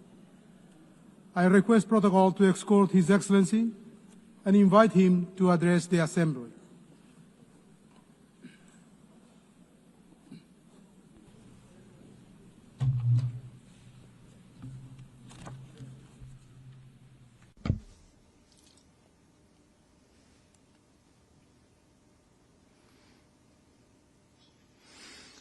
Madam President of the 80th session of the United Nations General Assembly, Mr. Secretary General of the United Nations, Your Excellencies, Heads of State and Government, distinguished delegates, ladies and gentlemen. Allow me, Excellencies, to express the profound honor of addressing this distinguished Assembly on behalf of the Democratic Republic of São Tomé and Príncipe, at a time when the international community faces challenges of unprecedented complexity. The theme of the 80th session, Better Together, resonates not only as an ideal, but as an imperative necessity for humanity, for collective development and prosperity. On this solemn occasion, we express our solidarity with all nations that, in recent months, have endured natural disasters, conflicts, and humanitarian crises. Here we speak not of mere statistics, but of real human lives, of broken families, of entire communities forced into suffering. Your losses are felt by us all, and your resilience inspires us to redouble our efforts in pursuit of a safer and fairer world. In the same spirit, I take this opportunity to warmly congratulate Your Excellency, Madam President Annalena Baerbock, on your election to preside over this august and historic session. Your vast diplomatic experience and commitment to multilateralism are guarantees of wise and effective leadership. I assure you, Madam President, of the full support of São Tomé and Príncipe in the fulfillment of your mandate. Likewise, I extend warm congratulations to the outgoing President, Philemon Yang, for his very successful leadership of the previous session, which greatly honored the legacy of all those who came before him. I could not fail to pay a well-deserved tribute to the Secretary-General Antonio Guterres, whose tireless and persistent voice in defense of peace, human rights, and sustainable development continues to serve as a moral compass for our organization. His visionary leadership has contributed to revitalizing the United Nations and adapting it to the pressing challenges of the 21st century. Madam President, heads of state and government, excellencies, São Tomé and Príncipe comes before this assembly with a message of hope and a call to action. In recent years, our country has made remarkable progress in consolidating democracy, promoting peace, and defending human rights. We are an example that even with limited resources, it is possible to build an open, pluralistic, and tolerant society and to sow the seeds of a better future. The privileged geographical position of São Tomé and Príncipe in the heart of the Gulf of Guinea grants us an added responsibility in promoting regional stability and security. Our country has sought to establish itself as a natural bridge between continental Africa and the Atlantic island communities, facilitating dialogue, cooperation, cultural and economic exchange, combating piracy, and promoting safe trade routes that benefit the entire international community. Our democratic journey, which has become a reference in our sub-region, is marked by the regular holding under existing law of free and transparent elections, by the active participation of political actors and civil society, and by the guarantee of freedom of the press. We believe that democracy is a fundamental pillar of sustainable development and lasting peace. Domestically, the São Toméan state has responsibly undertaken reform processes in the fiscal, economic, judicial, and public administration sectors, implementing public policies aimed at improving human development indicators. Yet we recognize that the progress achieved remains fragile and constantly under threat. Excellencies, the recent graduation of São Tomé and Príncipe to the category of middle-income country in December 2024, becoming the 8th to achieve such milestone, constitutes without a doubt a significant achievement and a just recognition of the efforts made by our people. This graduation is the fruit of concrete and measurable gains that attest to our progress.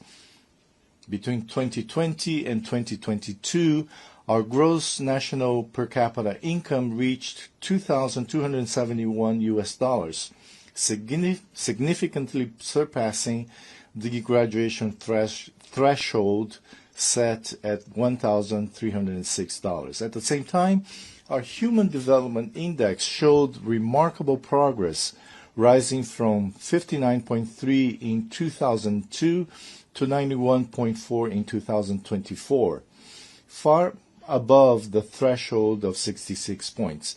These indicators reflect advances in fundamental areas such as health, education, and macroeconomic stability. Nevertheless, while this achievement honors us, it also places us before new and demanding challenges that require appropriate responses. It is in this context that we appeal to the international community to ensure that this transition is carried out gradually and harmoniously, accompanied by continuous and transformative support, so that we may advance in the economic and productive sectors, preserve the gains achieved, and prevent our hard-won progress from being undermined. Aligned with our development efforts, we have defined a vision and the National Sustainable Development Strategy 2026-2040, anchored in sustainable tourism, which will be presented at the Investment Forum scheduled for December of this year in Brussels. On this occasion, we appeal to and invite our bilateral and multilateral development partners to participate actively in this important event, which represents a unique opportunity to establish lasting strategic partnerships. This forum will provide a privileged platform to present our national priority projects, attract foreign direct investment, and consolidate alliances that will accelerate our transition to a green and resilient economy. The implementation of the SDGs remains our primary priority. Despite challenges, we have made significant progress in areas such as health, education, and access to energy. However, the impacts of the recent global health crisis, coupled with the ensuing global economic crisis and the reduction of development financing, reflecting a decline in solidarity and new donor country priorities, have slowed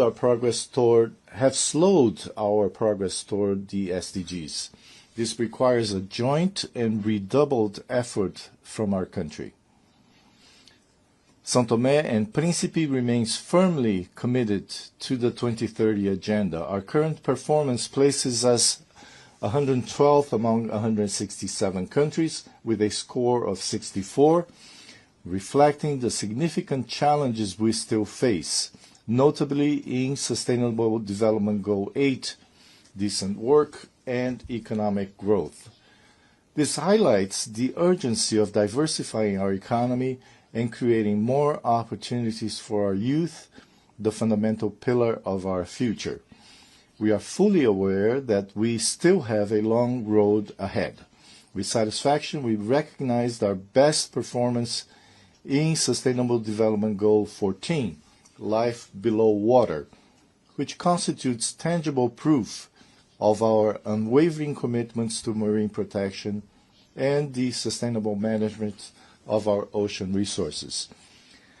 Excellencies, São Tomé and Príncipe reaffirms its commitment to the biosphere and to the protection of biodiversity, promoting public policies for the preservation and sustainable use of natural resources. We also note the conclusion of our rotating presidency of the Community of Portuguese-Speaking Countries, exercised under the theme Youth and Sustainability, which reflected our vision of a future built on inclusion, youth empowerment, and collective responsibility for protecting the environment. São Tomé and Príncipe is proud to be a pioneer in global biodiversity conservation, with the island of Príncipe having been recognized by UNESCO in 2010 as a World Biosphere Reserve, an acknowledgement of the exceptional nature of our ecosystems and of our exemplary commitment to environmental preservation.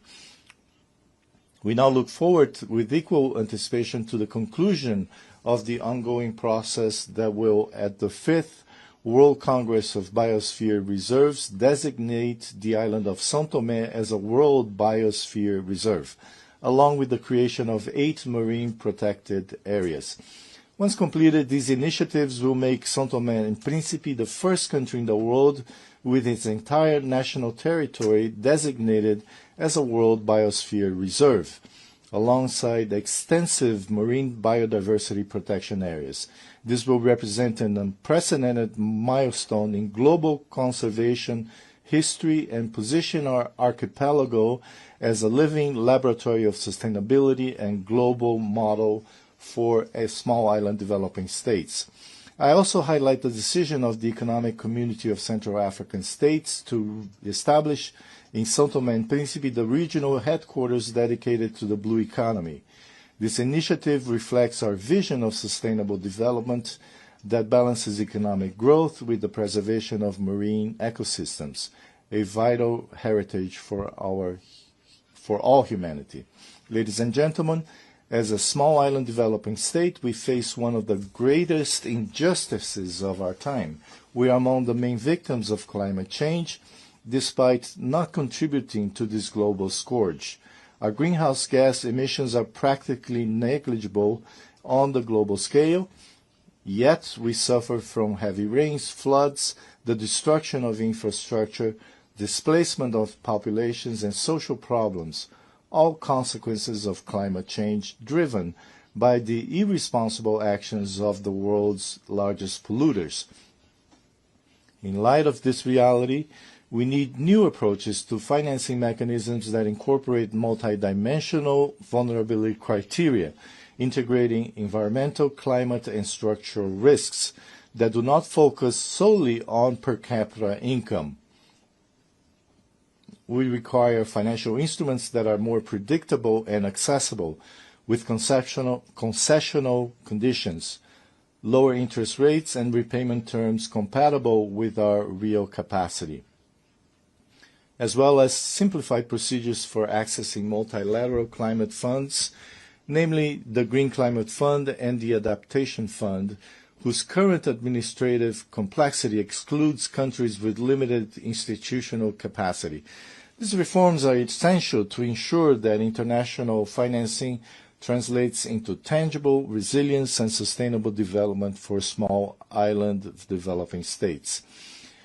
Excellencies, development requires a context of peace and security. We are deeply concerned by the proliferation of conflicts in various regions of the world, from Ukraine to Sudan, including the Sahel, the Great Lakes, and the Horn of Africa, causing immense human suffering and undermining development efforts in those regions of the continent.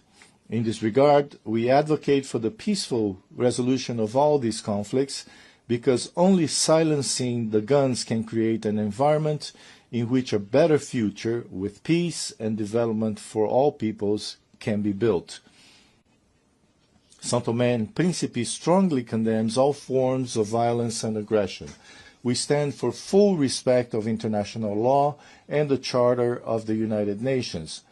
We reiterate our call for a peaceful and lasting solution for the Israeli-Palestinian conflict based on the coexistence of two states with secure and internationally recognized borders. We urge the international community to intensify support for African peace and security initiatives, always respecting African leadership and endogenous solutions.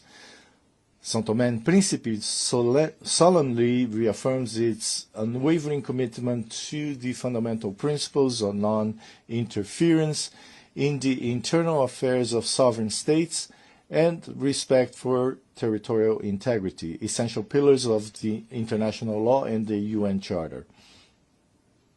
São Tomé and Príncipe also express its deep concern regarding the persistent disregard of the international community's appeals for the lifting of economic, financial, and commercial restrictions imposed on the Republic of Cuba.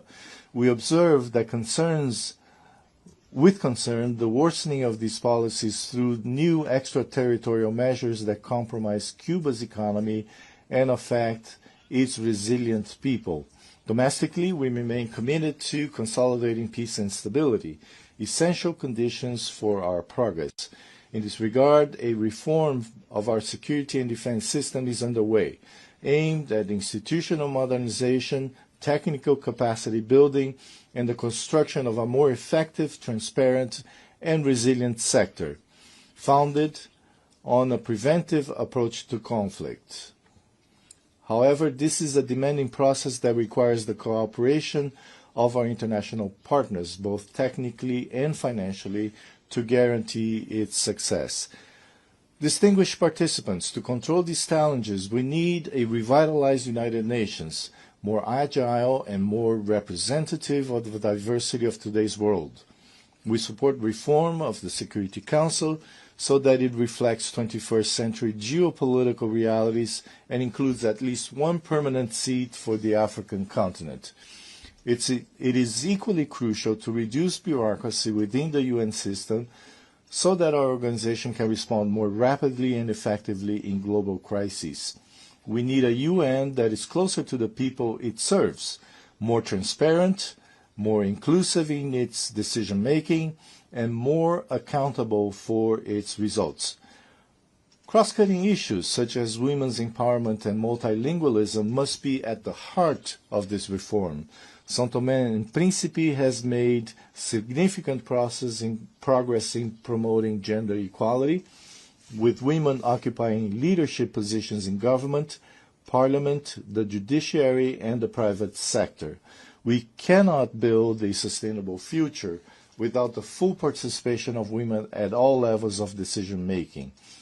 São Toméan women are the pillars of our society, leaders in their communities, and agents of change in their families.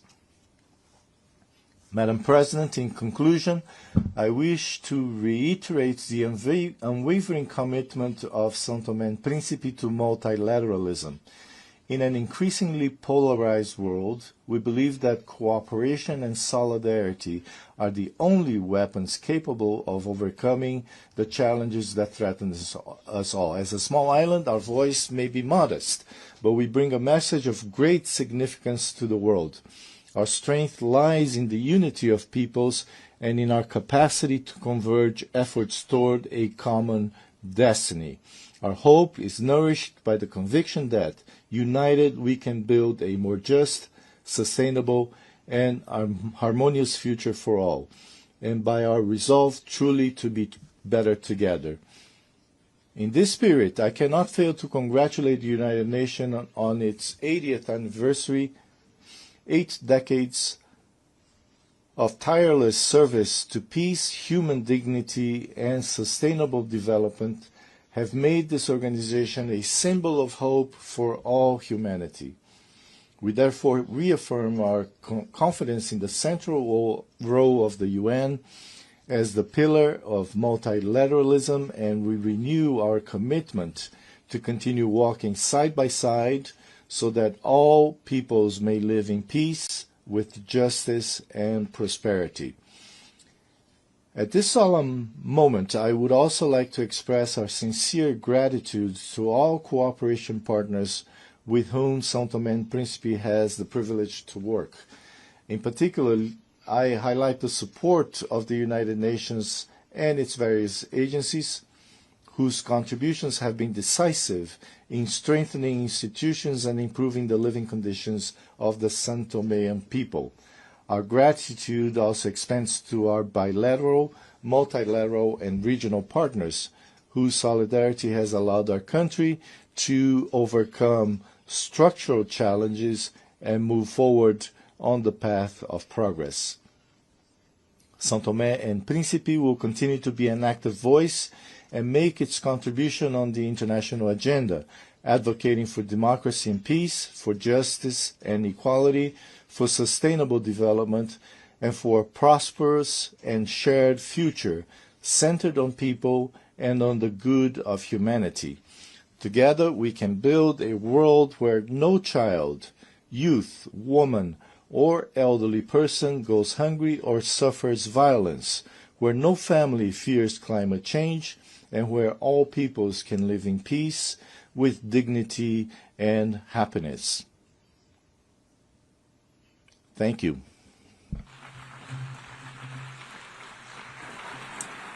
On behalf of the Assembly, I wish to thank the Prime Minister and Head of Government of the Democratic Republic of São Tomé and Príncipe.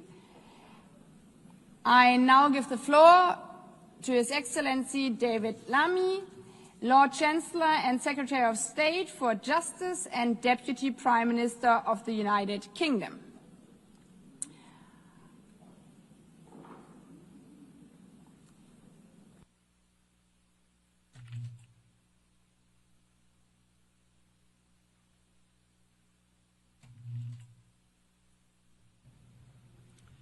Well, thank you, President, Your Excellencies, colleagues, and friends. Having witnessed the United Nations work throughout his life, His Majesty the King has asked me to offer a personal message of his congratulations to the UN on its 80th anniversary. The United Nations is a powerful testament to our collective determination for a better world.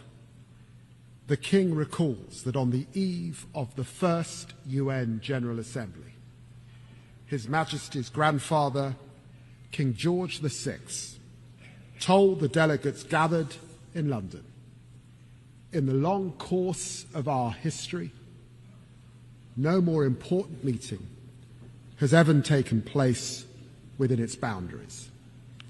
Millions of people across the United Kingdom, the Commonwealth, and the wider international community share the view that the UN's founding principles and the work of its organizations remain essential, particularly as the world must face new and pressing challenges.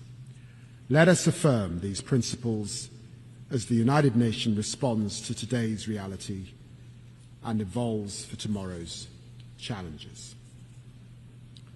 My friends, today I echo His Majesty's sentiments, and I join him in celebrating the remarkable institution's proud 80 years as we reaffirm our historic commitment to the United Nations. We must face the challenges of the present. A present in which we in the United Kingdom do not stand up for one nation's rights whilst ignoring others, but act resolutely with the Charter as our compass. This is why I want to address directly the Israeli-Palestinian tragedy. What is happening in Gaza is indefensible. It is inhumane. It is utterly unjustifiable. And it must end now.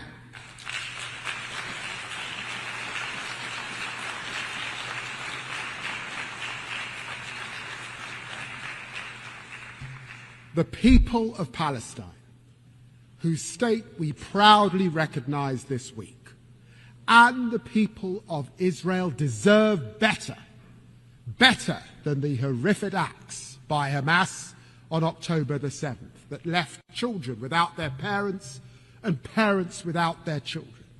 Better than the torment of families waiting desperately for the return of their loved ones from the most barbaric captivity. Better than the fanatical rule by Hamas, a vile, pitiless terrorist organization that must have no future in Gaza. Better than Israel's denial of life-saving humanitarian aid and the catastrophic famine that it has caused. As Israel escalates its military operations and displaces Palestinian families again and again and again, there can be no answer to these horrors but concerted diplomatic action to keep the hope of peace alive. As we work with leaders from across the region and beyond in support of the US's efforts to build a consensus around a durable plan for peace, we commend the momentum achieved by the United States, Arab and Muslim states. Annexation must be prevented, a process for peace advanced, and this terrible, terrible war ended. There can be no answer except for the hostages out now, aid in now, and a ceasefire now. And I vow to you that we will not rest until this day has come, and there are two states living side by side in peace and security. Friends, we stand with Palestine because we believe in the values of the UN Charter, in equal rights, self-determination, and the dignity of all peoples. We stand with Ukraine because we must defend the core values of the UN Charter: sovereignty, territorial integrity, and the respect for international law. And because the world will suffer if aggression is allowed to pay. We must all strive for a just and lasting peace in Ukraine, which maintains the integrity of our UN Charter and sees Ukraine emerge from Russia's brutal war as a sovereign, secure, and independent nation. President Zelensky has shown his commitment to that peace at every turn, while President Putin savagely rains down ever more missiles and drones on the Ukrainian people. Our message to Ukraine is clear. We will stand with you today, tomorrow, and 100 years from now. We also stand with the people of Sudan because we never forget the values of the UN Charter, of human rights, and the pursuit of peace for all men and women. This is a conflict waged against Sudan's civilian population, millions displaced, more facing famine. As I speak, the long-besieged city of El Fasher is falling, its people facing unspeakable atrocities. The people of El Fasher and all across Sudan need the international community to come together to make renewed efforts to achieve peace and allow aid to reach those who desperately need it now. We do all this with our charter as our guide, in the name of the equal rights of men and women and nations large and small. The United Nations and its reform are vital, because we need our United Nations more than ever to confront these tragedies and to face our historic opportunity as we are living through a moment of revelation. A new technological frontier is coming into view. We are entering a bracing new era of promise, power, and potential. You know, my friends, to live through the Industrial Revolution was to see the first iron bridges that mankind had made, the first railways, the first smokestacks. And to live today through the technological revolution as we are, it is to witness the coming of the internet, the spread of smartphones, and now the dawn of super powerful AI. This is a lightning strike of change, a technological revolution which our leading scientists think could only be compared to the Industrial Revolution, compressed into a decade. This is a moment of truth for us, our institutions, and our ability to work together. And I believe we must act. I see promise on this technological frontier. AI is the most powerful new lever we have to advance the Charter's vision of social progress, better standards of life. This is why it is at the very heart of my own country's growth plan.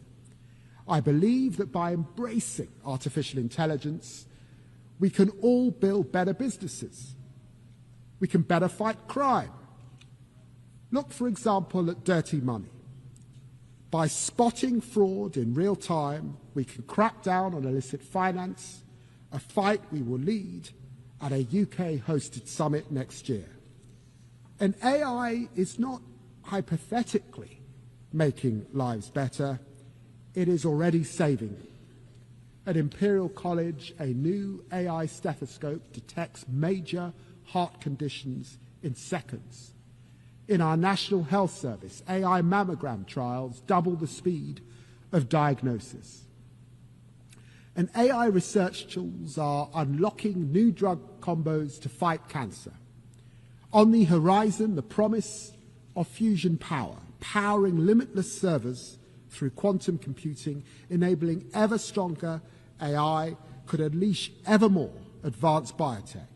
This is the defining opportunity of our generation, and we must run towards it with hope. I believe in this promise. I believe in our UN values, which is why this promise must now be shared. We are witnessing a truly historic surge in investment in AI. This investment promises outstanding productivity gains and with it growth of historic proportions. Yet while this promise may well be diffuse, for now it remains concentrated. But there's not just possibility on the technological frontier. There are profound challenges as well, as AI is being used to consolidate repression, fuel disinformation, empower criminals across the internet. Authoritarian states, notably Russia, are manipulating large-scale, large language models so that chatbots answer in the voice of their propaganda across the world. Organized crime is using AI to supercharge their scams, deceiving victims on an unprecedented scale. This is the truth. AI can empower freedom, or it can entrench repression. AI can empower truth, or it can entrench lies. AI can empower law, or it can empower crime. Only by cooperation together can we set artificial intelligence on the right millennia-defining course. So my question is this: how can we most effectively share the glittering prizes of this new era across our global community? Well, this is how. We must invest. Invest, invest. We must partner, partner, partner. Because without a concerted effort, we risk a world of ever deeper inequality, where the benefits of this technology fail to reach those who need it most. That revolution in healthcare, that revolution in education, that revolution in opportunity, this we must share.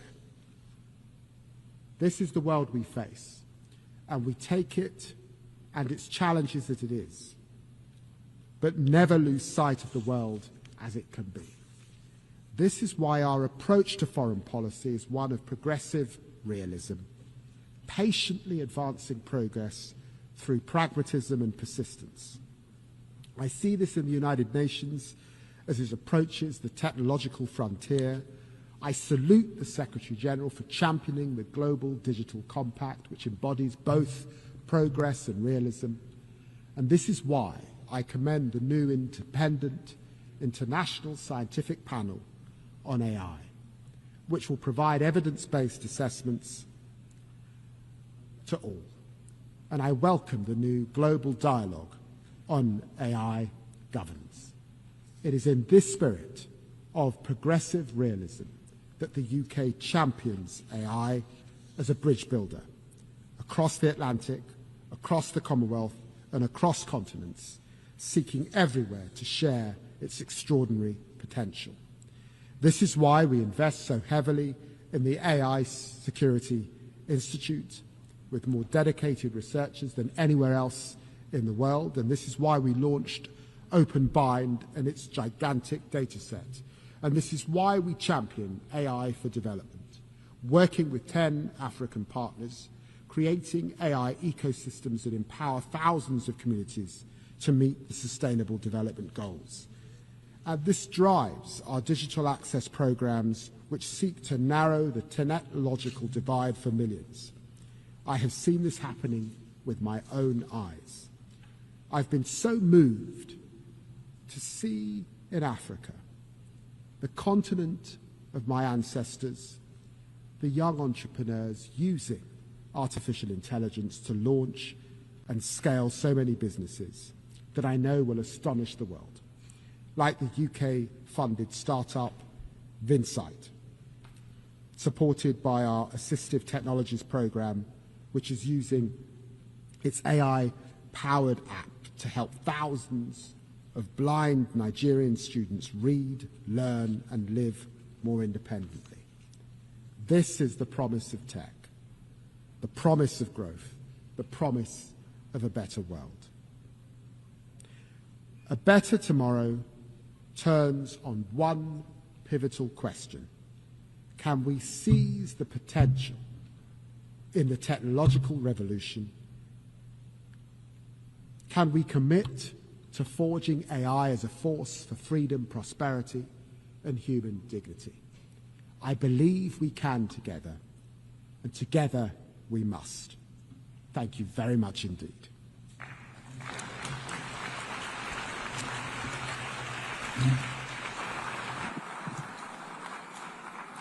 I thank the Lord Chancellor and Secretary of State for Justice and Deputy Prime Minister of the United Kingdom. I now give the floor to Her Excellency Beate Meilen-Reisinger, Federal Minister for European and International Affairs of Austria.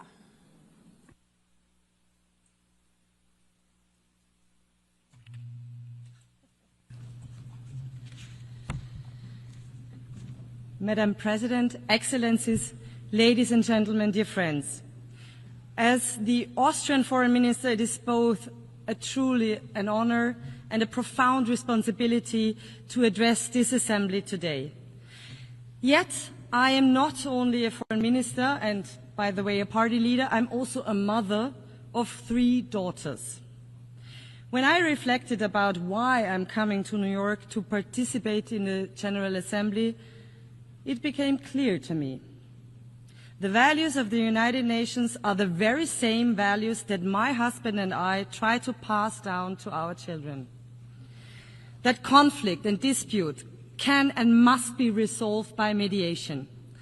That every human being, regardless of their offspring, sex, religion, or race, deserves dignity and owns the same rights.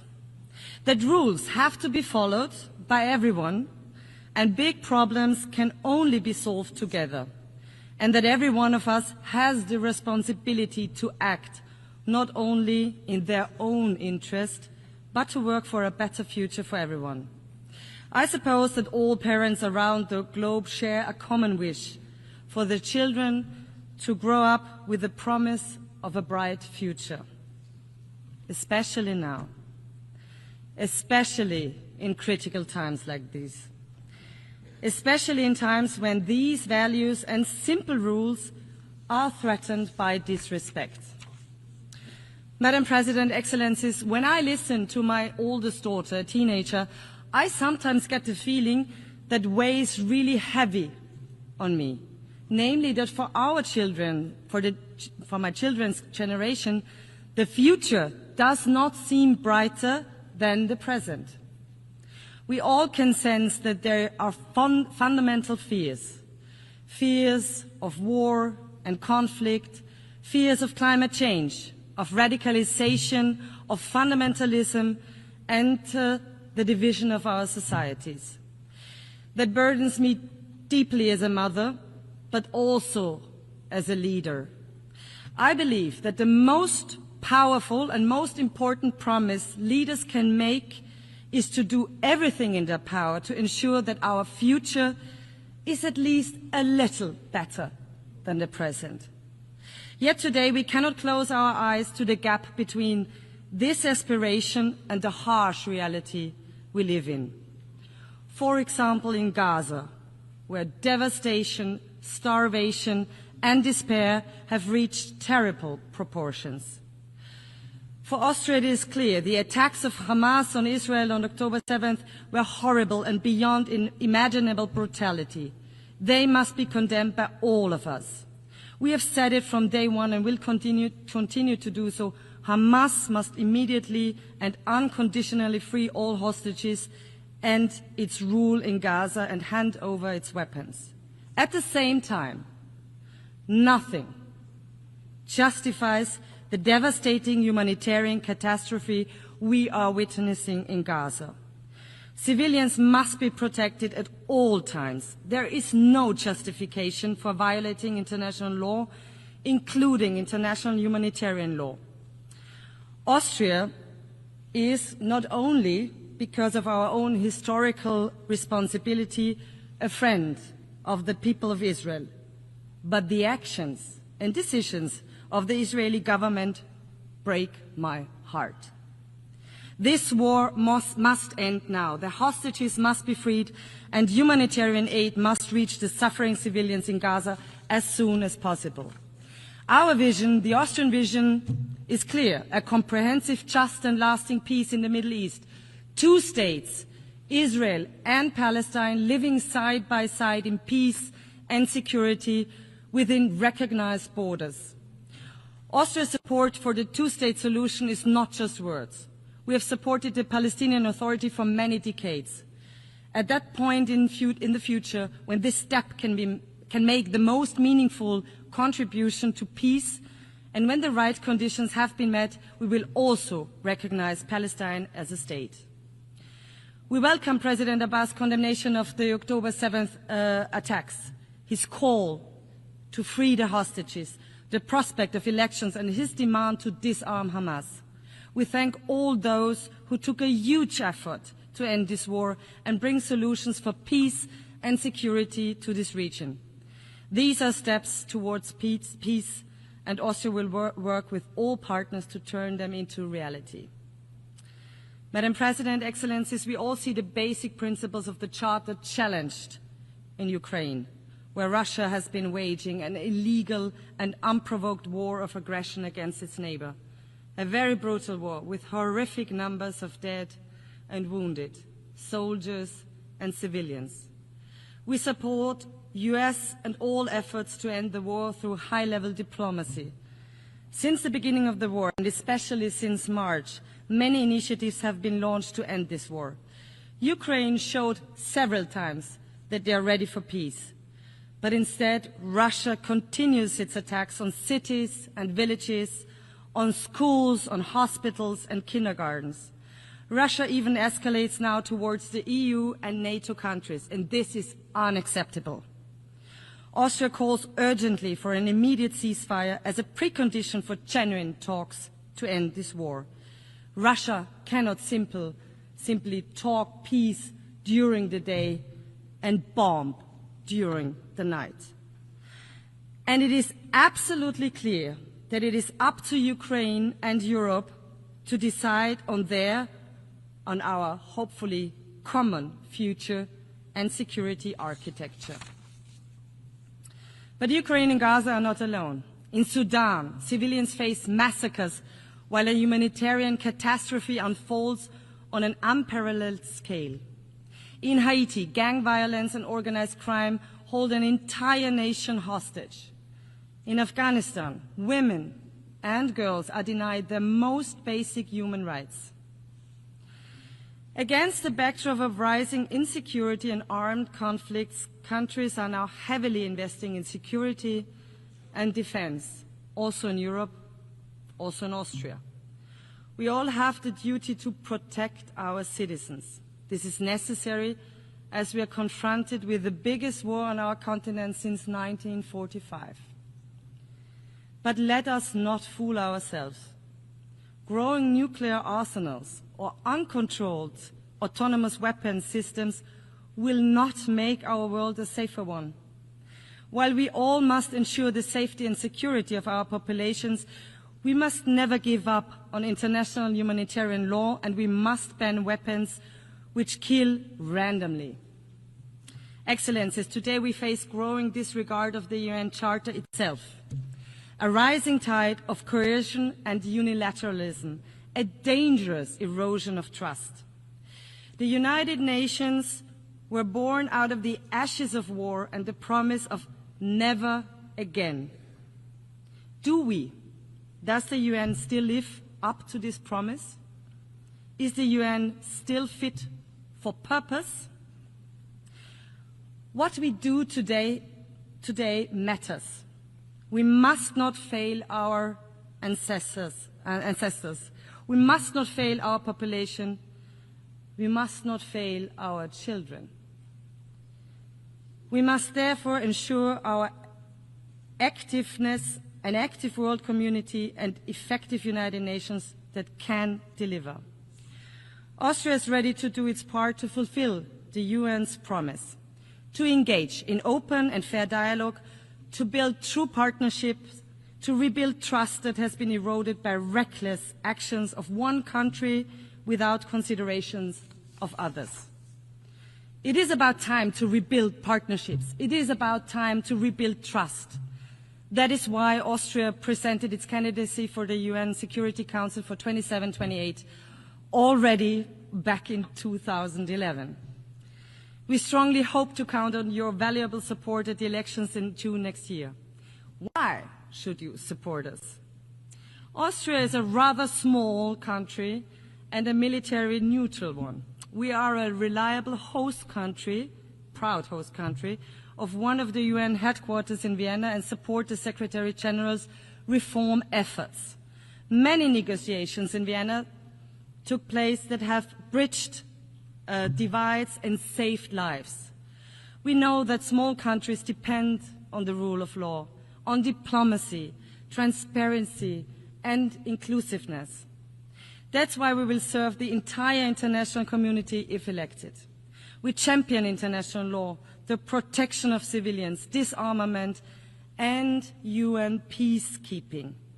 More than 100,000 Austrians have served as peacekeepers around the world since the 1960s.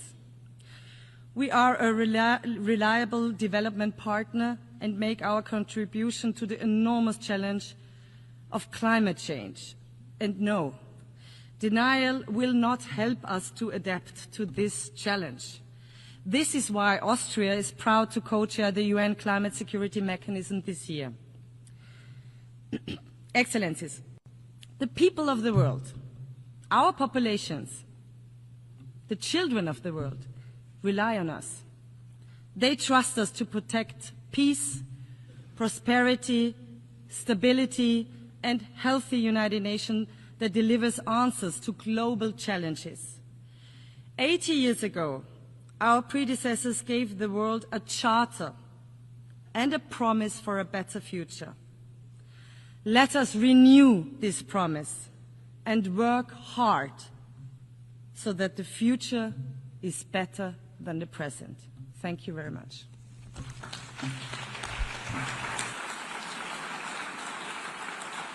I thank the Federal Minister for European and International Affairs of Austria. I now give the floor to His Excellency Juan Ramón de la Fuente Ramírez, Minister for Foreign Affairs of Mexico.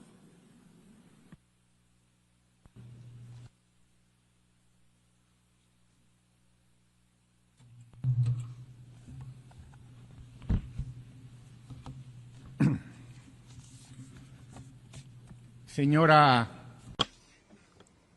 Madam President, Excellencies, the time of women has come, and Mexico has made this very clear. Through the landslide election of Dr. Claudia Sheinbaum Pardo as the first female president of our country. It's an honour for me to participate in this assembly representing her, and being the voice of a government that is delivering the transformation of the public life of Mexico. I come from a country that was born in the wisdom, bravery and dignity of its original peoples, with a rich political history of extraordinary heroes and heroines who built a free, independent and sovereign country. Now, we must also say that we are becoming an ever more prosperous country with shared prosperity. The Mexican people are a fraternal people, both within and beyond our borders. We have shown this being an active and responsible member of the United Nations community under the premise of defending the dignity and the rights of individuals and nations who love peace, with full respect for the sovereign equality of states. The historic time that we are living through in Mexico, under the leadership of our first female president, is rooted in a vision that we have called Mexican humanism. The trail blazed over the last 7 years is a clear one and has a universal vocation, that is, to build a society based on democracy, freedom, equality, and shared prosperity for the benefit of everyone, putting the poor first. The guiding pillar of this project is a vision of justice, full recognition of the dignity of people, and inclusive social development without discrimination. It is a project that establishes a separation between political and economic power, that moves towards achieving a moral economy that seeks coordination and cooperation with external actors, and doesn't accept any type of subordination, because national sovereignty is non-negotiable. This new way of doing politics has given voice and agency to those who were historically marginalized and forgotten. Women, girls, indigenous peoples and persons of African descent, youth, LGBT plus persons and the elderly. And the results speak for themselves. The UN itself has recognized that 13.5 million Mexicans were raised out of poverty thanks to a policy of labor justice and social programs. Inequality is being reduced, peace is being built and violence contained, justice has reached indigenous peoples, there is democracy, freedoms, plurality and the right to dissent. Justice is being transformed, and today an indigenous person is president of the Supreme Court of Justice of our nation. We have the largest reforestation program in the world, with 1 billion trees planted. Girls, boys and youth are being included in social programs and have access to school. Elderly adults have a guaranteed and universal pension, and women are exercising power. These are some of the good things that we have achieved in this fourth transformation of public life in Mexico, and that deserve to be proudly proclaimed loud and clear from this podium, from this rostrum. As members of the international community, the challenges that we face are huge. Poverty persists in a world of exorbitant wealth. There are countries that spend more servicing their debt than they do in investments in health and education for their peoples, and expenditure on arms has tripled, has grown at tripled the rate of the global economy, just to mention a few. And the diagnostic has always been clear: the arms race, the immoral concentration of wealth, violations of international law and of human rights are the fuel that fuel the flames of war and violence. Mexico has not forgotten the lessons of history. 80 years ago, we participated in founding the United Nations, convinced of the moral obligation that we have as a nation to contribute to avoiding the scourge of wars. It is not a coincidence that many of the purposes and principles of the United Nations Charter are reflected in the constitutional principles of our foreign policy. The self-determination of peoples, the peaceful settlement of disputes, prohibiting the threat or the use of force, the legal equality of states, cooperation for development and the defence of human rights. Without seeking to be exhaustive, please allow me to share some of the premises that can contribute to getting the international community back on track. Number one, the world needs a moral economy of well-being. It's necessary to mobilise regional coalitions around well-being in order to deliver effective cooperation for development that acknowledges that fighting poverty is the investment that gives the best return, both financially and socially speaking. An international financial architecture that includes criteria of collective well-being and trade that is grounded in clear rules with shared benefits between peoples. Number two, peace. Peace is built from the bottom up. Ensuring well-being involves addressing the structural causes of violence. Solving conflicts often begins in the home. It continues in education and then in decent jobs with fair wages and social security that enables the inclusion of the whole of the social fabric. The international community must take a look with a more critical and innovative spirit at what youth today have as alternatives. Similarly, it's the role of the international community to put an end to the arms race, not only when it comes to nuclear weapons, but also the illicit trafficking of firearms and the spiral of expenditure on arms that is feeding poverty and exacerbating conflict. In response to the staggering proliferation of weapons, it is necessary to respond with politics, mediation, diplomacy, law and dialogue. The United Nations must play a much more active role in the prevention and the solving of these conflicts. Multilateralism must become again the space where disputes are settled. And this leads us to our third premise. Number three, it's necessary to uphold international law alongside human rights. If we really want to avoid the proliferation of conflicts that have an impact on the lives and the dignity of people, we must respect international law, including international human rights law and international humanitarian law. Whether it's in the Middle East, in Europe, in Africa, in Latin America, or in any other part of the world, war is taking an intolerable toll, and it threatens triggering an even larger escalation of conflict that could even be profoundly destructive for the whole world.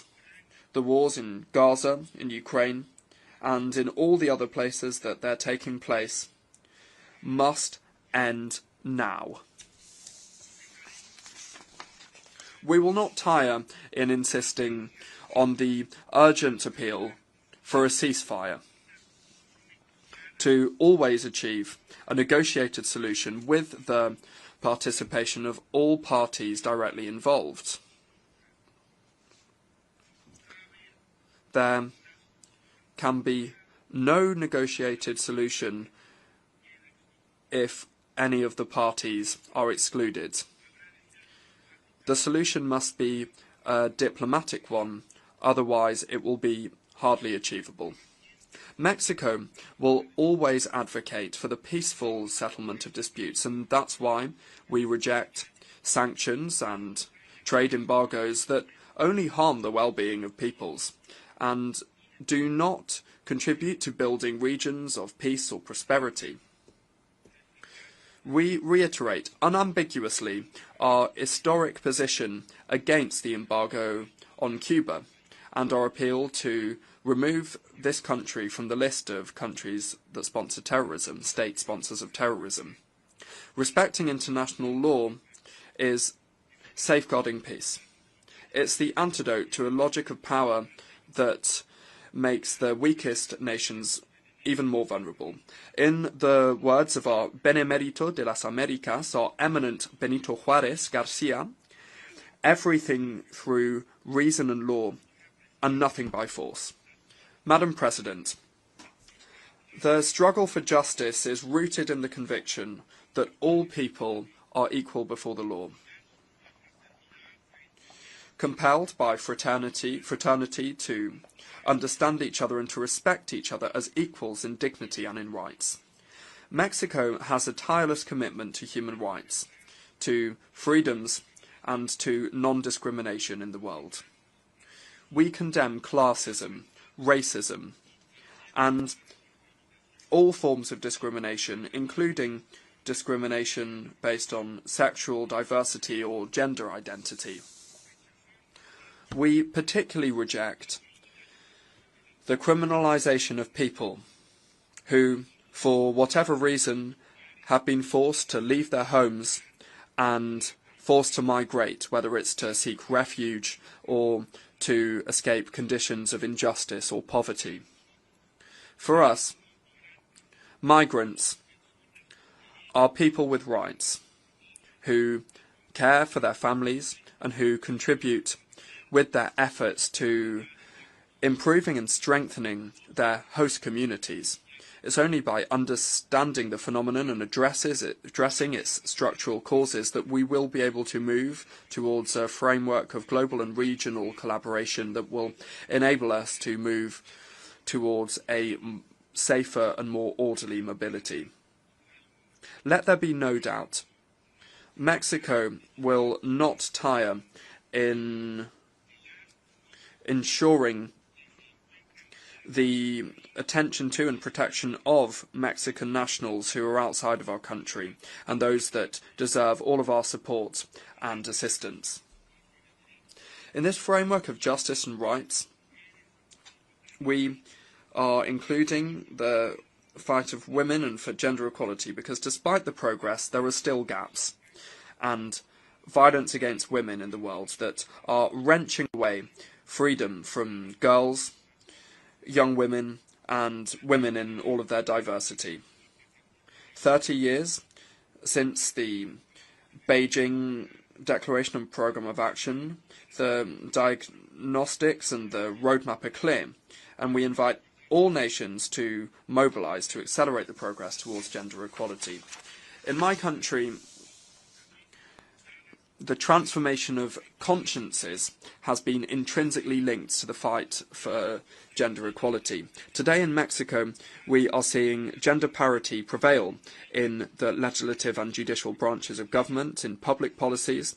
We are including a strict gender perspective, and that has been enshrined in our constitution. Madam President, 80 years since the United Nations was created, we must recognise the grave dilemma that it faces, and this is something that can not be delayed. The United Nations must assert itself once again as an institution that not only helps to contain war and prevents pandemics, but also shapes narratives that lead to public policies for human dignity. We believe that the United Nations must go back to its purposes and its principles and return to its fundamental pillars, which are the maintenance of international peace and security, sustainable development, and the protection and promotion of human rights. It is necessary to get back to these objectives, and everything must revolve around this, from working on the budget to reviewing the thousands of mandates that we have given to the Secretariat, many of which really are not that useful today. The legitimacy of the United Nations will depend increasingly more on its ability to respond to the grave challenges that the world faces. We trust that the next Secretary General, who we hope will be a woman from our region, will accelerate progress,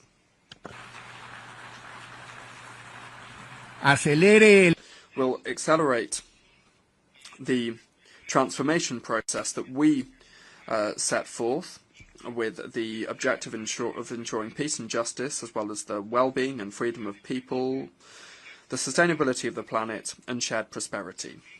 In Mexico, Excellencies, colleagues, Madam President, in Mexico, the time of women has come, and it's going very well for us. We think that at the United Nations also the time for women has come. Thank you very much.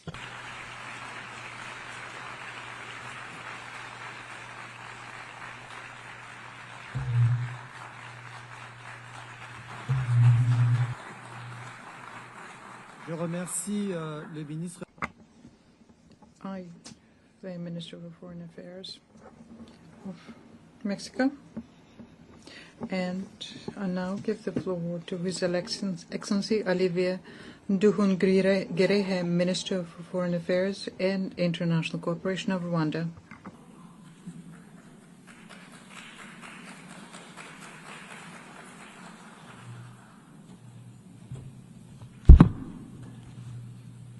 Your Excellency Annalena Baerbock, President of the 80th General Assembly, Your Excellency Antonio Guterres, Secretary General of the United Nations, Excellencies, Heads of Delegation, ladies and gentlemen, good evening.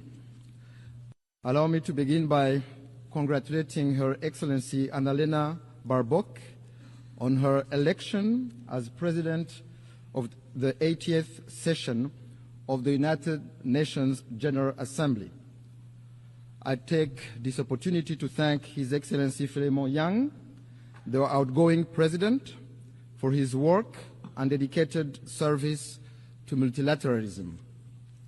Rwanda extends its gratitude to Secretary General Antonio Guterres for his comprehensive report on the work of the United Nations aimed at improving its efficiency.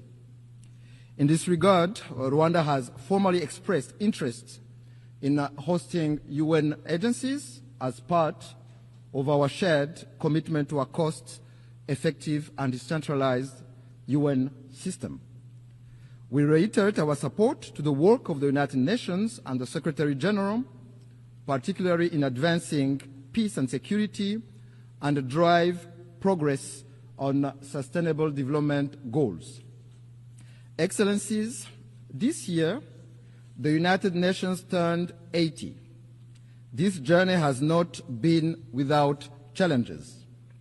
Fast-changing realities, including economic shocks and the legitimate aspirations of regions long denied a voice, compel us to quickly adapt to make the UN fit for purpose.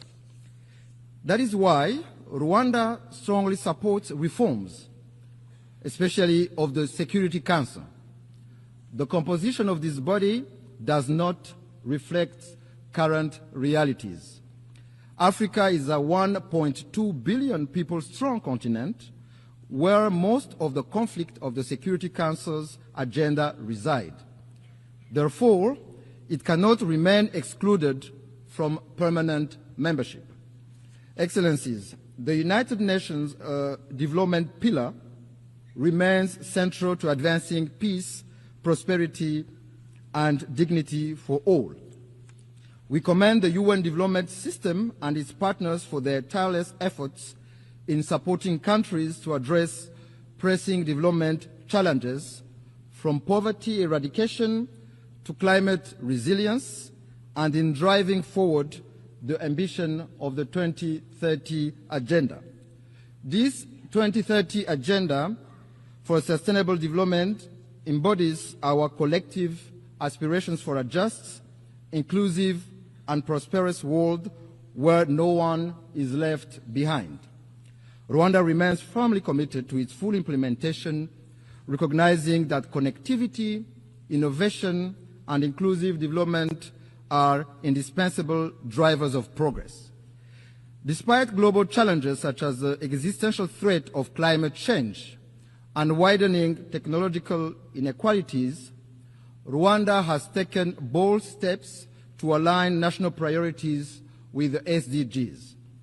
These efforts demonstrate that development, connectivity, and environmental stewardship can move forward hand in hand.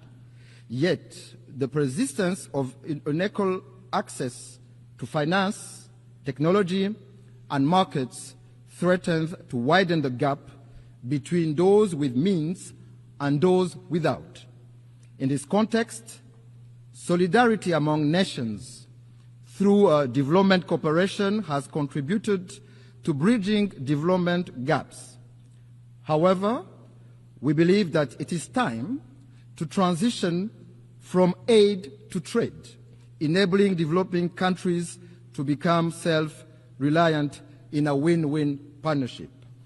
Mr. President, Excellencies, Rwanda regrets the politicization of development cooperation, which is used by some development partners for partisan political reasons and interests.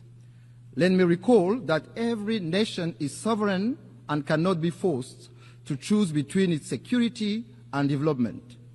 Development aid must serve as a tool for solidarity and progress, not as a weapon of coercion. Excellencies, the history of the 1994 genocide against the Tutsi in Rwanda called on us to become global advocates for a peacekeeping that always puts civilians first. We pay tribute to the men and women who have worn the blue helmet and who have paid the ultimate sacrifice in the service of humanity. Their legacy is written in the history of the United Nations and lives on through the lives they helped save. But peacekeeping must be judged by its results. For the sake of the millions who look to the UN for protection, we must ensure that peacekeeping remains true to its purpose.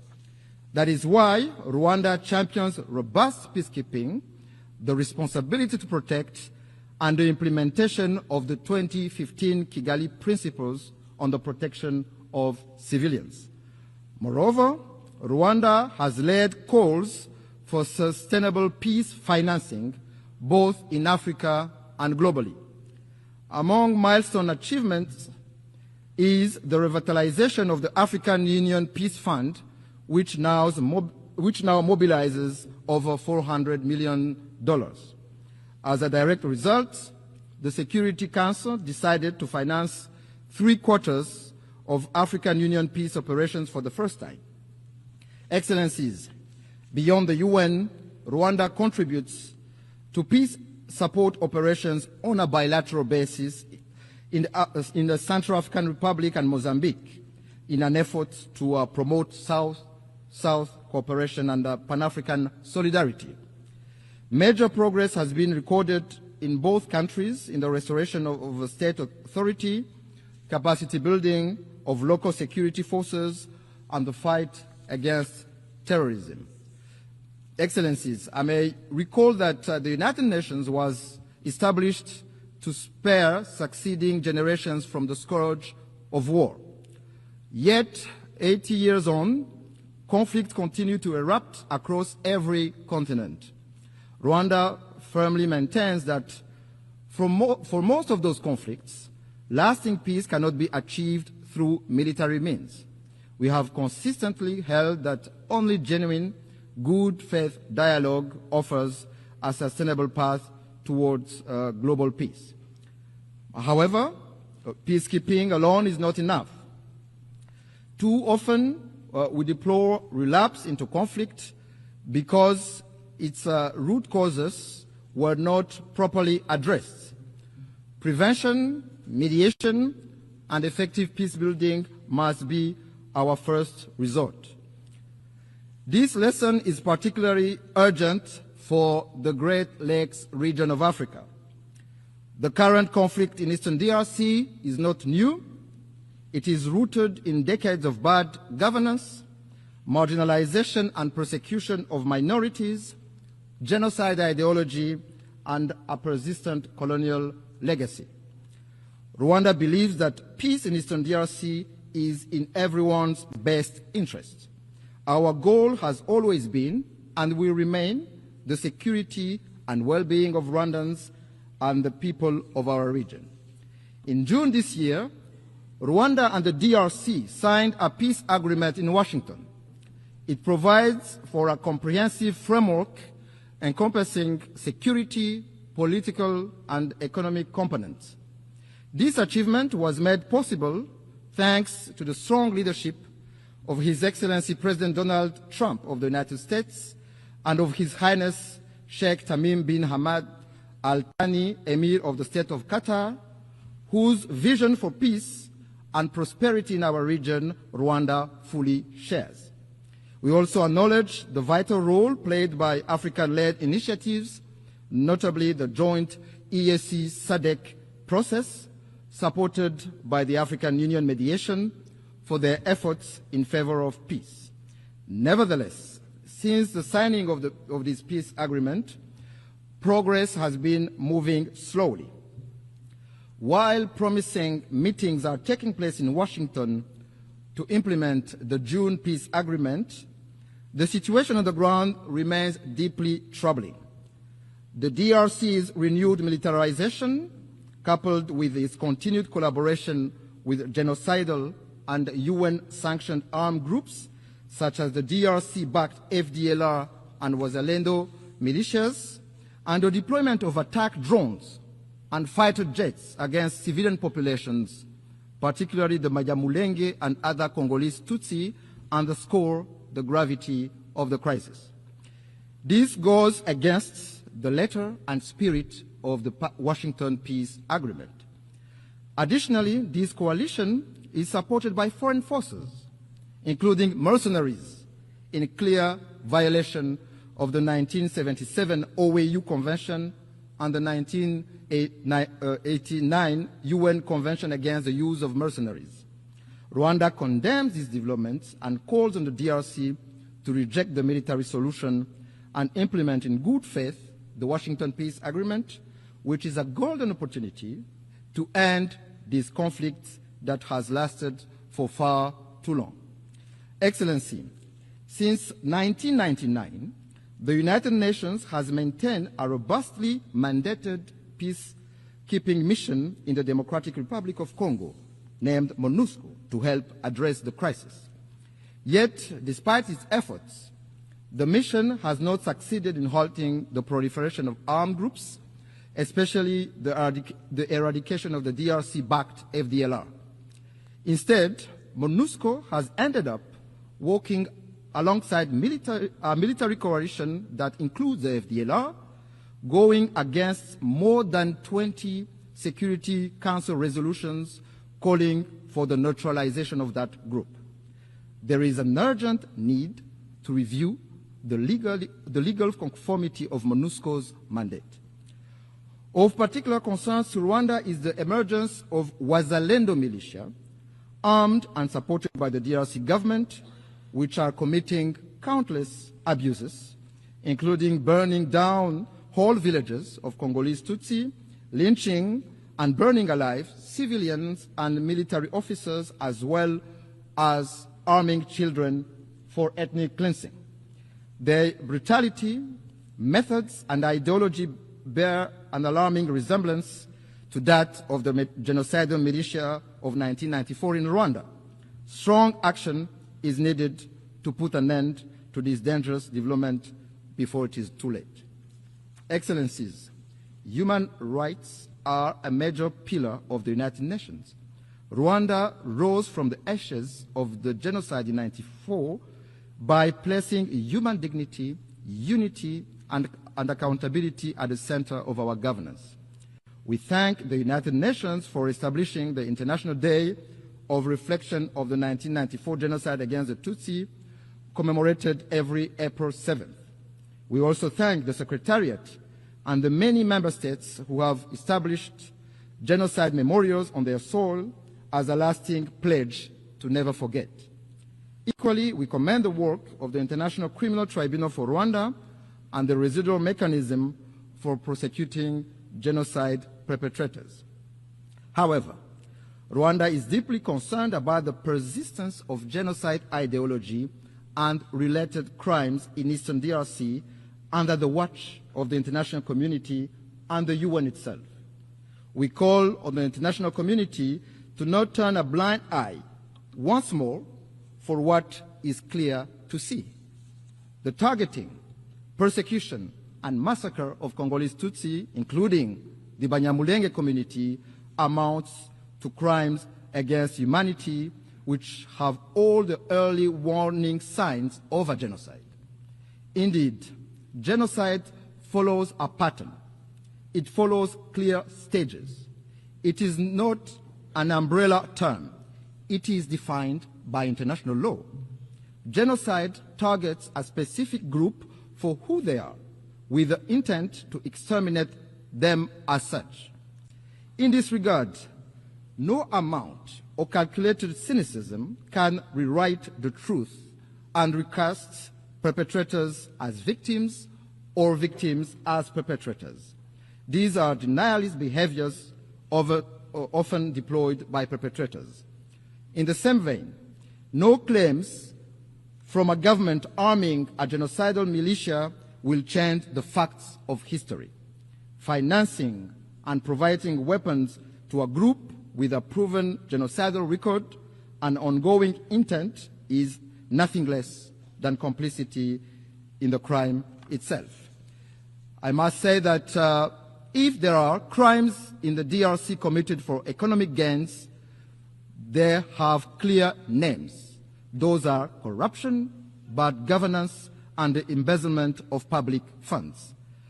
Mr. President, Excellencies, I wish to conclude by reaffirming that Rwanda stands ready to work alongside all member states to ensure that the United Nations remains a force for peace, justice, and sustainable development.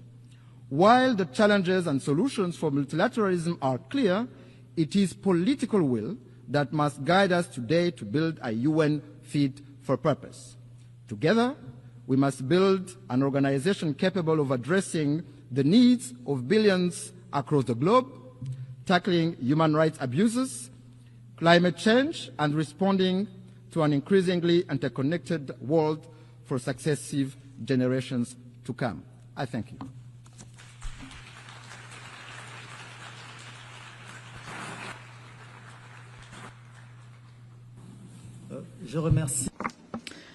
I wish to thank the Minister for Foreign Affairs and International Cooperation of Rwanda. I now invite Her Excellency Maria Gabriela Sommerfeld Rosero, Minister for Foreign Affairs and Human Mobility of Ecuador, to address the Assembly.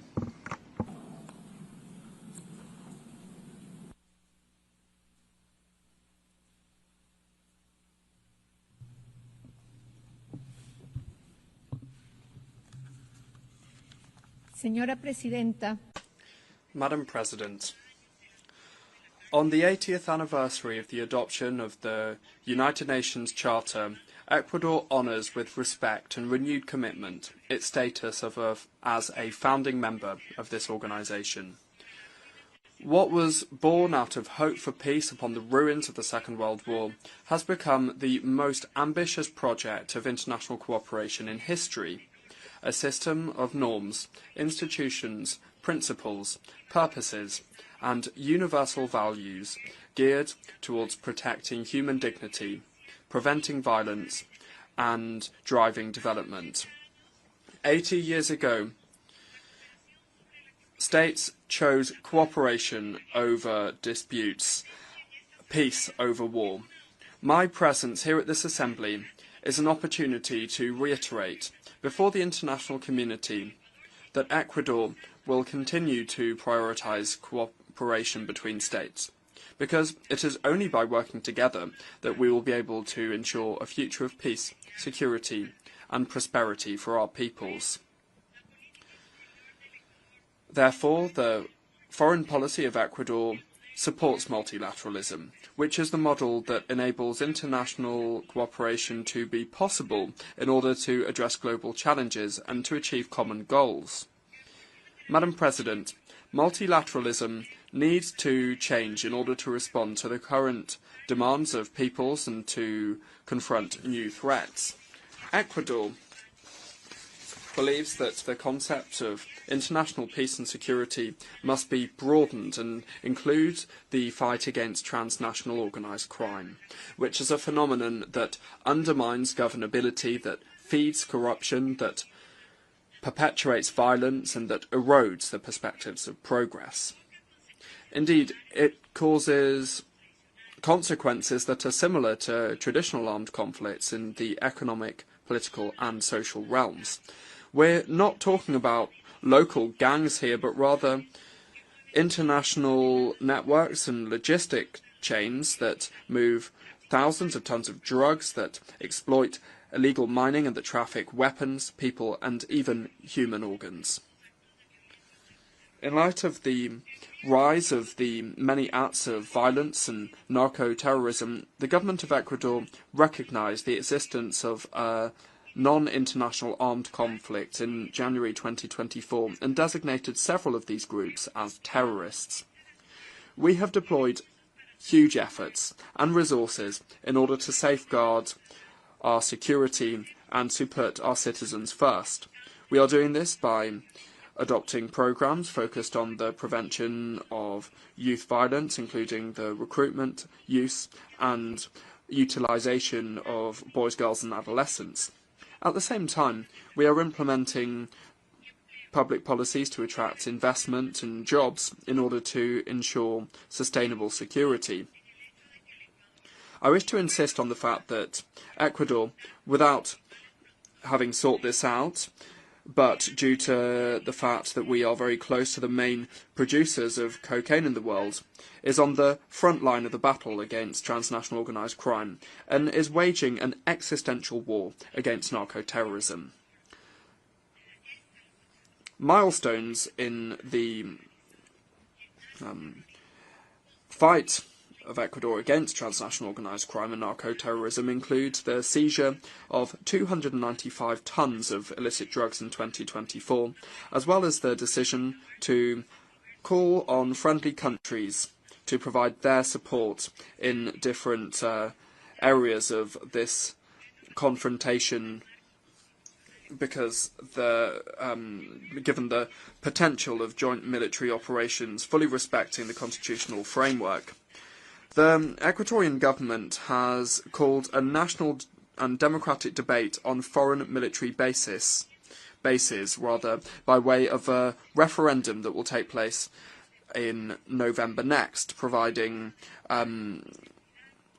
strategic areas that can serve to help us to control and monitor criminal activities in order to achieve peace and international peace and security. This referendum will be coupled with a call for a constituent assembly that will be tasked with drafting a new fundamental charter that will contribute to defeating narco-terrorism and lead us inexorably down the path of prosperity and social peace.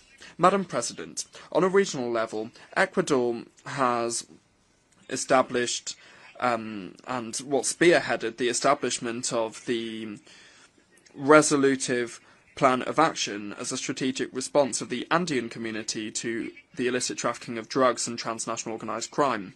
On a multilateral level, Ecuador has spearheaded initiatives such as the presidency of the Latin American Community of Security and Intelligence, where we have promoted the updating of the operational action plans and organised the Latin American Security Summit, consolidating strategic alliances with the European Union and Ameripol.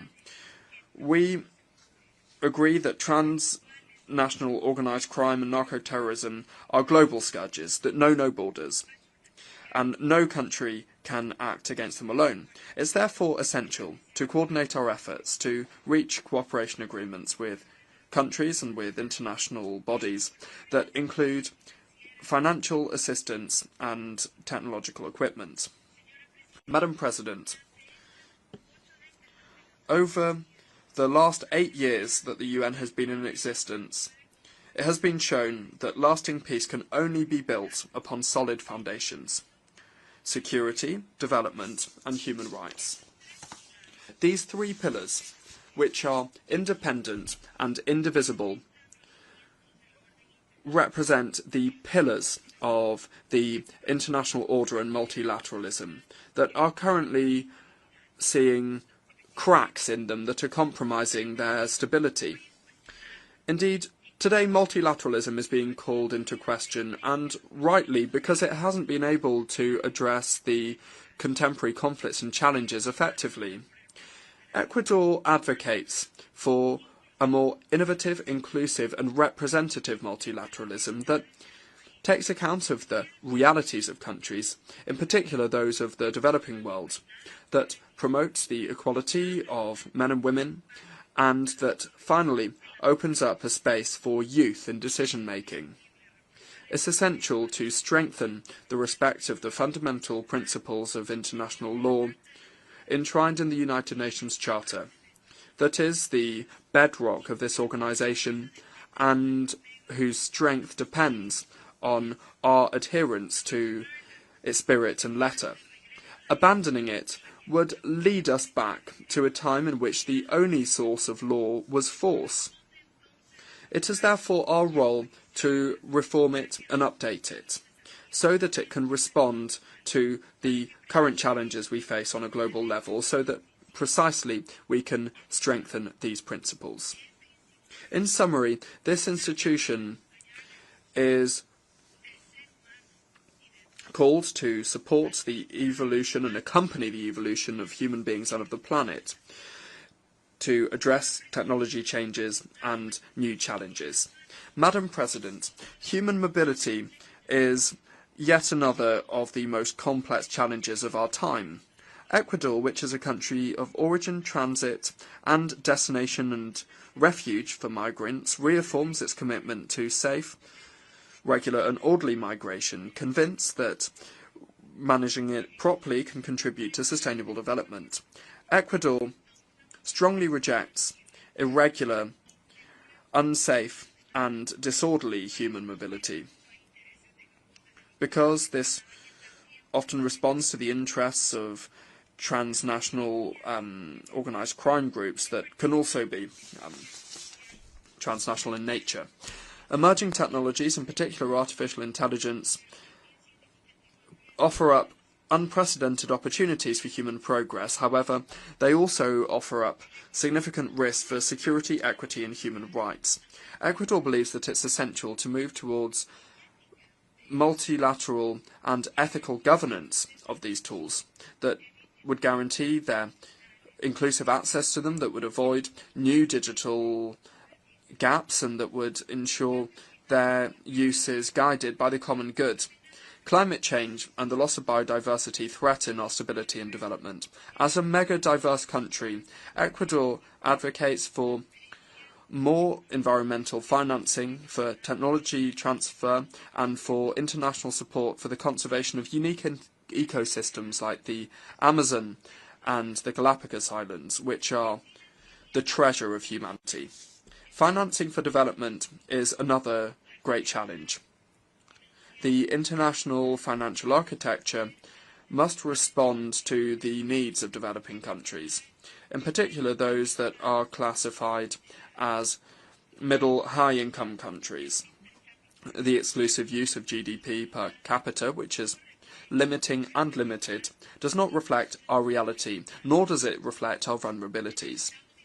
We require more comprehensive indicators that include multidimensional poverty, structural inequality, and climate resilience, as access to concessional resources and international cooperation are not unfairly undermined. Ecuador supports the use of sustainable financial instruments such as green and thematic bonds and promotes the creation of new financing mechanisms. Madam President, youth of Ecuador and of the world, I'm proud to represent a young people, Ecuador is a country of more than 18 million inhabitants, in which youth represent around 40% of our population. The government of Ecuador and President Daniel Noboa are focused on providing them with opportunities that did not exist in the past. The time of youth has come.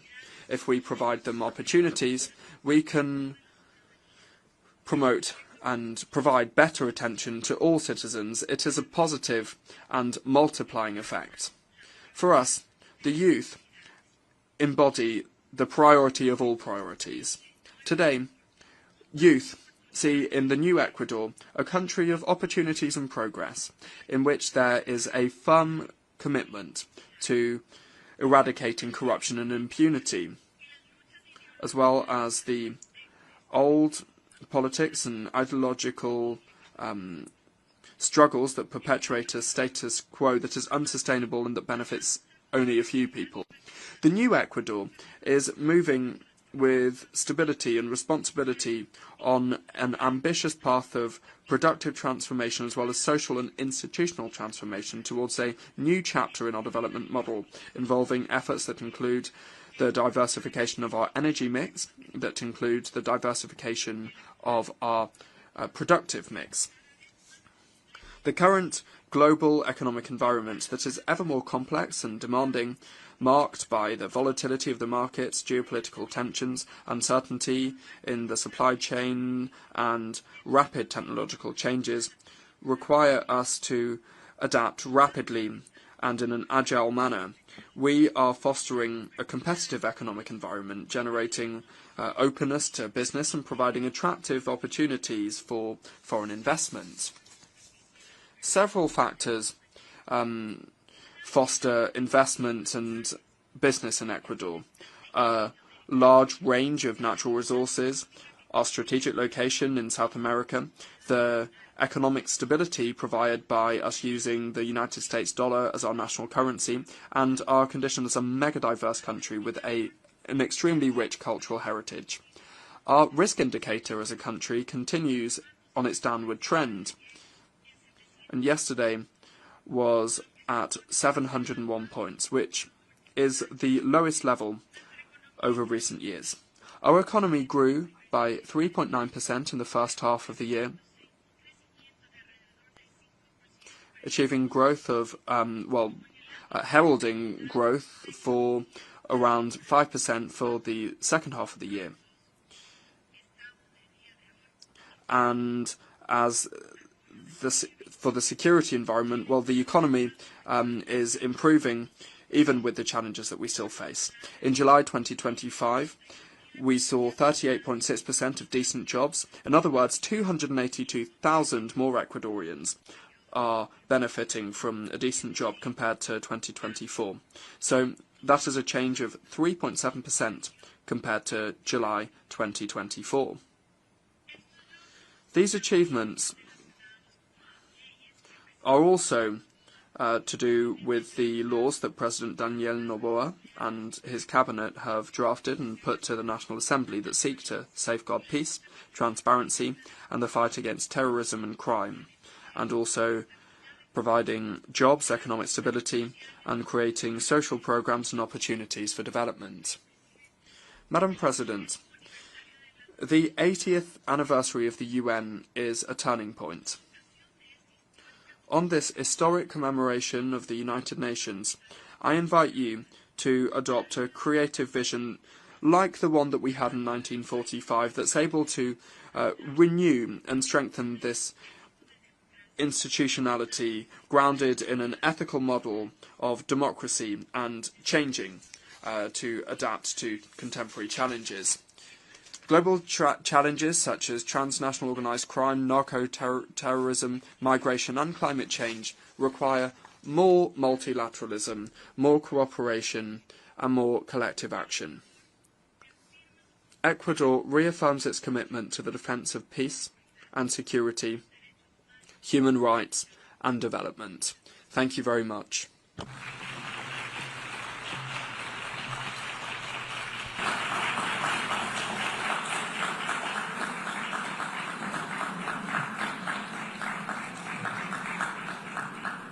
Je remercie. I thank the Minister for Foreign Affairs and Human Mobility of Ecuador.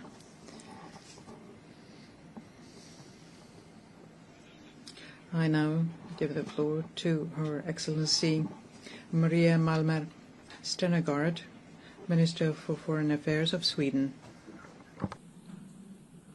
Je remercie.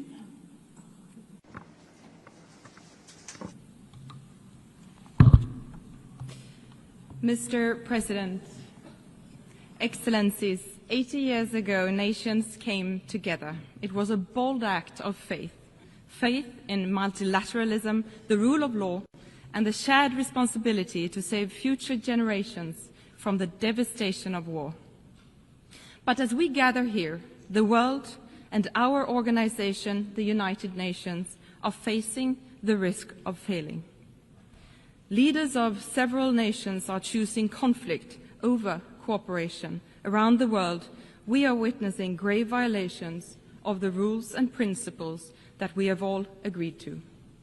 For too many, peace is fragile, justice abstract, and dignity denied. There is so much wasted potential. The UN was founded to curb aggression and the arbitrary exercise of power by the strong against the weak. That vision remains as valid today as it was then.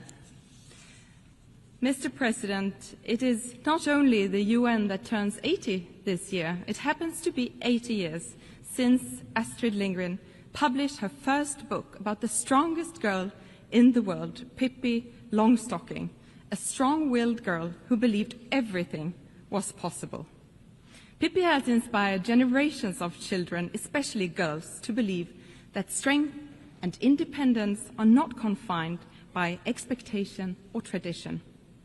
I have never tried that before, so I should definitely be able to do it.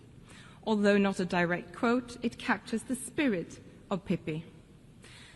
Let us use the coincidence of anniversaries as a reminder that even in the face of unprecedented challenges, we must approach the impossible with boldness and resolve.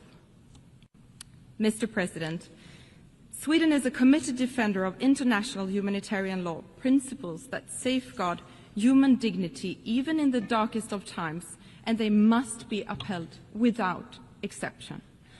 We cannot be deterred by a few states' disregard for our charter. This is our time to act and to defend these fundamental rules and principles for us and for future generations. We need an efficient UN that defends the right of every state, big or small, to uphold its sovereignty, territorial integrity, and political independence. We need a strong UN that helps member states deliver on their commitments to respect, protect, and promote the human rights of every individual. And we need a focused UN. The UN must remain true to its core, securing peace, advancing human rights, driving sustainable development, and providing humanitarian relief. Mr. President, as a steadfast partner and major donor to the United Nations, Sweden remains committed to addressing global development challenges and to humanitarian efforts to provide protection and life-saving assistance. Sweden is also a strong supporter of UN peacekeeping and peace-building efforts. We actively take part in the Peace-Building Commission. We chair the Liberia configuration, and we have contributed substantially to the Peace-Building Fund since its creation. The Security Council must evolve to better reflect today's global realities. Sweden supports a balanced expansion of the Security Council by adding permanent and non-permanent seats, including African countries. We need to act together based on our shared principles and common goals. These include our commitments under the Pact for the Future adopted last year. Looking ahead, we will seek a candidate for the next UN Secretary General who leads the way and builds on important reform initiatives. And let me be clear, Sweden's choice is always merit-based. But isn't it strange that for 80 years no woman has been elected, especially if the selection is based on merit. Mr. President, in a world in which armed conflicts are multiplying, we must not allow injustice to go unpunished. Accountability is critical to uphold our international rules-based order. The integrity, independence, and impartiality of our international legal system, including the International Court of Justice and the International Criminal Court, must be protected. When I think of accountability, I think of little Angelina. You have probably seen the picture of her celebrating her 2nd birthday next to a giant teddy bear. Angelina never got to celebrate her 3rd birthday. She was born during Russia's war, and she died from a Russian missile. Little Angelina and her mother were killed in one of Russia's deadliest attacks on Ukraine in Kiev in August this year. The only one saved from the rubble was her giant teddy bear.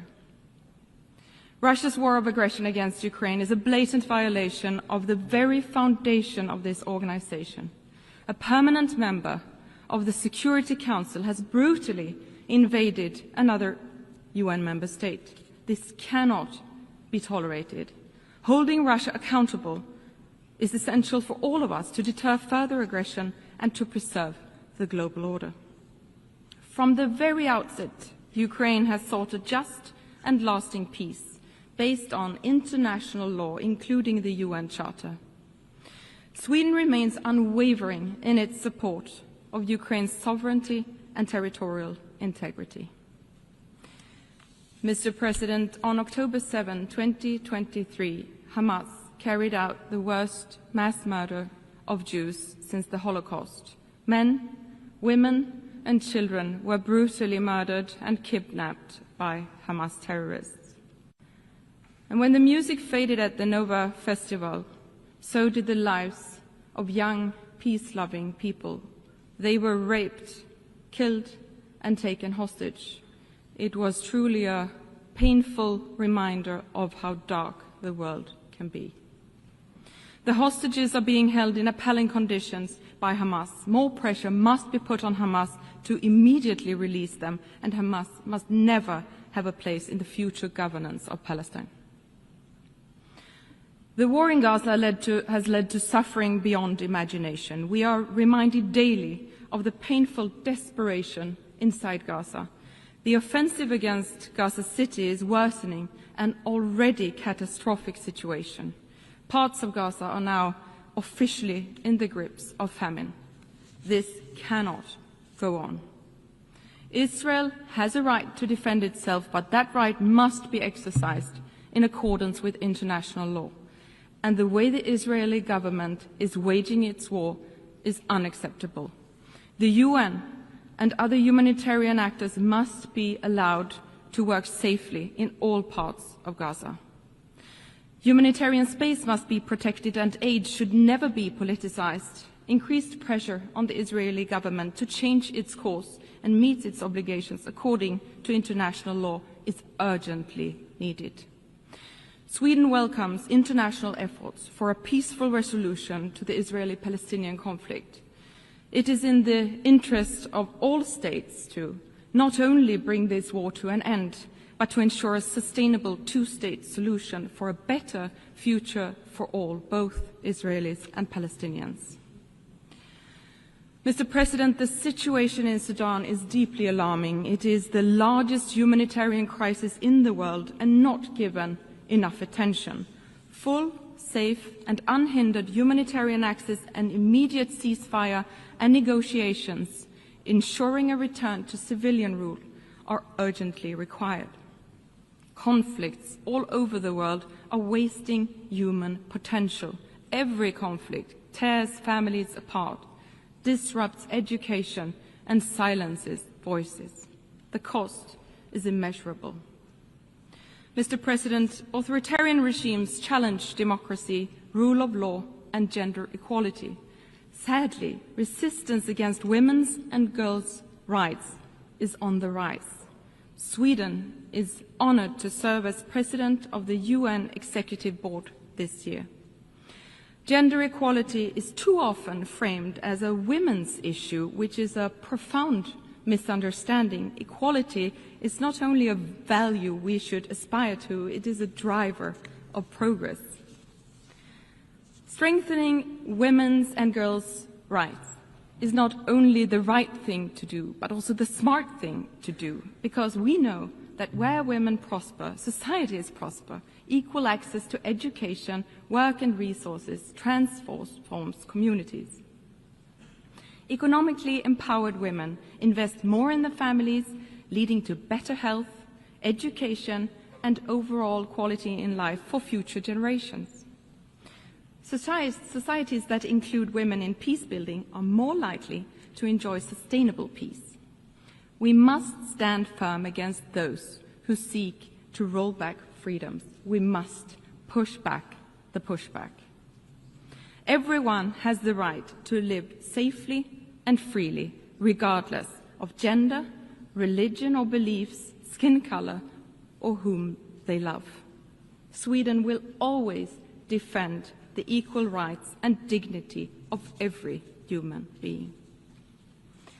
Mr. President, the crisis of our time, armed conflicts, climate change, extreme poverty, demand urgent collective action. But public aid alone is not enough.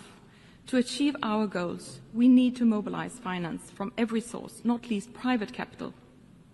We must use synergies between development cooperation and trade to meet growing needs and lay the foundation for economic growth and entrepreneurship. The green and digital transition brings great opportunities in terms of jobs, growth and solutions to mitigate climate change and achieve the goals of the Paris Agreement. Emerging technologies such as AI hold immense promise in addressing some of our most pressing common challenges. The global community must support innovation while addressing risks. Mr. President, the UN was not created to take mankind to heaven, but to save humanity from hell. These words of the second Secretary General of the United Nations, Dag Hammarskjöld, remain just as valid today. These are difficult times, but times have been difficult before. Let us not surrender to despair. Most nations continue to stand by the fundamental principles agreed upon 80 years ago. We should not let this anniversary become a celebration of the past alone. Let's see this as a call to action. Let's embrace the spirit of Pippi Longstocking and carry on with fearlessness and conviction. Together we must act for ourselves and for future generations. Let them inherit a better, freer, and fairer world than the one we found. For my son, Christian, and for my daughter, Kajsa, for all our sons and daughters who deserve to grow up in a world where their paths are not limited by their gender, tradition, or violence. We must not let potential go to waste. We must not let them down. I thank you.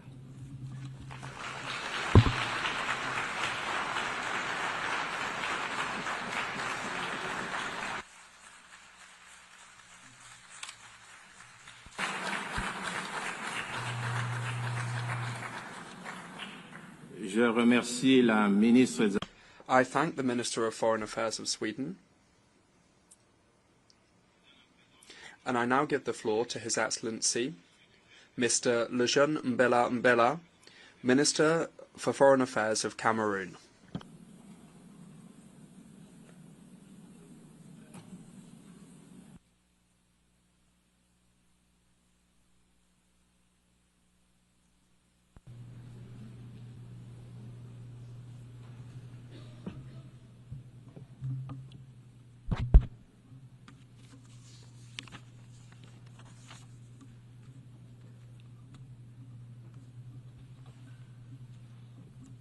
Madam President,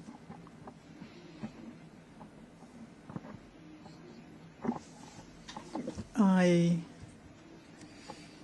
was entrusted with the honor on behalf of His Excellency Paul Biya, President of the Republic of Cameroon, Head of State, and he instructed me to speak in his name. Allow me, therefore, to renew Cameroon's warm congratulations on your election as President of the 80th session of the General Assembly of our organization. Your diplomatic experience and vision, which encourage us to unite our efforts for a better future, are guarantees of success for both your mandate and deliberations throughout this session. You can count in this regard on the full cooperation from the Cameroonian delegation. As you know,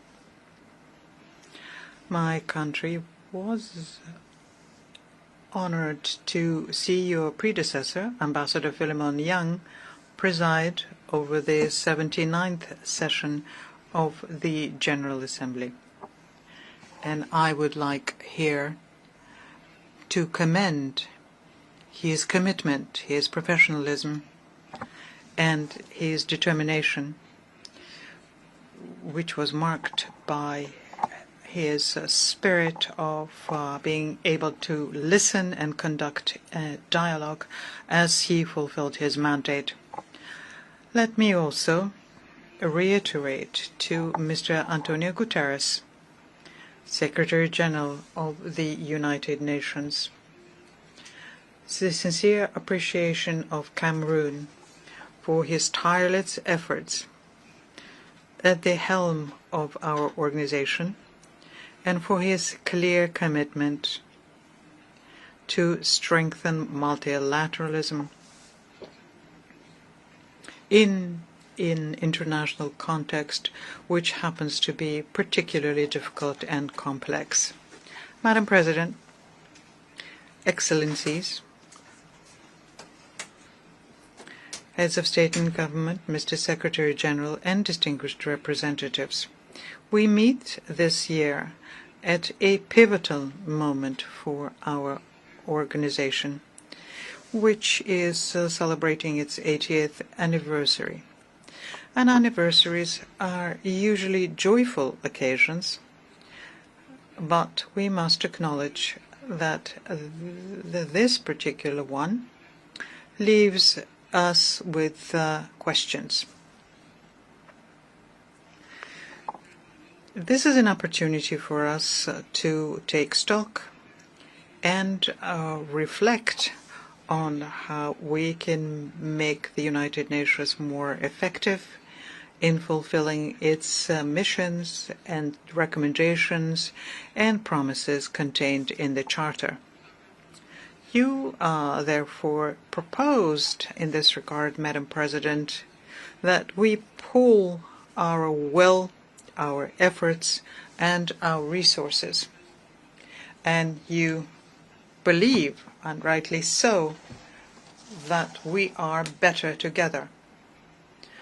Cameroon shares this vision and welcomes the theme we have chosen for our discussion, which is, I quote, "Better Together, 80 years and more for peace, development, and human rights." End of quote.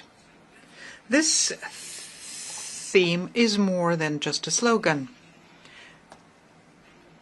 It is a relevant program that we must translate into concrete actions at both the national and international levels.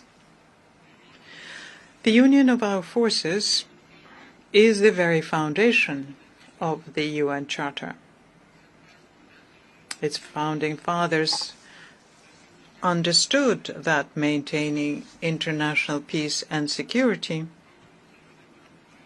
and promoting economic and social development for all could only result from our collective labor. And that is why we must maintain this dynamic for the well-being of our populations. Madam President, the UN was created to be, at the same time, a beacon of hope, a forum for dialogue, and a catalyst for concrete actions so as to build a more just, safer, and more united world. And 80 years later, it is useful, as I mentioned earlier, it is useful to take stock and draw lessons for the future. So the following questions arise here. Have we succeeded? Have we managed to shield our peoples from the fear of war?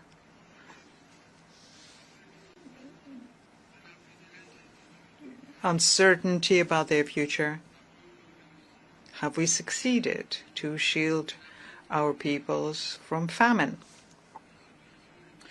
The current international situation, which is marked by numerous crises, offers a clear and negative answer to these questions.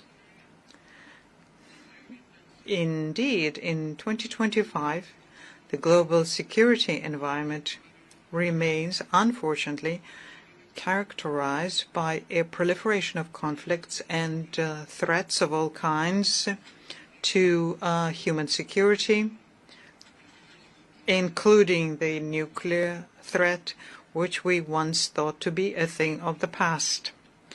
Whether in Europe, Central Asia, the Middle East, Latin America, or Africa, tensions are emerging or persisting, endangering peace, stability, and international security more than ever before. The ongoing armed conflicts around the world are a painful reminder for us that 80 years later, we neither could nor would succeed in protecting the world from the scourge of war. And this situation is further compounded by various natural disasters, including extreme weather events such as storms, hurricanes, forest fires, earthquakes, landslides, which cause significant material damage and loss of human lives, not to mention various pandemics on that list. The world will only meet the challenge of development if it first wins the challenge of peace.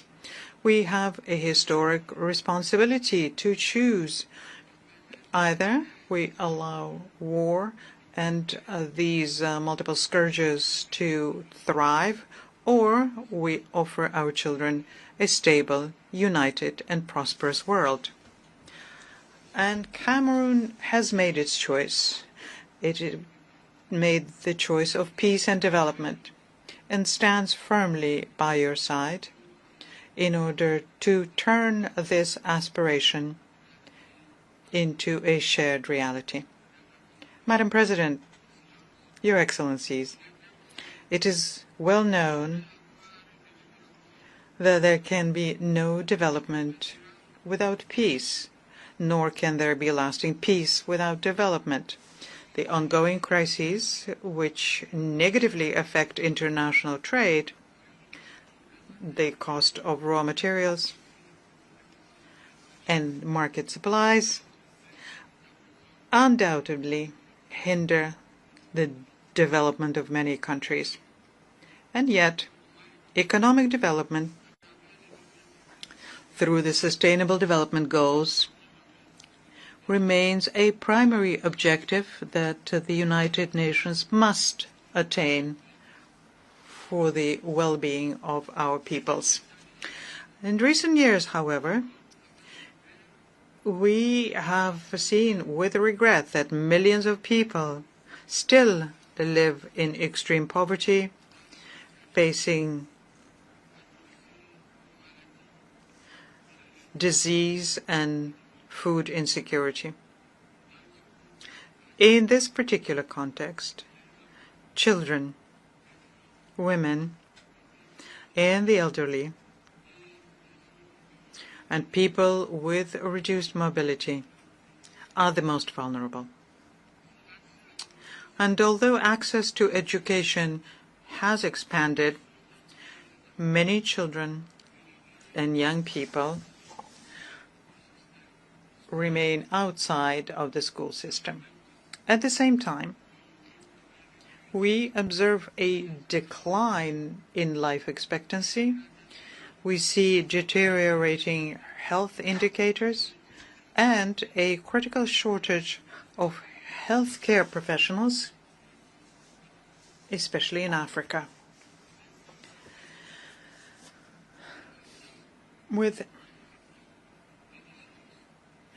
5 years remaining until the SDG deadline, it is urgent that coordinated actions be taken to fulfill the promises of the 2030 Agenda. We must indeed take our responsibility individually and collectively so as to achieve these goals that we had freely and voluntarily set for ourselves. Your Excellencies, ladies and gentlemen, Cameroon, a ward of the United Nations, remains committed to the purposes and principles of the United Nations Charter and spares no effort under the high leadership of His Excellency Paul Biya, President of the Republic, to promote peace and international security. And in this spirit, my country actively participates in UN peacekeeping operations and, through its 3 major specialized schools, trains police, gendarmerie, and other African civilian personnel who take part in these operations. Moreover, Cameroon remains consistently engaged in the fight against terrorism in general, in the Sahel, and particularly in the Lake Chad basin, where the Boko Haram sect operates. Now, in economic terms, my country has adopted an ambitious national strategy that promotes harmonious economic and social development across the nation, whilst advancing democracy, respect for human rights, and good governance.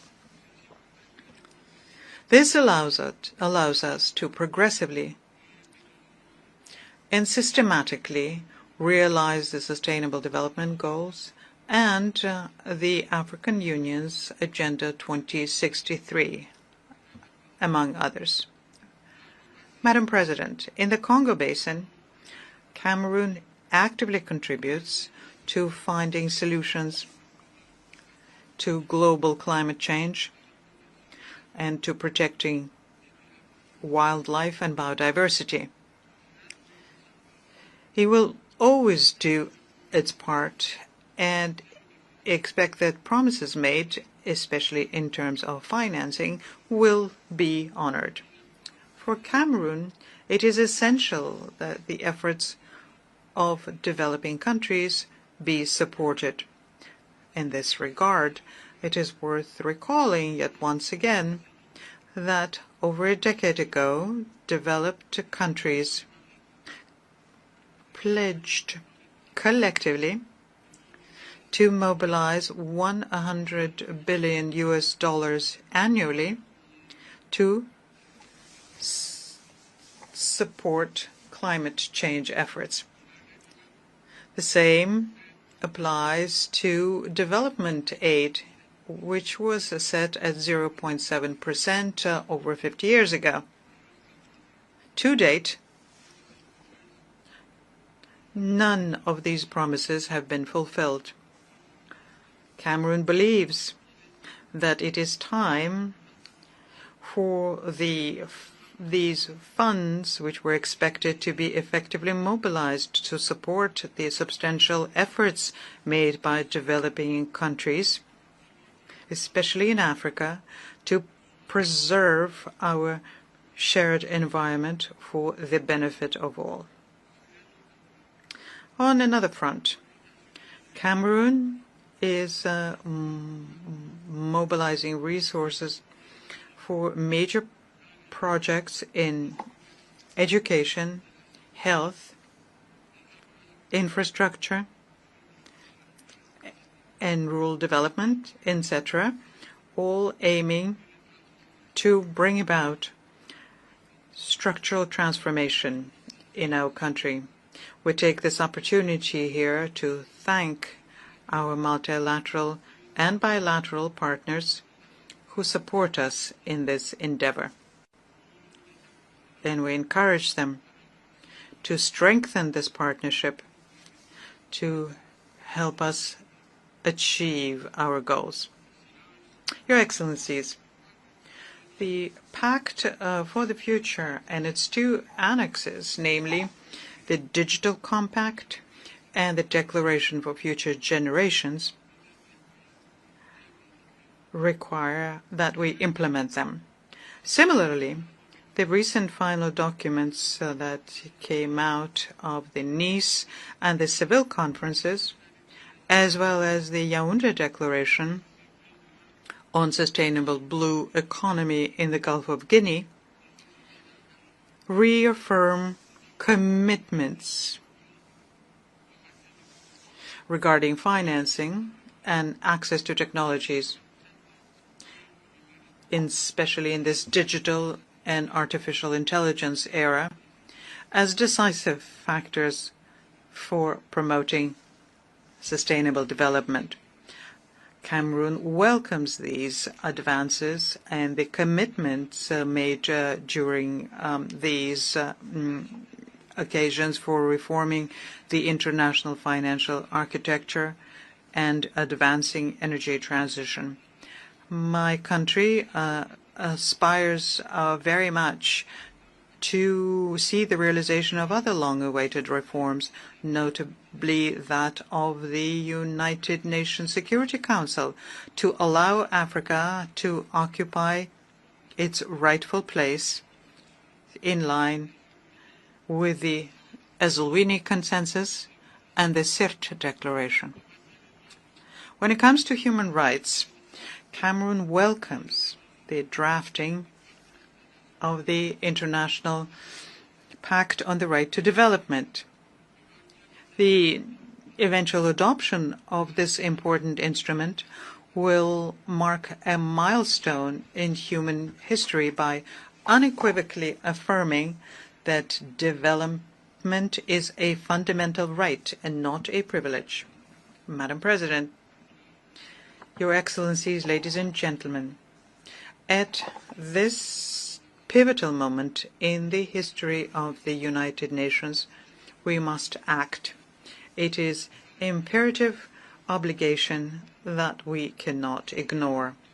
This requires, in my view, respecting our commitments to development financing, fulfilling our promises for peace, and ensuring the effectiveness of our choices in human rights and humanitarian assistance. In the years to come, We must strengthen the foundations of lasting peace, rooted in prevention, resilience, and justice. And we have the means to do so, especially now when global wealth in 2025 has reached unprecedented levels and technological development allows for significant improvements in living conditions for all. In conclusion, and as a call to action, we must do better and we must do more so that the United Nations fulfills the promises made to the peoples of the world and becomes, more than ever, the engine of strengthened multilateralism, fair and equitable cooperation, and reimagined solidarity in the face of the concerning rise of multipolarity. I thank you for your kind attention.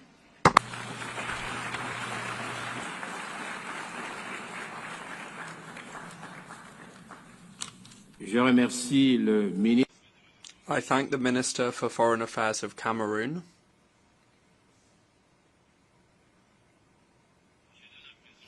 I now give the floor to His Excellency Mr. Espen Barth Eide, Minister for Foreign Affairs of Norway.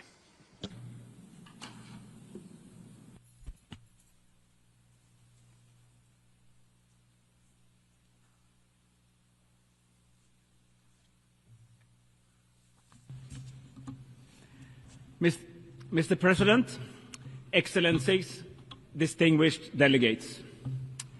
80 years ago, against the backdrop of the Second World War, world leaders gathered in San Francisco to sign the UN Charter, to save succeeding generations from the scourge of war. This once-in-a-generation moment brought the idea of the United Nations to life. Let us imagine for a moment that we are there in San Francisco in 1945 as the UN was negotiated. Participants who were at my age would have experienced the First World War, the short-lived Roaring Twenties, the Great Depression of the 1930s, fierce trade wars, the rise of fascism and Nazism, the Second World War, the Holocaust, and the nuclear bomb. And all of that in their own adult life.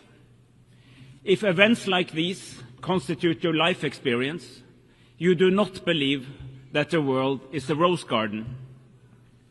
Those who shaped the United Nations were not guided by naive idealism. Quite on the contrary, this was a deep realist recognition that mankind simply could not continue as before. Centuries of great power rivalry, competing spheres of interest, and imperialism had not forged peaceful coexistence. The founders, however, were indeed visionaries, as they believed that a better world was possible.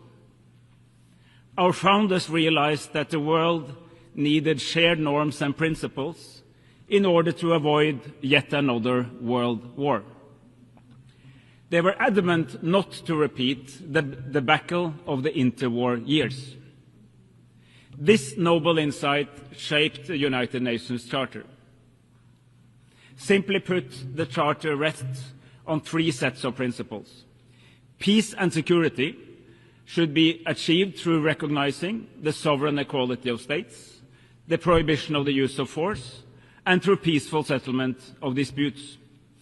Economic and social development should be ensured through close international cooperation and through finding common solutions to common problems.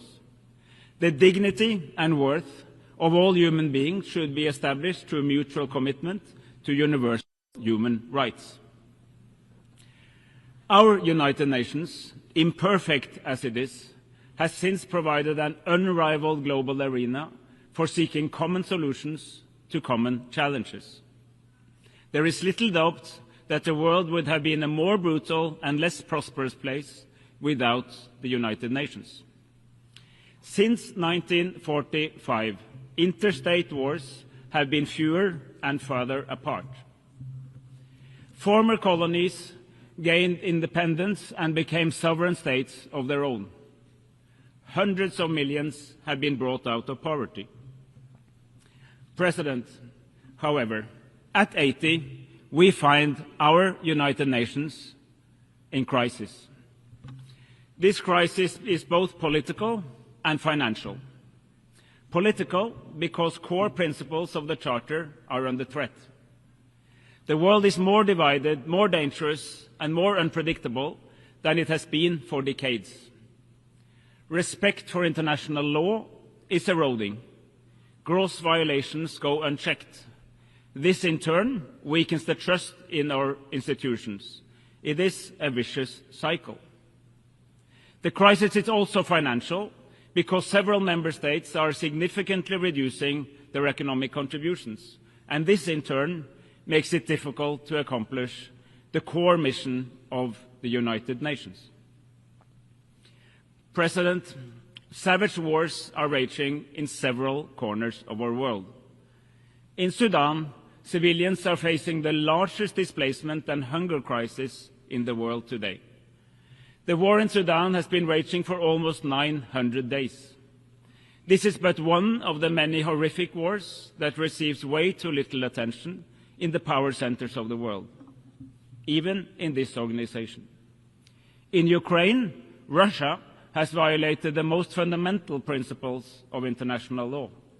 There is simply no other way of seeing it. Russia's invasion of the sovereign state of Ukraine is a blatant violation of Article 2.4 of the UN Charter. While Ukraine is in its full right to defend itself, as affirmed by Article 51.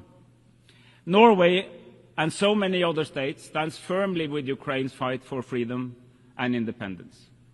We do so in solidarity with the brave Ukrainian people, but we also do so to uphold the respect for international law, an interest shared by all states, large and small.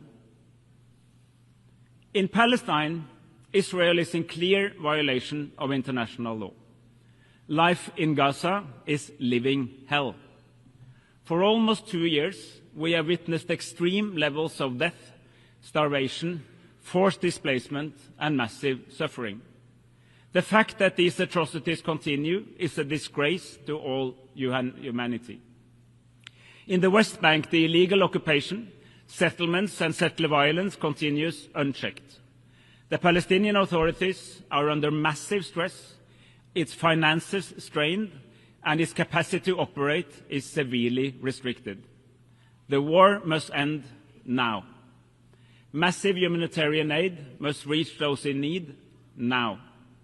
The remaining hostages must be released now, and the illegal occupation must end now.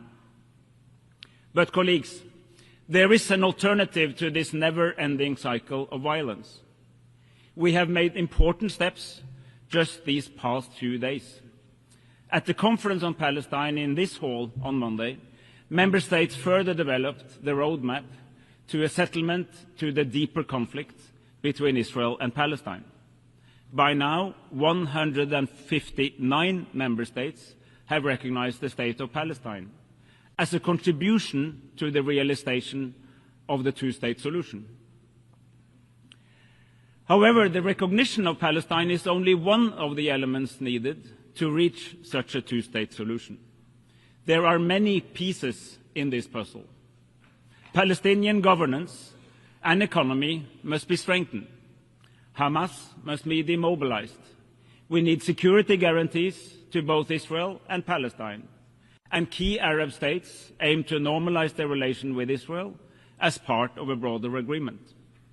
In order to put together these pieces of the puzzle, the Global Alliance for the Implementation of the Two-State Solution was launched here in New York last year during the last UNGA. It continues to gather support for a comprehensive settlement. It is our firm conviction that both Israel and Palestine have the right to live in peace and security, side by side in two states. Excellencies, ladies and gentlemen, A world order based on international law is not a luxury, it's a necessity. When we condemn Russia's blatant violations of international law in Ukraine, we must also